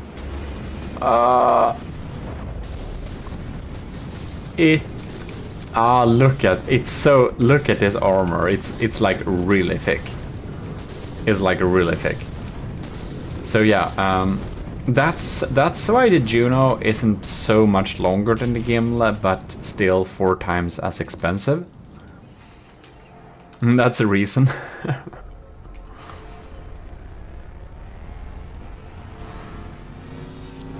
All right. It hasn't fired in a while. Ew. Oh my god, I do look. Oh, and these lambs. Oh, of course, they don't have a lot of firepower left. Oh yes, they don't have a lot of firepower left, so they can't reload and he can't shoot. Are you kidding me? Will the Gimli be able to beat the Juno that's 4 times as expensive? That would make me very happy with the performance of the Gimli. I felt like the Gimli has been winning a lot of battles. Darn laggy. Is this a helium pump? That's a helium pump, that's not a water pump. Well, we're having stuttering, the water pumps are pumping. That's what's happening. That's, you know, that's what they do. Alright. Gimli is at 64.7%, and the Juno is at 90. But the Gimli has a lot of materials and functional weapons, including doom crams. But the Juno is sitting here like a duck, with the yellow paint, precisely like a duck, and just taking damage. She's taking it. Will the Juno sink? Of course, the Juno, she's lasing the Gimli, and well, she's just trying to stay calm over there, having very big holes in it, but man, these lasers probably don't deal a lot of damage since the engines are probably not running very much at all because there is no materials. Unless the Juno has a lot of stored steam, but man, look at that, the Gimli is kinda sinking, isn't it? We're going really low here. Yeah, we're not using a lot of engine power. Oh my god, this is so much missing blocks. Look at that. That's absolutely crazy. Wow, I'm not sure I ever seen the Gimli this damaged, but still functional. That's actually pretty cool. Man. Okay, I'm happy that the Gimli fights until the last bits of materials. It ain't looking good. But it's also functional, which is like the world. Oh, that's really nice. The Juno super battleship is going down in terms of materials. Does it deal damage at all? The doom crams are getting through. I think the Lambs has some type of engine power left, but I wonder if the Juno is like passively floating or not. Our game speed is like 0.5-ish, so kind of half speed. You can see she's trying to stay afloat. Oh, that's some parts. I think we did some EMP damage, ladies and gentlemen. Interesting indeed. I don't think the Juno, I don't think she's been dealing much damage to the Gimli in a while now. This is like a still frame. The Juno doesn't have engine power, it seems, because now every stored materials are gone. It's just sitting here. very still. See there. It's like passively spinning a tiny little bit. Oh lord. That is a lot of interceptors, man. Oh my god. Wow. And well, missile spam, ladies and gentlemen. 64 percentages. Well, we're of course gonna have a best of 3 here, but I do think we can conclude that the Gimli did win the first battle against the Juno. So let's go with round 2. I'm actually like more impressed that we are actually not lagging so much, that we actually can record this thing. I think that's the most impressive thing with this battle. I'm very impressed over my computer, and it's not that good. Maybe the Juno isn't very laggy after all. Azusa told me that, and I didn't believe her, because it is a 9 million ship almost, so, well. But apparently she's right, it doesn't lag that much. There we go, round 2. Gimli is sitting here and having a good time, not really. Getting very fried. By that lasers. Glad we got the smoke here. The spawn smoke in the front, but it still almost doesn't help. I don't know if this is a continuous laser or if it's a charge laser or if it's something in between. But it's pretty strong. All right. Whoa, look at those missiles. Very scary. See how our crams, we entered the degraded mode, it seems like. Can they go through? Oh no, they bounced. They bounced. Not good times. The Gimli is at 94 percentages. The weather is bad, so we don't see very far. Look at that then. Oh no, look at the front here. Looking very sad. Alright. Laser is lasing here. Well, I don't know if it like... We have smoke still, so I don't know if it does anything important, that laser. Smoke is a good to have. No excuse to not have smoke. Here are some cram shells. I don't remember which are decoys or not. This is... That's not the decoy. Bam. Bomb. And you can see, like, if we would set up the Gimli to battle the Juno, we would probably set it up to have a lot, like, longer penetration depth fuse, like time after impact fuse, so it would like detonate a lot further in. That could help the Gimli a lot, I believe. I haven't seen our laser in a while. Wonder what happens with that. Our crams are popping in there. That's good. Look at those missiles, man. We're not having the FPS of our life right now. Our... Look, oh, our lamps are so busy with this missile rain. Oh my god. We kind of a quarter speed game. Well, that's something.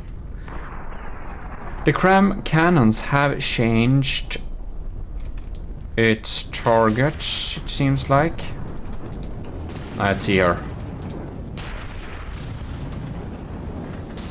Those cannons are not a joke. They're very scary. If we get an unlucky hit, it can probably take out our AI. That would be really sad. I'm very happy that the Juno doesn't lag much more than like ships this size, but I do believe that's because it's so compact. Even though it's 4 times as expensive as the Gimli, you can see that the Gimli is a tiny bit longer and a little bit slimmer. The Juno is a little bit more fat, but it's not a lot, not a lot. Gimli is taller, of course, but there is not happening a lot up here. By the way, it seems that the Juno does not have AIs that are targeting blocks over water. So the party inside of the Golden Hole is unusually good. Unusually unscathed. Well, the Gimli is at 84 and the Juno is at 94, so I do believe that the Juno will probably not lose this one. They're really close to. I don't know if that's a good thing or a bad thing. It kind of depends if the Juno's missiles will be able to target the Gimli even though they're so close. It seems they will be able to. Oh yes, I think this is great for the Juno. Actually, this is not great for the Juno. Look at that. They're like arcing over by a slight... Yeah. If we were like 100 meters to the left, we would probably not be able to. Yeah. Interesting indeed.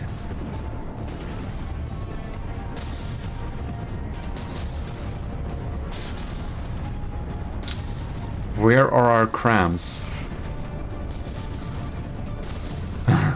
They're really readying their lance and stuff like that. You can see it.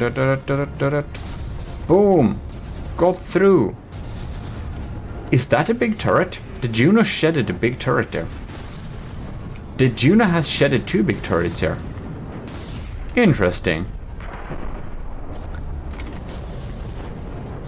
Oh, the torpedoes are a little bit scarier. The Juno seems to have a lot of torpedoes too. I did see that in the previous battle, but I kind of forgot about them. And they're really slowing down the speed of the Gimli's forward propulsion. Our back sniper cannon seems to have been compromised, and our mortar cram seems to be severely damaged. I will check the AI compartment here. Oh my lord. So the main AI is heavily compromised. The other 2 AIs are fine this time, so okay. I don't remember what parts we lost, but I think we didn't lose the mainframe, but we lost some processing.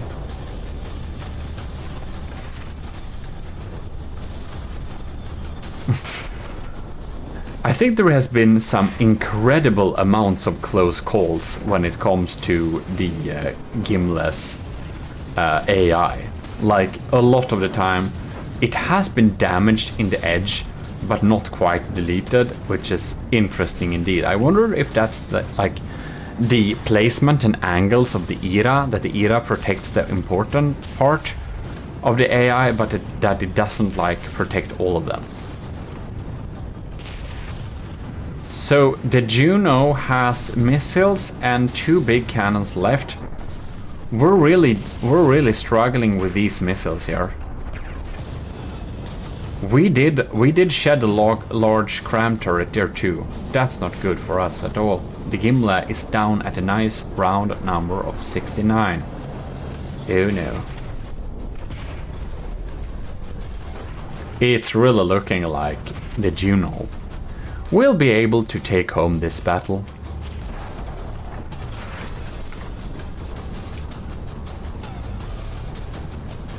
But the Juno is running out of materials again, isn't she? Look at that. 23,000, 22, 21, 20. Oh my god, this is so exciting. This is very interesting indeed. They do get a tiny bit of material too for dealing damage, but not a lot. The Juno's lambs are still strong and stuff like that, but I do wonder if it has a lot of repair bots or something like that, because I don't know. Oh, it's out of materials. I don't know how it would otherwise be able to spend so many materials so quickly. That's usually what happens if you have too many repair bots.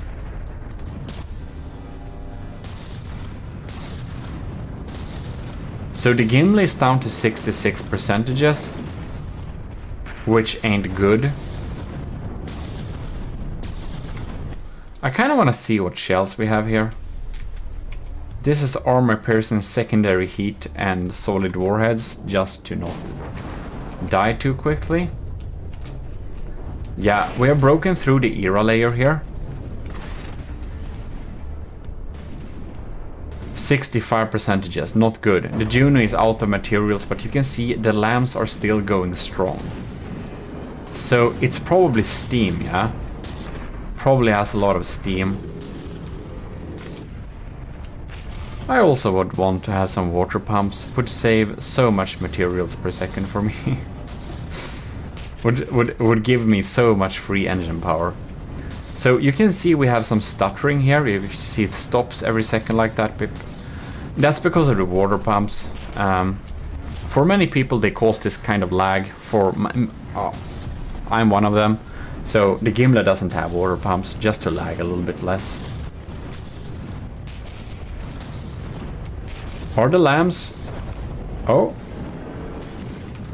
So I believe those exterior shields on the side of the ship does help with detonating the crams further out than they would have been otherwise, which is really good for the Juno there.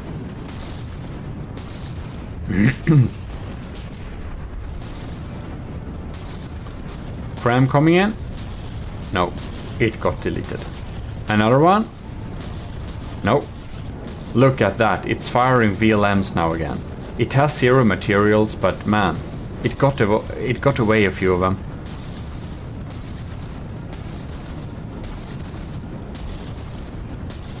Interesting indeed.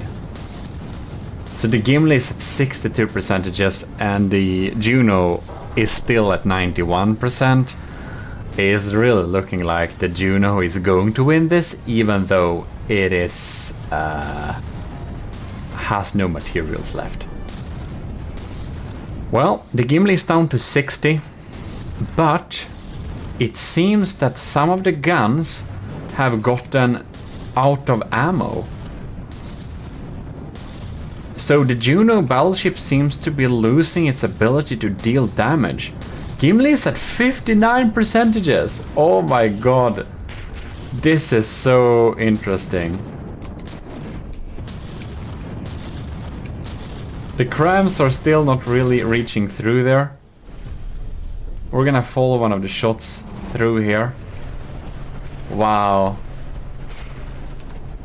Look at the interiors here.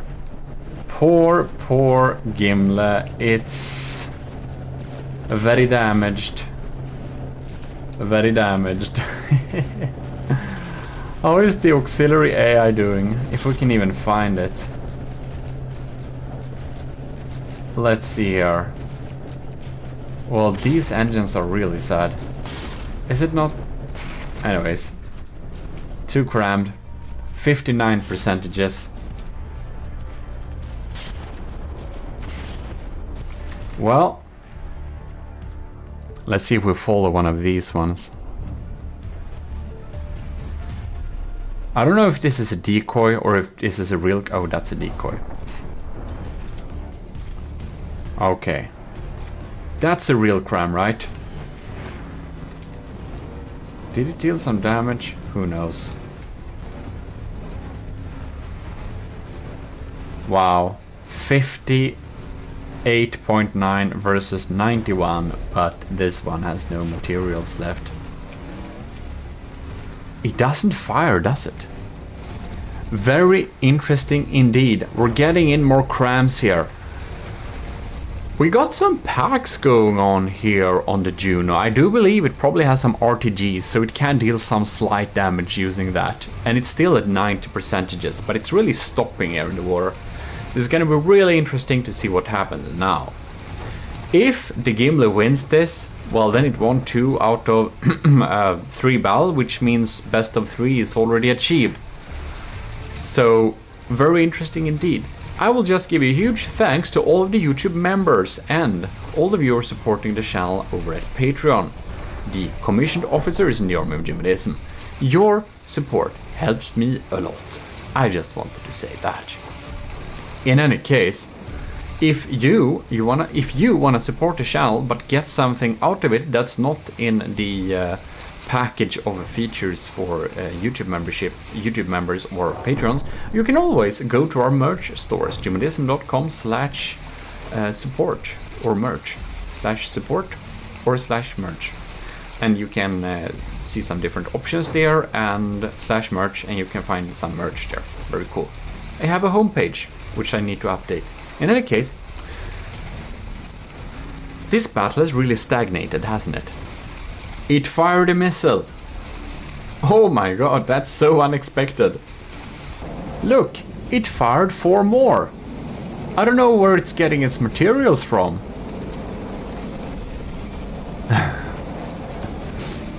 Well, finally our interceptors have something to do.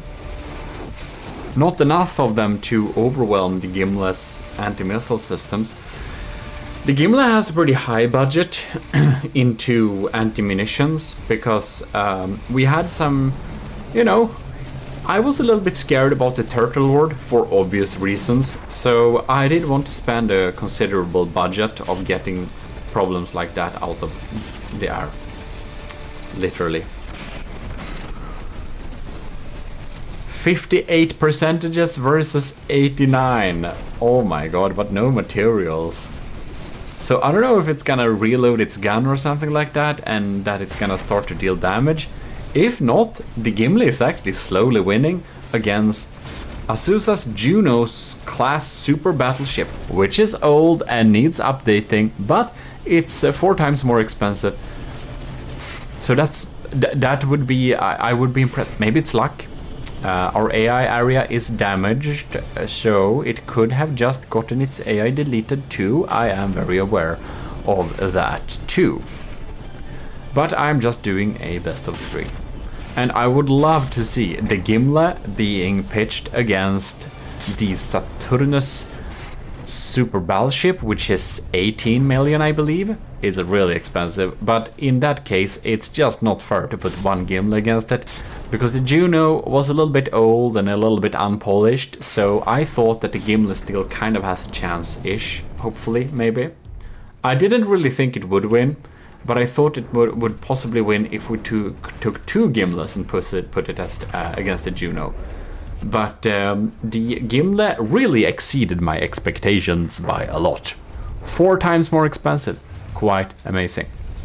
But I would love to see the Gimle be pitched against the Saturnus, which is a much more like well put together design from Azusa. It's much better. But of course, having a single Gimle against that would be very unfair, because that would basically mean it has the same cost as, what is it, 8 Gimles or something like that? So in such a case, it's like severely outmatched. So I would guess that we would probably want at least 3-4 Gimles to even start looking at that, because otherwise it's absolutely certain that a Gimle would not like have a single chance. Even if it's 4 Gimle against the Saturnus, it will still be outmatched by double, so even that would be an unfair battle to the Gimle, but it would get the added benefits of having like several ships, which is always a benefit. But in any case, I don't know if that will ever happen, because I know that with my current setup I can't record that myself. So that would be up to Azusa, or perhaps a secret advisor, or Dr. Kreutzer, or someone else with a Uber computer that would like to help. Wow! The Juno is actually able to take out the mortars that are popping in here still. The mortars aren't very scary, but they're there to distract the lambs, and I guess they do that. Look at that! The Juno has put together and gotten some 5 new missiles. Looks like our AMS system will have something to do then.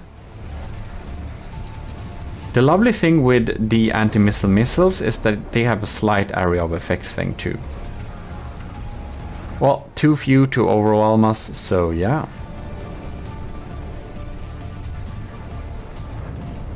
Ladies and gentlemen, the Juno class super battleship has gotten so little materials left, it is now sinking. Which means that we can officially crown the Gimle as the... Oh my god, look at that! It's despawning, so it was able to reload its missiles. Can we get... Okay, man. It will DQ. It will DQ, right? Oh, yes, I thought so. Because otherwise I was wondering, are we gonna have a last second, like, turn of the tides here or something like that? Now, I don't believe these are guided anymore, since that they are probably relying on the detection system that doesn't exist anymore. But anyways, that's that.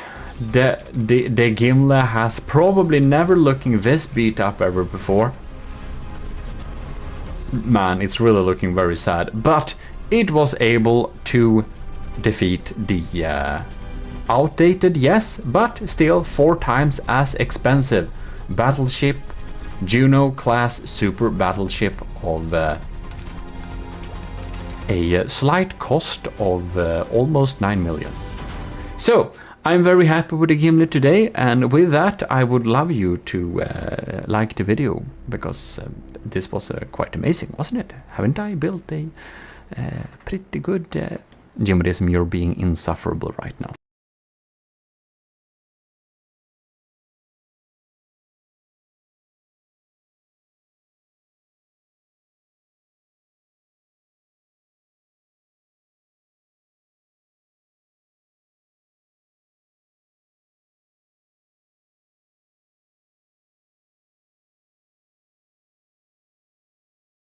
Here we have the Zenith Star by Star Reach.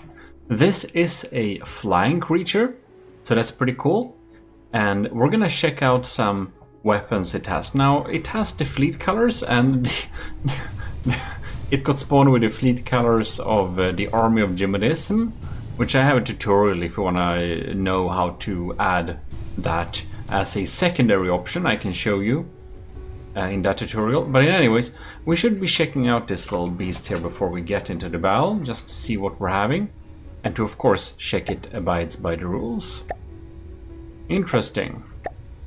So here we have tracer rounds, solid warhead bodies. Okay. Alright, AP, high explosive, and sabot. And it's just some stable stuff for the different guns. Well, we have the different guns set up here. I think we should just check out a little bit quickly here. We can do a little left-right cut. I think that can be pretty interesting, just to have a quick check. Interesting. Very nice indeed.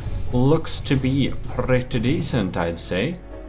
Well, it's gonna be Sandblaster. Gonna be really interesting to see if the angles we will get are gonna be good, or if the angles will kinda not hit it. If we are not able to hit this, we're just gonna be slowly sandblasted away, I'd suspect. But if we are able to kinda hit this thing, I do think it's gonna go down pretty quickly. Anyways, we have a little hut here. Light off, press right ACB, lights on, press left ACB.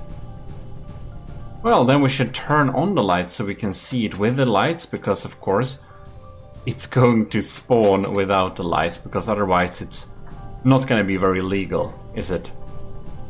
We have some like police feeling here. Oh, I like these guns here. That's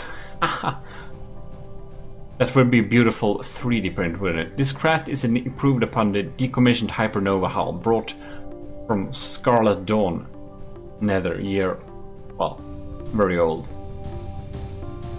I don't know if we have more interiors. Yeah, it seems to be legal, so let's go to the battle. Alright, let's get into the first battle here. So, I think we can see the Zenith star. Oh no, I realize I need to spawn this a little bit higher up. It's a airship after all, 200 meters maybe. Light to team. And there we go. So here we have this Zenith star. I seem to have trouble pronouncing this. Anyways, it looks pretty amazing. Looks very modern, looks very spaceshipy. I think our good old friend Xavercrowd would really enjoy this design. Well, anyways, I guess we'll just spawn, start the battle, see what happens. Now it gets some colors I selected, but whatever. Oh, we have some active moving around here. We got pulse lasers too. I kind of missed those when checking it out. Bam! Something heavy died on the GM layer. Let's slow down time. See what's happening here. Oh well. Alright, so here we have the Sandblastings. These are some sabot heads with a lot of fins and stuff. Oh, let's see here. It's gonna be pretty cool. I wonder what kinda killed something very much. I don't think we have any chance of hoo, look at that, we're dropping blocks, mate. Poor thing. So it is hitting pretty hard. Gonna be interesting to see in the second round kinda what did this type of damage early on.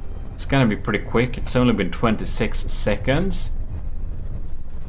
And the Millennium Zenith Star does have the lead. Anyways, let's go back to regular speed here. Man, sandblasters are nasty. Oh. And I guess we can follow these cram shells, right? And they're not gonna hit because this thing has some active projectile avoidance. So, if we can shoot this thing down with a laser, it's gonna be game over for the Gimli, I believe that. Fortunately, the Gimli has a pretty decent laser, and the Zenith Star does have smoke, of course, but it's moving pretty quickly, so we can kind of burn through this, can we? Alright.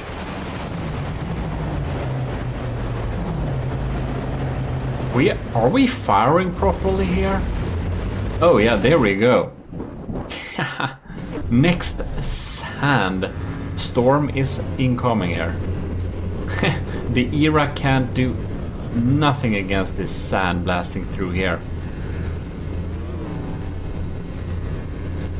Alright.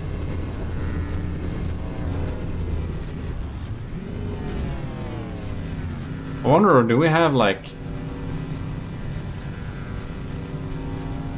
I think we have kind of... This is the fastest we can do. Game speed 0.67, 68. Right. Some decent FPS.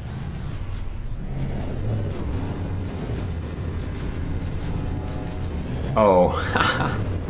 I do think that the Vigoletta Mark IV here is just gonna be a really heavy contributor to a potential win for the Gimli's part. This cannon is pretty good. And it's like the only thing that's doing like reliable damage at this point. Look at it, we're so blasted. Luckily we have so many outputs for the laser. But the Gimli is down to 87%, and the Star Reach Millennium Zenith, she's still up at like 92. And it's moving up and down. Look at that. It's like our Vigoletta ain't hitting too often either. See that? It's like trying to target, but it's missing most of the shots since it's moving up and down. Man, we're like always aiming at the wrong spot. Look at that. They're not fast enough. It's only the laser that has any chance. I'll just want to pause this thing. Ooh, though. We're targeting hot blocks though. And hot blocks means some important things here. We're gonna dig through to the rail system powering this sandblaster. That's a big ass rail system. Unfortunately for the Gimli, it seems that the packs are offline. Man, if the Zenith Star would be located at the Gimli's weak side, it would have like 100% chance of winning, I think. Now we're digging through here. We've chosen a new block. Tides may turn, though. Look at that. The Zenith Star is down to 89 and the Gimli is at 82, so the Gimli is not in the lead anymore, but look at that. I think we have taken out some of the propulsion, so now we got to hit with the cram cannons.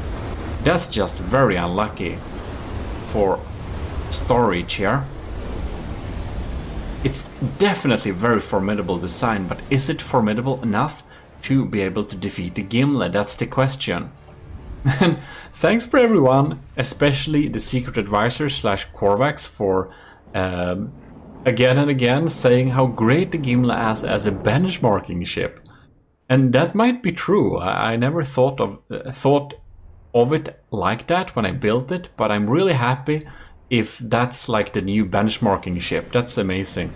Because it's like, of course I built some years in from depth, and if you're starting new, it can be a little bit difficult to build a ship that beats the Gimli. So, yeah, and people that have played longer than me usually can make a ship that beats the Gimli. Depends how much you invested in trying to learn the nooks and crannies of from the depth. But if you kind of did, you can probably beat the Gimli if you have played more than me. I don't know if you have. Some of us share the total playtime we had in the Discord.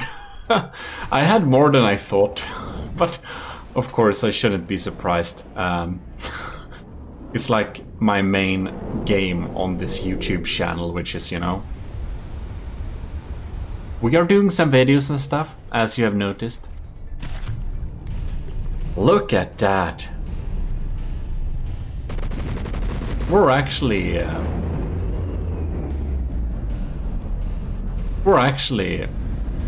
probably gonna beat this thing. We're leading now. The Gimli is leading. We're gonna look at the poor state of the Gimli right now, though. Look at this sad thing, ladies and gentlemen. Oh yeah. Look at that.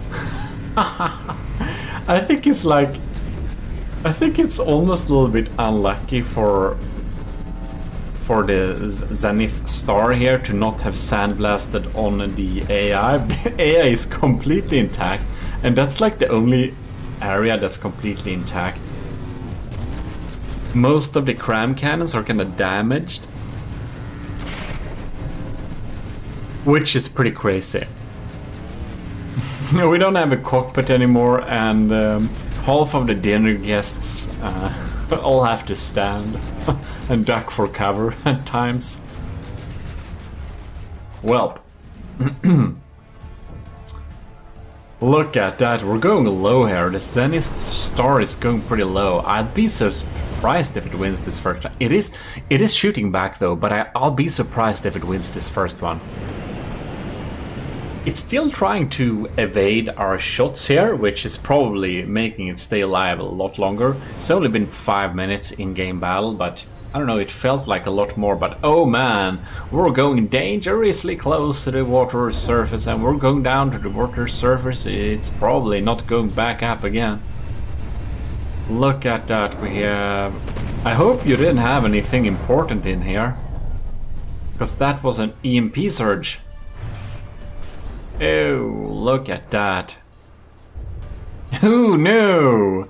The Zenith Star has officially lost the first battle. Ladies and gentlemen, it's very helpless and is about to despawn here. So let's check out the second round. Ladies and gentlemen, we're gonna start a second battle exactly right now. And we are sticking here with the game in absolute super slow motion. Because, ladies and gentlemen, I want to check out if these shots... Man, this is a little bit too slow, okay. Never mind. I wanna see the first volley here, yeah? I'm just so interested what dealt that. Oh, look at that. Alright. So, this might be a charge laser. Oh, you're going straight for the AI, are you? Man, this is gonna be so interesting. Okay, and here we can see the initial blast here. Bam, going through there pretty deeply. Ooh, the laser. The gimlet won't be able to have time to turn, will it? The AI might be sniped out here. It depends a lot on luck and how long that laser surge is staying at the same place. Anyways, that was like the initial blast here. So we kind of missed a little bit exactly what happened. I don't know. But the is still focusing on this area here. So I'm glad I didn't skip armor in this area completely. Because if we had done that, we would have been pretty dead now. No AI hit there.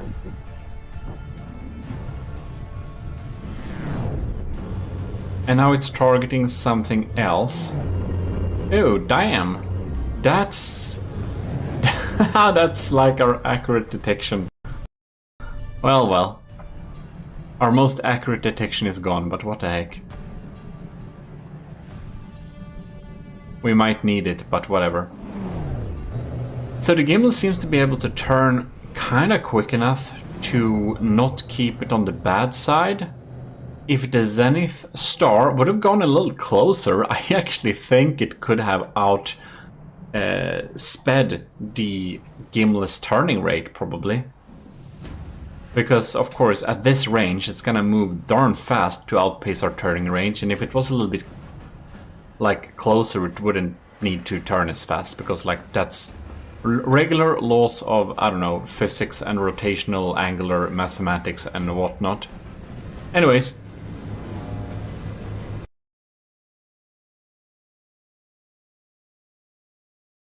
That's good news for the gimbal.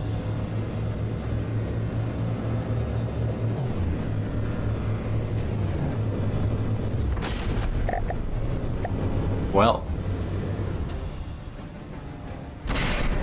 And let's see here. I just want to see, does it have some type of anti-munition system trying to shoot down here? It got some missiles, yeah? Oh, that cramp cannon shot was almost about to hit. And we're digging through here again. It's gonna be interesting to see if the Zenith Star is able to... Oh lord, look at that. That's a pretty sad cram hit for... Ew, darn. We're losing a lot of power here. Man, does that mean we're going down? Ladies and gentlemen, is the Zenith Star going down? No, it has enough backup power. I guess that Starreach anticipated to be pretty hurt from the Gimlet, which is a good anticipation because it's pretty hard to not get very hurt by the Gimlet. It is, after all, a pretty dangerous thing, I'm happy to say. Like, when we're shooting here, it's shooting with such an RPM. It looks like the barrels are like lagging or whatever. Look at that. Wow. Look at that. So we're just gonna check out here. Did we have a lucky hit here yet? Just pausing the battle a bit. No, we did not. It's so much up to if those sandblasters are gonna sandblasters, I can't speak apparently, are gonna target the AI or not. Well, some of the cram cannons are like really sad. Well, I do wonder if our Arquebalista Invictus guns are doing some good action or not. I wonder. I want to see if this back one shoots. Look at that. Now it's getting sandblasted, so I don't have my hopes for that to happen, really. Wait, was that a fire? I think it was. That's the Arquebalista Invictus round. And he's shooting really quickly. I would have expected that one to hit though, because that's so darn fast. But I guess we're just so far away that we're just missing here.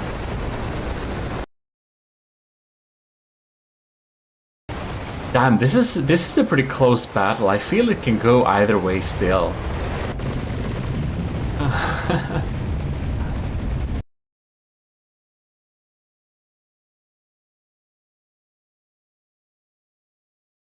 Look at that.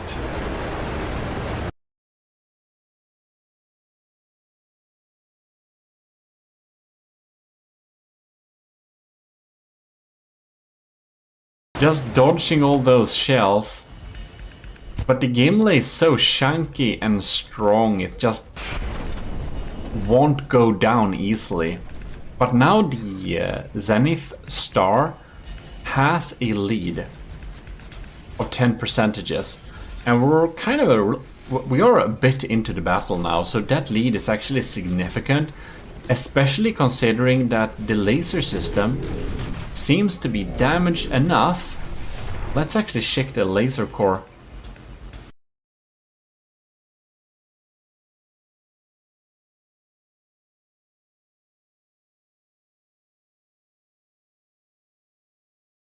The laser core ain't dead. I think it's maybe just the pump energy and stuff. Like many parts of the laser system or the engine power possibly. Can it be the... I don't know. Well. Look at... Well, anyways. It doesn't really matter. Our lasers are not delivering especially much damage right now, which means it's actually looking like the Zenith Star is gonna win this thing. And stuff is going a little bit slower, you know. I think it's all comes down to if the Zenith Star is able to survive all the cram shells popping at it. If it can dodge them all, it probably lives. If it doesn't, it might get into trouble. At such a possibility, I think the tides can turn very quickly. Well, it's taking damage too. Not much damage anymore. Since the laser went down on the Gimle, well, the chances of the Zenith Star, the Millennium Zenith Star, has just increased a lot. But damn, that wasn't a good hit for it. Mostly laser systems, so it shouldn't be too sad. You can see that at an early round,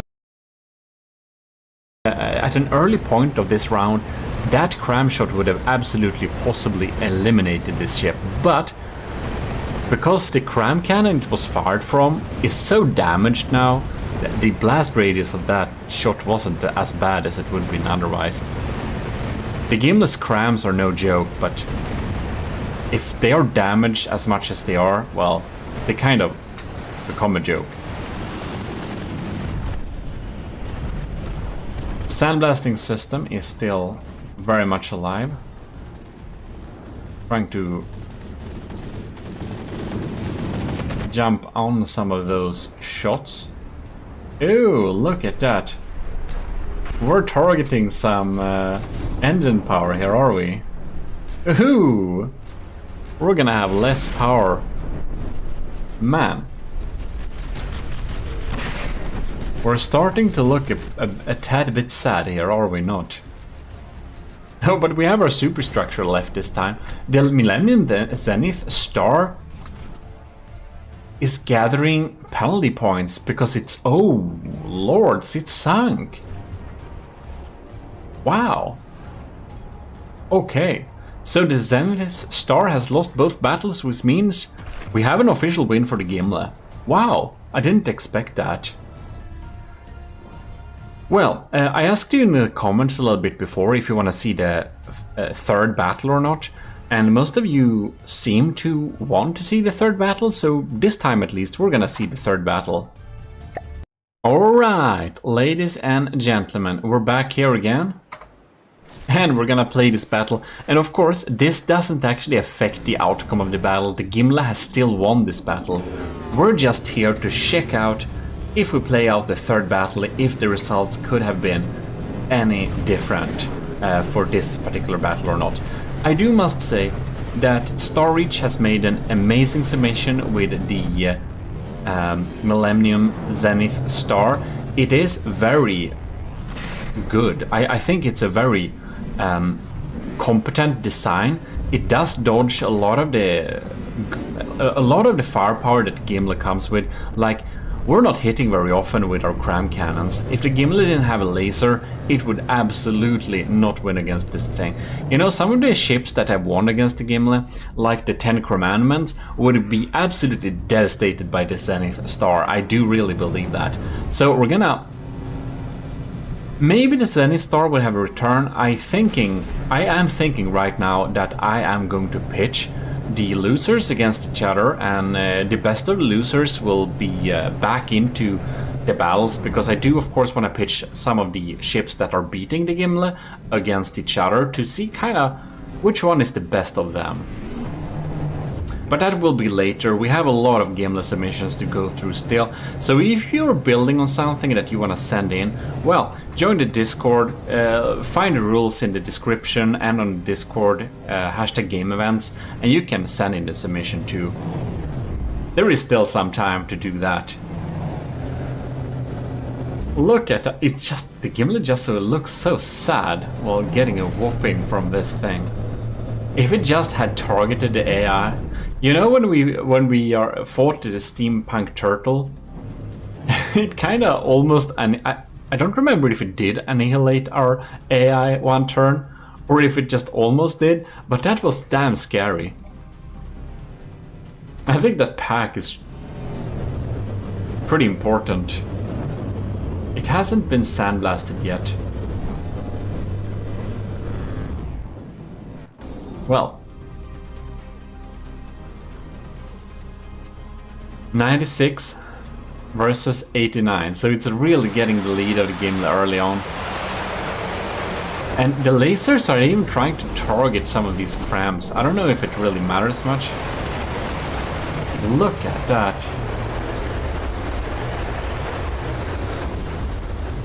See if our pack is gonna shoot here or not. The pack should hit, right? Every time. Oh! Or no, we're just maneuvering. I thought we were going down there for a second. I think it's pretty cool. I do really like the design of this thing, but apparently it is from Scarlet Dawn 20, like some previous. I don't know. I have no idea. I didn't check out the in-game designs yet because I haven't really started the campaign, so I'm a noob at this game. I haven't really played a campaign, even though I played for so long. You know, I just got stuck in building stuff. But we're gonna play the campaign. Trust me, it's gonna be either on the GMODISM YouTube, or we're gonna have it on the Twitch channel. And if it's on the Twitch channel, the VODs won't be popping up here. The VODs will be popping up at the GMODIST channel, so you should check that out. By the way, do you like my new like channel banners art and stuff? Because I designed some new stuff. I'm pretty happy with it. You might not like it, but do please tell me what you think about it in the comments. My new channel banner. It's pretty... I think it's fun. It's a little bit chaotic. I don't know. I went for a maximalist design this time. The game is down to 79% this time. So this is the best results that the Zenith Star has ever gotten. I think this is the best lead it has gotten so far, actually. So that's pretty interesting. Maybe it has a chance to win this one. Look at these. These anti-missile missiles are not very well set up, though. They need to be so much faster. They need to wait a little bit before the thrusters activate. They need to... I'm not sure if they have turning thrusters, but... Let's just pause here a little bit quickly. No, they won't. They don't have that. Is that a decoy or something? No, that might be an APN, right? That's probably an APN guidance. But for this size, you should probably have some faster things with turning thrusters. Otherwise, you're not going to be able to hit ram cannons. I do hope I have that in my AMM tutorial. If not, I need to make a new one. I do know I covered this in videos before, but, well, anyways, about that, I need to make a lot more tutorials, that's for certain. Well, it's doing pretty well this time. Well, we're gonna see how the Gimli looks now. Poor thing, look at that. The Archivallista Invictuses are really sad. The laser system seems to be doing alright. The AI seems to have not been hit anything this time at all, which is good for it, but... Look at that, we're just losing so many blocks. Gonna be pretty interesting to see. And now when we tried it, can you also tell me in the comments if you think having the third battle is worth it or not? Because this is like the first video we do that on. So the positives on this is that the user can see how much of a chance the enemy ship had. Like if it lost 2 battles and then won the third, it might as well have won. But if it loses all 3, it probably couldn't have won. That's the pros. The negatives are that the video is gonna be longer, so fewer people will kind of like watch all of it, which means that the watch time, or like not the watch time, like the retention time or whatever, will be lower. So it might impact the videos like total views, so that like fewer people will get it recommended. So this video might get fewer views because we have the third bell. And that remains to be seen, but that's kind of the pros and cons of this thing, so you'll just have to tell me in the comments what you think, and what's your experience, and of course, you're gonna be biased, because if you're not watching in the third battle, you would have already clicked away, right? So that's not like a perfect system, but yeah. I guess that doesn't matter then.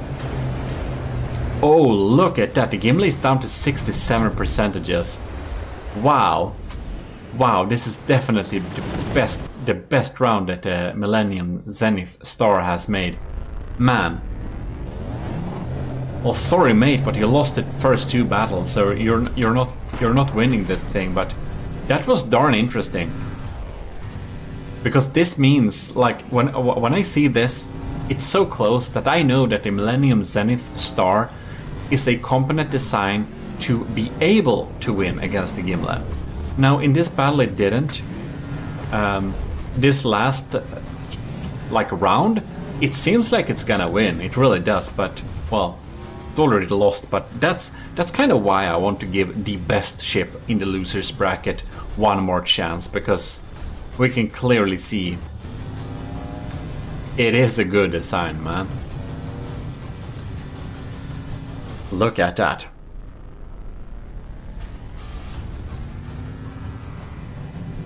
Pretty cool, I think.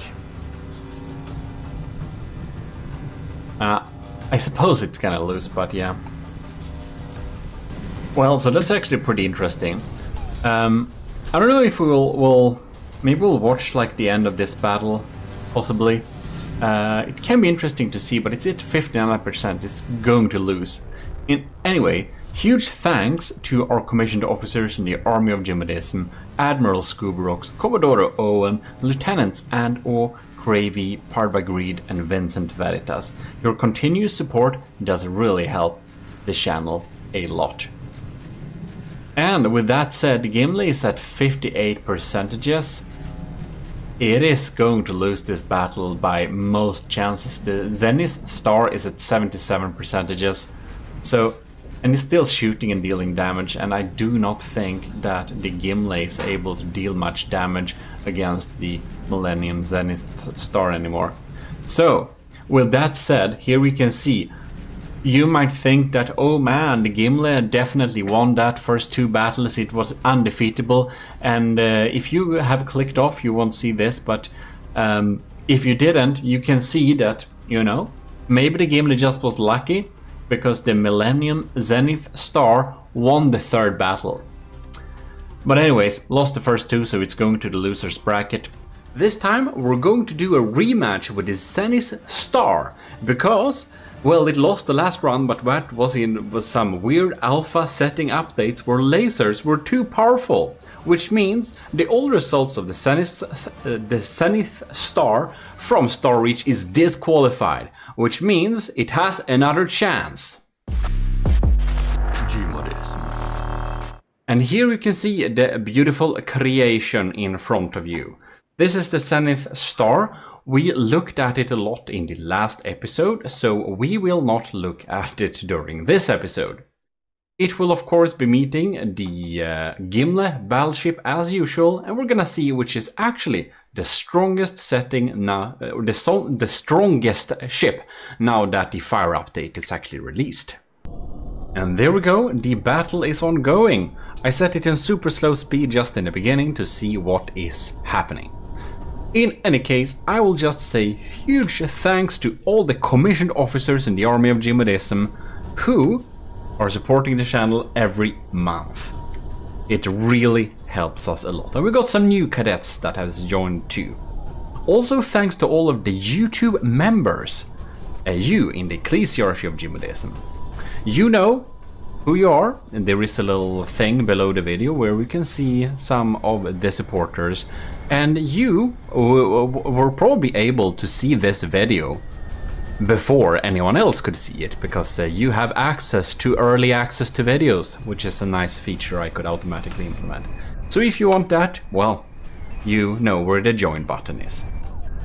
So, I just wanted to see the initial blast here, because two crams are coming in. Here we have an initial swarm here from the Zenith Star with its burst guns. Gonna see what type of damage that does. But we're gonna move back to full regular speed. We can see they penetrated very deeply. We also have a thing now where the steam engines actually will blow up. So if the steam engines get hurt, it will cause a explosion with the following fire inside of here. And the Gimli is obviously not equipped to deal with that, because when we built the Gimli, that wasn't a feature. Oh, my tracking turret. Man, we're shedding so many turrets here. Oh, the bridge, I mean, is so sad. Well, we won't be needing that anti-missile system anyways, it's not that we can use it. Alright. As long as our laser stays online, we have a chance of not dying. Now is the question if we can get a land with the cram cannons. Ooh. Or not. Now we don't have the tracking turrets anymore, which is a problem. I want to follow the Arcabalista Invictus rounds. Because I do feel they have a chance of hitting, right? They missed. Well, the Zenith Star is in a good lead now. It's at 99.3% for the Gimli is at 92%. So we'll see how this armor burns away from the laser. Because smoke is not as efficient as it used to be. Though the raw damage of laser has been cut in half, so the Gimli is a lot less scary unless you're made out of flammable blocks. Like this thing. Right, we have a little swarm of incoming bullets. It's very interesting to see what's happening inside of here. Here we can see we have a fire. I don't know why we have a fire here, but we do have a small fire on the deck here in the wood. We have another fire on the surface here. Bam! Well, it's obviously the lasers from the Zenith Star that is barbecuing the wood armor on this thing a little bit. Wood health has been boosted, however. But man, the Gimli is not looking happy right now. So it does currently look like the Zenith Star will be able to turn this battle around and maybe land a win this time. We're gonna see what happens. This fire is burning pretty quick though, because it's moving pretty fast. That's something to keep in mind.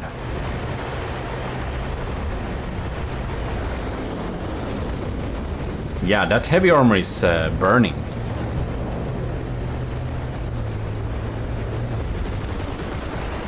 As heavy armor should.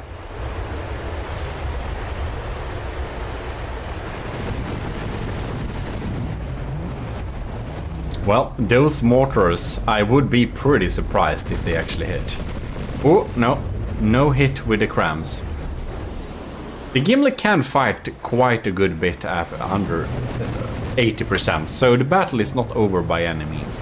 All it takes for the Gimli is to land a super lucky hit with the crams.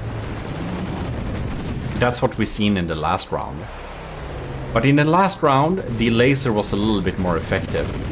However, the Zenith Star also have a problem that Gimli has. If this, if the steam tanks get destroyed, like one did here, it actually causes a explosion, which makes surrounding things burn. So this might be a little bit sad for the Zenith Star. Here we can see we had an internal explosion of a steam engine, I believe. Or it was a pack system that might have caused that. But it shed a lot of blocks, and Millennium Zenith Star is down to 86% just now. It's really starting to shed a lot of blocks here.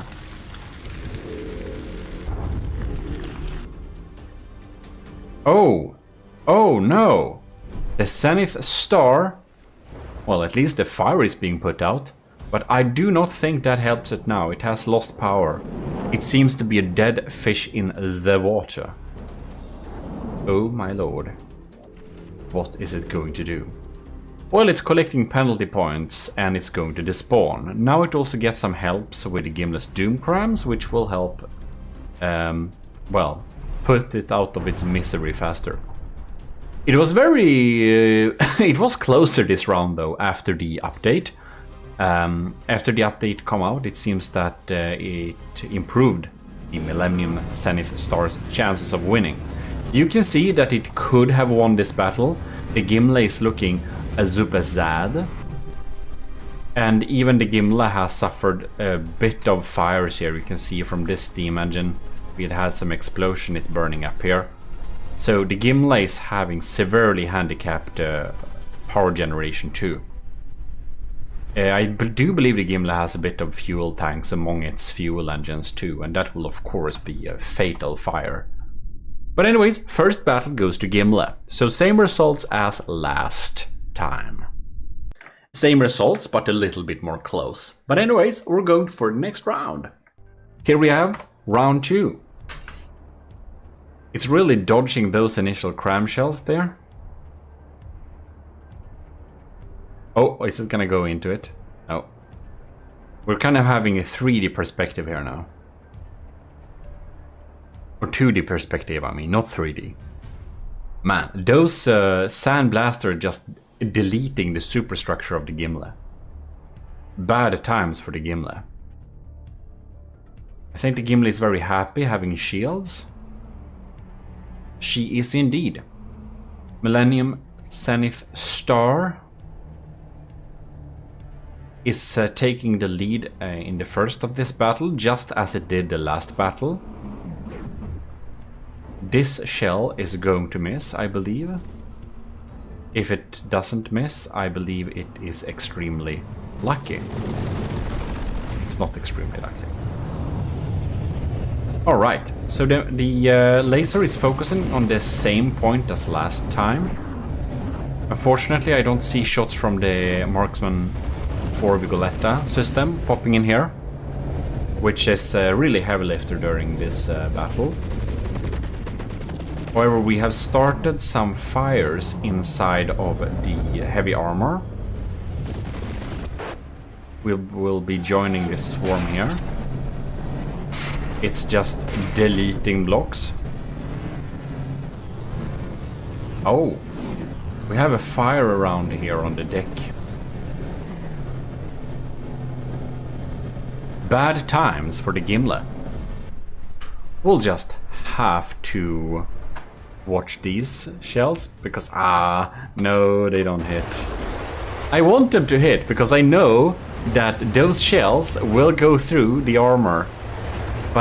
And they're really quick, the Arcaballista Invictus shot, but this Millennium Zenith Star by Starreach is she's pretty quick, just going up and down like that. Smart way to dodge most things.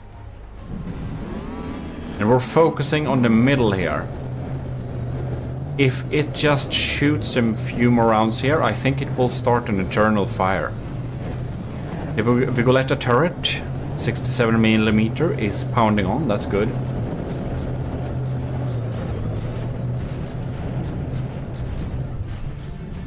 Let's see what's going on here. It's just shedding a lot of blocks, but no fatal wounds so far. Really lost something big there. That's a Arcaballista Invictus barrel, I think. For some of it, it has a lot of barrel. Here the laser has started a fire. This cram system is surprisingly alive, which is funny. Half of it. Oh, look at that. Just so much on fire here. And now a lot of people are really scared of using wood now due to the fire update. But don't forget that Wooden's HP has been boosted. And before the update, wood gave you the most amount of health points for the cost. So wood was before the update the best armor against kinetics. And it's still the case when you think of costs. Because remember that 1 meter of heavy armor is the same cost as 25 meters of wood. Yeah, and after the update it's even more true. Wood is really the best kinetic armor against for the cost of it. But you probably need a couple of layers, and if you're building really big ships, you're easily going to probably reach some block count maximum limit.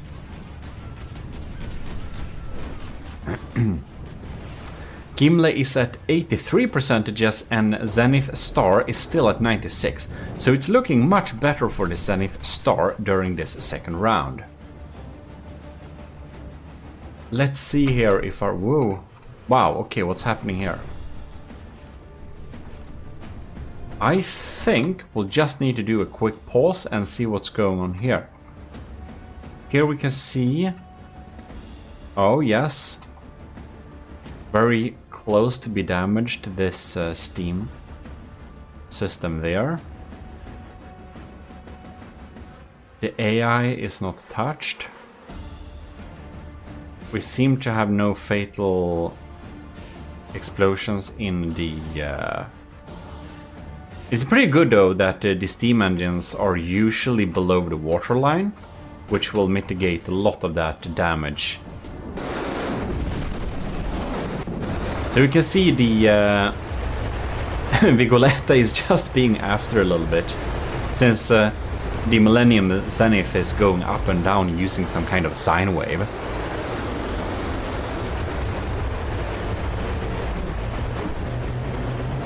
Now it's looking much better for the Zenith Star now, but that's a lot thanks to the Gimle's laser.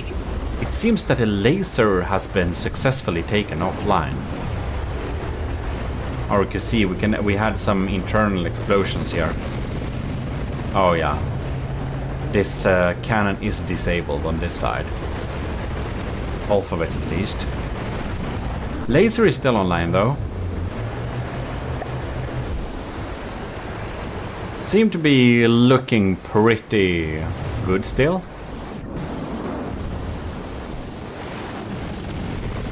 Yeah, this might be a win for... This might be a win for the Gimle, actually. No, for this, the Millennium Zenith Star this time, actually. So it will be up to the third round, probably. We'll see, though. Here we can see the laser is definitely taken offline here. All the laser nodes... Yeah, all the laser nodes are disabled. I wonder if that means that the laser core system has been damaged. No, but we do seem to have a... Oh! Somebody hit a boiler. So we're having a big fire here in the bow steam engine, which is spreading to the other cylinders, and it's gonna cause some more explosions later on. If the fire continues, it will spread. It seems that some parts of the laser system is working because the lamps seem to react sometime. Oh my god, so much blocks is missing from the Gimle here. Look at that. The Zenith Star has done a real good job. This is an exciting battle, really, between two similar power crafts, which we already knew, by the way, but it's fun to see some potential other results here. Here we can see they burn down. We missed that explosion. And now we have a big fire here. You see, this engine has started to burn. And you can see it's not quite below the waterline here. Man, that's... It's a high price to pay to keep the Gimle at the most aesthetically pleasing looking level. Because it's... wow. If the Gimle was just sitting as at a more natural position, but that doesn't look as good, so we won't do that. Those fires would have been put out by themselves, I believe. Well, can't believe that, my god, look at that superstructure really literally hanging on by a infinitely thin thread. Ha! That's crazy.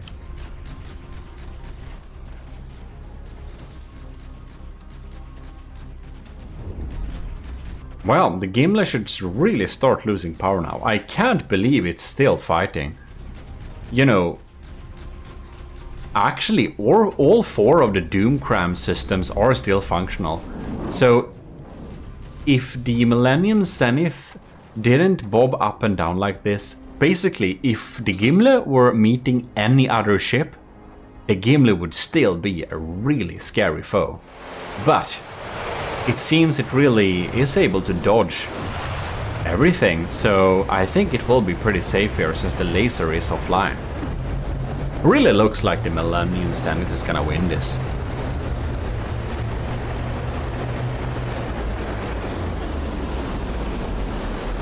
Oh, are we losing power? No? If the Millennium's... oh, that was close. If the Millennium Zenith loses power, it's pretty much dead. So it's a little bit scary for it.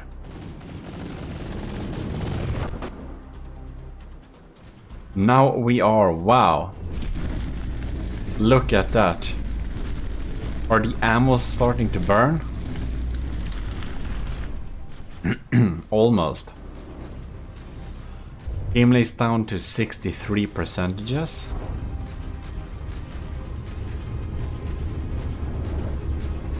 We're closing in on despawn territory. Wow, wow, wow. We're just zooming by and not hitting. Still at 96.7%. The Millennium Zenith Star is doing a pretty darn good job here. All thanks to disabling the laser early on. Very good luck and skill by choosing weapons that actually have the chance of disabling a big backed up laser system like that. You'll have to specifically select some special weapons like swarm blast guns like this to actually have the to have a proper chance of disabling a spread out and backed up system like that. Well, battle is continuing in the predictable direction. 59%. We can soon call this over. You can see those two cram cannons are offline. It's basically only the Vigoletta doing the lifting now. It's probably dealing all the damage, if any damage, to the Millennium Zenith Star. But we can pretty much, man, I don't think, it's very rare that the Gimli is looking that beat up. But damn, look at that. And somehow the AI core just survived to the very end. I think I armored that pretty well. Very nice. Well, you can see by the stats, it's very much over for the Gimli. Let's do the third round, which will be the decisive round if the Gimli or the Millennium Zenith Star wins this second encounter. Here we are, third round. Let's go. We're gonna stay over here just to see. Oh, looks like the laser chose to target the other area this time. Wonder if we'll have any shots coming in and hitting it here.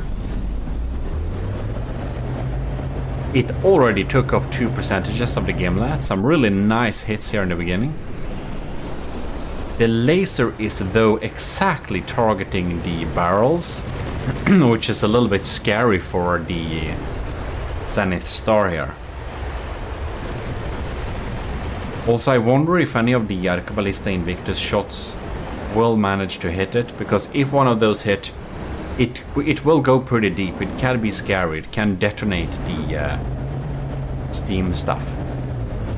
But now we just have to move over here because something happened, obviously. 5% gone from the Gimli already. The superstructure are in shambles. The anti-air gun is gone. The pack gun is gone, which is of course a great weapon against fast targets like this. But all hangs on will the Millennium Zenith Star disable Gimli's lasers, because those lasers she got, they burn. Burn, burn, burn. And I wonder if these tiny shots are reaching. They can weaken the shields, but they are moving. Now they don't have a good chance of hitting. Okay, so the Gimli has switched what side it wants to damage. Probably not the best idea, since those barrels here are still alive and well. The Gimli is down to 91%, but the Millennium Star is down to 98%, and the laser is still active. So it might look a little bit dark for the Millennium Zenith Star. It is in the lead by 7%, 9%, 7.9% I mean. But is that enough? Only time will tell. Oh, and here we can see we are slowly getting through this heavy armor here. We have started a fire, which is taking on a little bit. If the Millennium Star loses power, it will have some problems. We're sandblasting away here, but we haven't gotten very deep in the Gimle's armor. It seems that none of the engines... Oh yes, we have a fire here, but that's probably just from one of the fuel tanks, which was probably put there for aesthetical reasons. And these cramshells. What are the chances of them hitting? They did in the previous battle. This is the rematch, of course, but in the previous battle, they hit and they hurt.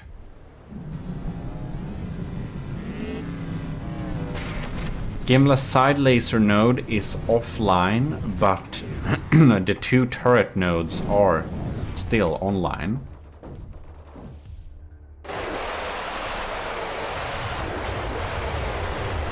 If you're wondering how I'm filming this, like how I'm locking on to shots and whatnot, watch the tutorial in the instant tutorials, which is about screenshots and camera movement and stuff like that. And I'll teach you everything about that there. Alright. Look at that. We had an explosion here inside. That's probably one reason behind the fire. The Millennium Zenith Star is down to 89%, and I think that might be a problem actually, because it needs to be more in the lead. Because when it wins, it usually disables the lasers faster. So this will be a very even battle. Impossible to tell which one of them will win so far. Really focusing those lasers. You can see, oh man. Oh no, look at that. I think we had a big explosion here in the back. I think this fuel storage somehow got... Maybe one of the arqueballista shots hit, because the fuel back here obviously burned down. Oh, we missed the bulk of that fire, but that's looking like the Millennium Zenith Star might, after all, not win the rematch. The Gimli is down to 77%, that's true, but... Oh no! The Millennium Zenith Star is backing away. It is exceeding the maximum allowed distance. The Gimli is trying to slowly close in, but it's not going to happen. It maybe because it's damaged. The protocols for controlling the proper distance to the enemy seems to be offline. It is trying to be too far away.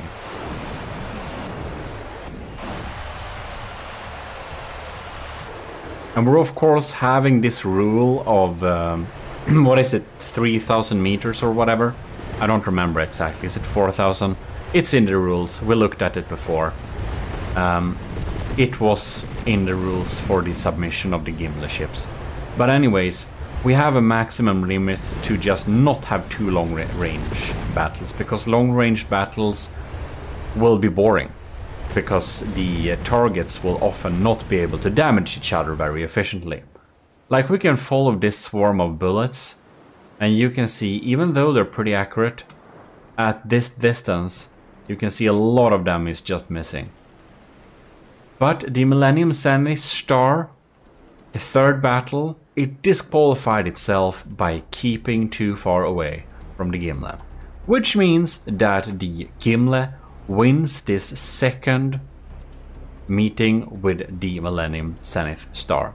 Star Reach will then stay with the Millennium Zenith Star in the losers bracket and meet some other ships there. But we can conclude that even after the fire update, the Gimli is marginally stronger.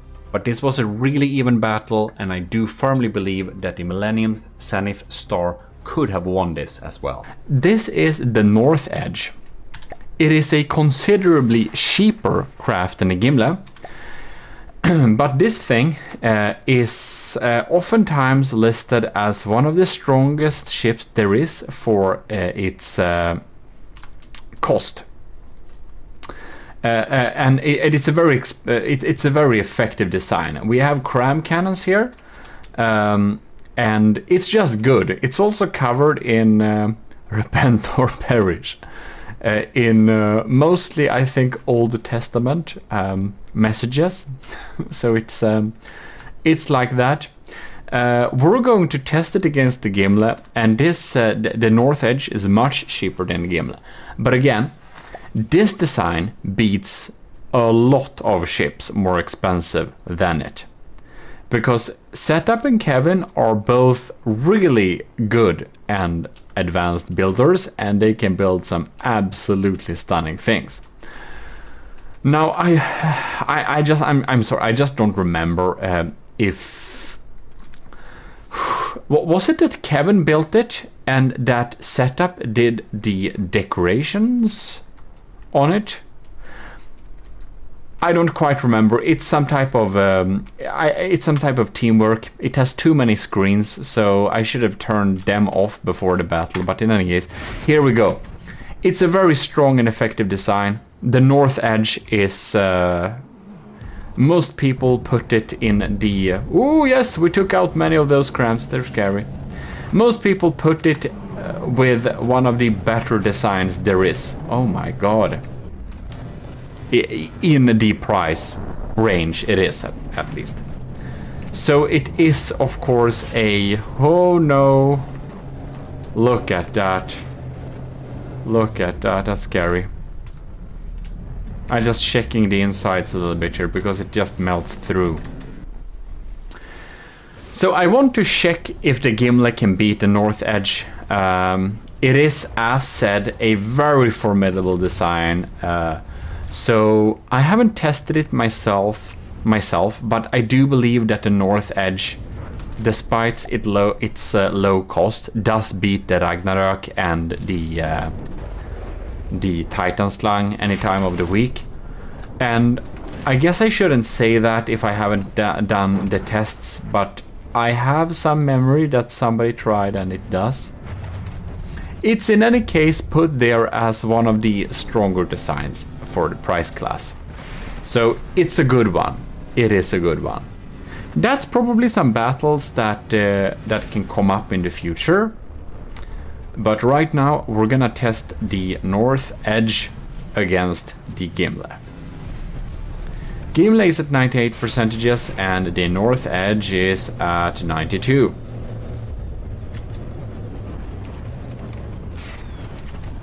Which is very interesting indeed. I think the North Edge is normally red, but I selected some other fleet colors for it. I love the camo though. And like all the details, it looks so cool. Setup is so skilled with detailing stuff.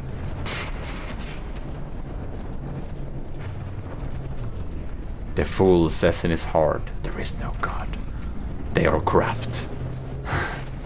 Their deeds are vile. There is no one who does good. I see. In any case,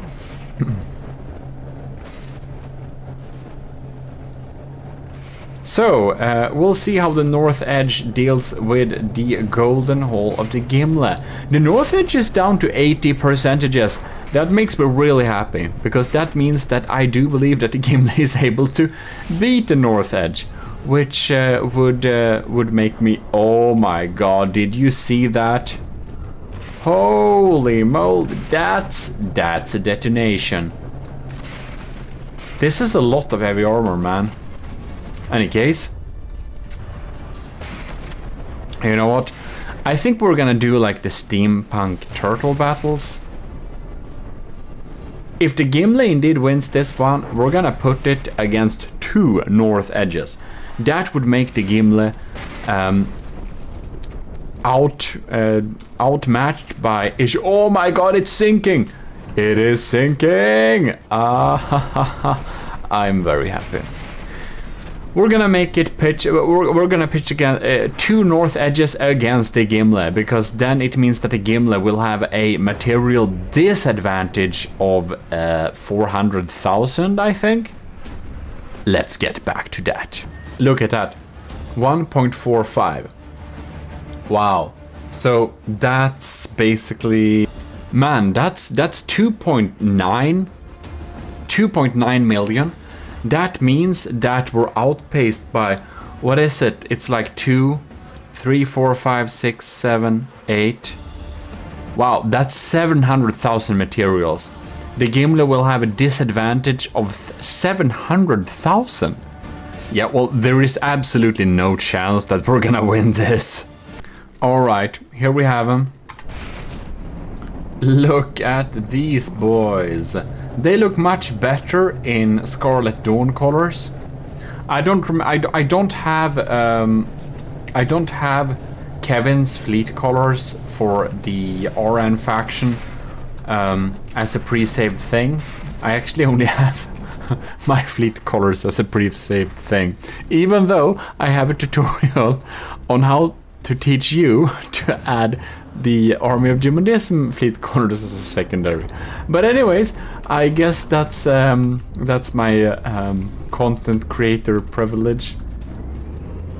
It's of course optional, but if you're enjoying some GMODIST, Army of GMODIST stuff, you should probably have the Army of GMODIST as a preset, shouldn't you? You should. You absolutely should. In any case, I'm gonna try and be a little bit quick here. Gonna see wherever, just see what comes in here. Let's see here. I wanted to see them fire because I wanna go to slow motion and see what happens. Ooh. It kind of only penetrates halfway. Well, that's disappointing. Let's go back to full speed. I wonder if the north edges have collision avoidance. I'm sorry, Kevin. Your ships doesn't look the best in Scarlet Dawn. I know you have more white and stuff. They look much more... they look more angry with your colors, but I just don't have them. Looks like the north edge is lining up in 2 lines here. Now it's hard to see the shots because it's so like we are in, ladies and gentlemen, we have entered a degraded mood. Just kidding. I think we had degraded mood kind of from the start. Well, let's follow these crams here. They're really competent crams. Both Setup and Kevin are excellent builders, so I do expect us to take some heavy damage here. Look at that. I hope our AI doesn't get sniped. That would be kind of unlucky, but definitely possible. There is like a reason that the Gimli has mostly crams, by the way, if that wasn't obvious. What? Did we follow this? Oh, they went through. Look at that. Ain't that cute? We have torpedo decoys here. So then it means that my interceptors have something to do, which is great, I guess. Alright. Repent or perish, they say. But will the 2 north edges with the material advantage of 700,000, that's like half a BBS 5th season, be able to beat the Gimli? The Gimli is severely outmatched in terms of materials, but also in competence. Setup and Kevin are very good builders. So I still expect the Gimli to lose this battle. which we shall see about. But I'm very happy that the Gimle can beat one of them. Like, one north edge, the Gimle beats the north edge, which is good. But beating 2 north edges is probably too much to hope for, isn't it? Alright. Let's stay here in the golden hole. Look at that. The chandeliers and everything are ready. And we have some holes in the wall, but whatever.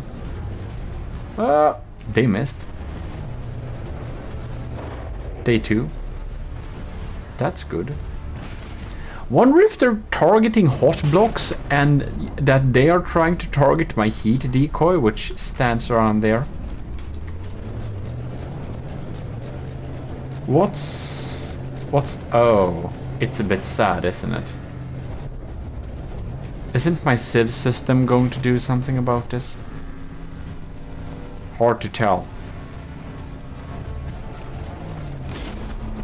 I think it's time to check. Oh no!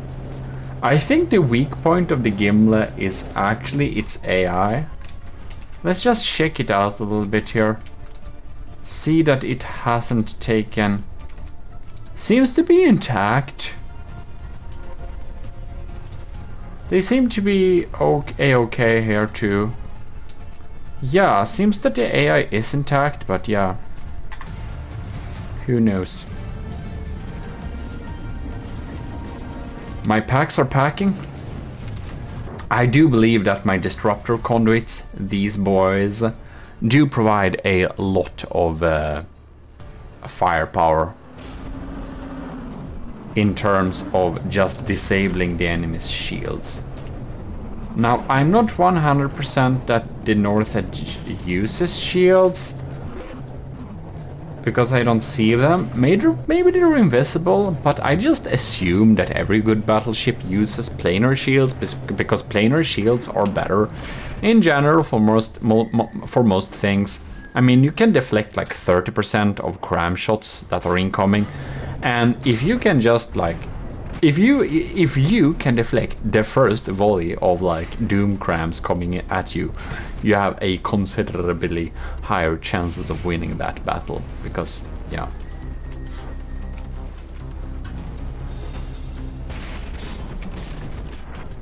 All right, we got some small caliber stuff popping in there. Look at that.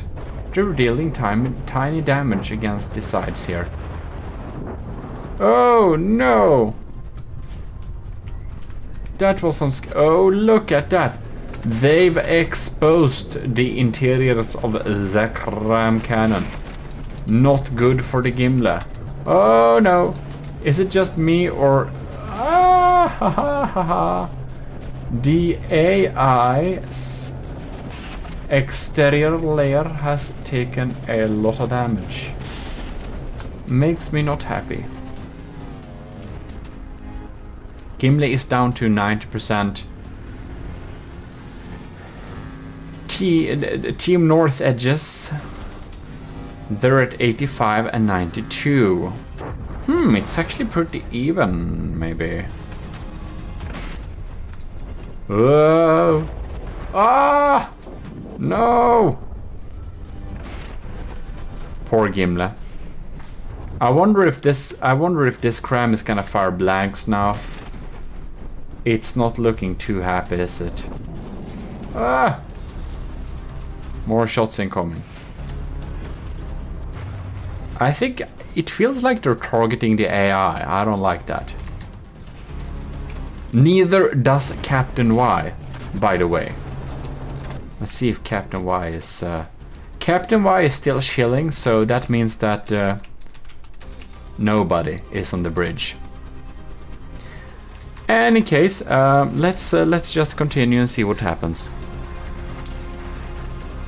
One North Edge is going far away. Ah! More crams. No. Well, one North Edge is far away. The other one is heading on a collision course. I hope they don't have ramming AIs.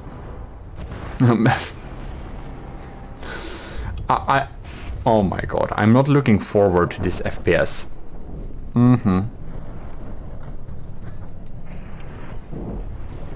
Not looking forward to this. Oh no. Can you just not? Why? Like, no. Get out of my face. No. Stop. No. You're just opening up. Not okay. No, not that part too. So, for the Gimli battles, intentional melee is banned. Unintentional melee isn't. This is, however, not an official battle, because I haven't, like, the north edge is a lot cheaper, and now we're having 2 of them. And having two ships face the Gimli for official battles is not something I've agreed to. Really, it's just that since we win over 1 north edge, I want to see if the Gimli can beat 2 of them. And I expect it can't. But, yeah. What? Oh no. This laser is looking sad. That's not good. Oh no. Oh no. Yeah, so... our AI is very exposed here. So our main AI is very exposed. The other AIs that were here a second ago are gone. Which means we will not be able to utilize our laser anymore. And yeah. So that's not great at all.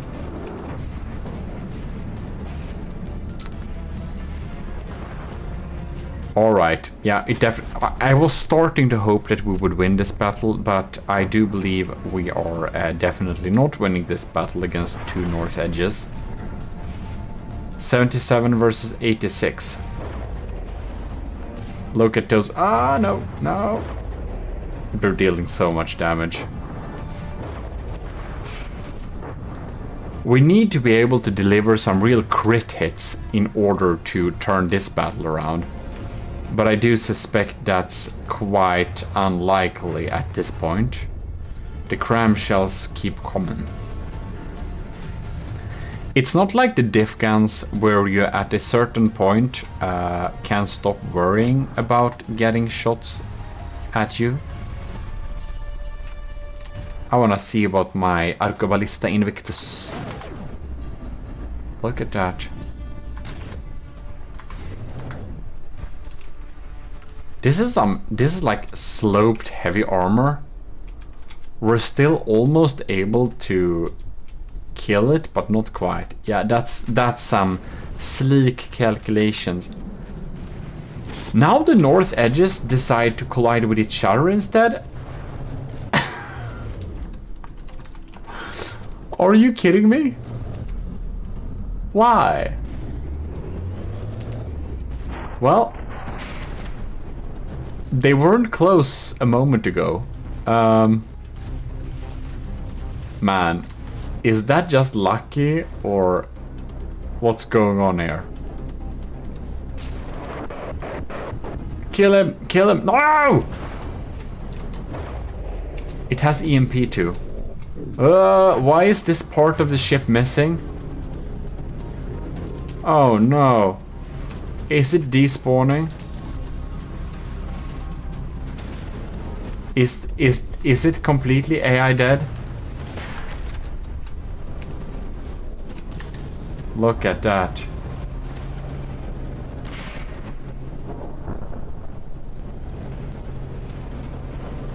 This ain't great.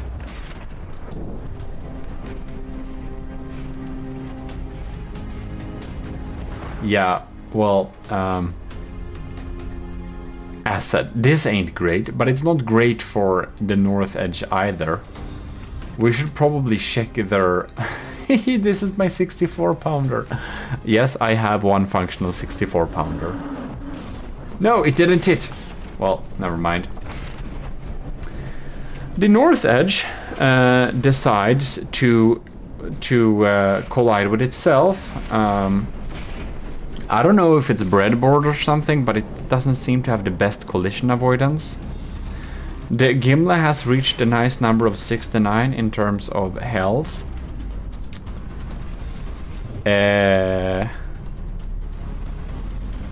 game speed has decided to go down to less than half speed, which ain't great. This one is shooting blanks.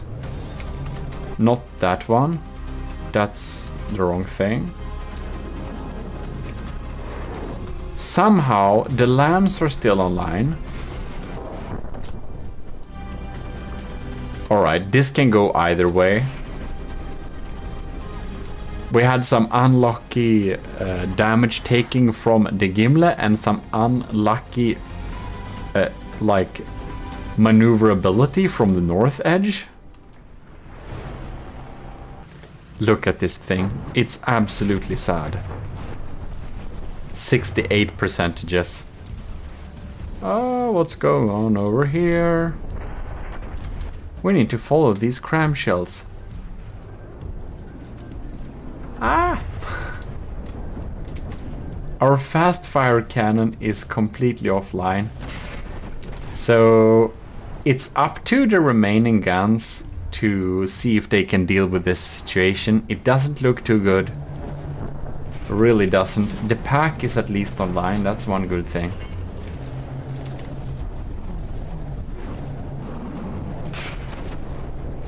Wow. They have stopped colliding with each other. It's good for the north edge. And very bad for the Gimli. Oh no. Oh no.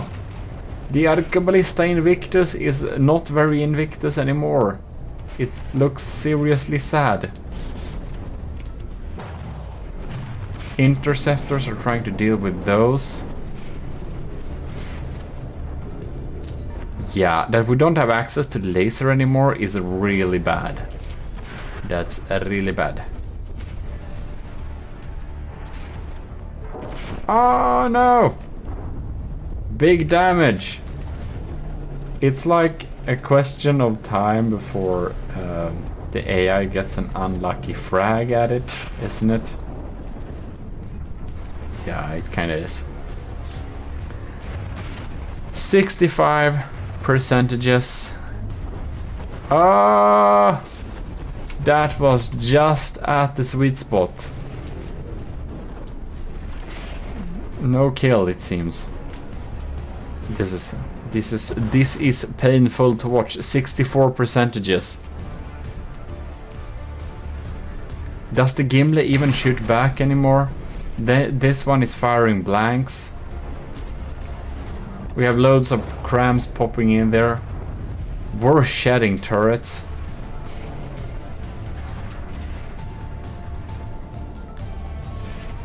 Yeah, we're having a situation here. The Gimli is actually sinking. Oh no. Is it just me, or are the north edges, while losing, going on a very bad collision trajectory here again? Wow, okay, we're gonna see where this leads.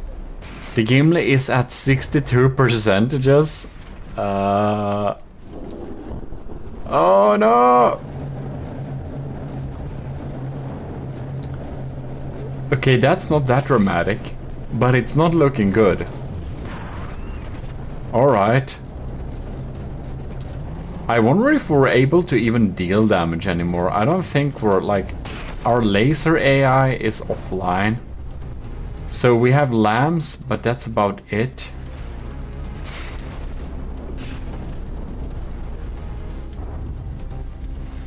Like, lambs is something. Better than nothing, but...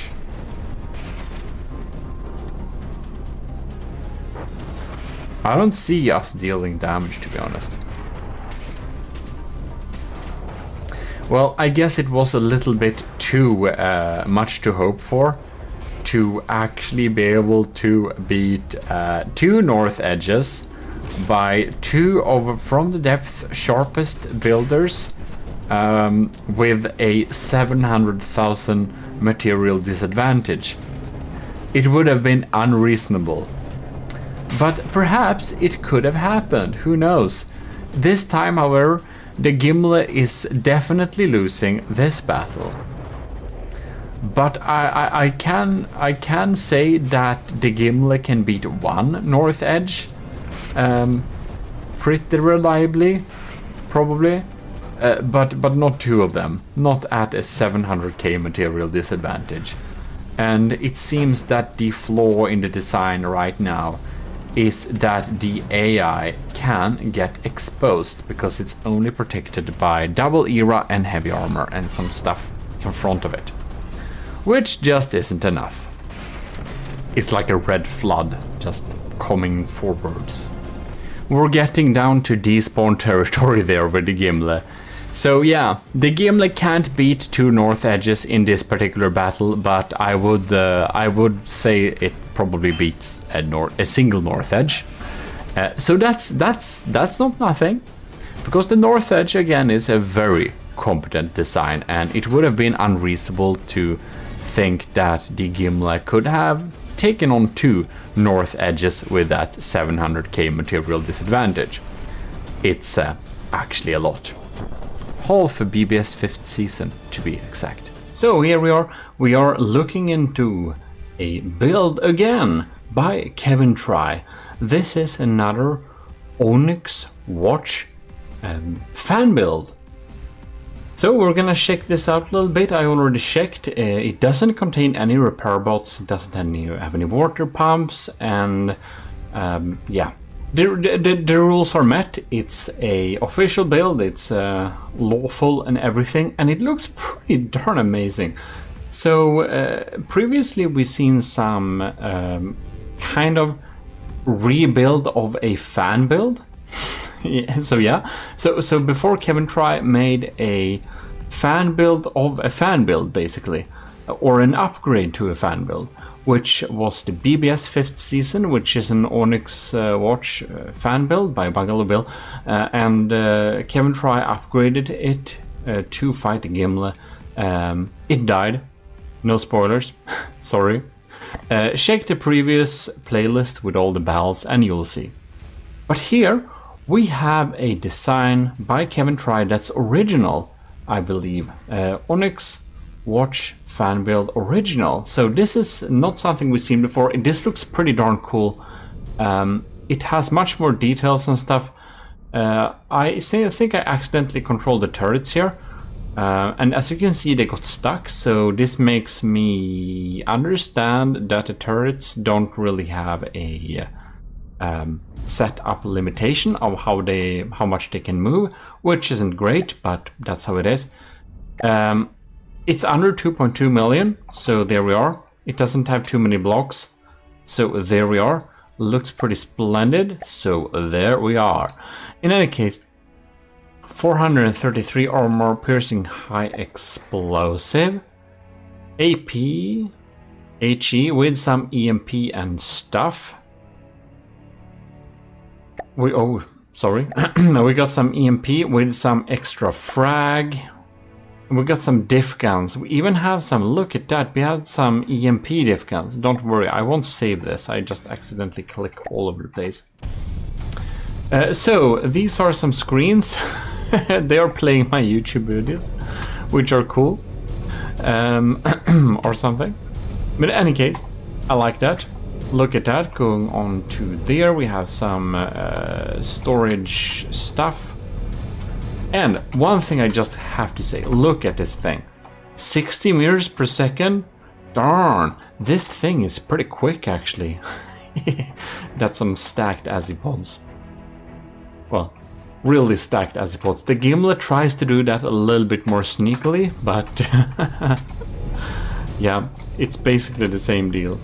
So anyways, it's a little bit hard to actually walk through this when we're moving at full speed, but we have some pretty cool interiors here. Here we can see we have some storage space and actually real material storages.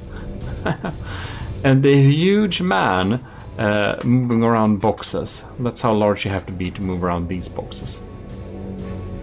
In any case, here is some beautiful lore to the crew, or things, which you can pause and read. Really nice. Lunch. Oh, I think I remember someone getting stumbled and flying all over the place. This feels like it has a lot of interiors. It's like an entire story or something hidden beneath it, inside of it somehow, which is really funny. So we have some stone metal checkerboards going on here for some HP armor. And man, that's pretty cool. So here we have a... I like those ammo bands. That's pretty nice. That's pretty cool. We can just move around and check out... Yeah, there's some nice columns going on there. We have another large man moving around staff. We have patrolling all over the place. To the next floor, which will go here. I love those windows. Really Onyx watchy. We have so many patrols. Yeah, this is well guarded. Not that Gimli cares. Gimli is busy with doing its part in. There we got the emblem too. That's nice. Nice touch. And here we have the throne room. Indeed, we need to rest a little bit if we're guards. They're standing with their huge lollipops and just chilling around there.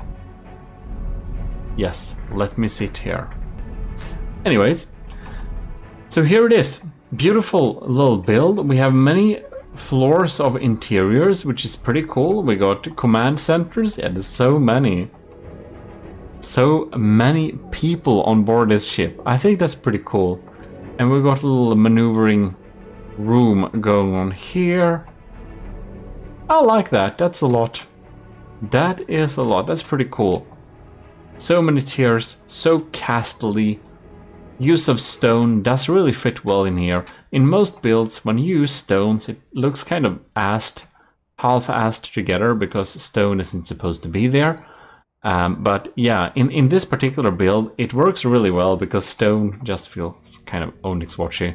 This poor thing is clinging to this bell. Yeah, and here we have the bells. Very nice indeed. And if we just look a little bit quickly here, we can see we got a lot of... Okay, we have alloy and stone checkerboards, some staggered era. Should be pretty good float and pretty good HB trade-off mix there. We got some steam going on here, we got some fuel. And if you didn't know, the game development is kind of working on something that will be like fire on ship fire, and stone will be a great isolator on fire. Yeah, by the way, keep subscribed/tuned into the channel, because whenever there is news about the flamethrowers and incendiary ammo, or whatever it's called in English, we're gonna do some channel video updates about that. Why is this thing sad? Well, whatever. Loader needs 3. Okay, it's a little bit slow at reloading. Well, whatever, that happens. Well, railgun based. This is a railgun based system, and already I will say my bets are on the Gimli. I think the Gimli is gonna win this battle, because anything that has not been a half sheety sandblaster has, like anything else that hasn't been a sandblasting thing, has not been able to defeat the Gimli with APS. And that particular build was, yeah, and not within the official rules. Otherwise, we have stuff that's within, not within the official rules by like the Secret Advisor, which just spams diff guns. That's technically APS, but in my brain, diff guns are a little bit of a separate entity than regular APS cannons, kinda. I don't know, maybe it's just, that's just in my head. But we're gonna go on to the actual battle. And sorry if any interiors were missed, but they were really beautiful, and it's a lot of them. Well, we're loaded up, so let's get some best of 3 action. I think this is gonna be pretty cool. Alright, so here we have the ships. Man, the Gimli is a lot larger. I almost didn't expect that. But anyways. Ooh, we get some deep penetrating railguns going on there. Damn! Let's just pause here and see what damage it has dealt in the first blast. Damn, we have some propulsion damaged already. When EMP surges. Alright. Laser is going on there. Prams are locking in there. This is gonna be interesting. Man. They're definitely penetrating deeply.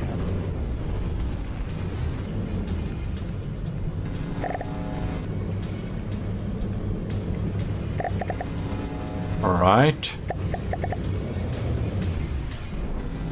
It's like we're not targeting it. Oh, it's trying to go. There we go. Let's see what damage we deal. There we have some proper EMP surges. They're just flying all over the place. But man, here we have some proper EMP insulation. Yeah, that's really good EMP insulation. GMODIST approves of that EMP insulation. Right. So the obelisk gate is indeed in the lead. Ooh, it did indeed take out those crams coming in there. So here we have another round. We were not able to take that out. Oh, damn! This turret is super sad. Man, there we had some fragments really cutting off some important stuff. Ooh, here we got some mortars. Well, they don't really deal a lot of damage, but you can see they nicked off some of those firepower in the side.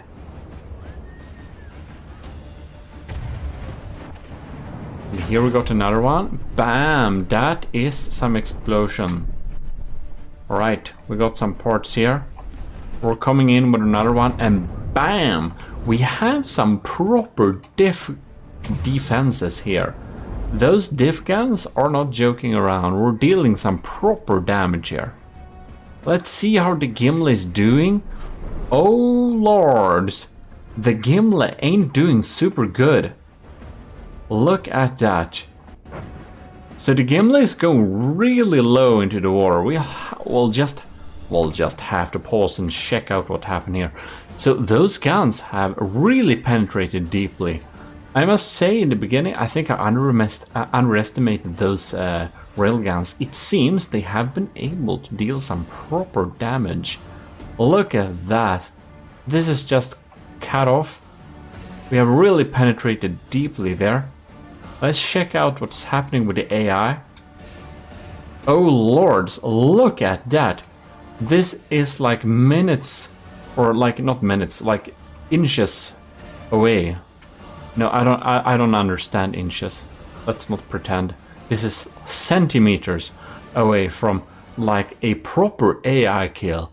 With just some luck, I think it would have sniped out that AI. And look at this.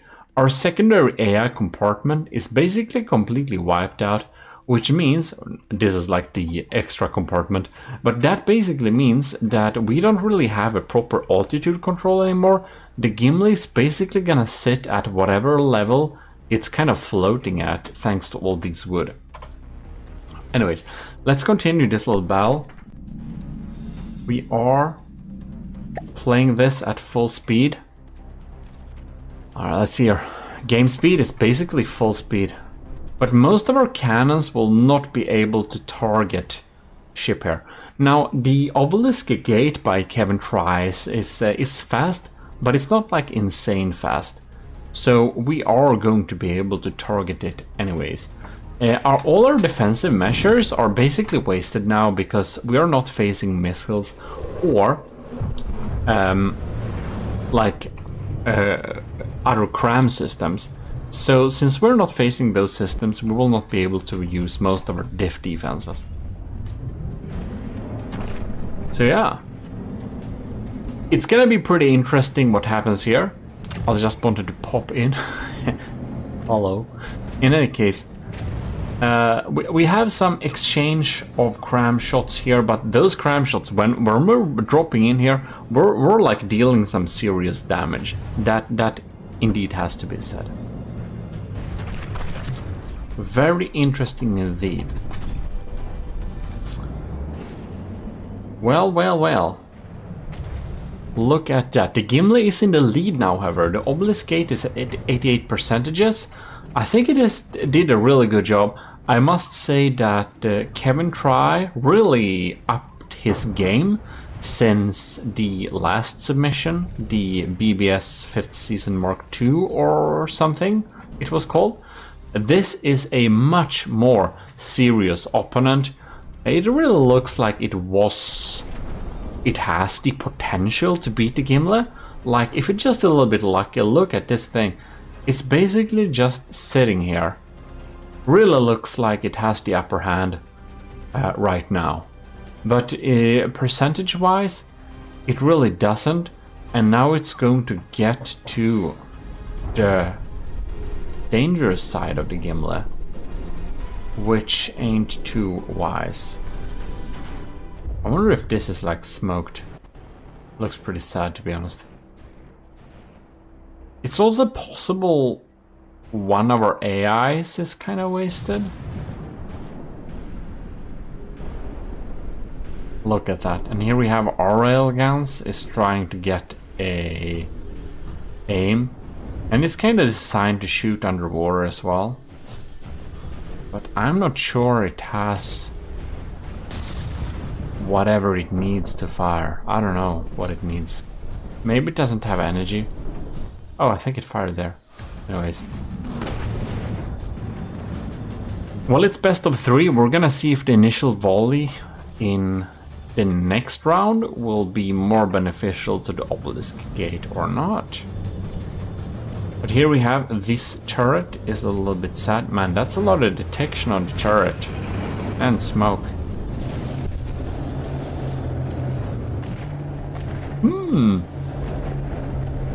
Looks like our main damage dealing systems are in a quite a sad state here. We have a pretty serious LAM systems going on there, but it seems to be semi-fried. Well, the Obelisk Gate is now not really on the right side of the Gimli, so I think it's gonna be pretty difficult for it to turn around this battle. You can see it doesn't fire anymore. And the Gimli is definitely damaged at 91%, just with some serious shots dealt to possibly some of the AI systems. Yeah, the Gimli is a little bit in a sad state, that is true. I think one of the AIs that the Gimli has is kind of taken out. And I don't know what happened with the laser here, but I will say it ain't lasing. Oh, these turrets are just wiped out too. So we have some serious damage, that's for sure. I wonder if it's even the laser core, possibly. Here we have the connection. You can see we don't have any connections going on there. Yep. Yeah. The laser control core system is actually down on the Gimli. That's why we don't see any laser action. But the Gimli is surviving pretty well here. But I must say the Obelisk Gate is very impressive. And I really love to see that the Kevin Try has really upped his game and learned a lot about the game, because this is a seriously sophisticated ship that would possibly be able to beat the Gimli, whereas the previous submission it wasn't a very fair fight. And this just with a little bit more luck in the initial volley, it could have won this first round. Anyways, I'll see if anything changes, but right now the Obelisk Gate doesn't fire back. Which gives me the great opportunity to thank the commissioned officers in the army of GMODISM who are supporting us every month over at Patreon. And that absolutely helps tremendously. So thanks a lot to Admiral, Skurox, Commodore Owen, Lieutenant Ant-O, Cravey, Powered by Greed, and Vincent Veritas. And of course, to all our cadets. Also thanks to the members in the Ecclesiarchy of GMODISM via YouTube memberships. And then I will also say there is a third option, which is the Ministry of GMODISM. Yeah, we're really doing this. And that's over at Fourth Wall, link in description. It's a site that also has our best, most high quality merch, which I am going to receive and review properly very soon. High quality is based on other people's reviews. Anyways, the Obelisk Gate is at 65% yes. It hasn't fired back in really a while, so we can go and actually go for the second round. So, first round's victory goes to the Gimla. Very scary. GMODISM, that's not really scary. Here we are in the third round. We're gonna chill a little bit here. And we're just gonna play this battle out. We're gonna see how it deals with the first volley. We had some heavy smoke in the front, taking out the initial bite of the laser, which is lasing all over the place, shredding random parts for sure. We're launching out some really high velocity shots going there. Good angles on those turrets here. Laser is looking at hot blocks. I don't know where the hot blocks may or may not be. Looks like we have a good couple of like altitudinal, what is it? Not rudders? Yeah, rudders. But this is like what are they called? These are like not azipods. They're called something else. Hydrofoils. Yes, that's something. Ooh, we got the first cram shot going through here, so the crams are kind of going through sometimes, but a good couple of them is able to be taken out. Now we're getting to the Gimle's weak side, so the Obelisk Gate is really trying to launch itself to the really unprotected weak side of the Gimle, and here we have some golden opportunities to basically just kill that AI. It ain't very well protected from this side, so yeah. Oh man, that's some EMP damage from the Gimle via crams. Man, these turrets are just not very resilient. Just a little cram shot with some frags and most of the barrels are just not working anymore. All right. Let's see what happened here. Oh, that cram got taken out. That one exploded there. Something happened here. 95-95. Yeah, the Gimle is down to 94, so the Obelisk Gate is technically in the lead, and it is indeed residing at the weak side of the Gimle, which is pretty interesting. Here we can see we have some armor-piercing high explosives. Look at that. And here we go. That's where some staggered era comes in. But wait, it exploded on... It exploded. Okay, so we used our staggered era to not make it hit like the side that we don't care about, but whatever. This time our AI didn't die yet, but you can see some of those little era pads here on the front is actually dead. So this does really witness that we had some really scary damage coming in there. Our lasers is still online, which is really good for the Gimle. Ooh! A Arcoballista Invictus is down. And the other Arcoballista Invictus is kinda down. It doesn't have a barrel anymore, which is a huge deal. The Obelisk Gate is actually still in the lead somewhat here. Now we haven't taken out oh no, it's not in the lead anymore. That last cram shot did do some serious damage. We got some cannons zooming in and dealing some damage there. Oh man, that was a large cram shot. Did it shed any important parts? Maybe it didn't. That's just a turret. Small turret.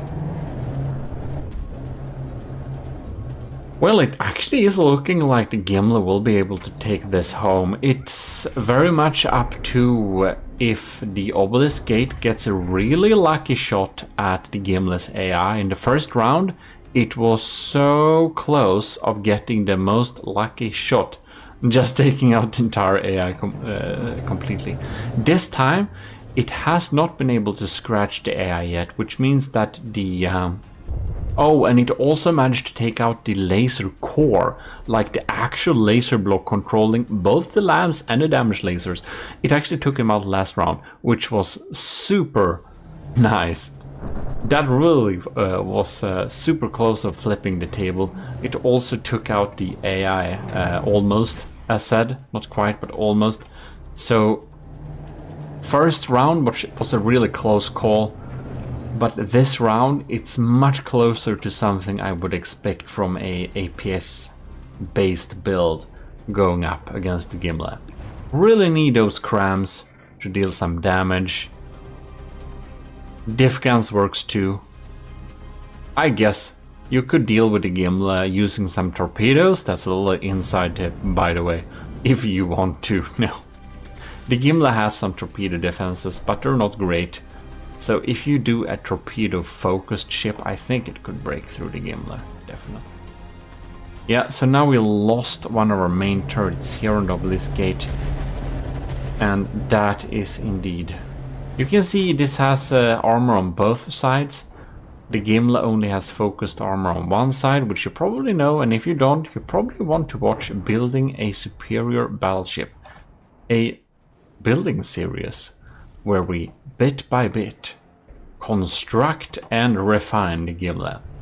Can be very helpful if you're looking to build a battleship, just following the process that I went through building the Gimli, and if you watch that series, I think you would be able to build something that's similar or better to the Gimli, because the Gimli spends a lot of its resources on looking darn cool, which I do hope people agree it does, because I think so.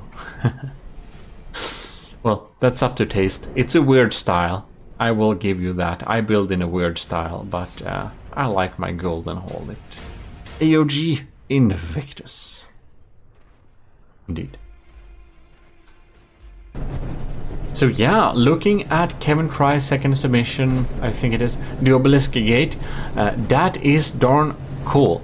However, I don't think it is really able to get up to the Gimli standard in terms of firepower due to its focus on APS systems. I do believe that if the Obelisk Gate instead focused on cram cannons, man, I think this could have been a much closer match. Indeed, crams is just more bang for your buck, like it or not, but if you're gonna face big ships like this, it's only fair that the cram cannons are actually a good bit better. Because if we're having really small and quick stuff, we can't have big slow cannons like the crams, so it's only really fair that the cram cannons are more bang for your buck. I know that limits everyone's options when building ships that are larger than the game is even intending, like costing from 2 million and above. But when we're dealing with ships from 2 million and above, well, if we're gonna meet ships of a similar size, it seems that right now cram cannons is just the way to go. Paired with lasers is a great combo. Some call it even meta, pairing lasers, pump lasers with cram cannons. I don't know if it is, but it's working for the Gimli. I'll say that much. So yeah, Thanks a lot for the submission there, Kevin Try. The obelisk gate is unfortunately going into the losers folder. Yes, indeed it is. Because we can see it doesn't fire back anymore and it's getting slowly eaten up by the Gimli's weapon systems. Anyways, pretty cool fight, and the first match was darn close, I'd say that much. So, some of you have maybe thought, why is spamming diff guns prohibited for the official submissions of the Gimli battles? Well, let me demonstrate. This is the Secret Advisor's paper Naginata, and it's a front side ship. This only costs 580,000 materials, so below 1 million. But below, like just above 500,000. And you can see it's just a super thin wooden shell, has huge of bulk, and inside all of this bulk, you know, it's wooden tetras anywhere, and we have small boxes where we have ammo and stuff. It's absolutely insane. And you might wonder, okay, diff guns, loads of diff guns, okay, it's forbidden, but why? Because you can fire like a couple of volleys of them, and they'll deal a lot of damage, and it's a little bit broken. So, of course, this is 500,000, this is 500,000. Together, they are over 1 million. The Gimli is 2.2 million. So, the Gimli should absolutely win this, but I'm not really sure it will. Because these things are brutal. Whatever the Gimli does, these out-Gimli the Gimli. It's just pure bulk. And by the way, Secret Advisor is one of the persons who's really inspired me to change my building style of not being compact and instead being bulk. The Gimli, as you can see, is much smaller, even though one Gimli costs about 4 of these ships. Now, I can't load in 4 of these ships to get an even ground, but I think this is gonna be close enough anyways. I've even spotted the Gimli at an angle, which I never do for any of the official or other battles really, just so that it might have a chance of outrunning the initial volley. Because if the Gimli gets hit by the initial volley of the paper Naginatas, it will die. And I'm just gonna show you the entire reason behind this. God damn it, the Gimli has to start moving forwards now. What our game speed is a third. Okay. Man, this is slow. So of course, the Gimli has already dealt damage to the paper Naginatas. Oh lords, the terror, the terror. Can we just have a quick moment of appreciating the terror? Look at that, look at that. Oh no! Oh no! Oh, look at that! Oh, it misses the first. Many of the shot missed. Okay, so it has a chance. It has a chance. If that would have hit, we'd be dead. Lambs are trying.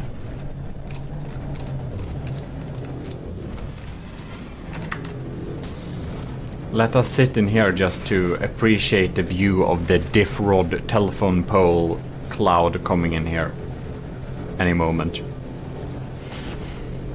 So having hundreds of diff guns will make you be able to deal 5 times whatever amount of firing piece you have. That number of shots, you need a couple of them, and then you can deal a pretty darn hefty alpha strike 5 times until you run out of firepower. And for many ships, it's enough to take out your enemy vessel completely. It's gonna be really interesting and see if the Gimli even has a chance of beating these 2 paper Naginatas with... You know, these paper Naginatas together are like half the materials of the Gimli, pretty around those numbers. So The design that the secret advisor / Kovrax comes with really punch upwards. It really punch upwards. Look at that. Look at this. It's terrifying. It's just hash upon hash upon hash. And it deletes turrets. Oh, we still fire that one. Oh no. This is about where the AI is located. It can drill through anything. You can see it lags so much. Are we done removing blocks now? Somehow, this turret didn't die. I think a lot is thanks to the era inside of there. Could take out some of those rods. And you see, these telephone poles, they're no joke. It's like hash poles. It's pretty insane.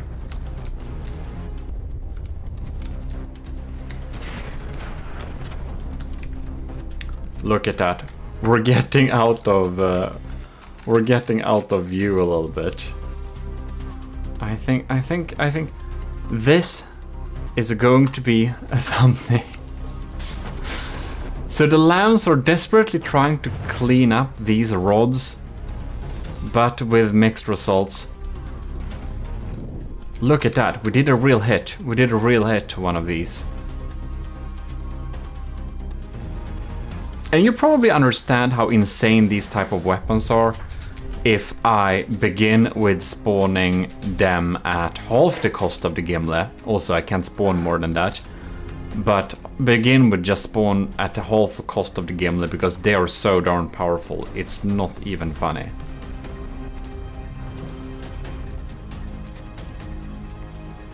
Alright. It seems that the Gimle can maybe outmaneuver them a little bit. Gimle is at 86%. One of them is at 87, the other one is at 89. So the Gimle's cram surely does some damage, but... And if you wonder why this battle is slow, that's because the game speed is like 0.01 at best.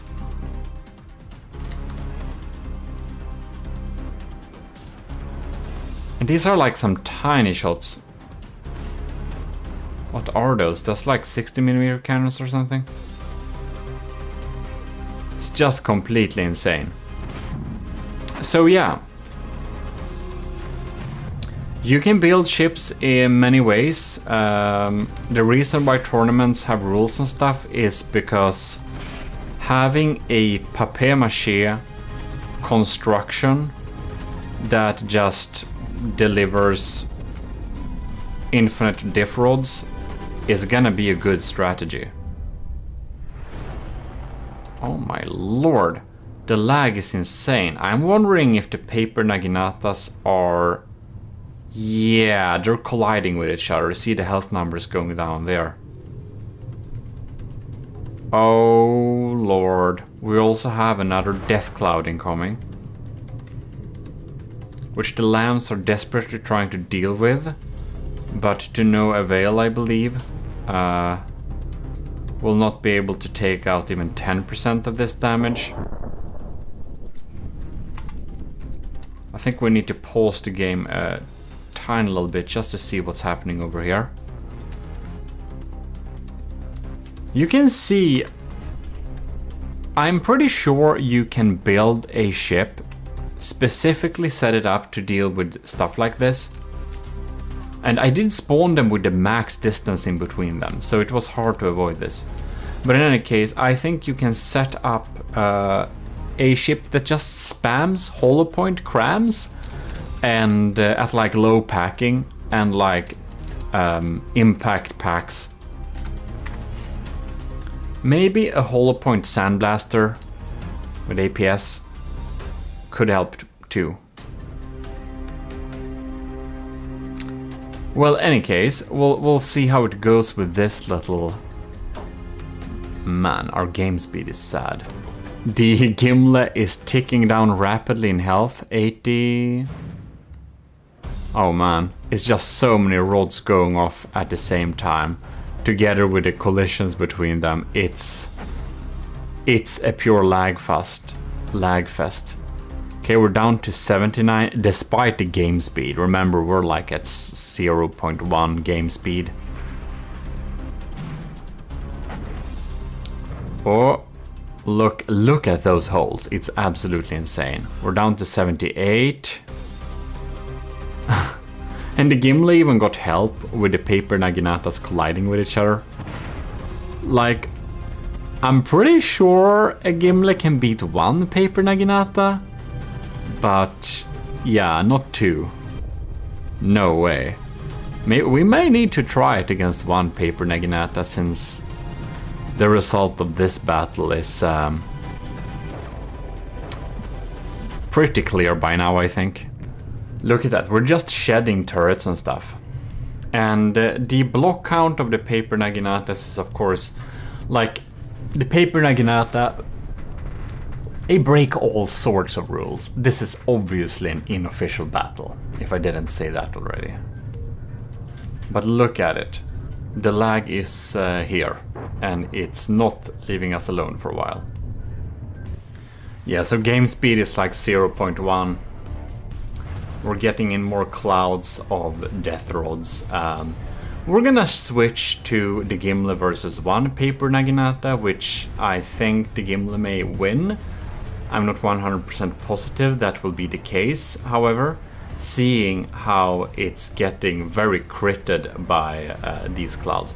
Now, the scary thing with the diff clouders like this ones, the papier-mâché diff clouders, is that they basically shoot a cloud of damage, and if that damage is remotely aimed at the part where the AI is, it will be deleted. So that's why I even gave the Gimli the benefit of spawning at an angle, because otherwise it would just have died. But against one, I think we'll spawn them with the normal spawning rules instead.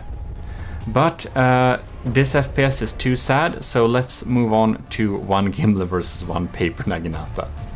Okay, there we go. Maybe a little more even, who knows. Oh lord, look at this cloud. Now we're getting some game speed that's actually... And remember that the flak divs we have as active defenses, they're not dealing damage to these types of clouds. They're not even targeting them. Ooh! I'm glad we have shields, but look at that! Man, that barely helped. Holy cow, look at this. The AI was about to be critted even. Even with great tips from the secret advisor, he just makes the better job. The paper Naginata, she's absolutely terrifying. And there are so many of them. Of course, you only got like 5 shots of actually taking us out. But look at that, man. Oh, lords. Yeah, we have a more sufferable FPS with only one of them, but... I'm wondering though.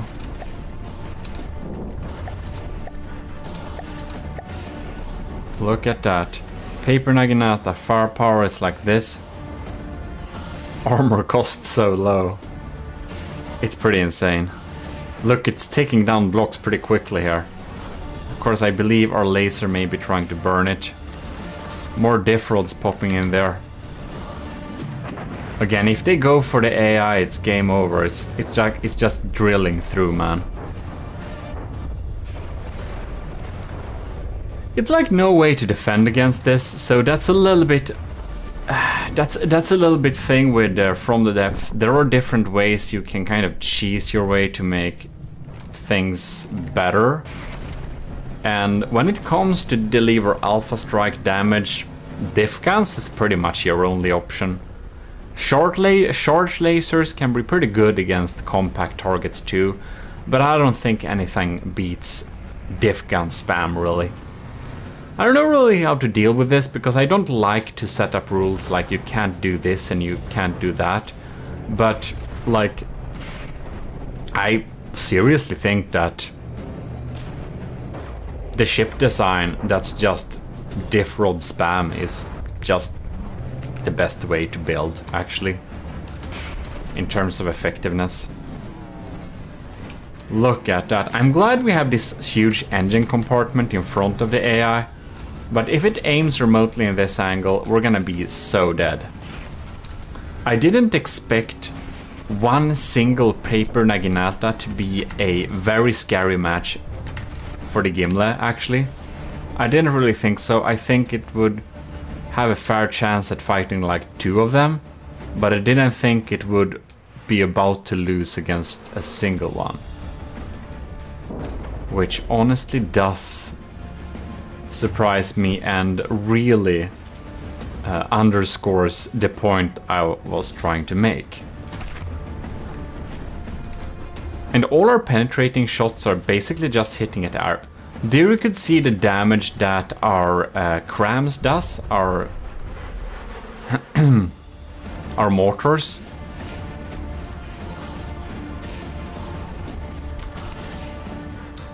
Look at that. Oops.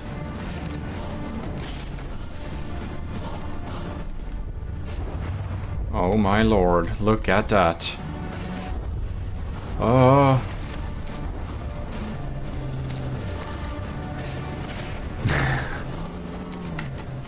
And this is also the reason why the secret advisor got a little sad that I said no spamming of diff guns for the official submissions, because, well, it's pretty OP. The block count is insane though. When having 2 of them, it's a little bit too much for my system. Look, here comes another swarm. Are we going for the AI? No. We're going for that laser.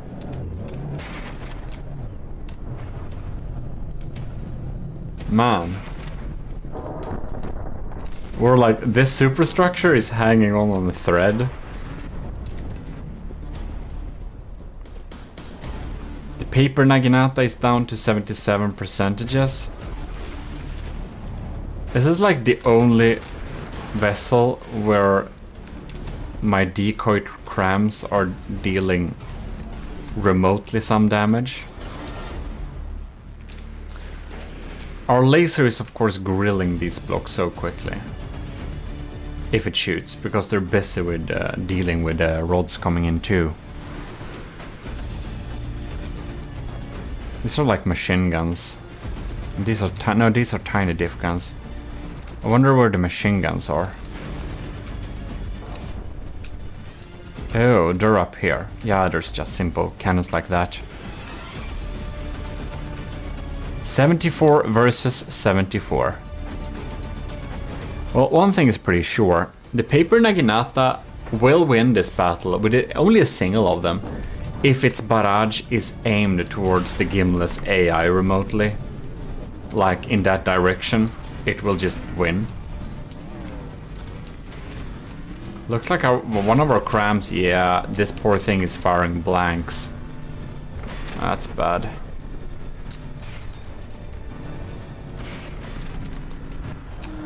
But now I do believe that the paper Naginata has ran out of its main shells. It's probably fired more than like 5 times now.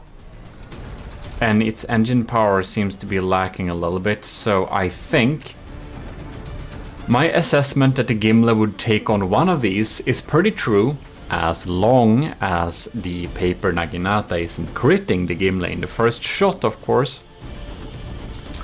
But of course, this battle in general, we were not really interested by the results. If you're using this papier-mâché tactic and having loads of diff rods, you will win when you are given an equal amount of materials. And thus we had special rules, of course, for this tournament. But we don't really, like, we don't care too much about the results of this battle. It was just more to show a point. I'm pretty sure that a papier-mâché diff gun spammer will win over any craft, basically, if it is allowed the same material capabilities and are of course not limited by block count and all those common rules that people put up. And again, the reason why the rules exist is that this is OP and super laggy.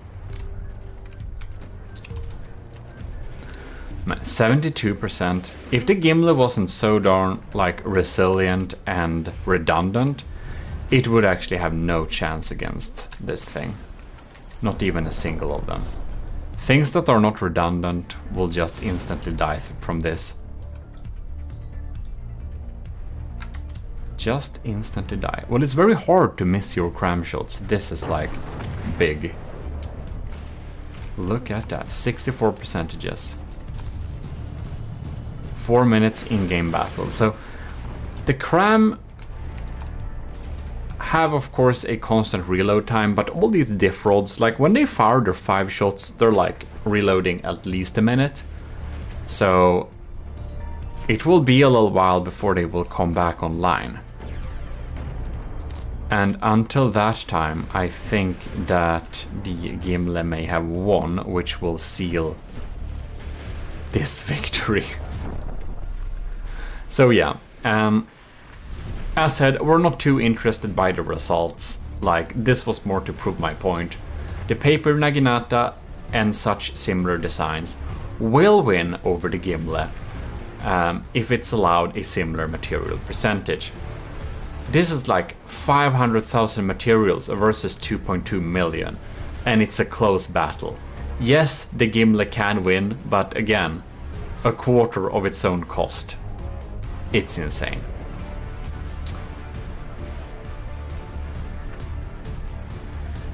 We're really having some heavy lifting lasers there.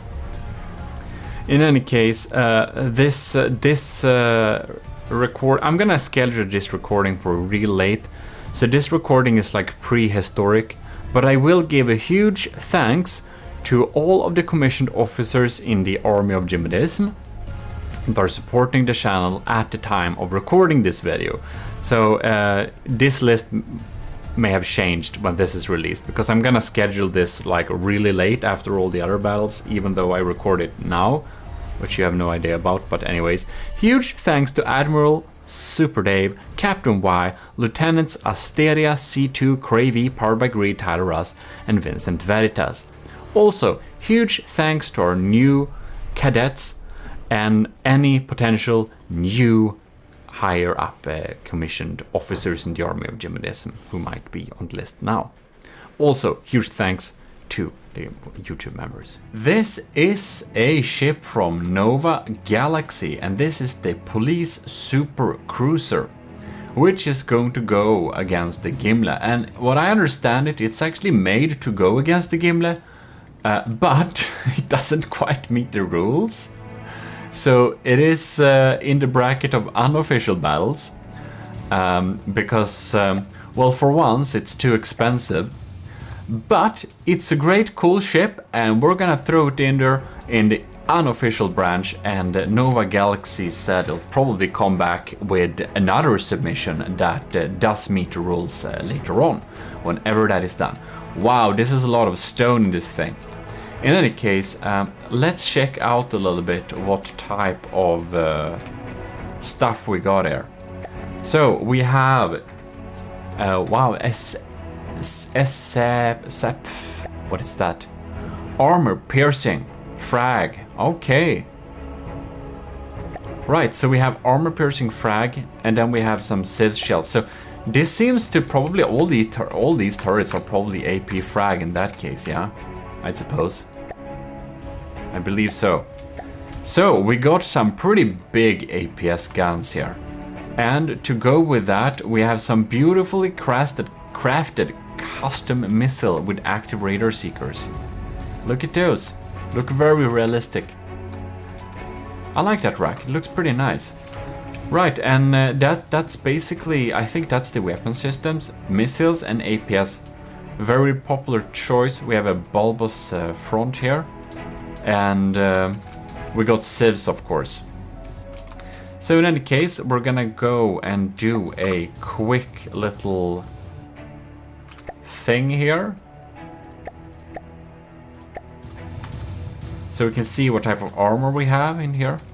Oh, look at that. We have a little interior too. That's nice. So we got stone and alloy. Stone and alloy. Lots of stone and alloy. And wood. So it is floating too. Very nice. Looks pretty cool.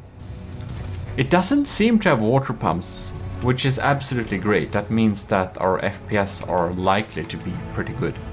So it probably almost meets the rules. But in any case, let us get into the official battle. Or I mean, technically, unofficial battle. And there we have it. Here we have the police supercruiser, and we are met today with extremely bad weather. And I just realized that we need to lower the graphic settings, otherwise we will lag. There we go. Alright, let the battle begin. This is a low rider. That's probably because it per my request does not use water pumps. The Gimli is using a lot of power for up props to stay at the most aesthetically pleasing level.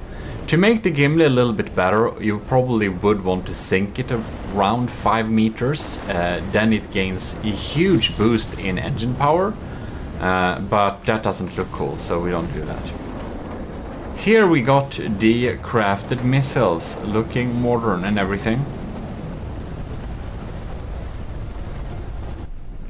Why does it look like the missiles are halved? Who knows? Wow, okay, we got some lags there going on. Gimli is material-wise in the lead. I do believe our era belt in front of the important bits does help a big bit.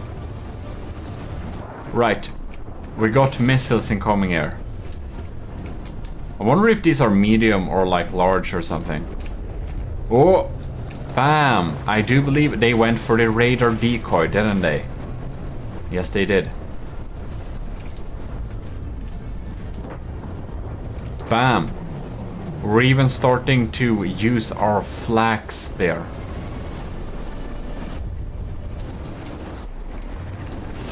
We don't see too far because of the bad weather, but we're gonna follow this cram shell here and see if we are hitting. Big pen, big boom! Oh my god, it's an ammo compartment. We got an EMP blast close to that. Probably nothing of EMP worth to kill right there, but man, that was some damaged. It seems that the police supercruiser from Nova Galaxy is not able to take out the cram shells that come in there. It has some sieves. I don't know what this sieves is doing right there, but it's not shooting at the cram shells, that's for sure. More missiles are popping up there.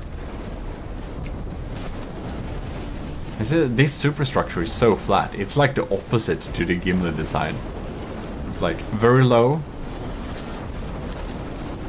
low sat and flat. Gimli is like a tower. Oh lords. We got a big explosion inside of here too. Bam. Down to 85%. That's some big holes, man. I do believe the police supercruiser seems to have some issues moving forward at the desired speed. Gimli is at 97%, so it's not doing too bad right now. Civs are trying to take out the crams, but not able to do so quite. Alright.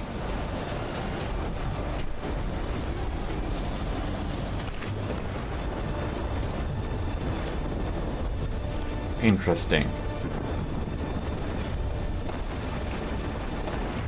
More crams are popping in there. We got some damaged barrels here too. Seems that the police super cruiser does not really shoot back anymore. It seems that something important got damaged. So for the first round, it really looks like Gimli has the upper hand here. 77% versus Gimli's 97.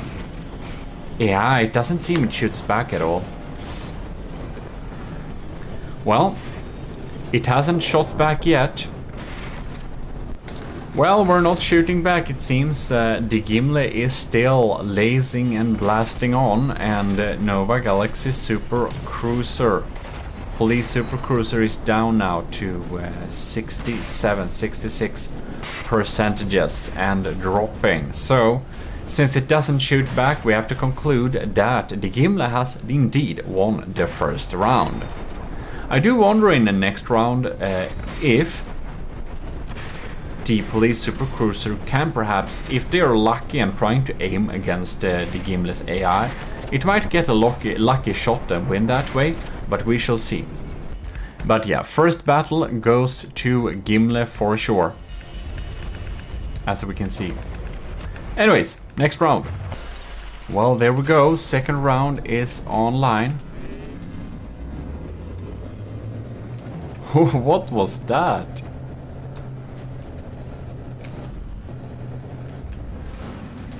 Okay, that was some really fast frag popping in here, I believe. Alright.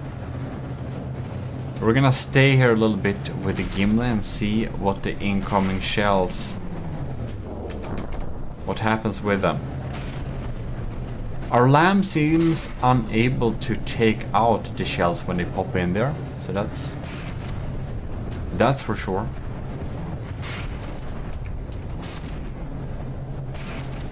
Well, we're launching shells and launching shells. Let's see, are popping in, launching the crams. The lambs are trying to take him out, but the Gimli's crams are designed to be hard to take out too. So yeah, there is probably that. Other turret gets into range, starts firing rail-assisted gunpowder. Right. Seems that the Gimli's lasers are not activating. That is most likely due to they are busy with being lambs. Many volleys or missiles are fired. They kind of look small, but I do believe that these missiles are large ones due to the launchers they come with.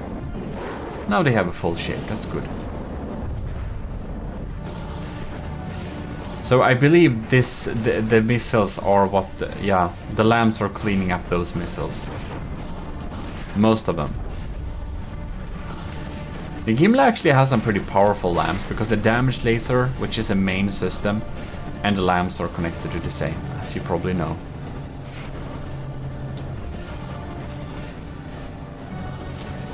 Well, so far it doesn't show any signs of getting any lucky hits on the AI or anything like that.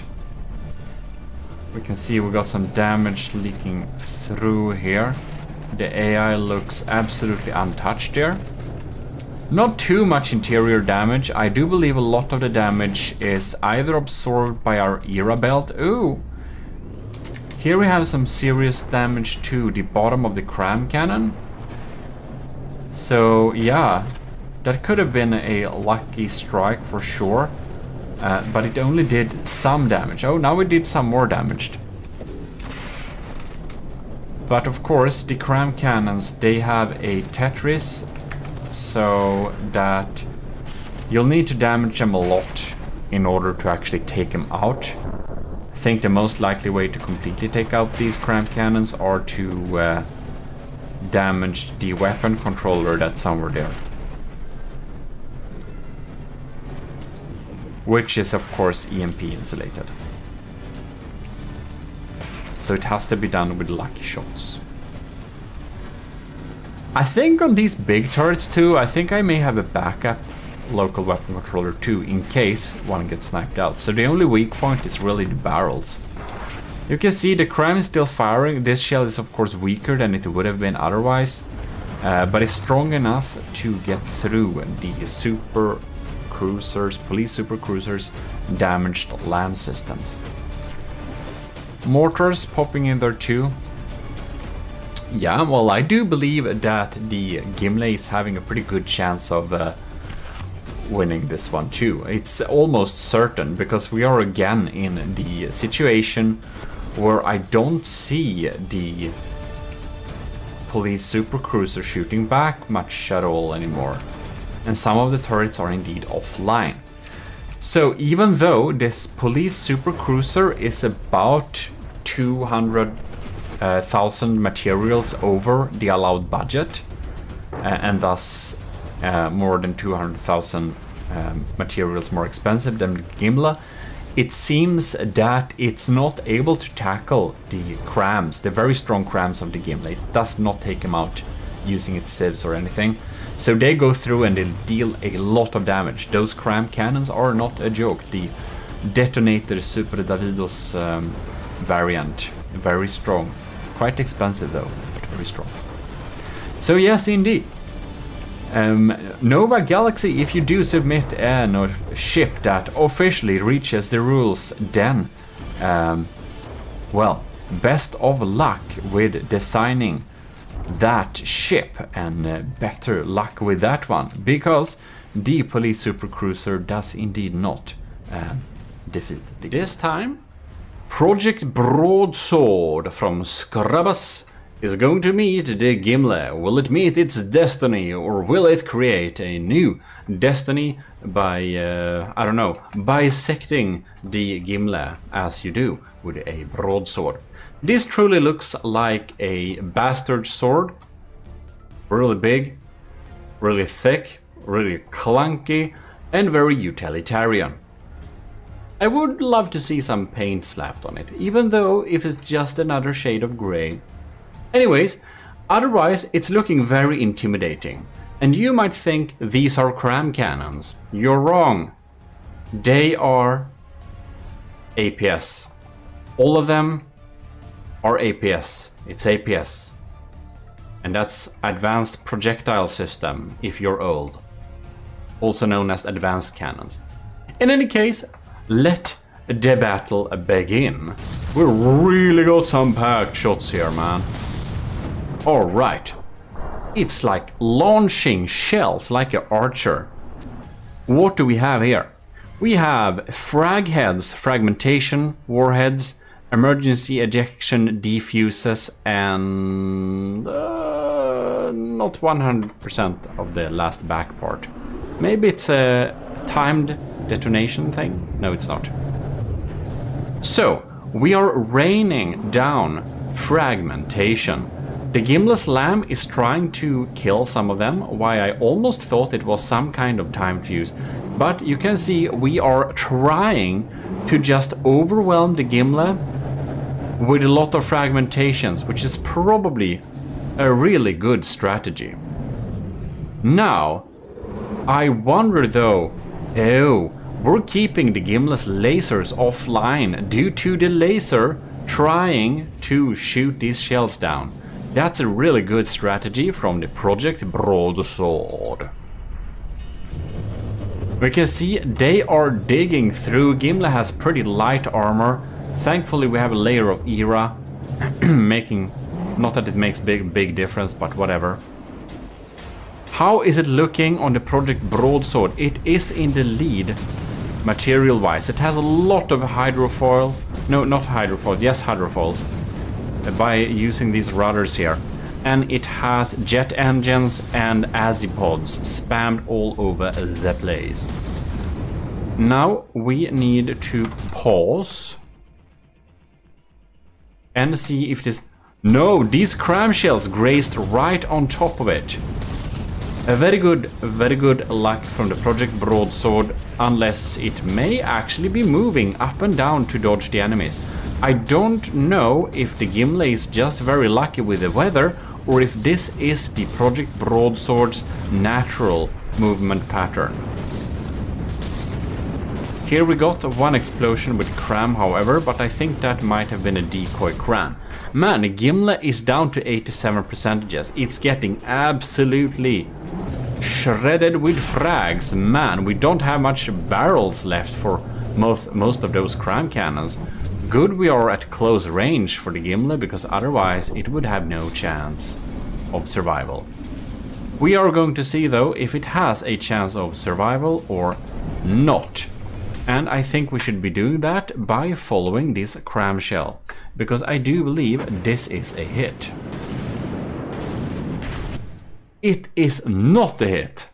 However, its friend... That's the friend. That's a hit. But it didn't do much damage. It detonated in an area where there is not much to kill. Bam, these shells are just flying in here and they're really keeping the Gimli's lasers busy. Well, this is one of those ultimate APS vs Cram showdown. The Crams are of course shedding off a lot of armor, but man, look at this. This is so much spaced and thick armor to really protect itself against those Cram shells. Looks like the Project Broadsword, being pretty fast as well, are going to go back on the back side of the Gimli here. Seems to be really hard to disable these guns. I just love this little radar tracker decoy looking and rotating up there. It just adds so much. 70%. It's looking pretty bad for the Gimli. Here we had, of course, a lot of fuel, which has started to burn after the update. I do believe the Gimli is probably having more than one internal fire. Ooh, I think they're aiming for the AI area. That is crazy. Only 2 minutes in the battle, and the Gimli is looking pretty darn sad. Where did we even hit with the pack? I didn't see that. Alright. It doesn't do much of an attempt at even targeting the Crams, but it doesn't matter much. Keeping the laser offline is doing a pretty good job itself, but now it seems that we got one turret. The detection is off. It's really crammed with APS turrets here, it's crazy. I wonder if we're getting even the mortars popping down or not. The thunderous sound of 500mm, I think it is. If I know my APS sounds. Wondering, like, does this do any damage? No, we have so thick armor here. Even though it penetrates a bit, it's aiming the wrong places. We really need to be super lucky in order to take out these turrets, because we are well armored here. We're super well armored. And the broadsword is a two-sider, so I do think it will switch its side towards the enemy if it is too damaged too. It almost looks like the Gimli's Crams are not penetrating deep enough, which is very rare. Look at that damage, man. The AI is about the only thing that's not dead. Our Cram cannons just can't reach it. The broadsword has been able to move behind the Gimli, which is absolutely genius. That is fantastic. The Cram cannons, they're trying as hard as they can, but not even a third of the broadsword's cannons seems to be disabled yet. Yeah, that's a good punch for some good old gunpowder based frag. 59%. Gimli is dying. We are behind in health a lot, and we are even getting stalked from behind by the broadsword, which is trying to cut off our rear by now. It even aims for the general AI area. Oh, you can see here. We got an internal explosion. The engine started to burn, which means explosion in like very few seconds. It's looking bleak for the Gimli, at least the first round. We'll see if this changes the upcoming round. Or not. We didn't get the explosion I promised. Well. Anyways, the Gimli lost, so let's move on to the next round. There we have it. Round 2, let's go. We're gonna stay with the initial swarm here, just to see what happens. Unfortunately, the Gimli can't use its diff flags to take these out. But the initial swarm is of course dealt with by the lambs, but man, that material is better spent on the laser. Against the Project Broadsword, I believe that having lambs is a really bad thing. Both of the shots bounced off. Are you kidding me? That's some good luck for the broadsword there. Its extreme speed and agility just makes sure. Although that's one turret going down. Those have really thin turret necks here. I do believe it depends a lot on where and how the crams hit. I think it looks like the Project Broadsword is aiming on specific points for a long time, so it's a lot up to if it's aiming at a place that makes a big difference or not. Another shell bounced. We probably have shields on this thing, maybe? Not sure, I can't see them. Oh yes, now I saw them. We have shields, deflecting shots. Good choice from the broadsword. Bad news for the Gimli, of course. Pretty good hit with that cram shell. But there are so many turrets. We'll have to hit a lot of really good shells to not die.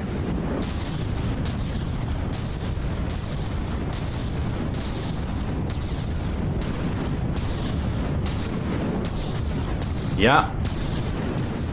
Even though we're hitting a lot of good shots, there are so many other cram shells missing and so many turrets surviving. Oh, that's one turret down though. I jinxed it. With not the laser helping here, it's a really bad news for the Gimli. It really needs its lasers. Just not worth it to spend it on taking out those fragmentation rounds popping in here. Wow. They are so close of starting a fire here. The broadsword is down to 87%. Looks like we landed a good hit here, because now another turret is missing. The shells keep popping in, but too many turrets are still alive.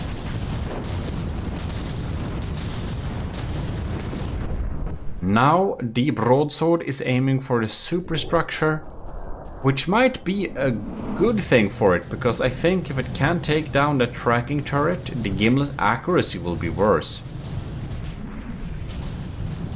But of course, shooting at the cram turrets is probably a better idea anyways. I wanna see what the Arqueballista Invictus can do. Oh. Now we kind of lost it, but it won't... Maybe it died here. I think it died here. Well, didn't reach anything important, it seems like. But the Gimli is down to 78%.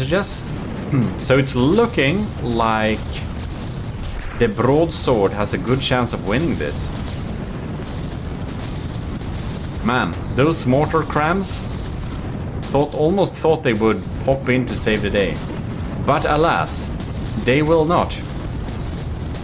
It's only 10% difference. Yeah, it depends a lot on lucky shots. But I do really think that the Project Broadsword is probably gonna win this. You can see it's pounding on happily still.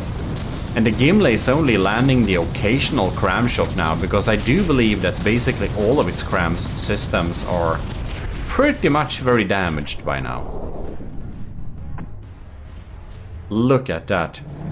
Can't believe this cram is still firing. 3D cram, yay. Divigoletta is still blasting on. It's a good fighter.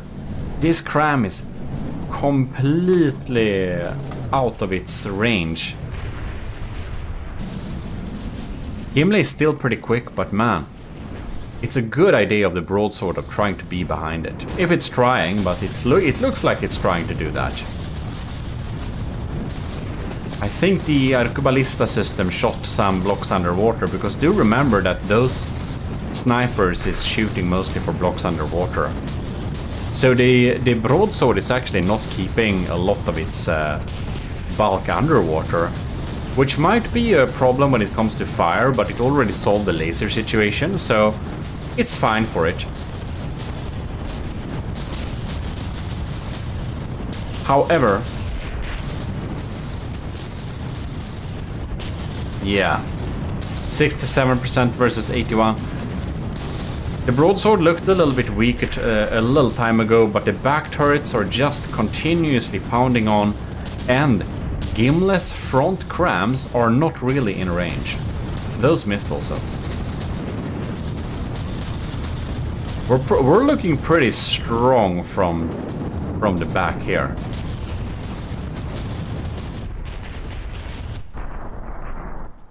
It indeed looks like the Gimle is probably not going to win this, which would land the Project Broadsword in the winner's bracket, if it wins this battle. Very interesting indeed.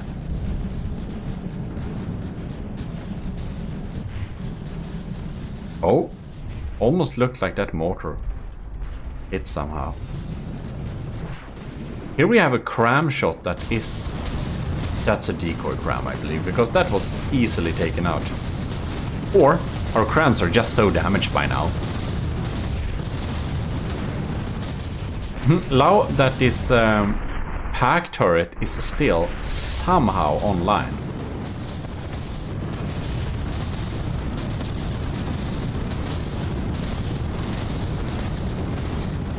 Wow, the Project Broadsword is really providing some good continuous frag damage firepower there. Frag damage is pure and strong. Can definitely be relied upon. A very good bulky design. Most of the crams are detonated in an area where it doesn't matter so much. And this back array of turret is absolutely saving the day. For the broadsword, or destroying the day for the Gimle. She's a very sad ship at this point. But it is a fair and strong fight. Look at it. We don't have a golden hole to sit in. We have the roof though, that's something. And now we're just shooting at useless blocks.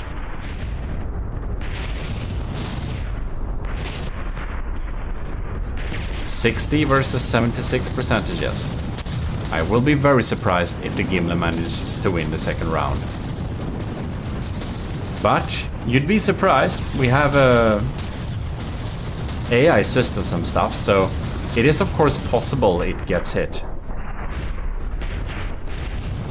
Oh, now we got the mortars popping down there. Not that they deal that much damage, but they're dealing some damage. We have a fire, however, now on the system here. So I want to keep track on this fire because it can happen. Oh, it's safe. It can happen that if that AI box started to burning, things could have changed very quickly. Wishful thinking, I know, but that's the only thing I can hold on to by now, because the Gimli sure ain't much to hold on to. Look at that thing, getting shredded by Cram as we speak. Every second, new health is gone.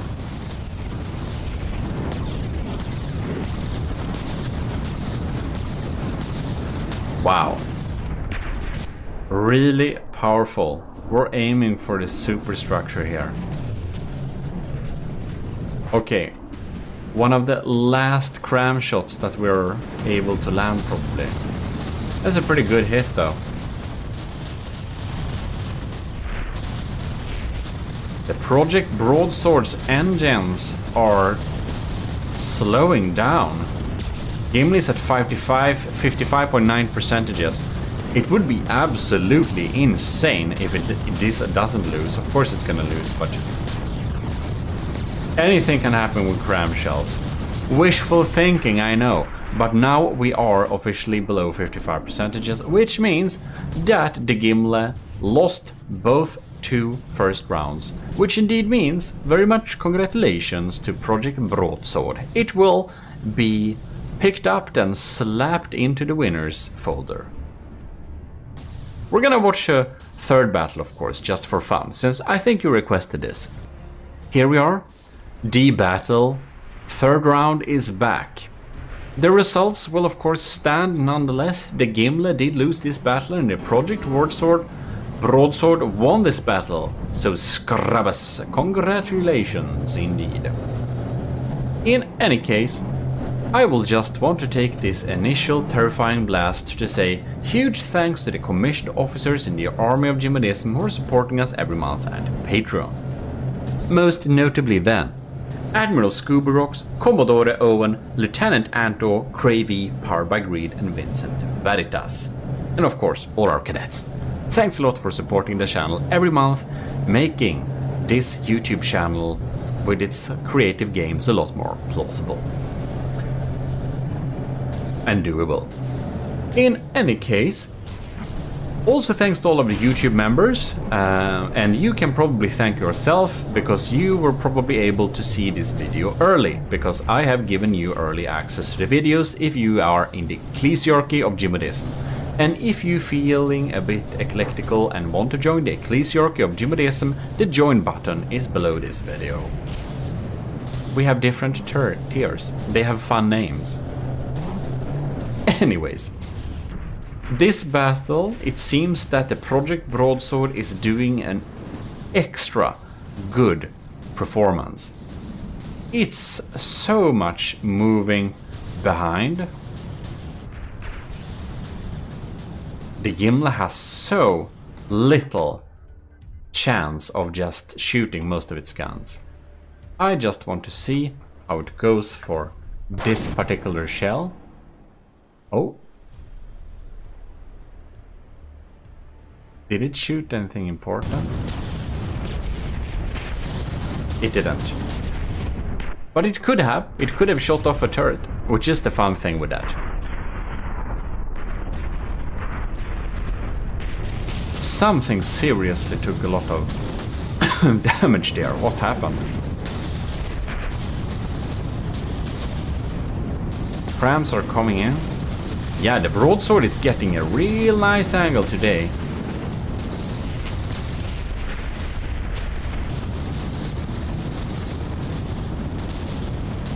The Gimli is having such a hard time dealing with it when it's...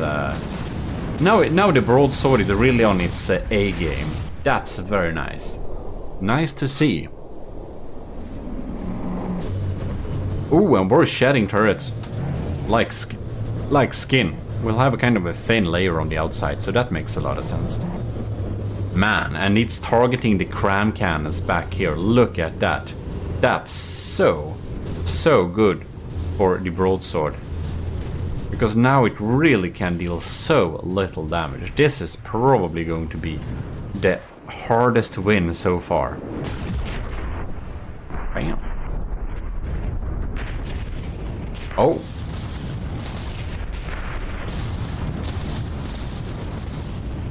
Crams can still hurt. But look at that. Yeah, I think this is gonna be the strongest win so far indeed.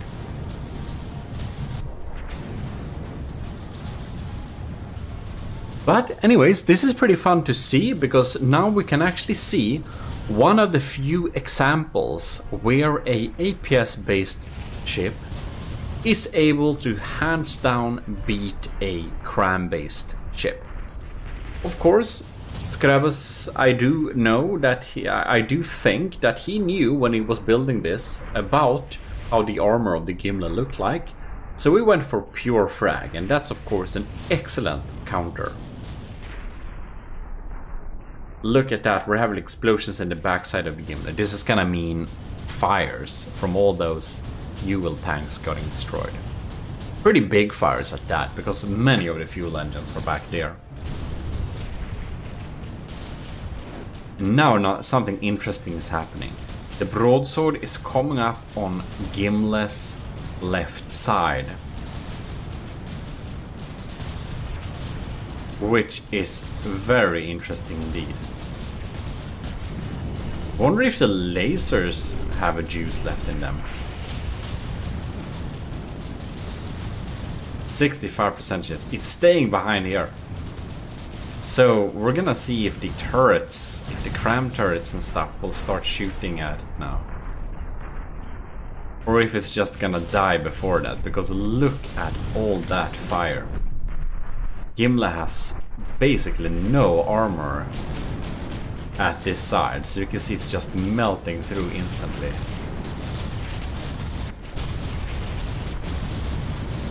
Wow. That's some insane damage. And this cram cannon is looking pretty healthy, but it's actually very unhealthy, and now it's even completely dead.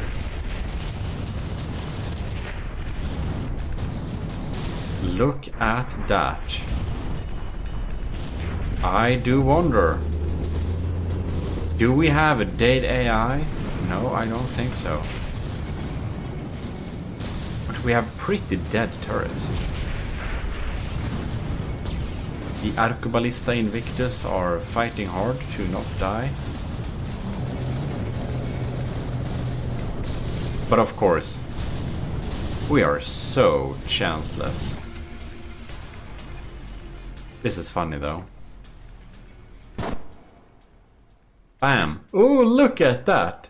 It sniped that propeller off. Lucky, but not that it's gonna change much.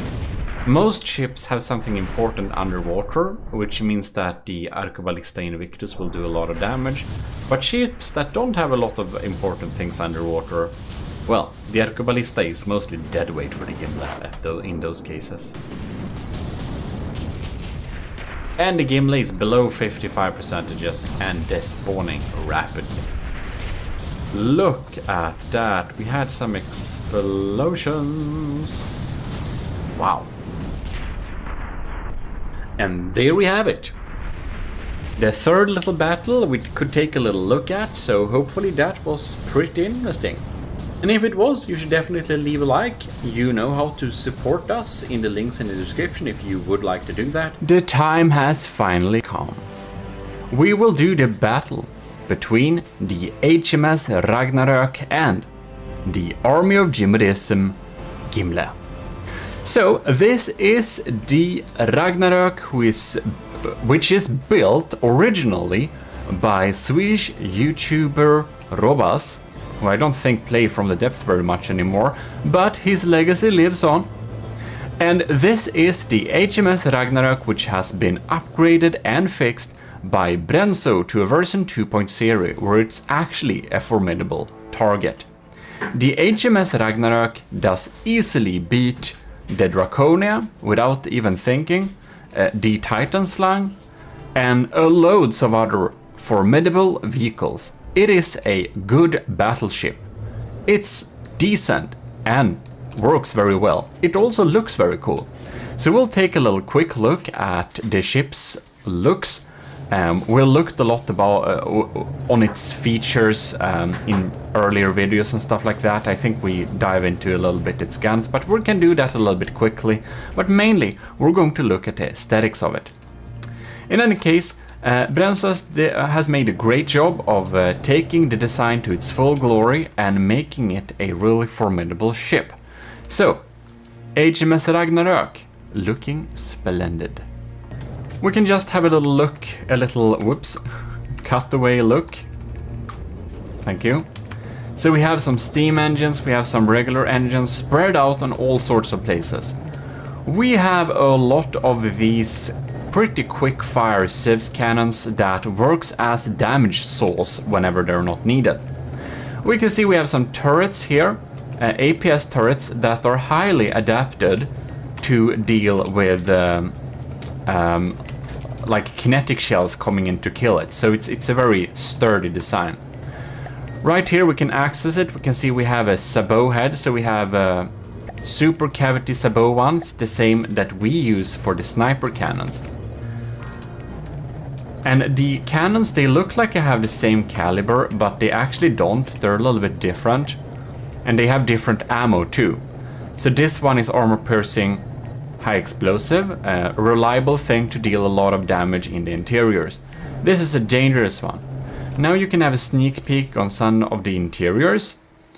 And we have more APS turrets here. It basically have 4 very strong APS turrets and a lot of auxiliary saws that are just very fast fire civs cannons that also shoot at incoming.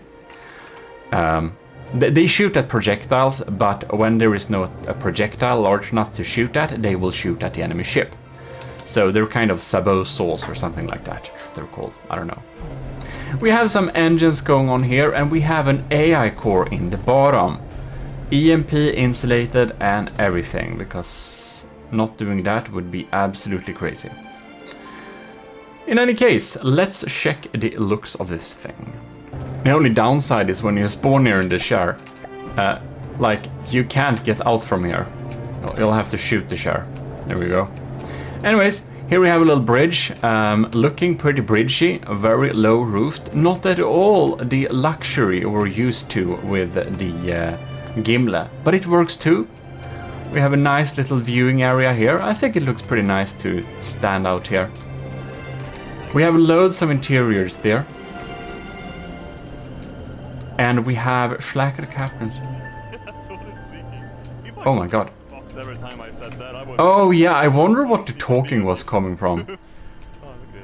So inside here, the chef is watching all Roba's videos. That's nice, but it also lags. Oh no, I'm auto repairing. No, don't play, thank you. Stop it. I think it has a couple of repair bots. We're doomed. In any case, down here we can go to the planning room. We got a nice little map of the Nether. Interesting. I don't know if that's a real map or not. Here we have the forbidden video screens. And if you're wondering, having screens like this in your build is causing a lot of lag. For the official Gimle battles, stuff like this is banned. Together with video screens that are active. Yeah, I think video screens may be slightly less worse, but having this, no. Having that, like, it basically makes the game render itself several times more. That just causes loads of lag. It's insane. Anyways, here we have the briefing room, as you can see. Very nice. I think they play some videos too. And then we can go down here.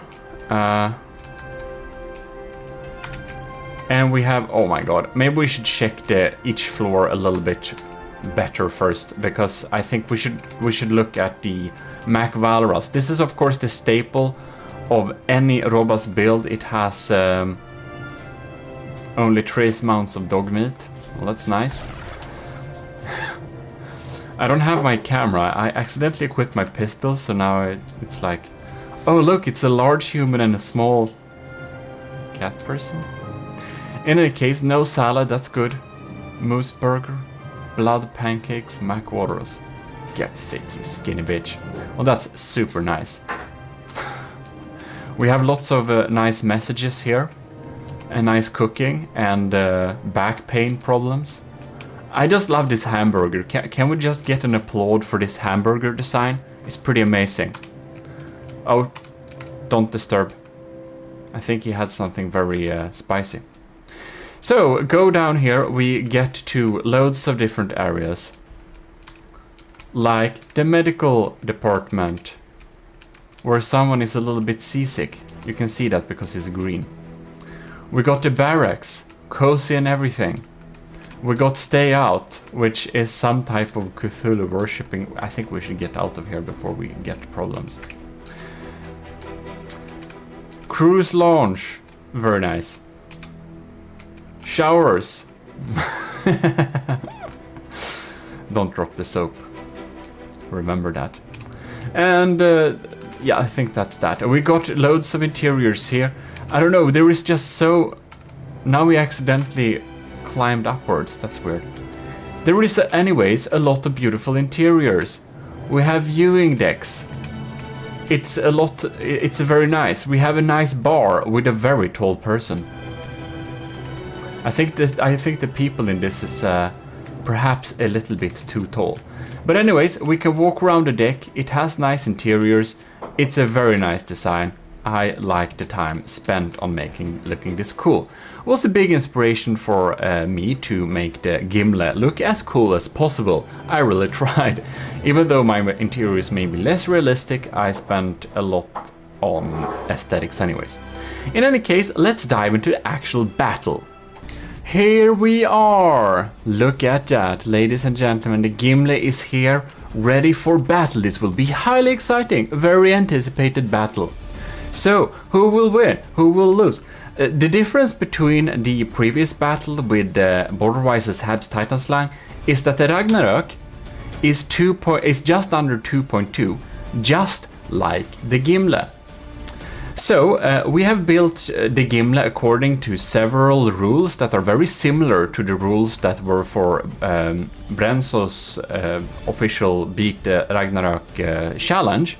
So, I wanted it to adhere to most of these rules and be able to beat the Ragnarök. Now, what really lags for my system is water pumps, so I completely banned water pumps. Now, the Ragnarök has water pumps, but, well, I don't, so it will be less lag because of that.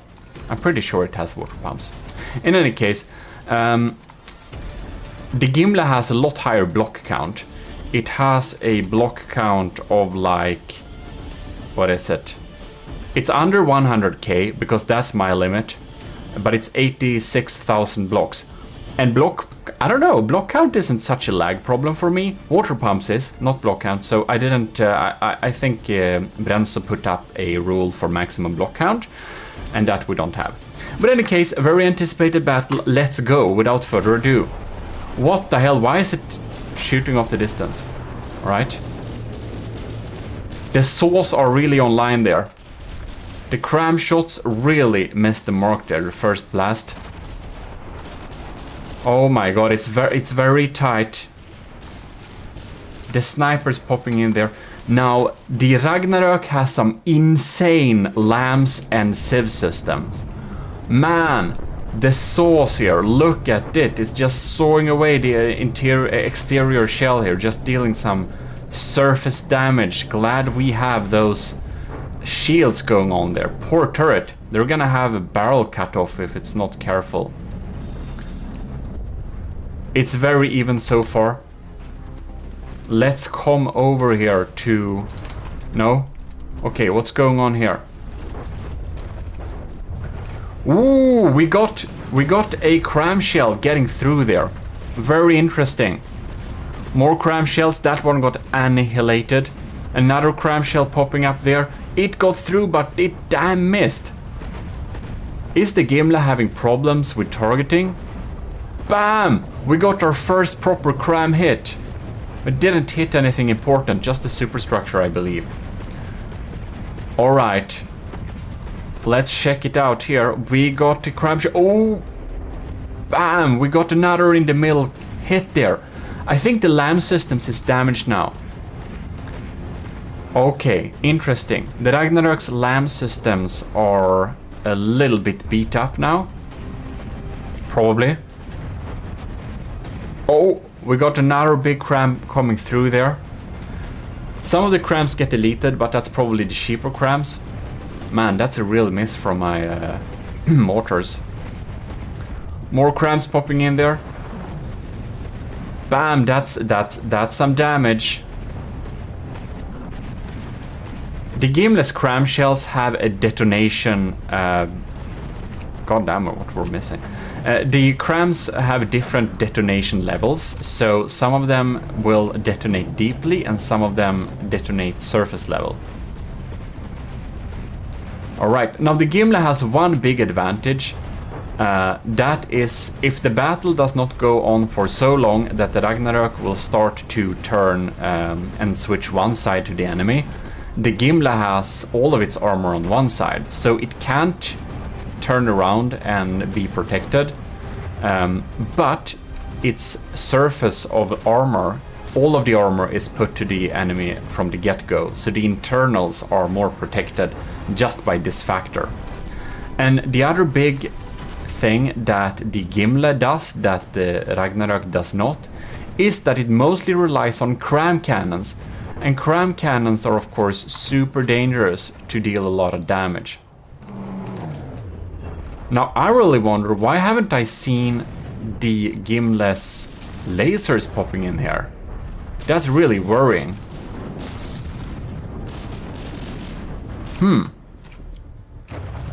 Well, the crams are doing some damage there. The Ragnarok is down to 82%, but its big guns are still firing pretty reliably. But looks like my lambs are able to shoot it out a bit. The lambs are still online. But what happened? What happened with the laser? Is it too far away or something? It may be too far away. Oh man, what happened to this cannon? I just need to check that. Are we damaged inside of here? Oh no, don't tell me. The compute, okay. Oh no. Wow, okay, this is interesting. I think that our AI system may be damaged. Oh man. Look at this. What's happening? Oh my god! The Ragnarok has successfully sniped one of the AIs. Look, the AI that's controlling the fast-firing weapons. Man, that's really bad. The laser and fast-firing weapon AI is completely offline. That's the reason. So the other extra AI is back here, that's one is safe, but one of the AI is dead. That's why the laser isn't firing. Man, that's a super lucky hit for the Ragnarok. Good job, man. I protected that thing with 2 layers of era. I didn't expect it to be sniped like that. Man, that is scary, man. That is truly scary. Oh well, will the Gimli be able to beat it still without any of its fast fire weapons? The snipers, they are on a separate AI, so I don't know what's up with this one. Alright. Man, really getting the stutters here. I think that's the water pumps on the Ragnarok doing this. Well, not much we can do. So the lambs are ignoring those small shells. Okay, we're really shooting high orcs here. The Ragnarok is down to 77%. So I think it's still gonna lose. But man, that it's sniped out. Look at that. They're really trying hard to kill those crams, but they still kind of get through. But man, that the Ragnarok was able to snipe out one of our AIs, that's really bad. That's really bad. Ooh, we got the turret there. We got a turret kill. Bam. I just love crams. Crams is the grip. It's the shit, man. You should do crams. If you're having big battles with big ships, crams is the way to go. More internal blast for the Ragnarok. Well, I'm pretty sure it's gonna lose by now. Its auxiliary guns are mostly shooting, but man, that the Gimle's fast fire guns are taking out, that doesn't sit well with me. Bam! This one then? Just a hit. This is how the Ragnarok looks underneath. So that's some damage. But yeah, we're just chilling here. This battle has started to become a little bit boring. The Ragnarok of course has ways to deal damage, but this is a best of 3. So we need to put them up against each other. Maybe the Ragnarok will be lucky and shoot out all of the AIs early on. Then the Gimli is very doomed. But right now, 62%, yeah, it's not gonna win this. More of them are coming. And it just continues. Well, not much is happening for a while there. We're just getting more damage and damage. So I think that by this point the Ragnarok is pretty sad and the Gimli is still at 93%. So I think we can move over to the rematch now.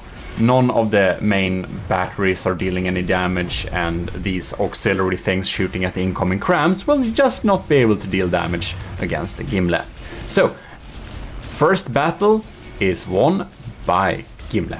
Very nice, I'm very happy because this was one of the main points, but let's move on to the next battles and see if we're winning again.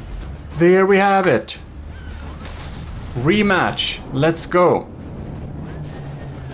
Oh man, let's see what's popping up there. We got some damage popping in there. They're shooting. Oh, they killed both of those cram shells. Man, the civs on the Ragnarok together with the lambs are absolutely insane. The budget for those systems is huge. It's completely insane, but you can see they work. They can actually shoot out a lot of the incoming shells from the Gimli. Let's see here. 2 more popping in there. One is shot down, the other one missed.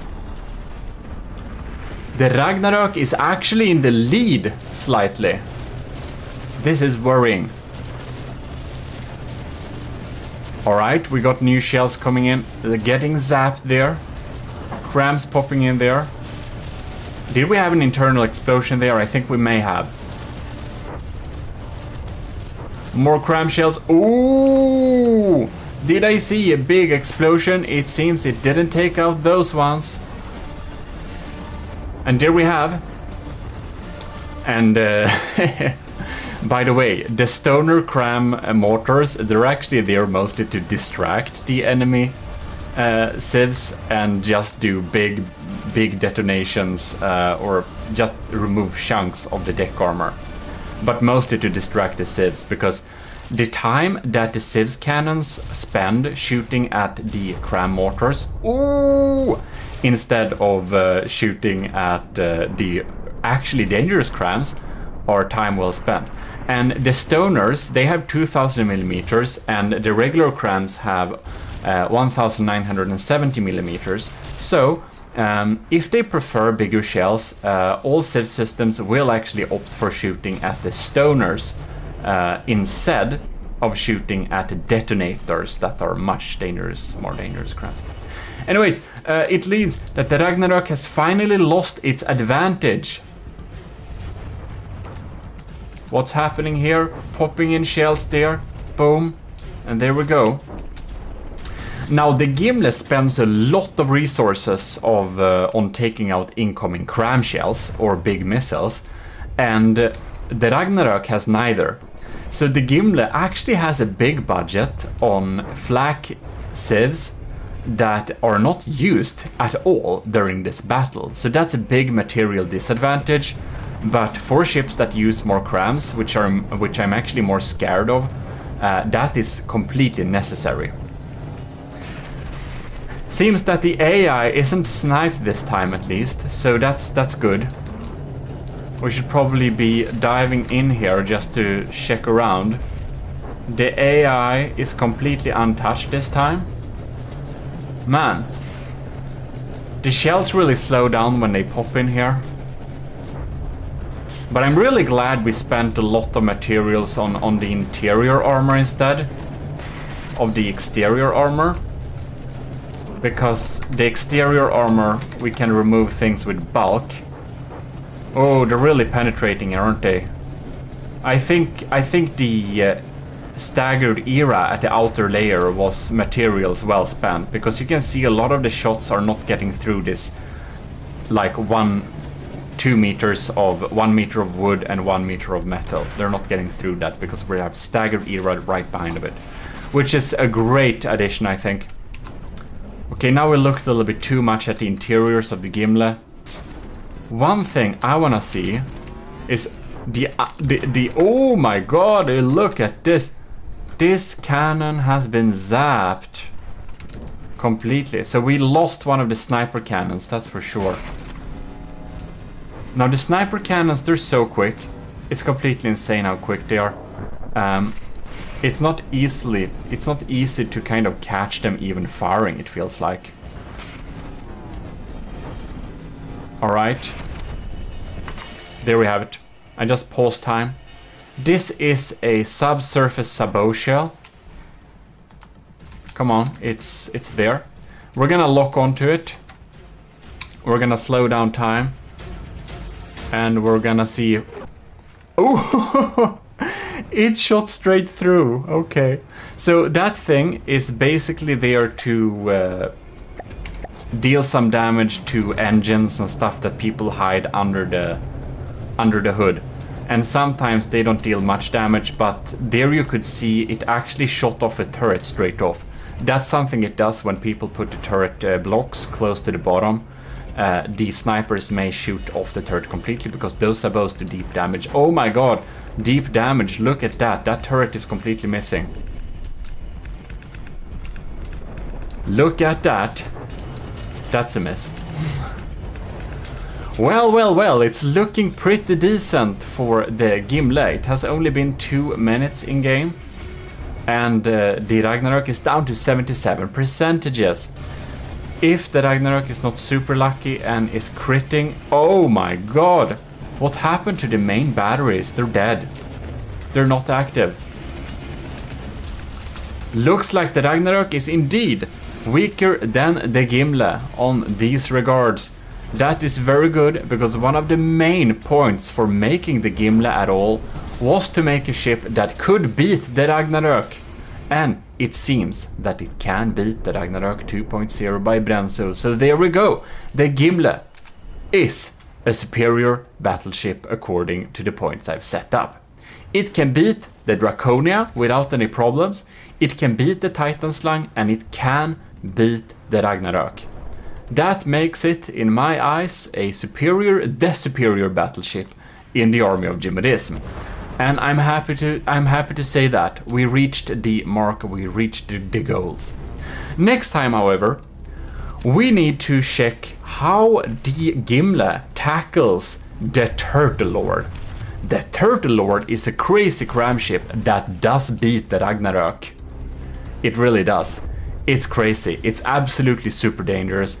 And because the Turtle Lord has some insane cram spam, it has some really barrage cram stacking thing. It's the entire reason. Like, that fact is a big reason why we have invested a lot of resources in having a reliable flak sieves diff system on the Gimle. So the Gimle has a lot of flak sieves diff cannons. We can check them out a little bit quickly here as the Ragnarok is despawning. You can just pause it there. Here we have a double-barreled one, having, 10 shots in total. Together with this one, all of these turrets are the same. All of these turrets from setup are also the same. We have one even here. We have so many of them. So the budget to deal with crams, well, that's pretty big. We're not joking. Big crams are really scary, and having a big barrage of flak sieves diffs really helps us deal the damage. Together with, of course, the fast fire anti-missile missiles here. We have a couple of another type there, and those together with a few auxiliary ones there, and all the flak sieves diff cannon should be able to take out most cram barrages. Now, I can't be 100% it can beat the Turtle Lord, because if my defenses are not enough to beat it, we'll have big problems. But anyways, the Ragnarok is a really good ship, I think, and yeah, it's well built, it's good, it's version 300 and whatever, 390 or something. I've only saved this like, what is it? What version is this? It's, maybe it doesn't say. 100 times maybe. Well, probably not that many times. But in any case, I've built on the Gimli a lot, and I really tried to make it be able to take out big cram shells, so I'm really anticipating that battle.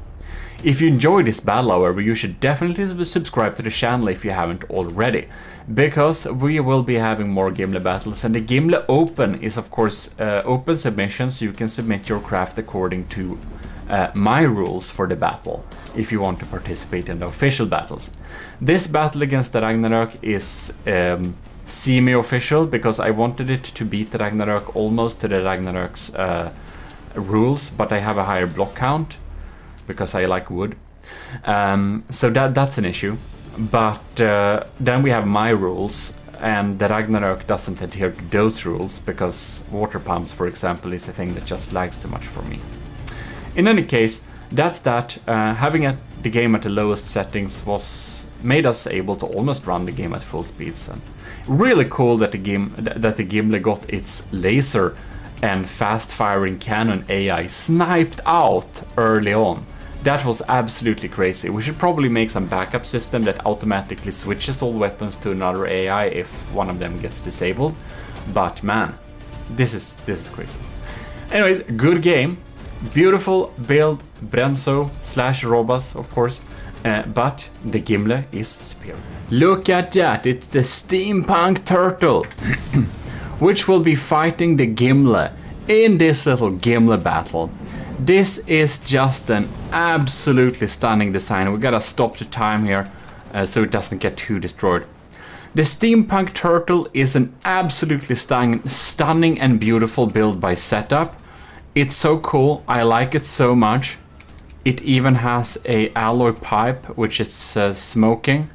Other than that, it even has, look at that, it's like producing like steam. It's so cool. This is mainly a diff gun design. It has a lot of diff guns and stuff like that. It's a really cool steampunk turtle. So I mostly do this little battle, mostly because I want to look and show the steampunk turtle again, because I think it is such a cool little design. It is a steampunk turtle, it has a lot of engine parts, and look at that, it even has like gears turning the interior here. It's so cool. There is like piping and stuff all over the place. This thing is quite amazing. The steampunk turtle looks like it has steam powered cannons, and it is just a it's a work of art. Okay, it's a work of art. Now, no spoilers, but well, no spoilers. Let's just see how the battle progresses. The steampunk turtle, I think it's 2 million before it gets any damage. So we're gonna see how this battle goes. Bam, there's some explosion. Look, and this turret is so cool. It actually rotates So when the cannons have the ability to aim at a target, they will aim and fire. When they don't, they will just go back to their original place. So yeah, the steampunk turtle is like the turtle lord, a frontsider. It also has some anti-munition things, and as you can see, the gimless anti-munition systems are trying to deal with it. Let's see here. Well, its div guns are doing some scary work.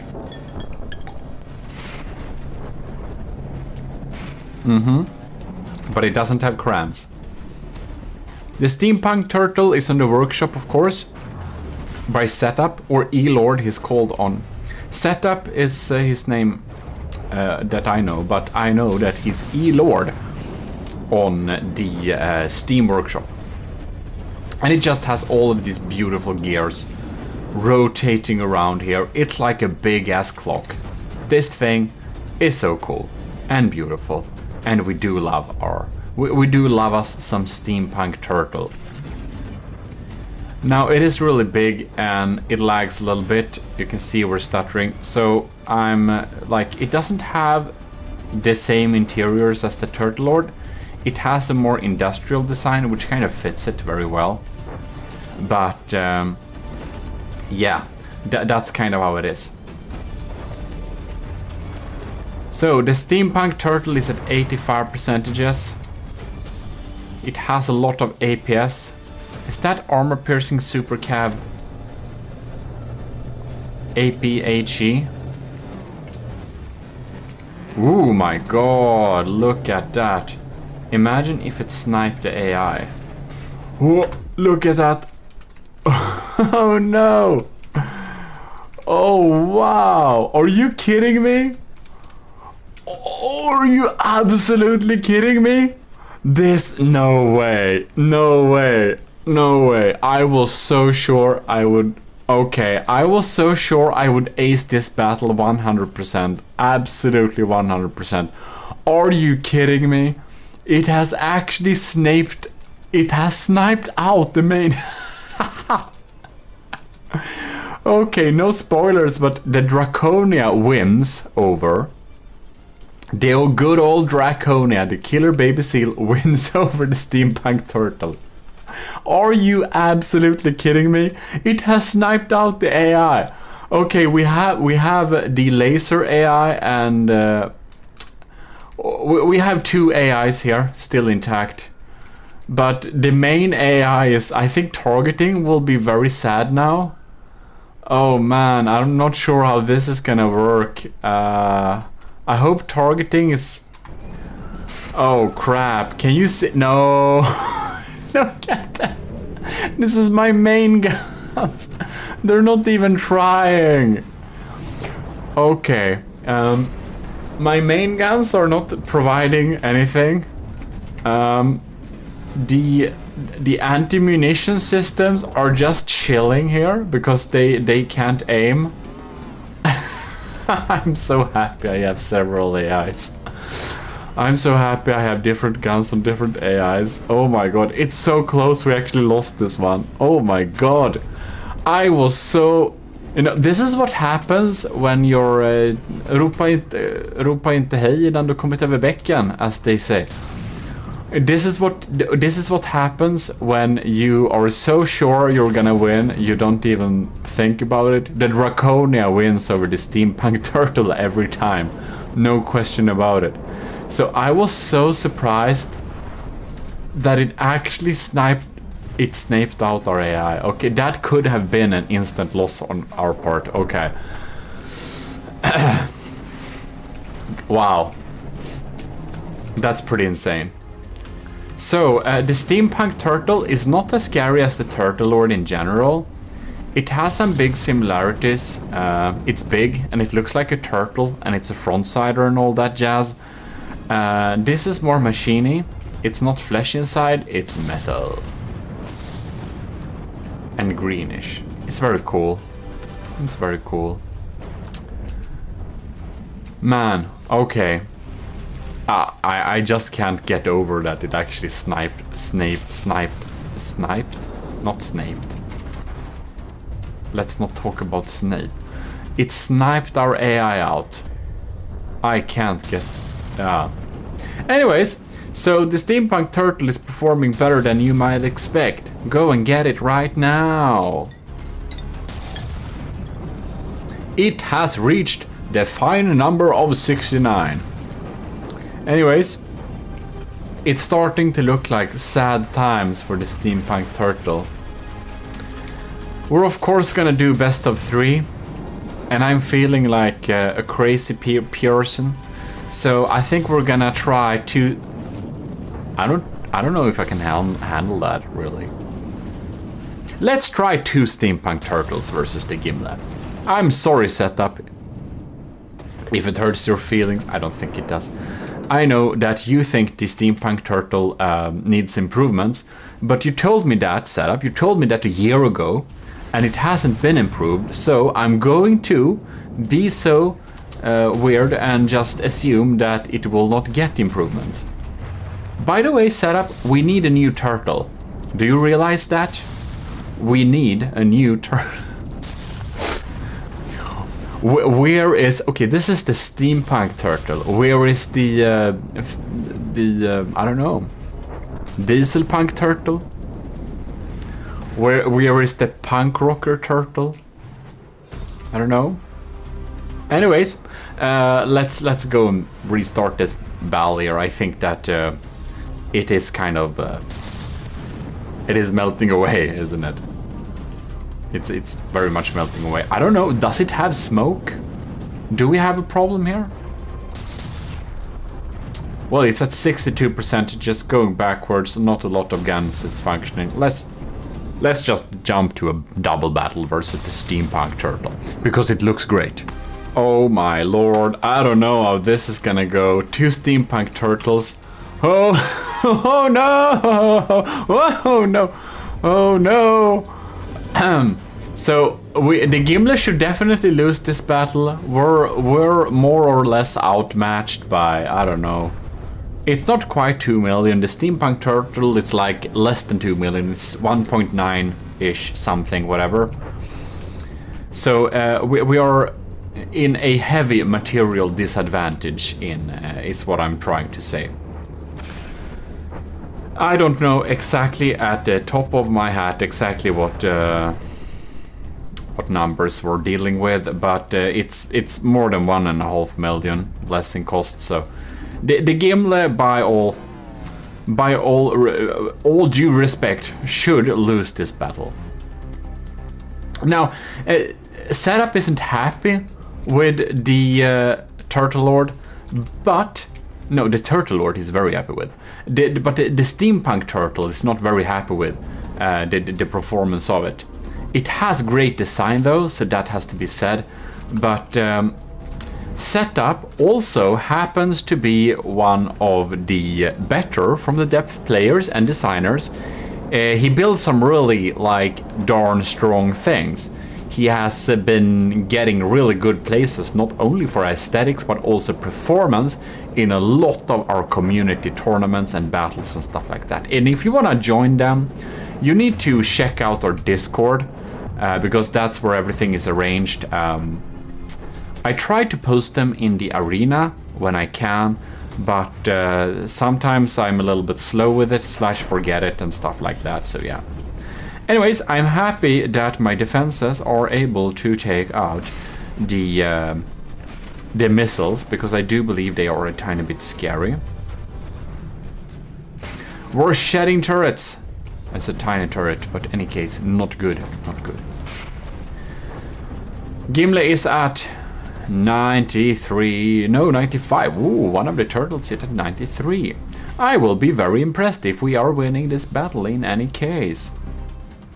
We are outmatched, very much, should be said. Oh, look at all these gears spin. Setup. We need another turtle. Are these railguns? I kind of missed that they are... I kind of did not...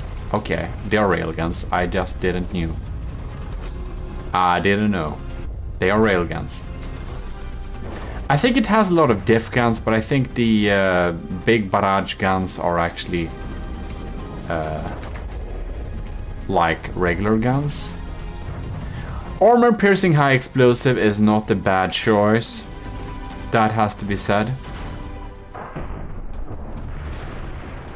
Alright. Let's see here. What's happening here? We got a lot of things hitting the water, that's for sure. Ooh, the lambs are popping in there. Okay, next one maybe. Okay, let's check the shells here a little bit quickly. That's armor-piercing, hardener, explosive, emergency ejection defuse, and super cavitation base, right? Seems to be... Oh, but this is an armor-piercing secondary heat, isn't it? Ew, that's how we almost got AI killed last time, right? Oh my god. Is it sentient? Is this like the newest AI? Is this like the ChatGPT 8 or something? It's like trying to take over. Because it feels like it kind of knows where the AI is. I don't think it's possible to do that, but I will blame it on steampunk witchcraft. Definitely.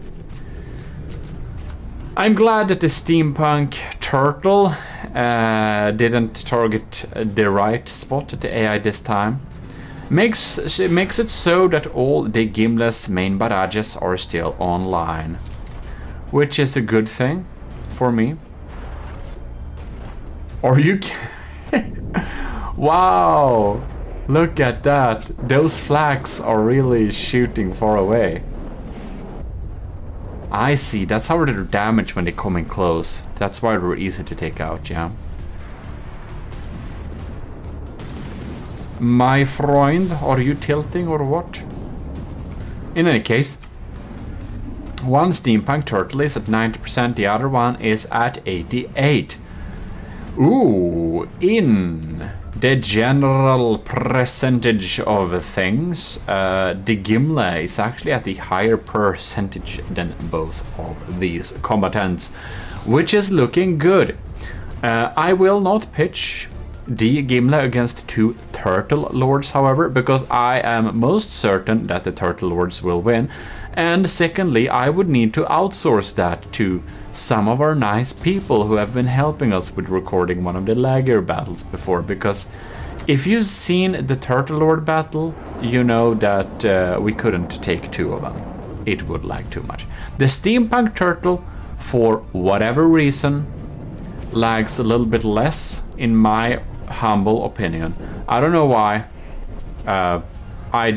It seems so. I don't think I can have two Turtle Lords. It's not like at this. Like, look at this.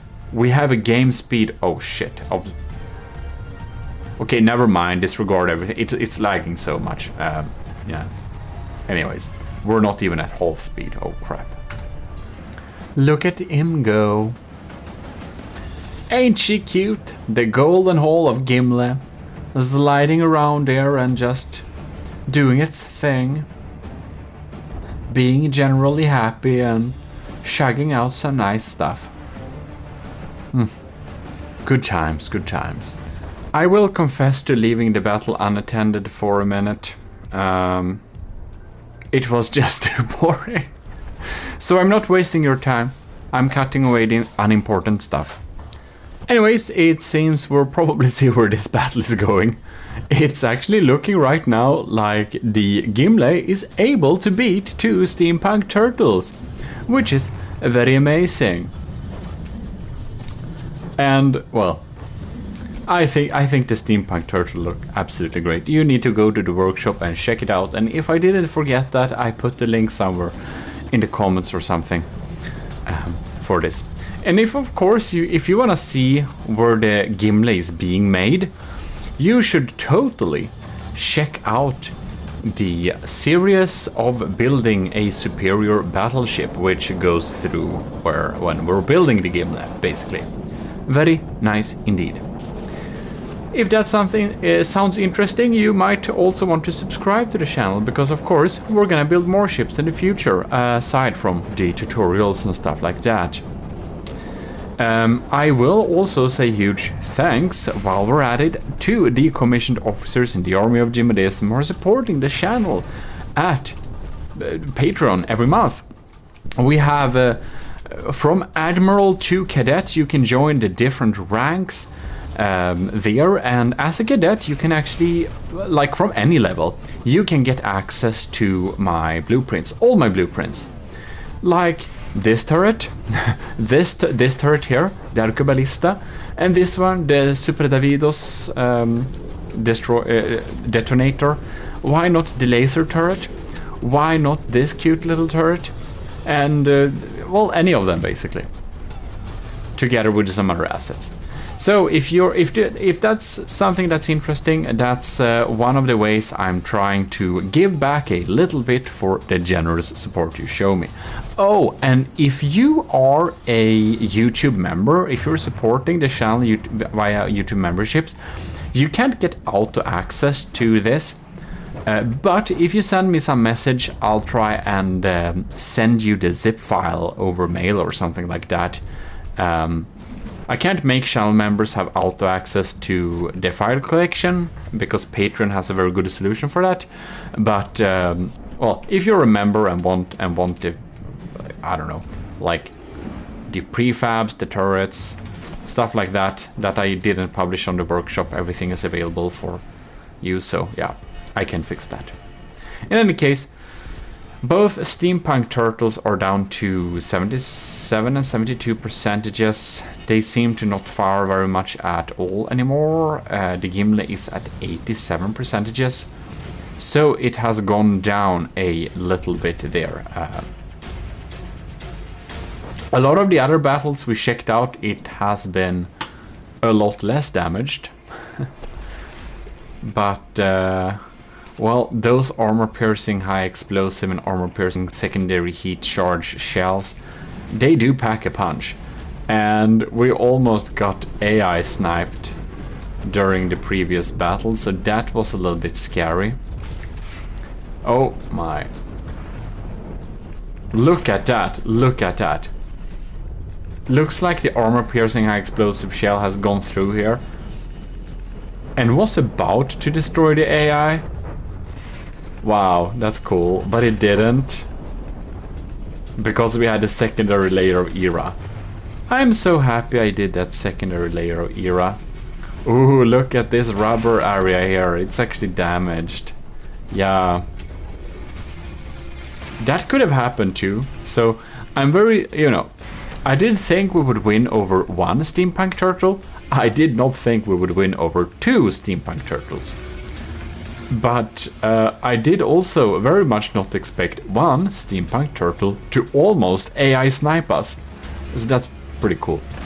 Now this is a little bit of a lazy version of best of 3, but if we do one battle against the steampunk turtle and it loses, and then we do a battle with the Gimli against 2 steampunk turtles and they lose, I think that's kind of best of 3, right? So I would say the Gimli is able to take out one steampunk turtle, definitely. We can say that's a conclusive evidence of best of 3. And it probably takes out 2 of them, but that's not... well, I don't know. If we did this battle again, maybe we would have reached different results. Who knows? And it is of course slightly possible that the steampunk turtles wins. It's just, let's say, unlikely. God damn it, the lag. One steampunk turtle is down to the nice number of 69%. Oh, both of them are, actually. Which is cool. But yeah, so the team 2, the team steampunk turtles are at 69% and the Gimli is at 86. And the lag is so bad now, man. It seems that it lags because its propeller pod pause are a little bit touchy here. So yeah, that explains a lot. Well, that's not playing in favor to the steampunk turtles, but it's also not playing in the favor of our FPS. So yeah, that's why. Oh man. The steampunk turtles are deciding to completely collide. One is at 67%, the other is at 66%, Gimli is at 85%, and it hasn't been dropping very quickly recently. So with this setup, I will most likely conclude that the Gimli is definitely winning this battle, because that's where it's going. And if we did this battle again, well, it's possible we would get other results, but we can conclusively say that the Gimli is winning over one steampunk turtle at least, and probably two. So I think that's pretty amazing. This time we are going to do the first official battle of the Gimli battles. So the battles we had before, and some of the battles we'll have afterwards, are unofficial battle. That means that the ships do not meet the requirements that I have posted in the well, in the rules for building. Well, those ships are namely like older ships, ships that already exist, like the Titan's line, like the Turtle Lord, like the Draconia itself, my Draconia. It doesn't meet the rules. But this is the first official submission we'll have under this battle. This is the Super Annihilator by Saito Shepard, who has submitted several ships before. You've seen his builds, and they have the distinctive stripy design looking here. So it has a really cool distinctive style that we definitely can recognize as one of Saito's works. So here we got, of course I spawned it in an adventure mode just to check it a little bit. Now I require that the submissions, either you submit one ship that's an official battle version and one that's a parade version. So for the battle version, all lights need to be turned off to mitigate lag. However, I just added an little block, a little ACB block, to turn on all the lights for when looking at the ship. So I don't know, maybe my strength of the lights, maybe they're a little bit too strong or weak. I don't know. I just set them all to 40%. In any case, let us check this ship a little bit here. So I think we're going to do one of these left-right cutters, just so we can check through a little bit here what's inside. So we seem to have a lot of... we got some heavy armor boxes with ammunition here. Right, we got some engines going on. This is a fuel engine build. We got some pretty big, like APS turrets. This is an APS design. We have thin turret necks here. So some people like to do thin turret necks, and we got some heavy armor. This seems to be pretty strongly armored. A lot of alloy, a lot of heavy armor. It's a very megalodon type of armor, I'd say. It's probably a little bit more expensive armor than I would have opted for. But a lot of people like this armor, and we will see its effectiveness in combat later. We have a properly insulated EMP box here with rubber inside. That's super nice. We got a EMP insulated little laser area here. I think this is lamps. So that's super nice that the laser is insulated too. We also got some steam here, so I believe this steam only gets activated when it's in combat, probably, because now it's chilling pretty much. And why do we have... Why? Oh, this is probably just a... oh, that's the air conditioner. I think Saito Shepard talked about that in the Discord, that his Super Annihilator had from the depth first air conditioner. Alright, we got some more heavy armor boxes there with ammo, so it's really spread out. Good to not have all the ammo at the same time. We got some really heavily armed areas for the propellers here. You can see it's stacked up there. Got some vertical launch missiles here. Now they are standing on a base of surge protectors. Not sure that that will help, but maybe against torpedoes. We got some heat decoys too. Well, that's good, because good foresight to Shepard. Good that the super annihilator has that, because she will be saved by that. The Gimle is targeting hot blocks for some of its weapons. We have some up props here, and that's of course super good, because I ban water pumps, unfortunately. I would love to have water pumps, but if you missed me saying that, they lag too much for me, so it's not possible. Just wanted to take a little look at the cross section. So we have a really thin exterior layer. So this works as a super huge air gap just to catch all the spalls. Then we have a checkerboard wood and metal mix armor. I would say that it's probably better to have layers of wood and metal, but that's up for testing more in the future. We'll do some empirical testings of that. But in any case, here you can see we have several layers of, okay. So we have several air gaps down here. Now I would probably move one of the heavy armor spall catchers maybe out here instead. But here we have them in the center, so it's protecting stuff in the center really much here. Okay. Interesting indeed. We have a pretty expensive, strong armor here. We don't have a lot of top armor, so the lambs on the super annihilator better be good, because the gimless mortars are coming. They're not very dangerous actually. But in any case, what's really cool here, we're gonna check some of the guns here. What do we have? We have an armor piercing high explosive down there. All right. We can check this gun up here and see if it's the same. No, this is a sabot. Sabot. All right. So we have a sabot, we have an armor piercing, and we have another armor piercing heat secondary. But this heat secondary should probably have some charges behind it, because this heat secondary is pretty weak now, I believe.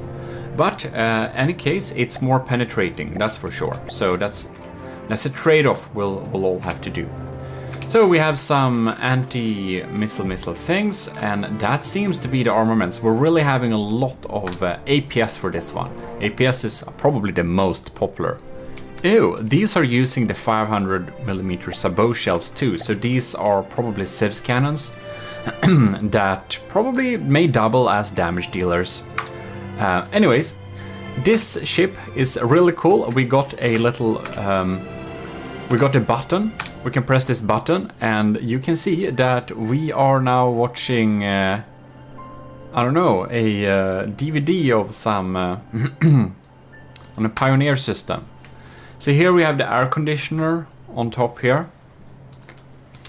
And yeah, then we can walk out here. We got a nice view of the outside. We can walk upstairs here for a little heat decoy. And walking out down there. There is also a ladder upwards, but it's just, it's a empty room up there. So we definitely got some interiors here. I don't know if we can get... Yes, we can get down from here. That's good. So we have more heat decoys. We actually have a lot of heat decoys. I think the Draconia will... No, of course, I mean the Gimle will definitely zap around some different places.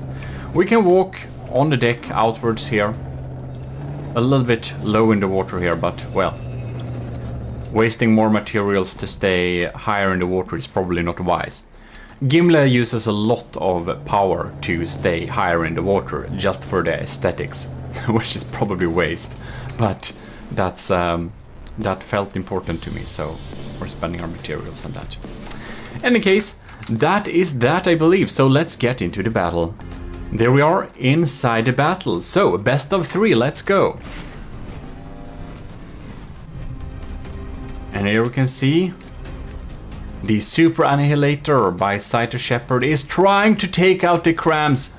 Man, but it didn't.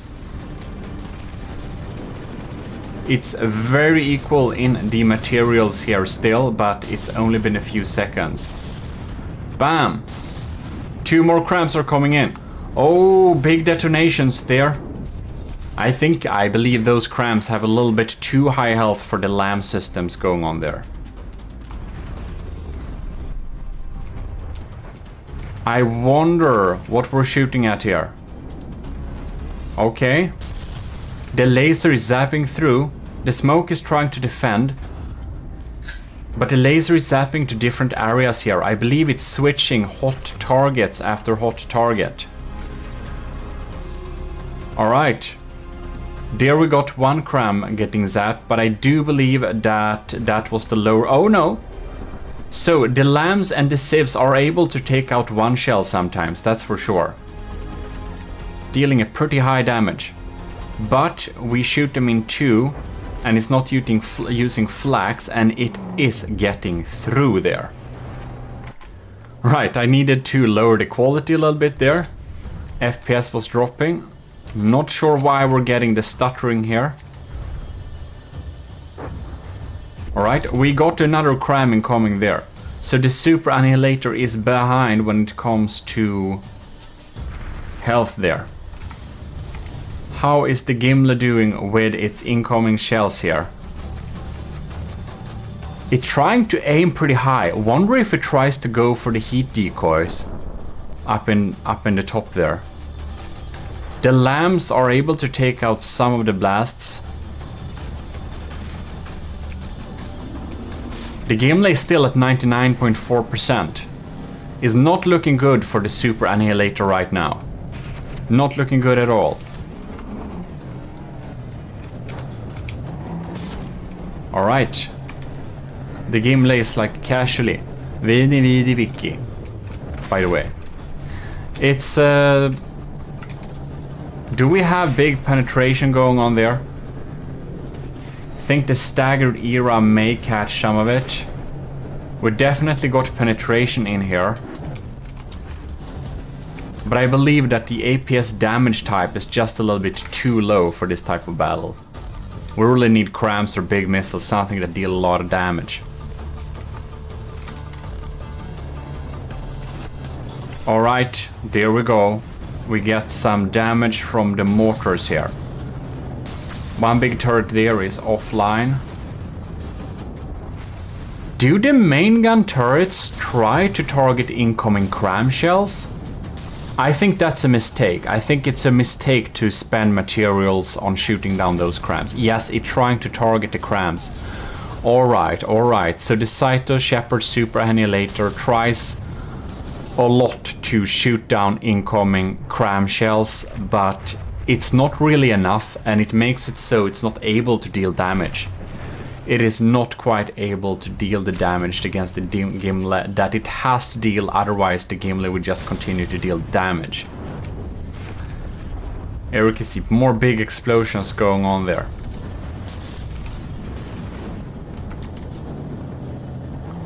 Another 2 volley, bam!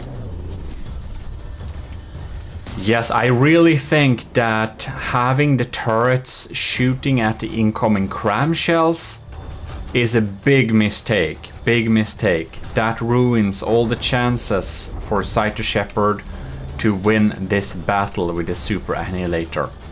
Just not possible. And smoke seems to be offline here now, so the laser just burns through.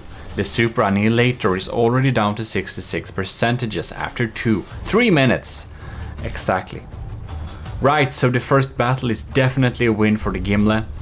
We will be moving into the next battle, because of course this is best of 3. It's always possible that the Gimli was just basically lucky.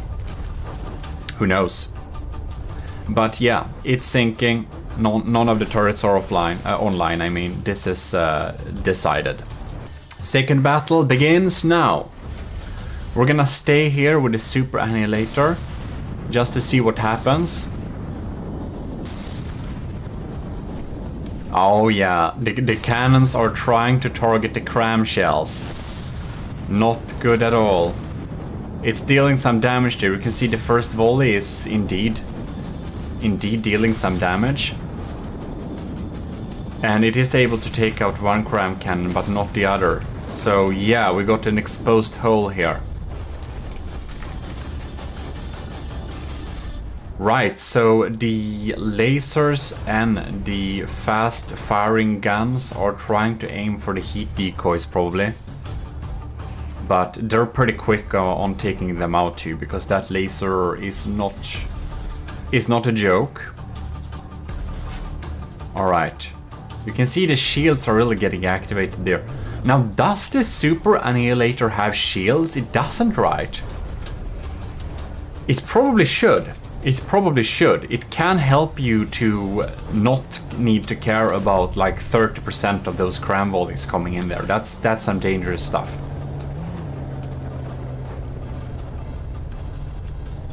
All right. I think we need to slow down time a little bit here. We want to check what's happening with the shots here. We're gonna stalk them. This is the armor-piercing high explosive. They have super cavitation. They fire underwater. Lambs tried to target them, and both got taken out by ERA. Well, that's why I have ERA, by the way, on selected spaces, just so that the AI doesn't get one-shotted.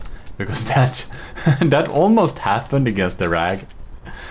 Almost happened. It was not a fun day, but I'm happy we still won that battle nevertheless. Okay, we're at full speed here.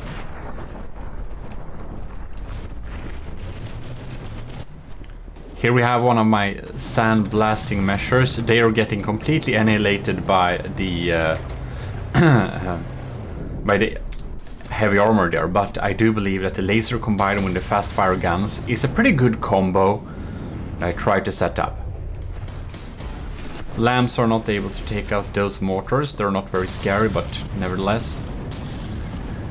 Game lays at 99%. Sight to Shepherd Super Annihilator is at 90%.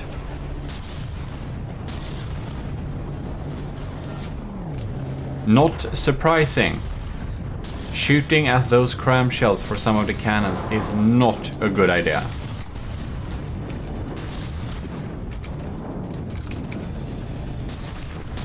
Yeah, it just doesn't have a chance to take out those cram cannons, man.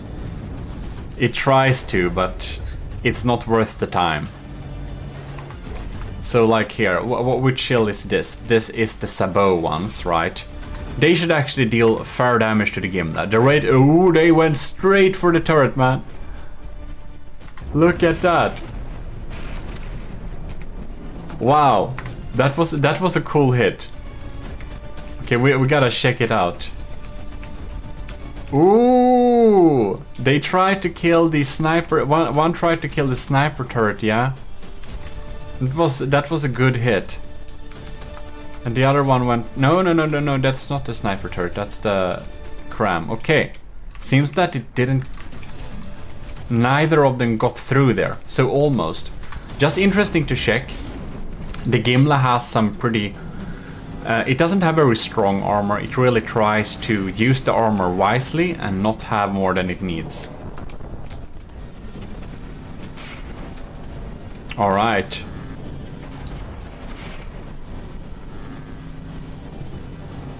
Right.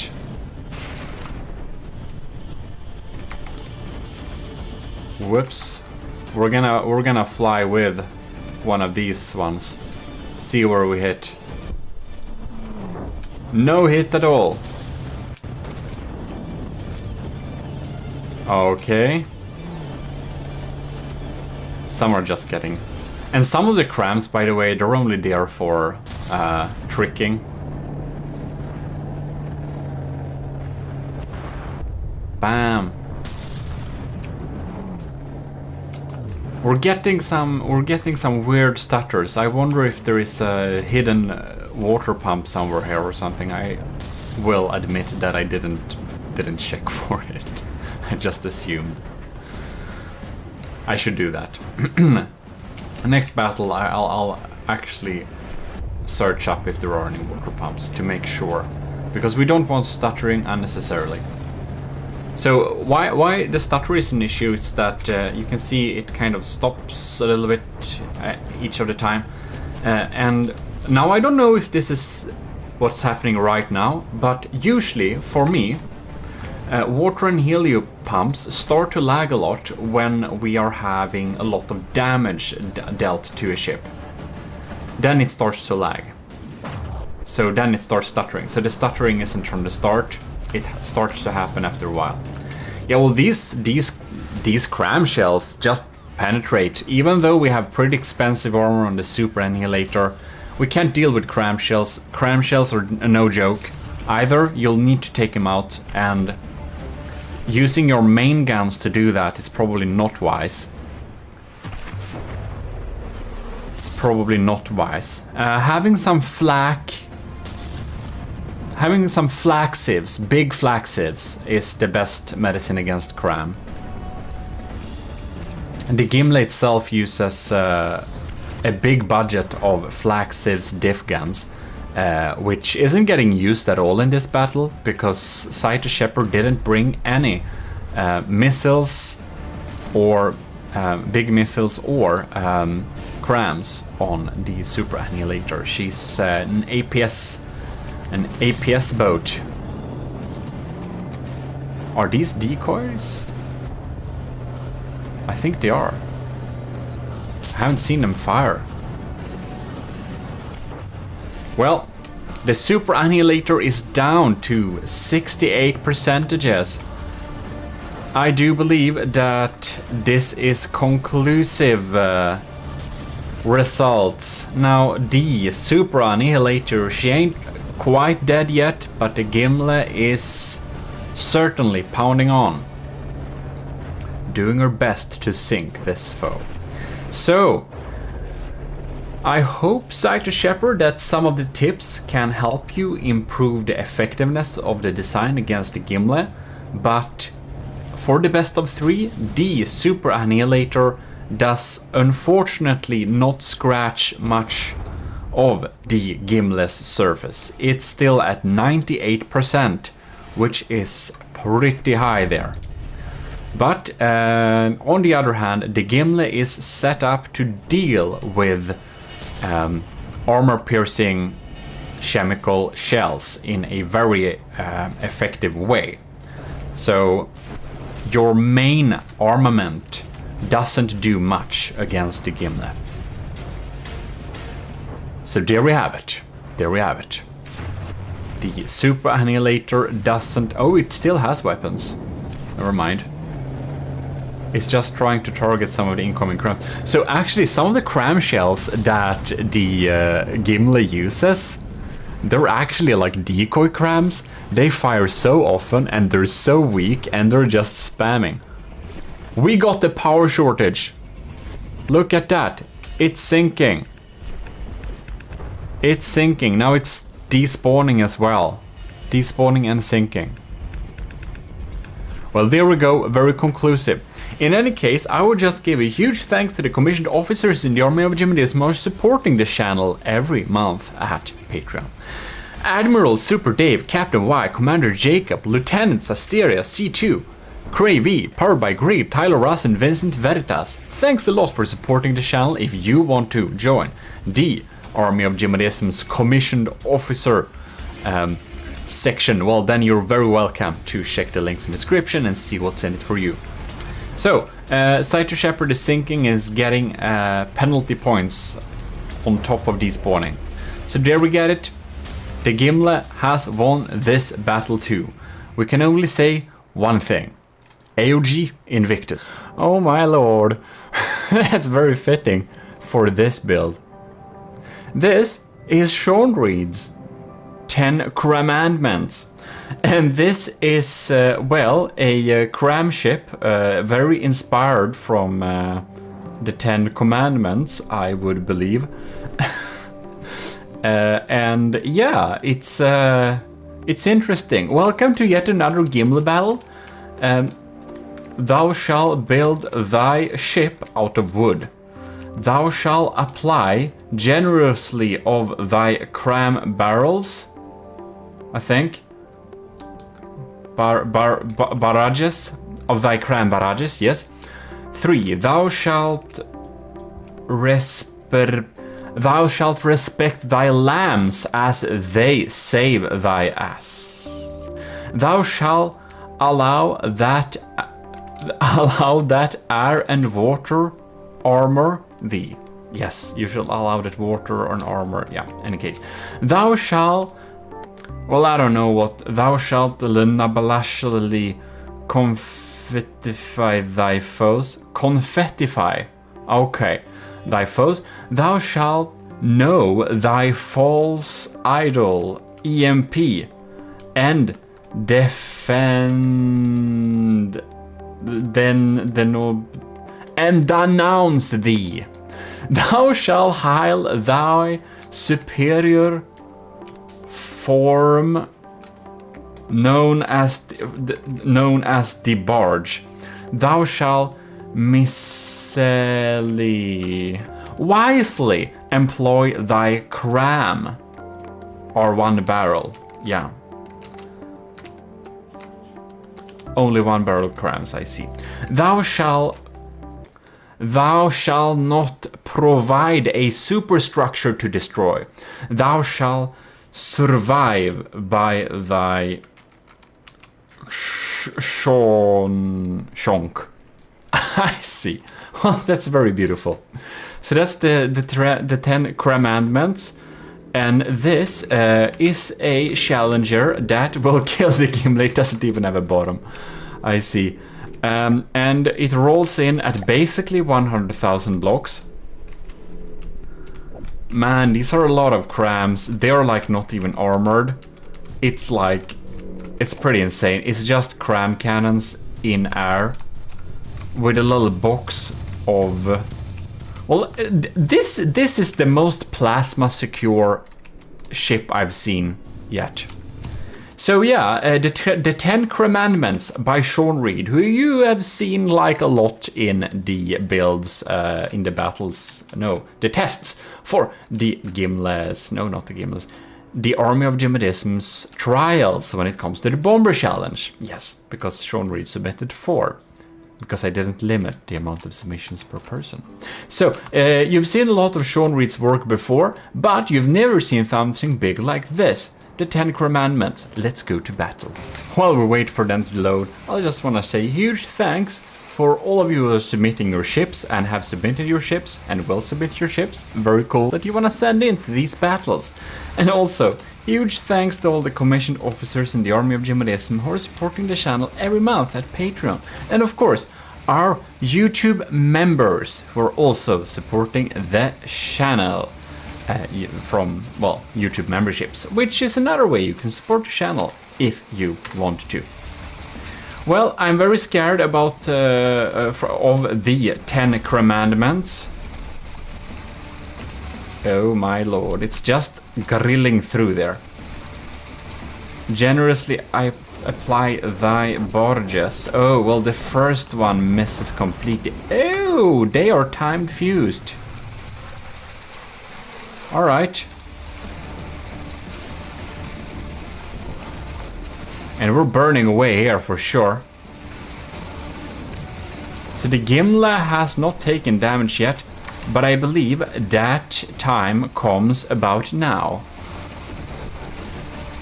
Oh lord, I wonder how much health these have. Oh! Damn, we did some damage. Barrel clipping. That's some scary stuff. Wow, we lagged up some there. That's like several systems popping off there. And it seems the laser systems wasn't too happy about that. Alright. 10 Commandments is behind in health though. kind of surprises me. It has shields, actually.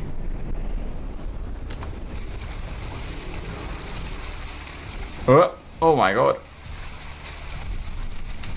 It's like, what are they gonna hit? Well, they hit something, but man, it's just so much wood. The laser is probably doing the heavy lifting here. Hope the commandments have smoke, because otherwise it's not very good. What should deal some damage though is actually the hollow point mortars.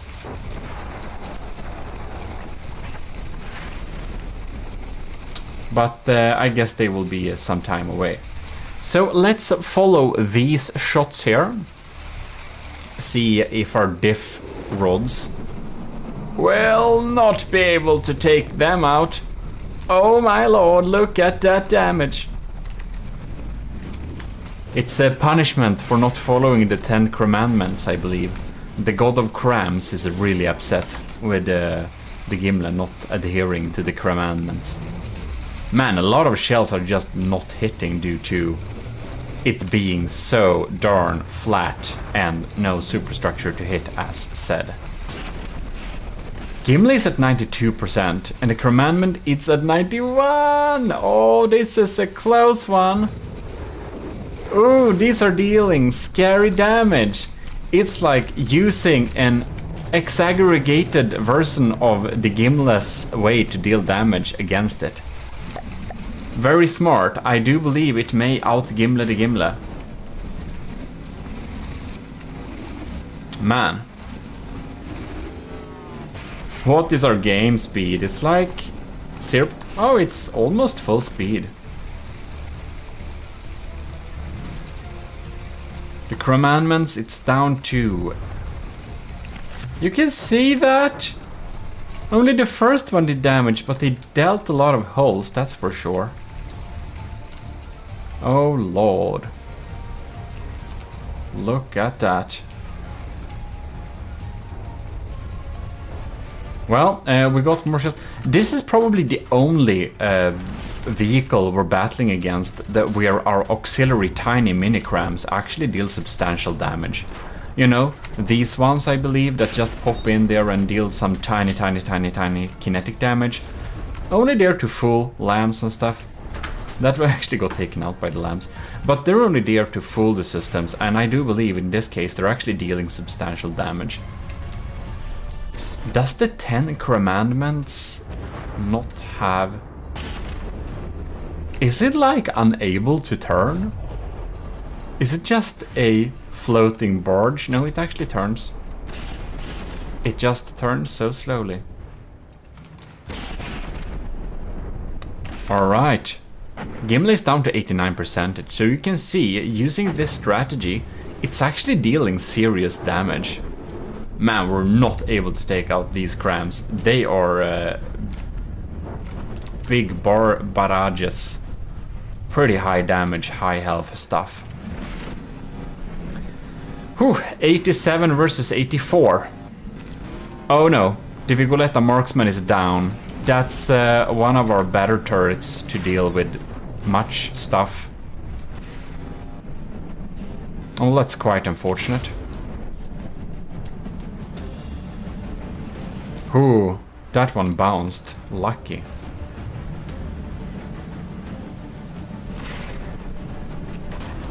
Well, our laser ain't lasing very much. I really need those crams to not stop popping in there so we can actually fry away. Because the Vigoletta marksman was one thing that actually did a lot of the damage, I believe. It just peeled away those wooden blocks one by one. If we had 2 of those, I believe our chances of winning would have like doubled. But now we have none of them. Well, ew, here we see. Here we have some space shots. Gimli's at 85 and the commandments, she's at 82. Boom! This thing is so close to just popping off. Ooh, bounced. Gimli is at 84 and the Commandments is at 81. This is a tough battle for sure. I don't know which one of these big cram ships are gonna win it. Now we accidentally followed these shots instead. Bam. Well, due to all the space, it's very easy to... yeah, not shoot stuff. Just shoot air. As the... now the Commandments is a little bit unreadable now, but basically armor yourself with water and wood. And this is something it indeed has done. I'm a little bit curious to see how the sniper shots are doing, because the sniper shots, if coming in the right angle, could potentially take out a lot of stuff. Gimli's at 83 though, so it is in the lead still, but it's pretty damaged. We're just not able to take out those crams, and with crams, if you get an AI hit, look, a frag hit an AI part here.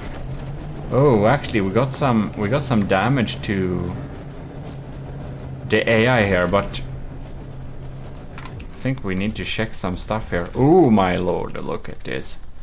It has dealt damage to the AI. So only the auxiliary part here, but it didn't take out the AI block, fortunately for us, but man, that's scary.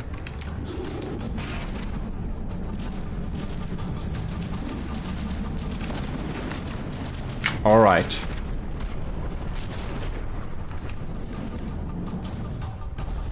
More cram shots popping in there. That just deals so much damage. Look, this is our 64 pounder. This is the only opportunity it has to actually deal damage that matters. Okay. The Commandments have one. Oh! Another turret fell off. Lucky for us. It has a substantial lower amount of turrets now. Oh lord, it's... oh, that was the lag. This section fell off. The 10 Commandments should be pretty immune to plasma, by the way. Not immune, but like... it should take a lot of plasma beatings, actually. Well, 6 minutes in-game battle. I think it has been maybe 10 minutes in-game battle. Or out of game, IRL time. Alright. Here we can see them popping in there. They're like tearing off, and that was a proper one. Yeah, well, the laser is lasing. It feels like the cram shells from the Commandments isn't shooting too often. Well, it did some firing. Ugh. Even though it's down to 72, it's like dealing a lot of damage. This is definitely an interesting way to build. It's pretty close. It's actually closer now than it was before. It looked like Gimli was on her way to win, but it seems that that advantage is not as visible anymore. You can see in the internal cavity of this thing, it's just a big bunch of empty air. And then we have the laser core thing popping in here, and well, some damage has leaked through, but not enough to kill it at all. And now it's like a 2% difference. The Commandments may actually win this thing. Look at that. It just continues to deal damage because it still has a substantial amount of cram cannons left. The Gimli seems to have all its crams intact too. Oh, we're 70 versus 70. This ain't good for the Gimli. Oh no, the sniper cannons! The tiny auxiliary sniper cannons got shot off. I think if our difflax, instead of protecting us, just dealt damage to the commandments, that our chances would have been doubled too. Well. Ooh, nasty crams. Is this one disabled? It seems to be. Has a tiny bit of barrel there. Question is if its failsafe will stop it or if it's like turned off. The Gimli is actually behind in health now. That's insane.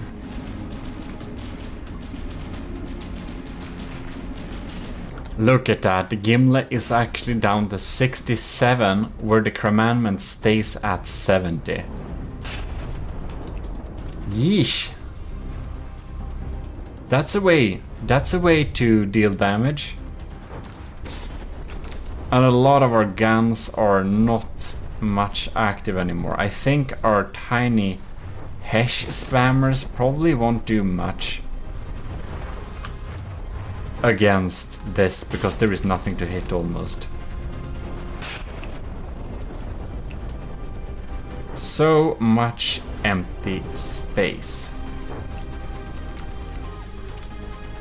So we got 1 cram, 2 cram, 3 cram. Like most of them are actually, or no, half of them ish is intact. Gimli's at 60%, Commandments is at 69. It's looking like the Gimli is going towards losing actually. Oh, our lasers! All our lasers are killed. So we ain't lasing anymore. That ain't very good at all.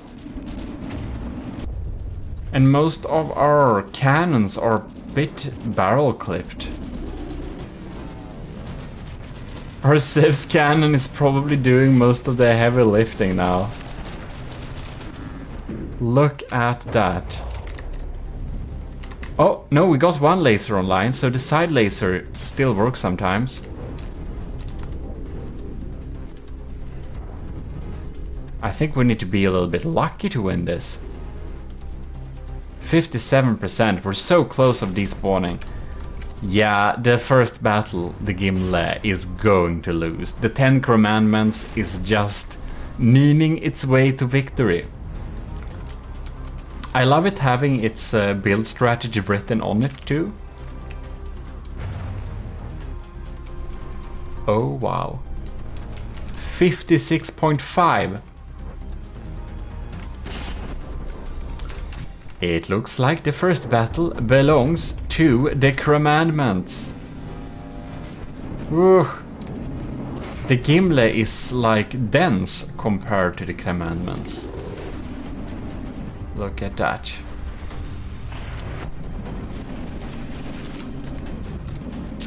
The Gimli is below 55%, which means that big congratulations to the 10 Commandments for winning the first battle. This is however best of 3, so we're gonna restart the battle and see what happens. Thou shalt survive by thy shonk. The 10 Commandments wisely say. So let's go. Battle 2. We're gonna stay here with the Commandments and see how it's trying to protect itself. The laser is like, if we set up with some breadboard or stuff, we could probably make the laser dissect this thing. No, bisect, I mean.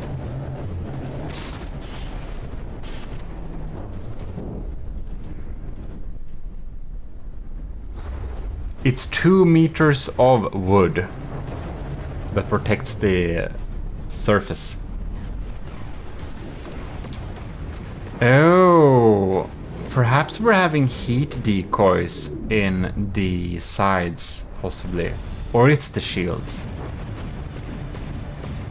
Because we're trying to shoot at hot blocks, the laser does.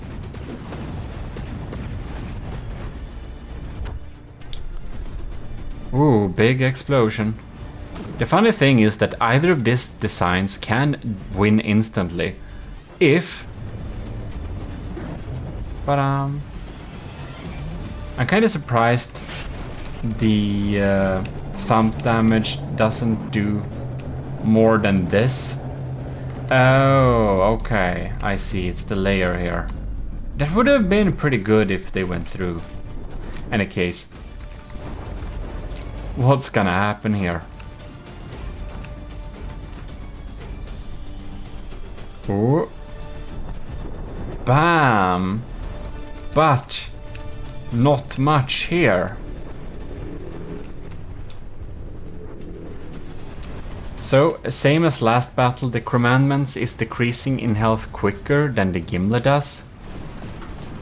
Oh man, are we so lucky we're just grilling off this turret here? No, we're not. Well, that's sad. Can my laser, like, I don't know, just shoot off things here? We need to get rid of these man, that's just tiny turrets. It's like insane. This is like the most small cram turret that I've seen. Not the most, but almost the smallest. Right. It feels like the laser is powerful enough to, by sheer luck, be able to cut off some turrets. The Gimli took some serious damage here. We need to see what happened over here. The game is slowing down a bit too.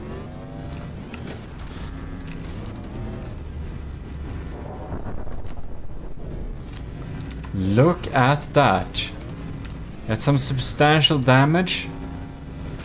But it's so funny. It's so easy. Like, either of this ship can win in an instant if they just get a lucky AI hit with those crams. Can't protect yourself against crams very well. Man, these crams have high health. That's some pretty strong barrages. Oh no.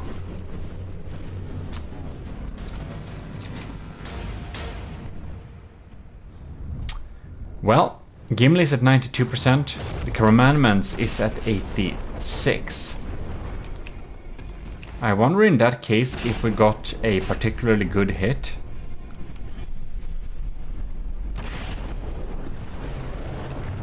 Oh! I think we did.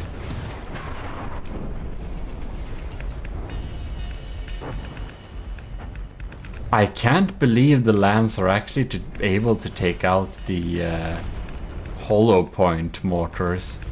They